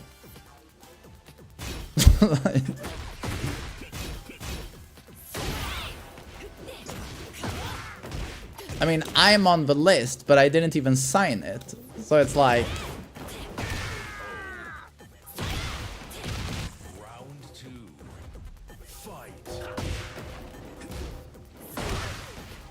Yeah, Elon Musk also signed it. Trump, Joe Biden, Nancy Pelosi signed it. It's incredible. There's a huge movement.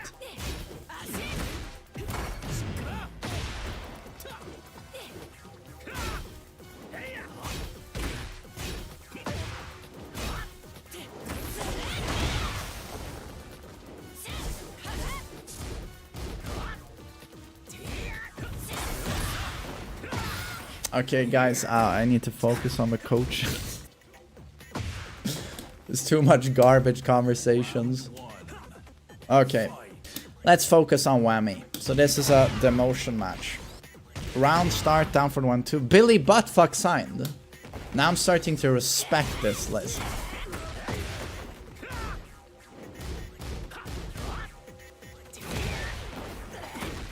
Keep up, down for... Keep up into down for 1-2. We saw the... What did we see the Paul player do? I think he kipped into a demo, man. This is also like blue rank shenanigans. Like, keep up into mix up.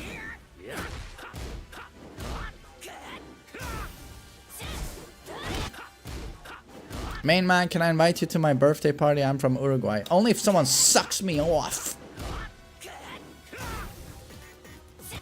I feel like the Horang had the right idea here. Like, he tries a whiff punish, right? It's just super slow. But our hero doesn't even punish for back three. Oh, Jeffrey, switch to Street Fighter 6 is a huge deal. That's huge for Street Fighter.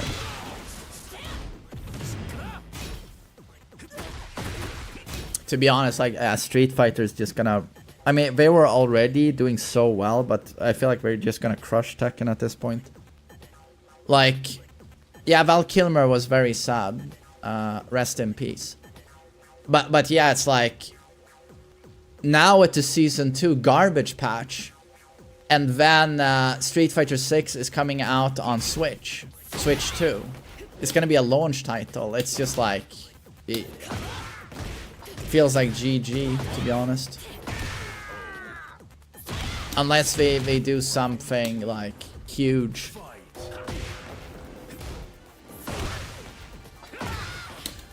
To be honest, you know what you do to fix Tekken 8?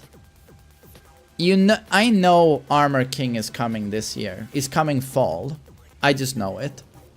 With Armor King, you release an amazing patch that takes the game in a great direction, and then you have Armor King coming out as the savior of Tekken. It's just that would be like a Hollywood moment.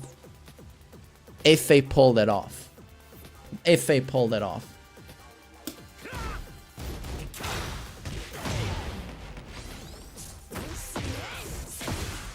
Our knight in shining armor, Armu King. Street Fighter 6 becomes ass once you hit master. I mean, I know that game has problems. Throw loops, I mean, doesn't seem to like too much fun, but like, what fighting game is perfect these days, to be honest?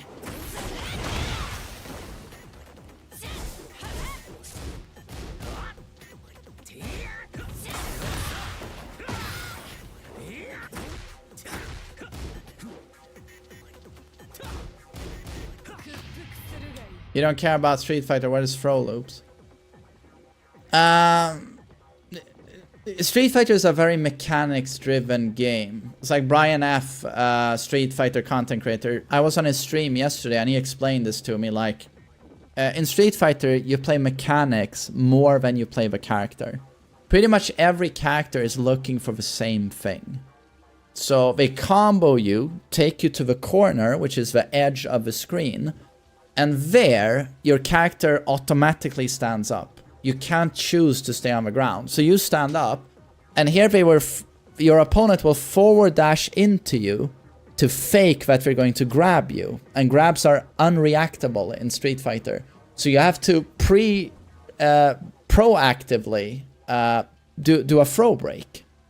And this is where they do a backdash away. They dash in on you to fake a throw, and then they backdash, and now when you try to break the throw, you will do a throw animation yourself, right? Because you input a throw to break a throw, and now they kill you for that. So what happens in Street Fighter is that pro players tend to wake up, and they don't want to eat that huge punish, so they just wake up and do nothing, and then they eat a throw instead, because that's the lesser evil. That does less damage. So hence comes this thing pro players say, just eat the throw. And then you stand up again, and then you just eat another throw, because you're so afraid of a 70 damage combo. So, and hence the name throw loop. You just get thrown over and over in the corner. That's the throw loop. And it's basically an endless 50-50 in the corner. Just 50-50 that your character's forced to stand back up into all the time. Yeah.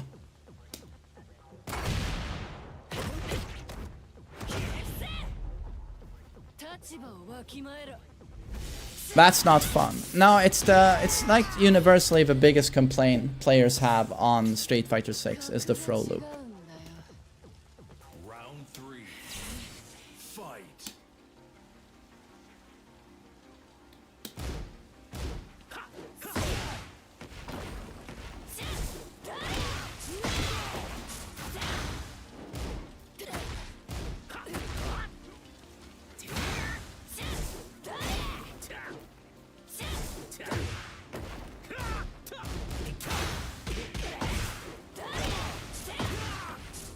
Oh, that was good though.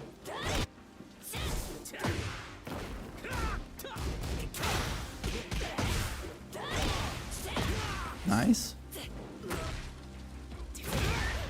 But so this was a, I mean, he could have been Tekken God with Reina for all we know, considering he's Fujin. No, he was not Tekken God.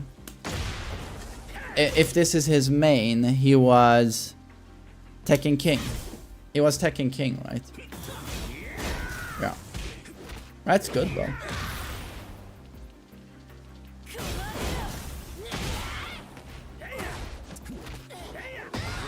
Oh, okay. Round 4. Fight.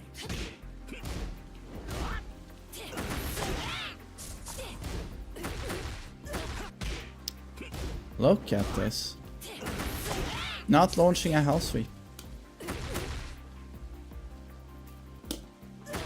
Like, just so weird.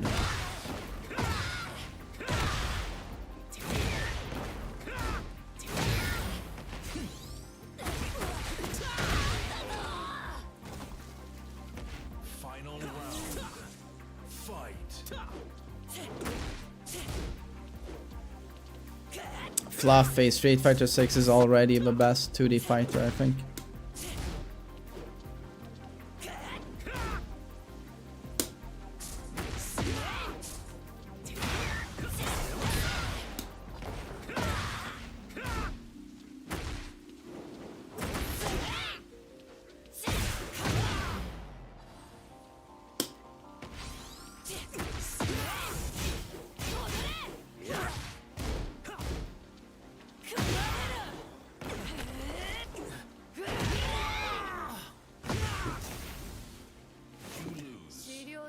Guilty Gear is cool, but it never impressed me as much as Street Fighter 6. Street Fighter 6 is just so clean in its gameplay, I think.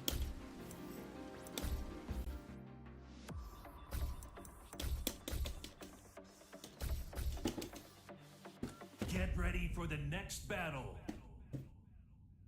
But I don't know, I don't like the throw loop. I don't know if I'm a huge fan of Drive Rush either, just instantly closing the gap into mix-up. I'm not a fan of that mechanic either. But outside of that, it's a super awesome game. I'll play some Street Fighter tomorrow, Daniel.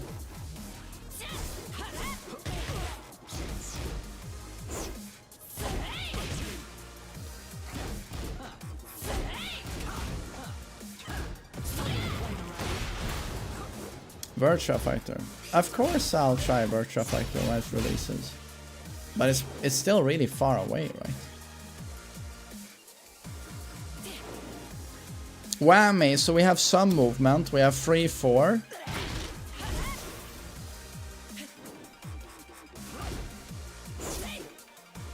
Electric attempt. Here's an electric. Alright, yeah, that's a combo now. When do you play Street Fighter 6 lobby matches? Yeah, I mean, I'm honestly, I'm gonna ask Brian F if he can coach me in Street Fighter. He seems like such a nice guy, such a nice guy. So if he can help me a bit with Bison would be fun. Because, you know, I don't know anything. So that would be a good start. Just learn the basics and then I can take it from there. Because I don't want to head into rank immediately. Yeah, I'm gonna play Bison. He looks so cool.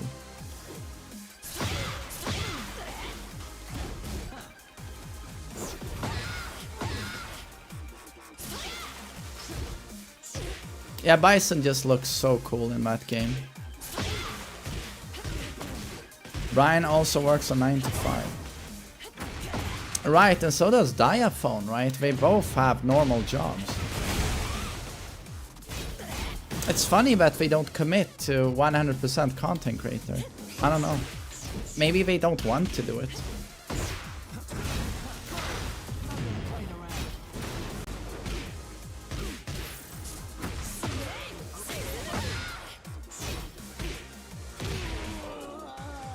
You hate fighting Bison. Why? He's so cool.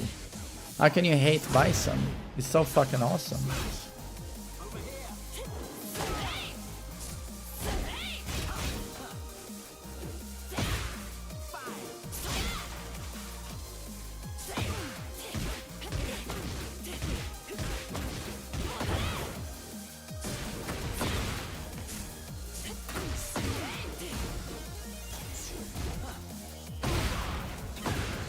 Bison was oppressive in Street Fighter 5, but he seems fine in Street Fighter 6. Yeah, I hear he's much less oppressive in 6 and technical to play.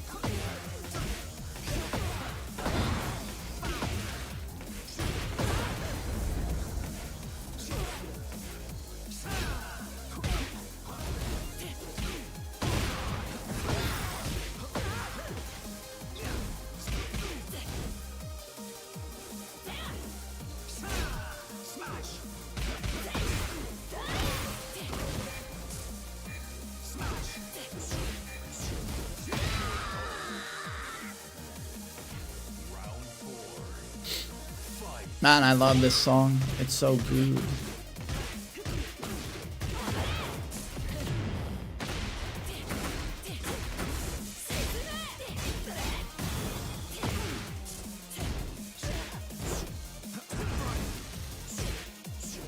Bison is brain dead. He's like Alyssa. Just shut the fuck up with the slander.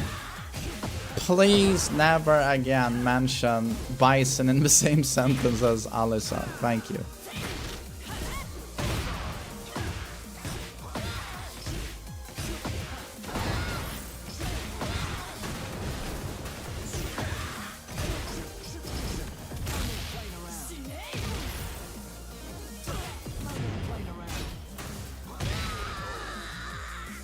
Oh, Dappy, don't worry. I've done really good coaching today. Absolutely. And don't worry, I'll do a good job with this guy as well. Yeah. I just get a bit distracted because I'm so tired. But don't worry. That's also why I've watched 100 replays of this guy, by the way. Don't worry, I take the coaching very, very seriously.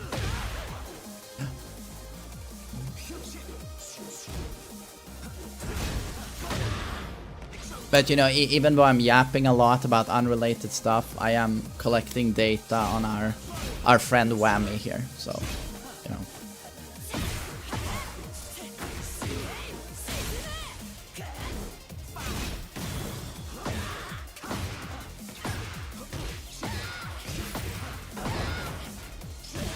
Was Injustice 2 the last Injustice game, or did they make another one?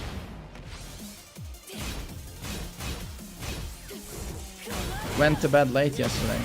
Not at all. Went to bed at 10 PM. Normal time. It's just that I had a super draining weekend. Like, it was super nice, but it was just so much stuff, you know, and a lot of kids, and it's I'm a pretty high energy person, but this was a draining weekend for me.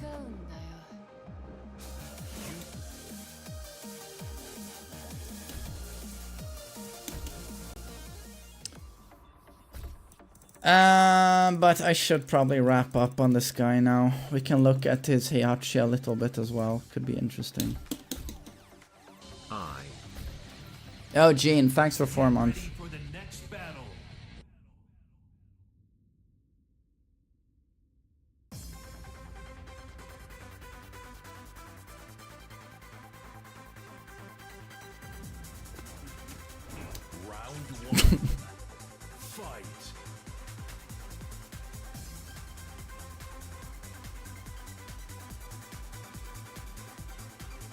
Like, I want to meet the guy that made this customization. I want to meet him and shake his hand. But that is just interesting.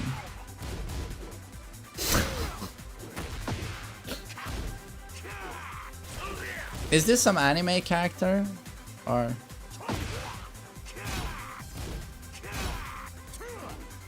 no punish? Whammy has good movement though. He has good movement.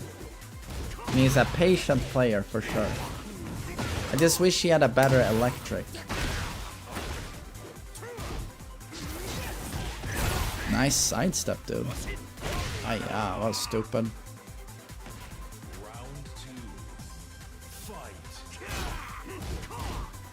No punish.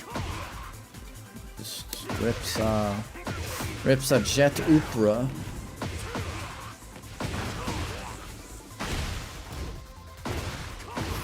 Okay.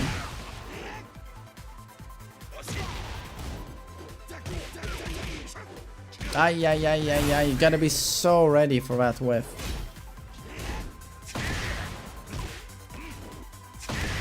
Seriously, this could have been... it could literally have meant death for the Bryant. Oh, no, wait, yeah, let's try it out. No, wait, what happened now? What? Oh, I'm controlling the wrong character. I'm right side, here we go.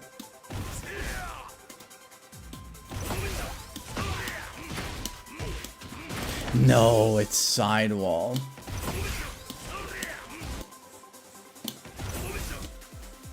Let me just attempt it 100 times. This is obviously what he should have done. Let's see.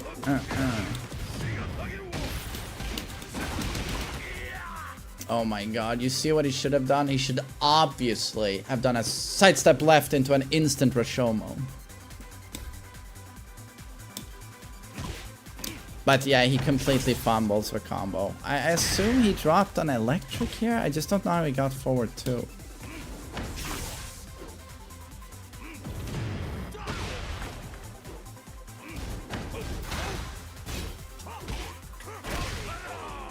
Whammy, I feel like you're one of these players that forgets about the heat mechanic like all the time. I don't know if it's just me, but I feel like there's so many fucking rounds where you just don't touch your heat at all. Even if it's a 50-second round, you're just like, what? Heat doesn't exist.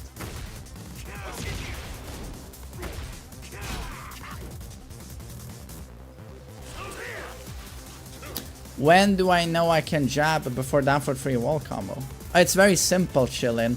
You haven't used up any of your wall hits yet. And now you do heat burst into jab and into the wall combo. It's always after heat burst.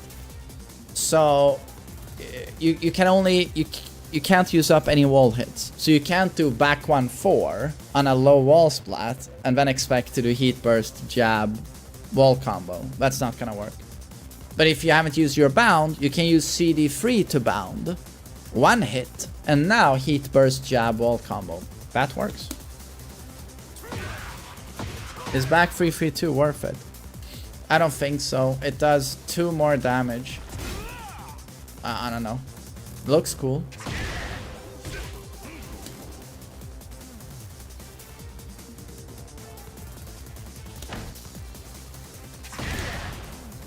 Like, worst combos ever? Oh my god, the golden Rashomon. Who is this? This must be main, man.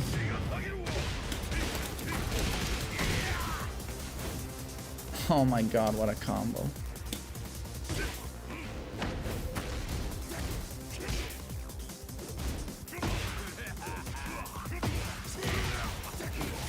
I'm assuming he has very, very little time on Heihachi. He is barely scratching the surface of a character. Yeah, this is a Reina main. 100%. Down for 1-2. Down for 1-2. Yeah, to be honest, watching the Heihachi is not helping a lot here. But a very patient player. Very patient player. That's cool.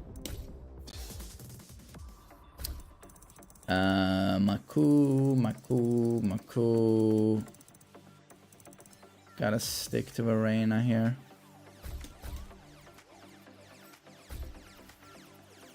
Get ready for the next But it's pretty funny seeing someone like never use heat, almost never using it.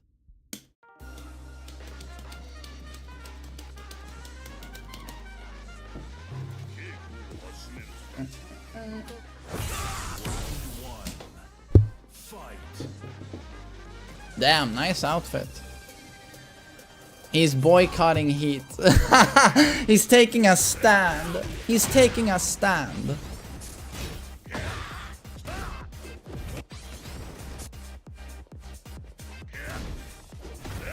Nice movement though. Okay. What would Reina do here? Electric, right? You would electric.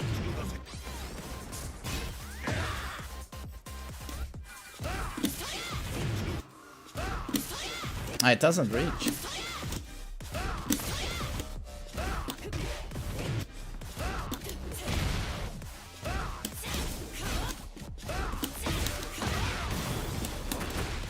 Right, yeah. 4-4-2 maybe.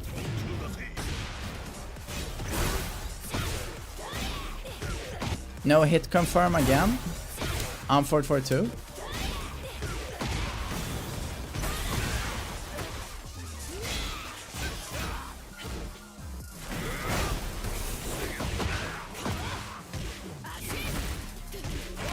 Oh, nice pressure. Nice pressure.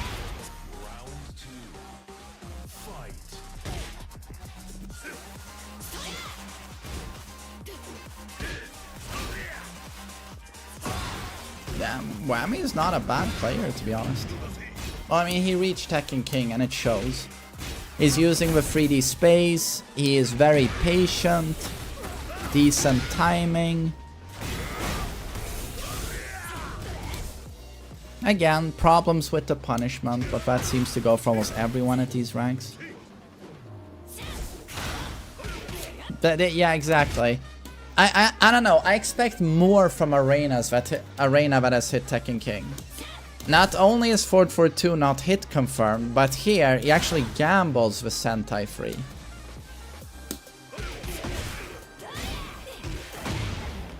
Nice pressure.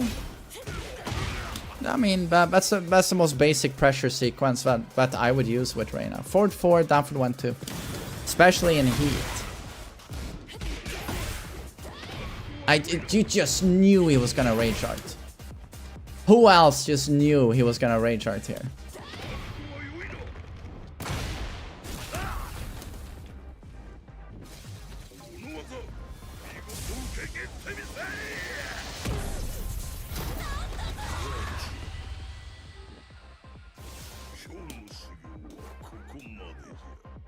I gotta say, the most interesting thing about this Reina is just the lack of heat in general. And just, you know, not applying this stuff. That stuff. Or this stuff. Like, where is this? This character just got a stupid 50-50. Where is it?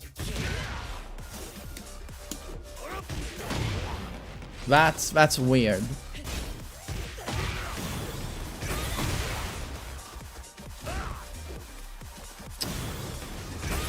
Question, can we? She can down for 2 it. You can down for 2 that. God damn, so you can, anytime you see Demon Uppercut, you can just down for 2. No, not a tip range, of course, but these players don't space very well.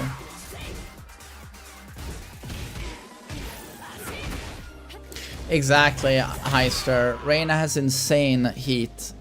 Well, it's still steppable, but no one uses sidestep at these ranks, but he's not even attempting to apply that. Yeah. The low heat smash is trash. 35 damage for the risk of getting launched. It's just a grab. Yeah, but that's the way it should be, in my opinion. It should be launch punishable.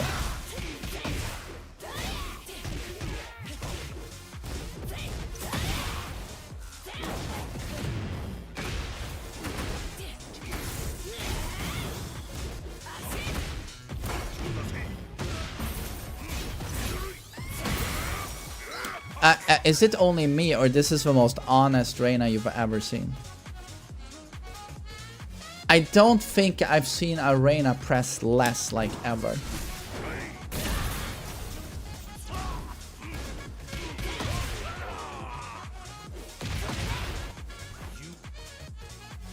Okay, I think I've seen enough. Wait, what was his name again? Whammy, right? Yeah, Whammy. Yeah, he's very good. I mean, but also he's hit Tekken King. He's hit Tekken King, which is very impressive. Reina, my bitch. So first off, the good things. You had good movement. That was cool to see. You used side steps. You stepped very. You were so patient in general, but it was nice seeing on the steps. You just keep walking until you confirm. They whiff and you take your punish, and that was very well executed. You also kept it very safe in how you played. Just in general, good timing, spacing, spatial awareness. You get 2 thumbs up from me there. Your electric was not as sharp as it should be. Your wave dash was not as sharp as it should be. When you play a Mishima, it's just like your movement combined with your electric, especially with a Mishima that has tits, better movement. And when you combine above average movement with a potentially a 13 frame launcher that's +5 on block, you have already there something that is extremely potent. But I never saw... but this is something I see a lot with blue rank Mishimas. Now you were Tekken King, but I just don't see a confident and sharp electric. And I would practice until it's like breathing. It should feel like pressing one button when you do electrics. Because this is your strongest keep outs. It's your strongest punish, whiff punish. And in terms of pressure, just combining electric with something like 442 is very, very strong stuff. And I missed that watching you play. I never felt that you had that scary electric, and it also made its presence known in how seldom you pulled the trigger on an electric. So that's something I would work on if I were you, especially considering you're a player that has spatial awareness. You know, how much you could do just stepping into electrics, for example. I like that you used 3-4. That's a really good button for keep out, etc. I like that you pressured with forward 4, down forward 1-2. Your Sentai mix-up confused me. You are a Tekken King, but you didn't confirm this. You can now also confirm into 2. But you didn't do that. That's something I would expect from someone at your rank. But you do have 4-4-2. If it's blocked, you might do this. You might do this for frames. Just see what your opponent does. But if it connects, you will confirm into Sentai 3. Or Sentai 2. That can now go into Heaven's Wrath, right? So you can confirm this sequence into +8. That's more than you get from a house sweep, right? That's +6. But this was completely absent. And instead I saw you do, even on a block, you would commit to this, which is like too high of a risk in my opinion. You probably want to do that. So that's just something I find confusing considering your level of play. Just confusing. That's something I would look to fix if I were you. I also feel like you nowhere near enough did you stress hell sweeps. Like her hell sweep into Heaven's Wrath is a pretty, again, potent mix-up situation. It is pretty scary. Just doing the 2 button. If they try to step, you have this kick, which is super good. And at the wall, I just don't see you use this, right? Why?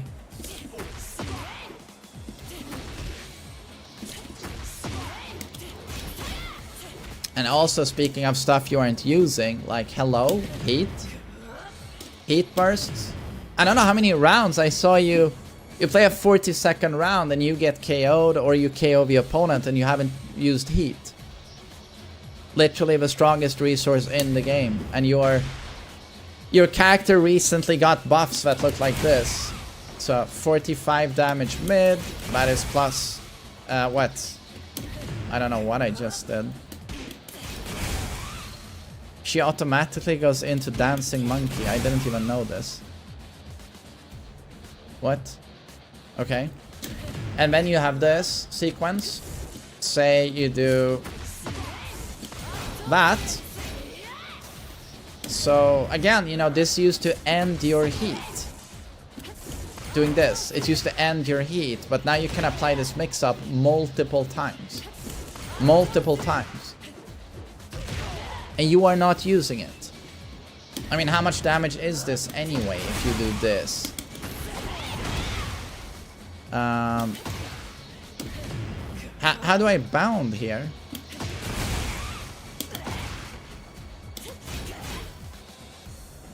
I don't get it. I have to go into fart stance or what?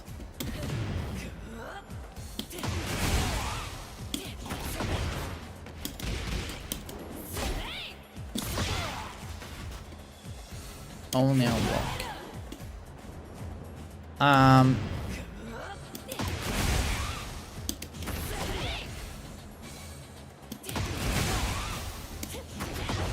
Okay, on block. Okay. So again, bagoosh. Okay, I don't know what the combo is. But again, this stuff does lose to stepping though, right? But again, your opponents didn't step a whole lot. So, you know, making the most out of heat is really important. I did like, however, how you did this in heat. And it's such a basic sequence, but it's so good. It's so good. And maybe you could have stressed this option more. Maybe down for the 1, Sentai. Just in general, I think you didn't use variation enough in your Sentai mix-ups.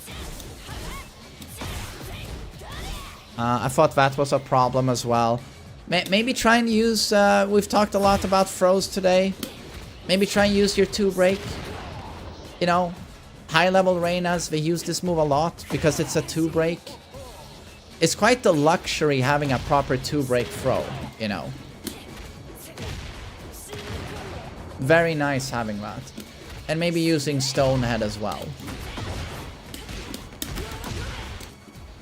I like that you used the new low. You used forward 3. That was nice. You got knockdowns and you very appropriately did War God Kick. That was good. You took 12 frame punishes with 2-2-1. Your matchup knowledge could have been much better though. Like much better. There were so many punishes you let slide, but this just seems to be the biggest problem for those of you who are Fujin to Tekken King. Like there's so little punishment. Which is also a shame considering you are a very defensive and passive player. So considering you've hit Tekken King, maybe do more labbing. Maybe use replay feature more. And honestly, I felt like you were passive to a fault. Like, I understand passive play more when you play someone like Heihachi who has to think twice about pressing a button.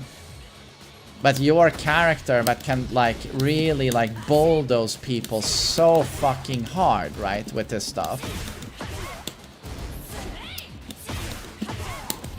I felt like you were passive to a fault, almost. And, you know, stuff like this.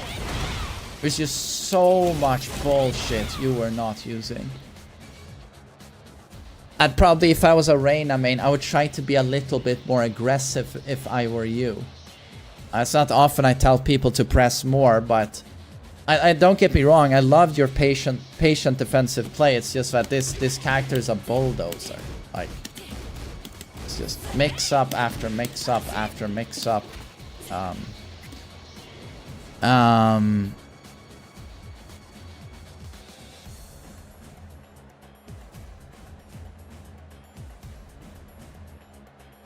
I don't know. I think this covers the glaring issues I saw.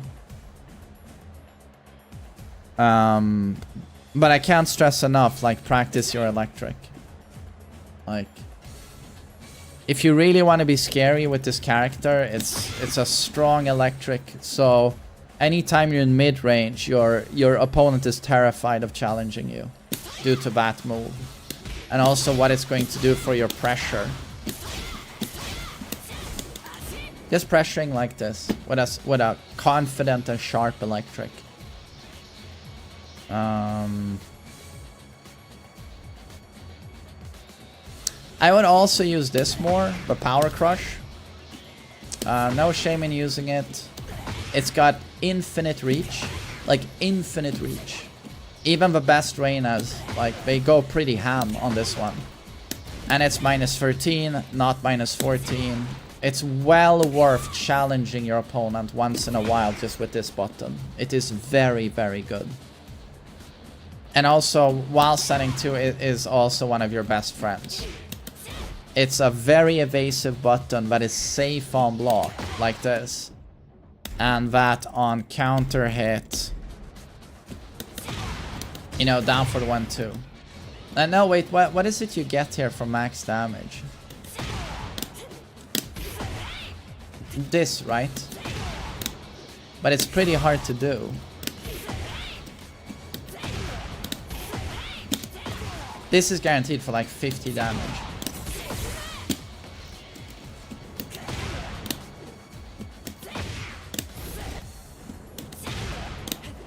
Oh.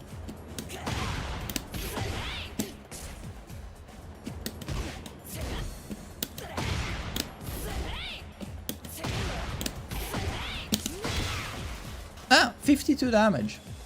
But it's pretty tricky. Oh, I can stomp. Look at that. 60 damage from a safe panic button. So, you know, just stuff like this. If you have the execution and you're willing to put in the work, this character can do some really crazy stuff. And why not throw in this bullshit as well? My god, how many people just completely freeze when we see that? Just, bonk. Into mix up. So, you know, there's so many things you're not doing that you could try. But so, yeah, that's gonna be my advice for you on Reina. And I hope it helps. And now suck my cock. No, I'm just joking. I'm just joking. Yo, Bing Bong, what's up, buddy? How are you doing, Bing Bong?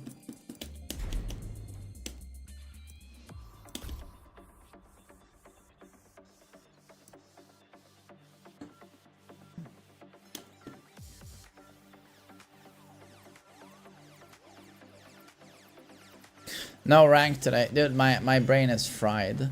My brain is fried. It was fried when I woke up and it's still fried.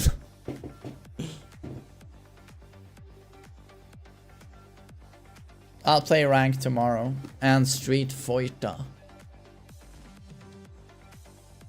I need to do coaching tomorrow as well. How many people are left on the list?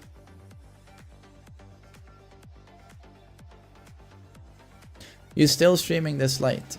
I'm not. I won't stream for much longer. I'm getting super tired. 30 people left. How can there be 30 people left?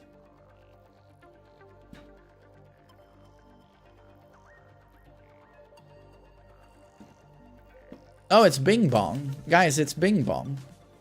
It's always 30 people left. No matter how many people I coach, it's 30 people left. Get that ass coached. Mods, get that ass coached. That's the wholesome LTG. Get that ass loved. Get that ass coached.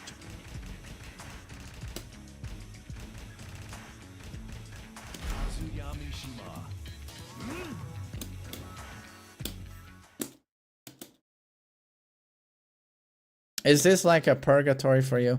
No, but it's like I just feel bad for people who sign up and wait so long, you know. But I'm just happy. It's super awesome that people want coaching. And I mean, how many people have I coached since I started doing this? Like, is Kazuya top 10? I would definitely argue it. But I think a lot of people would not argue that. But I would definitely argue it. I've coached 37 people so far. Okay.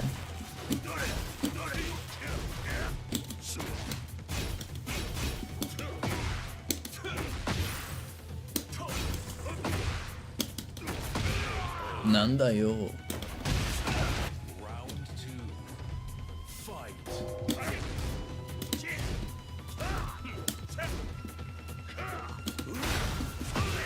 Nice select.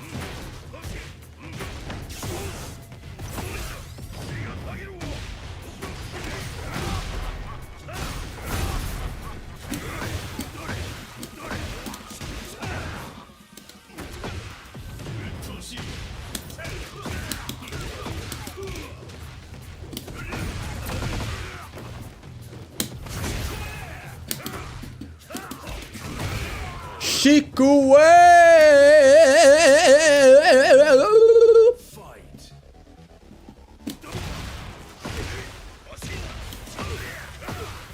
Oh shit. Play MK1 with Omni-Man. Nah. I'm gonna play Street Fighter. I'm gonna play Bison.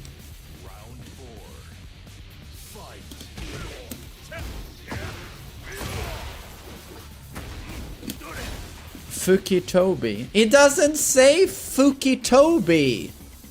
Do you have ears? Listen now. Shikue! He didn't say Fuki Toby. You guys are fucking deaf.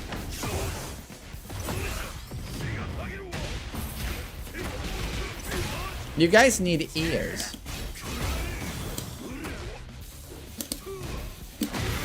Nice timing.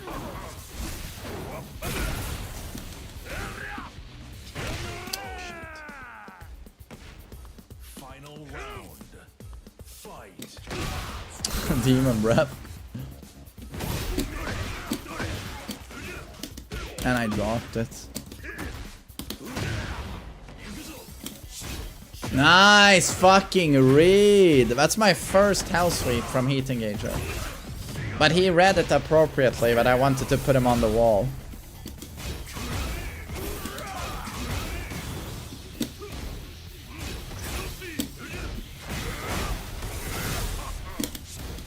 Oh my god, he must have blocked like last second. Nice one, Bing Bong.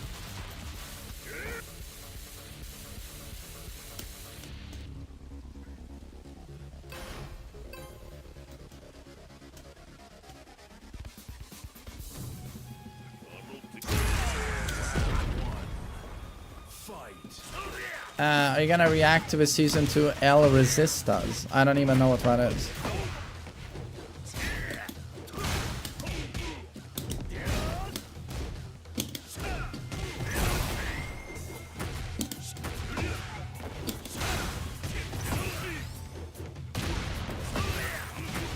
Damn, nice one.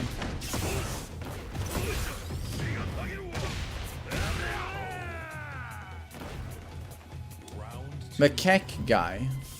Oh. Oh, it's someone's made a comedy edit where he says Tekken 8 is shit, season 2 is garbage. Oh my god, it's so bad, it's garbage. Or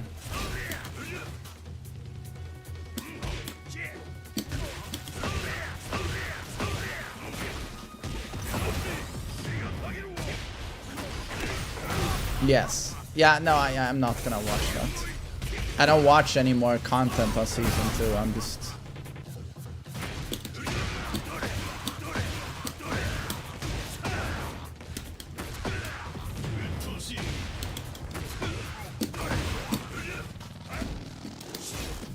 Jesus, the hell sweep reads are insane. Insane hell sweep reads.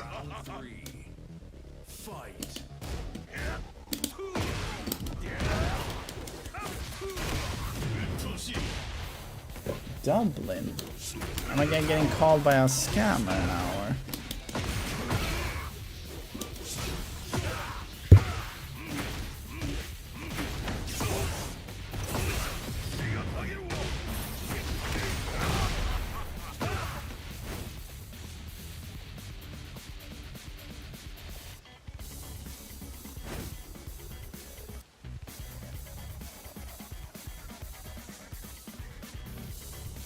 Okay, scammer.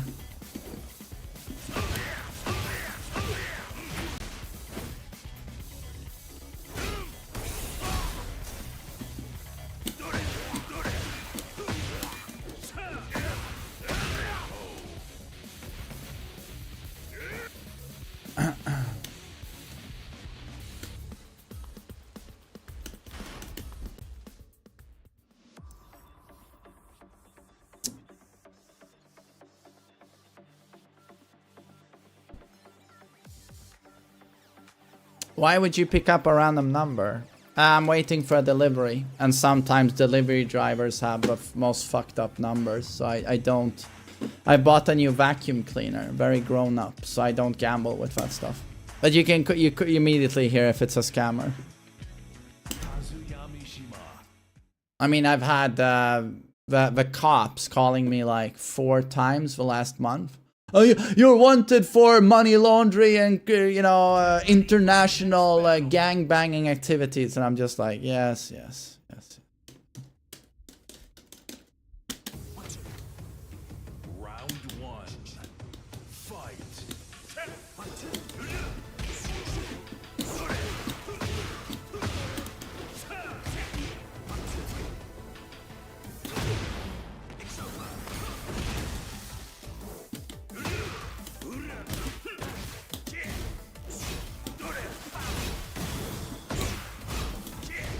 No, Nigerian prince I have not gotten. I get fake cops, Microsoft. What else do I get?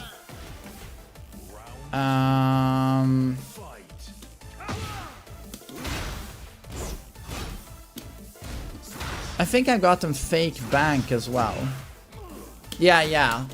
Oh, no. And also, oh, there's a package.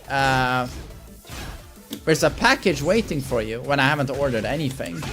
And you need to send us money so we can release the package for you.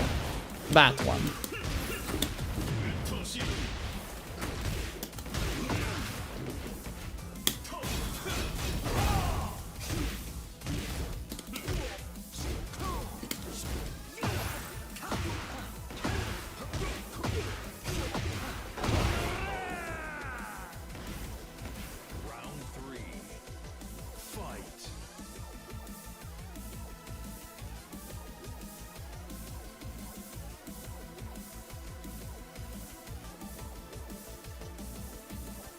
What the fuck?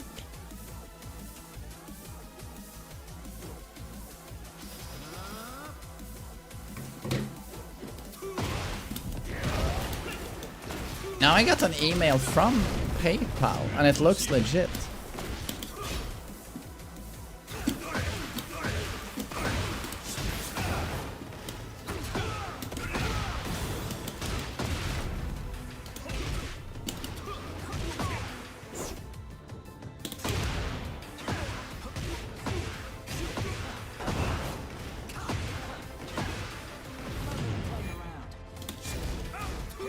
Don't get scammed. I mean, it would be pretty impressive if they have your phone number and your email.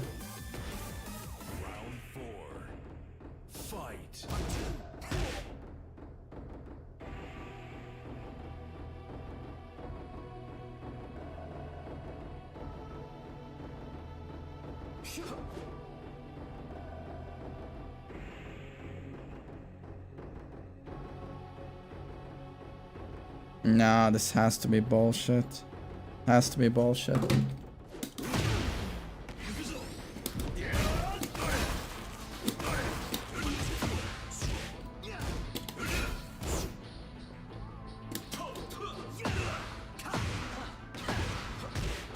Yes, YouTube donations show up on stream. So when you donate $6,000, I'll see it on the screen.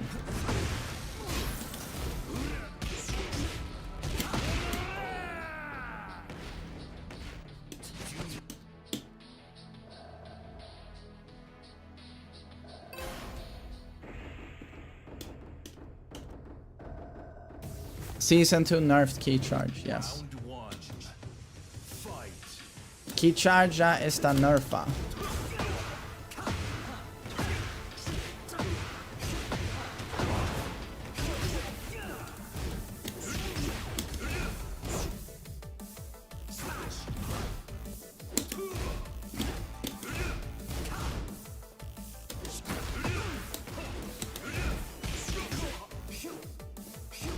Is Yoshi balanced now? I have no clue. He's more balanced at least. I've just looked too little at his new stuff.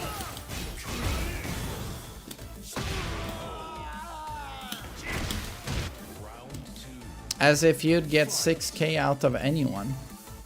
I mean, it was a joke, TJ. I don't expect anyone to do that. But, you know, people have been quite kind to this stream. One would have to use the word kind.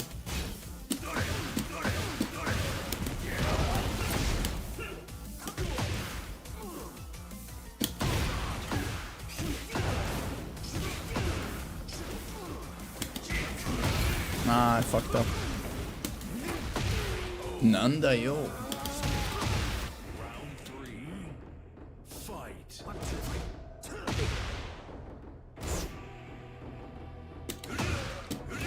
I can donate a cheeseburger.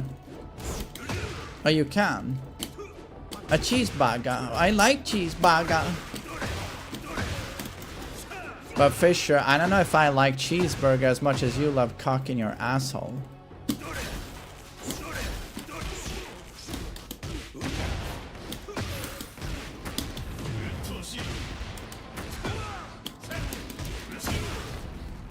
Okay.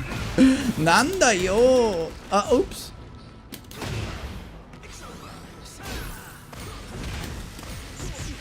Oh no! What a fucking masher. Round 4. Fight.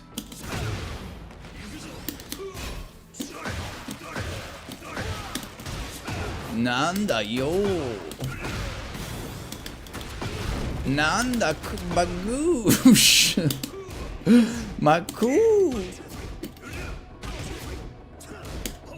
Doria. Doria. Doria.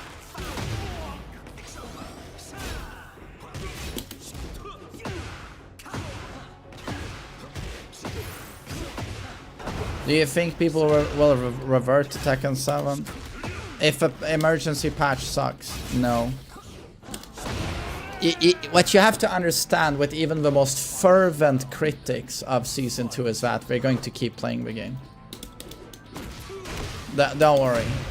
It's always like this. It's so fucking awful! Oh my god! Fucking garbage! And then 2 seconds later they boot up the game again. It's just... Don't worry.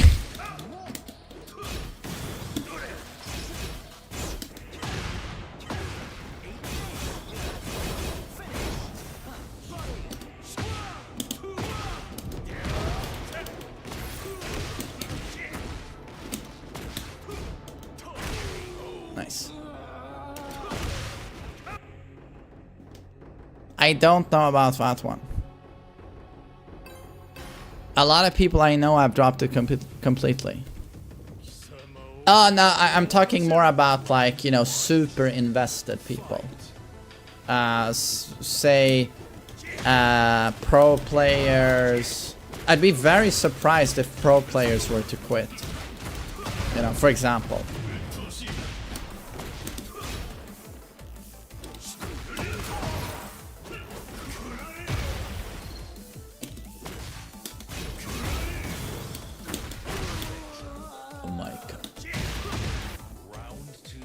CBM quit.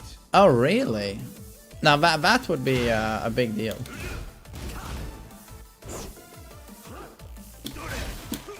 My best friend Nee said that he will drop Tekken 8. Are you Chanel, Platon? Doobie's Chanel?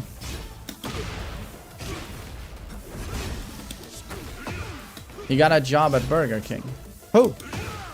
CBM works at Burger King. Oh, okay.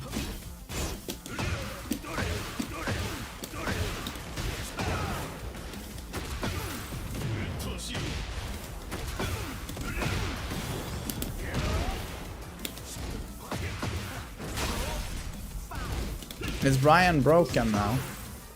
I don't know. I don't know which Brian is worse, Season 1 or Season 2. I prefer playing against this Brian, but...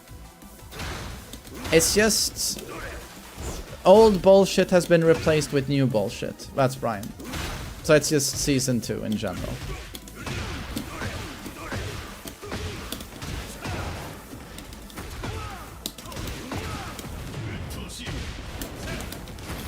Oh, I tried.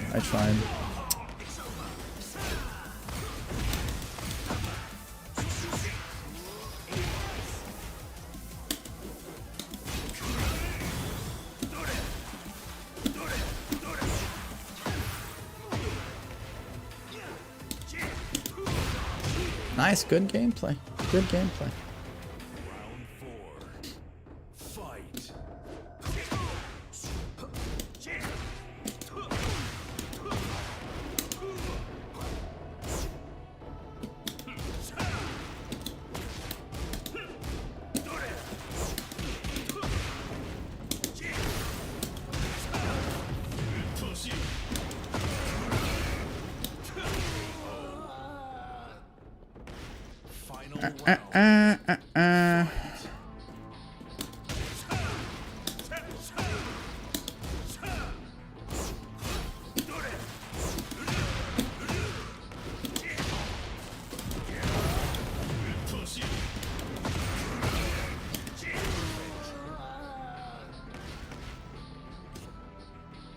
Is prioritized response better than standard? Absolutely. You have greater control over your character in laggy matches. Absolutely.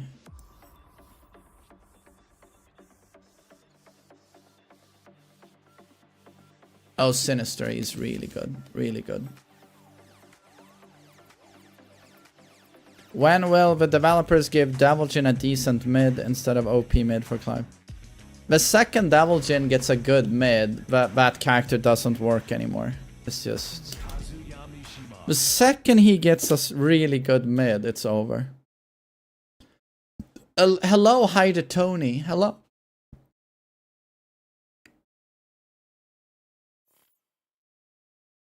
Get ready for the next battle.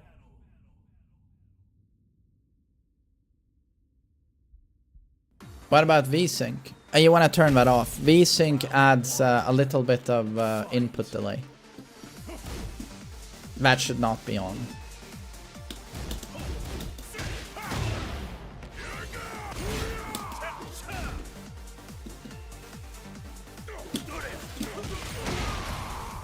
Alright, I forgot about that. The damage! El Damaggio! Nice duck.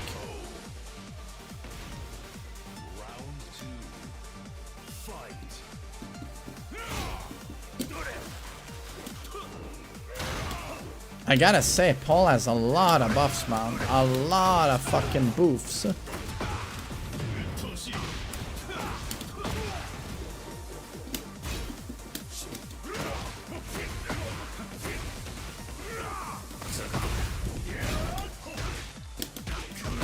What about my rising sun? Cross up, cross up. Round 3. Fight.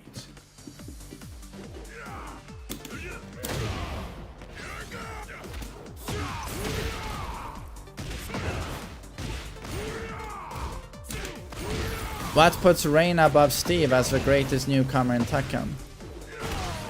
You gotta understand, Tekken 4 Steve wasn't all that. The Steve you know today was created in Tekken 5 DR. That was when he became a super cool character. Tekken 4 Steve is not that interesting. And he's super OP.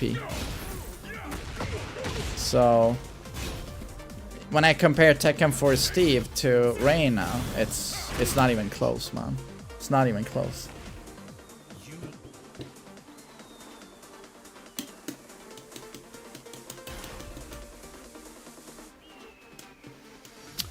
Do you like the Reina changes? I don't like... again, I don't like the direction of low heat smash becomes a heat move. But I have to say that with Season 2 Reina, I don't see her as a massive problem like I see a lot of other characters. She's still steppable as fuck. And it's the same with her new low. Steppable as fuck. And her heat smash low is still launch punishable and it does 35 damage. You know, so I do prefer Reina to the other characters getting those low moves that are like minus 14. So Reina is quite okay, I think.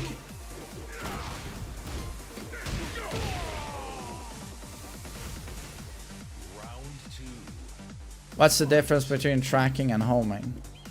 It's just... there's so many gray zones there.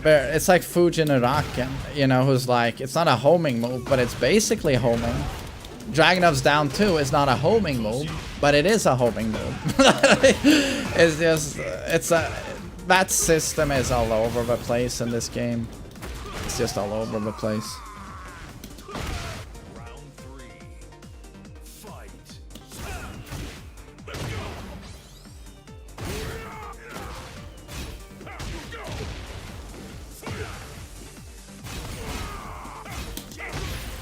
Oh, high evasion.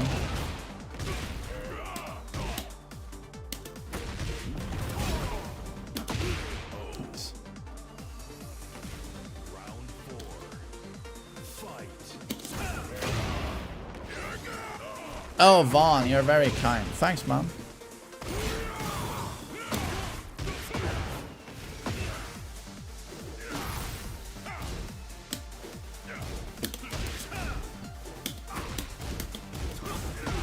Nice stuff. Nice stuff.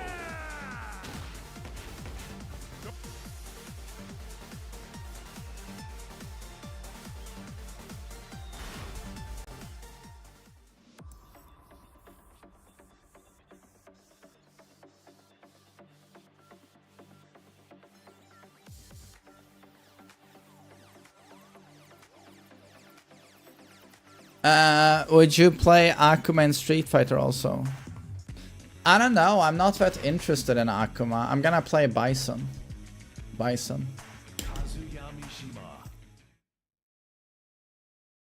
No, I've not. I decided to not play ranked. I'm completely brain stroked. Like, I can barely think.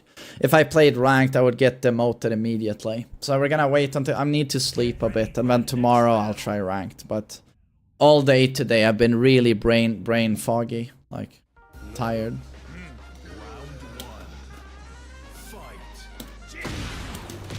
I can't play like competitive Tekken right now. I just can't. So I'll try tomorrow. No, Street Fighter is happening tomorrow. Yeah. Why do you want to play Street Fighter? Because of a situation with Season 2, you know. I mean, I'm gonna play Season 2, you know. I'm not going anywhere. And I'm having a lot of fun with Kazuya, but also I'm a bit you know, with characters like Clive and King and Jack right now, it's just I'm just assuming that's what ranked is gonna be for me. And with this kind of shit show going on, I'm just like, I'm a bit curious to see where Street Fighter is at. And I've always felt Street Fighter 6 is the best 2D fighter out there. So I'm gonna try that game. Street Fighter has bigger problems. I asked Brian F on his stream, and he said that, yeah, sure, you can escape from Tekken, but just know that Street Fighter is already where Season 2 is taking Tekken. Throw loops are forced 50-50s everywhere, so I know what to expect.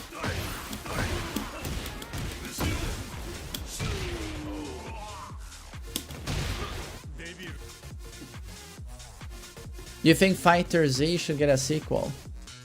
It didn't sell that well, did it? DBZ Fighters. But it's a good game.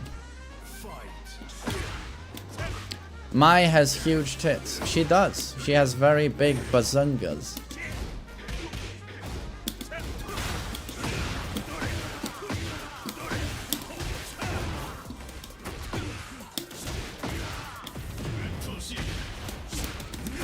Oh my fucking god, really? But to be honest, if you IRL met a girl like Mai, you guys would be like, nah. To be honest, I'm not interested. Those tits are comically large. They're too big. I'm not interested.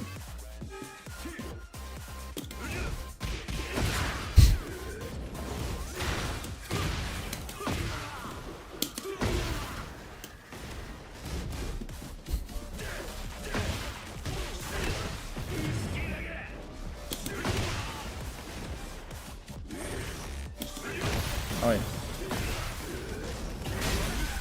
Why don't I play Sparking Zero? I don't know, because it sucks.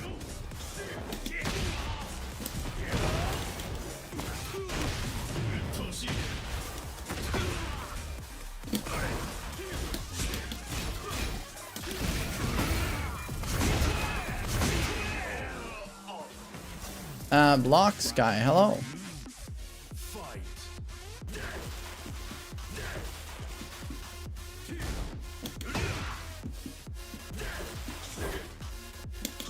Do you think Virtua Fighter 5 will be good? You mean Virtua Fighter 6? I'm hoping it's good. I really do. But I don't know. If it plays like Street Fighter 5, I don't think it's gonna be for me. But I'm hoping it doesn't play like Street Fighter 5.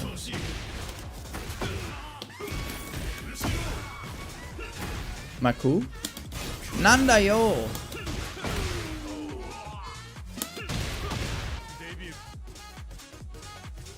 Fighter Z, 10 million copies. Really? It did 10 million copies. Oh god. I don't know where I read it that it didn't do that well, but so it did really well. Are you actually streaming Street Fighter 6 tomorrow? Yeah, I've already... the game is installed and everything, and I bought Bison, so yeah. But sorry, I'm gonna end the stream here. I'm gonna take a break now. I'm gonna watch Edika suffer in Dead by Daylight. It's been 9 hours. But so tomorrow, hopefully I'm a little bit more rested, and you can expect a long stream. And we will do coaching ranked, Kazuya ranked, and then Street Fighter 6 Bison. And I'm gonna try and learn that game. So I'm gonna need help, obviously. And I think I'll ask Brian if he'd like to coach me. I think that would be fun. But so thank you all for watching. Very pleasant stream. Thank you for the support as always. And have a good one. Hope to see you all tomorrow. Take care.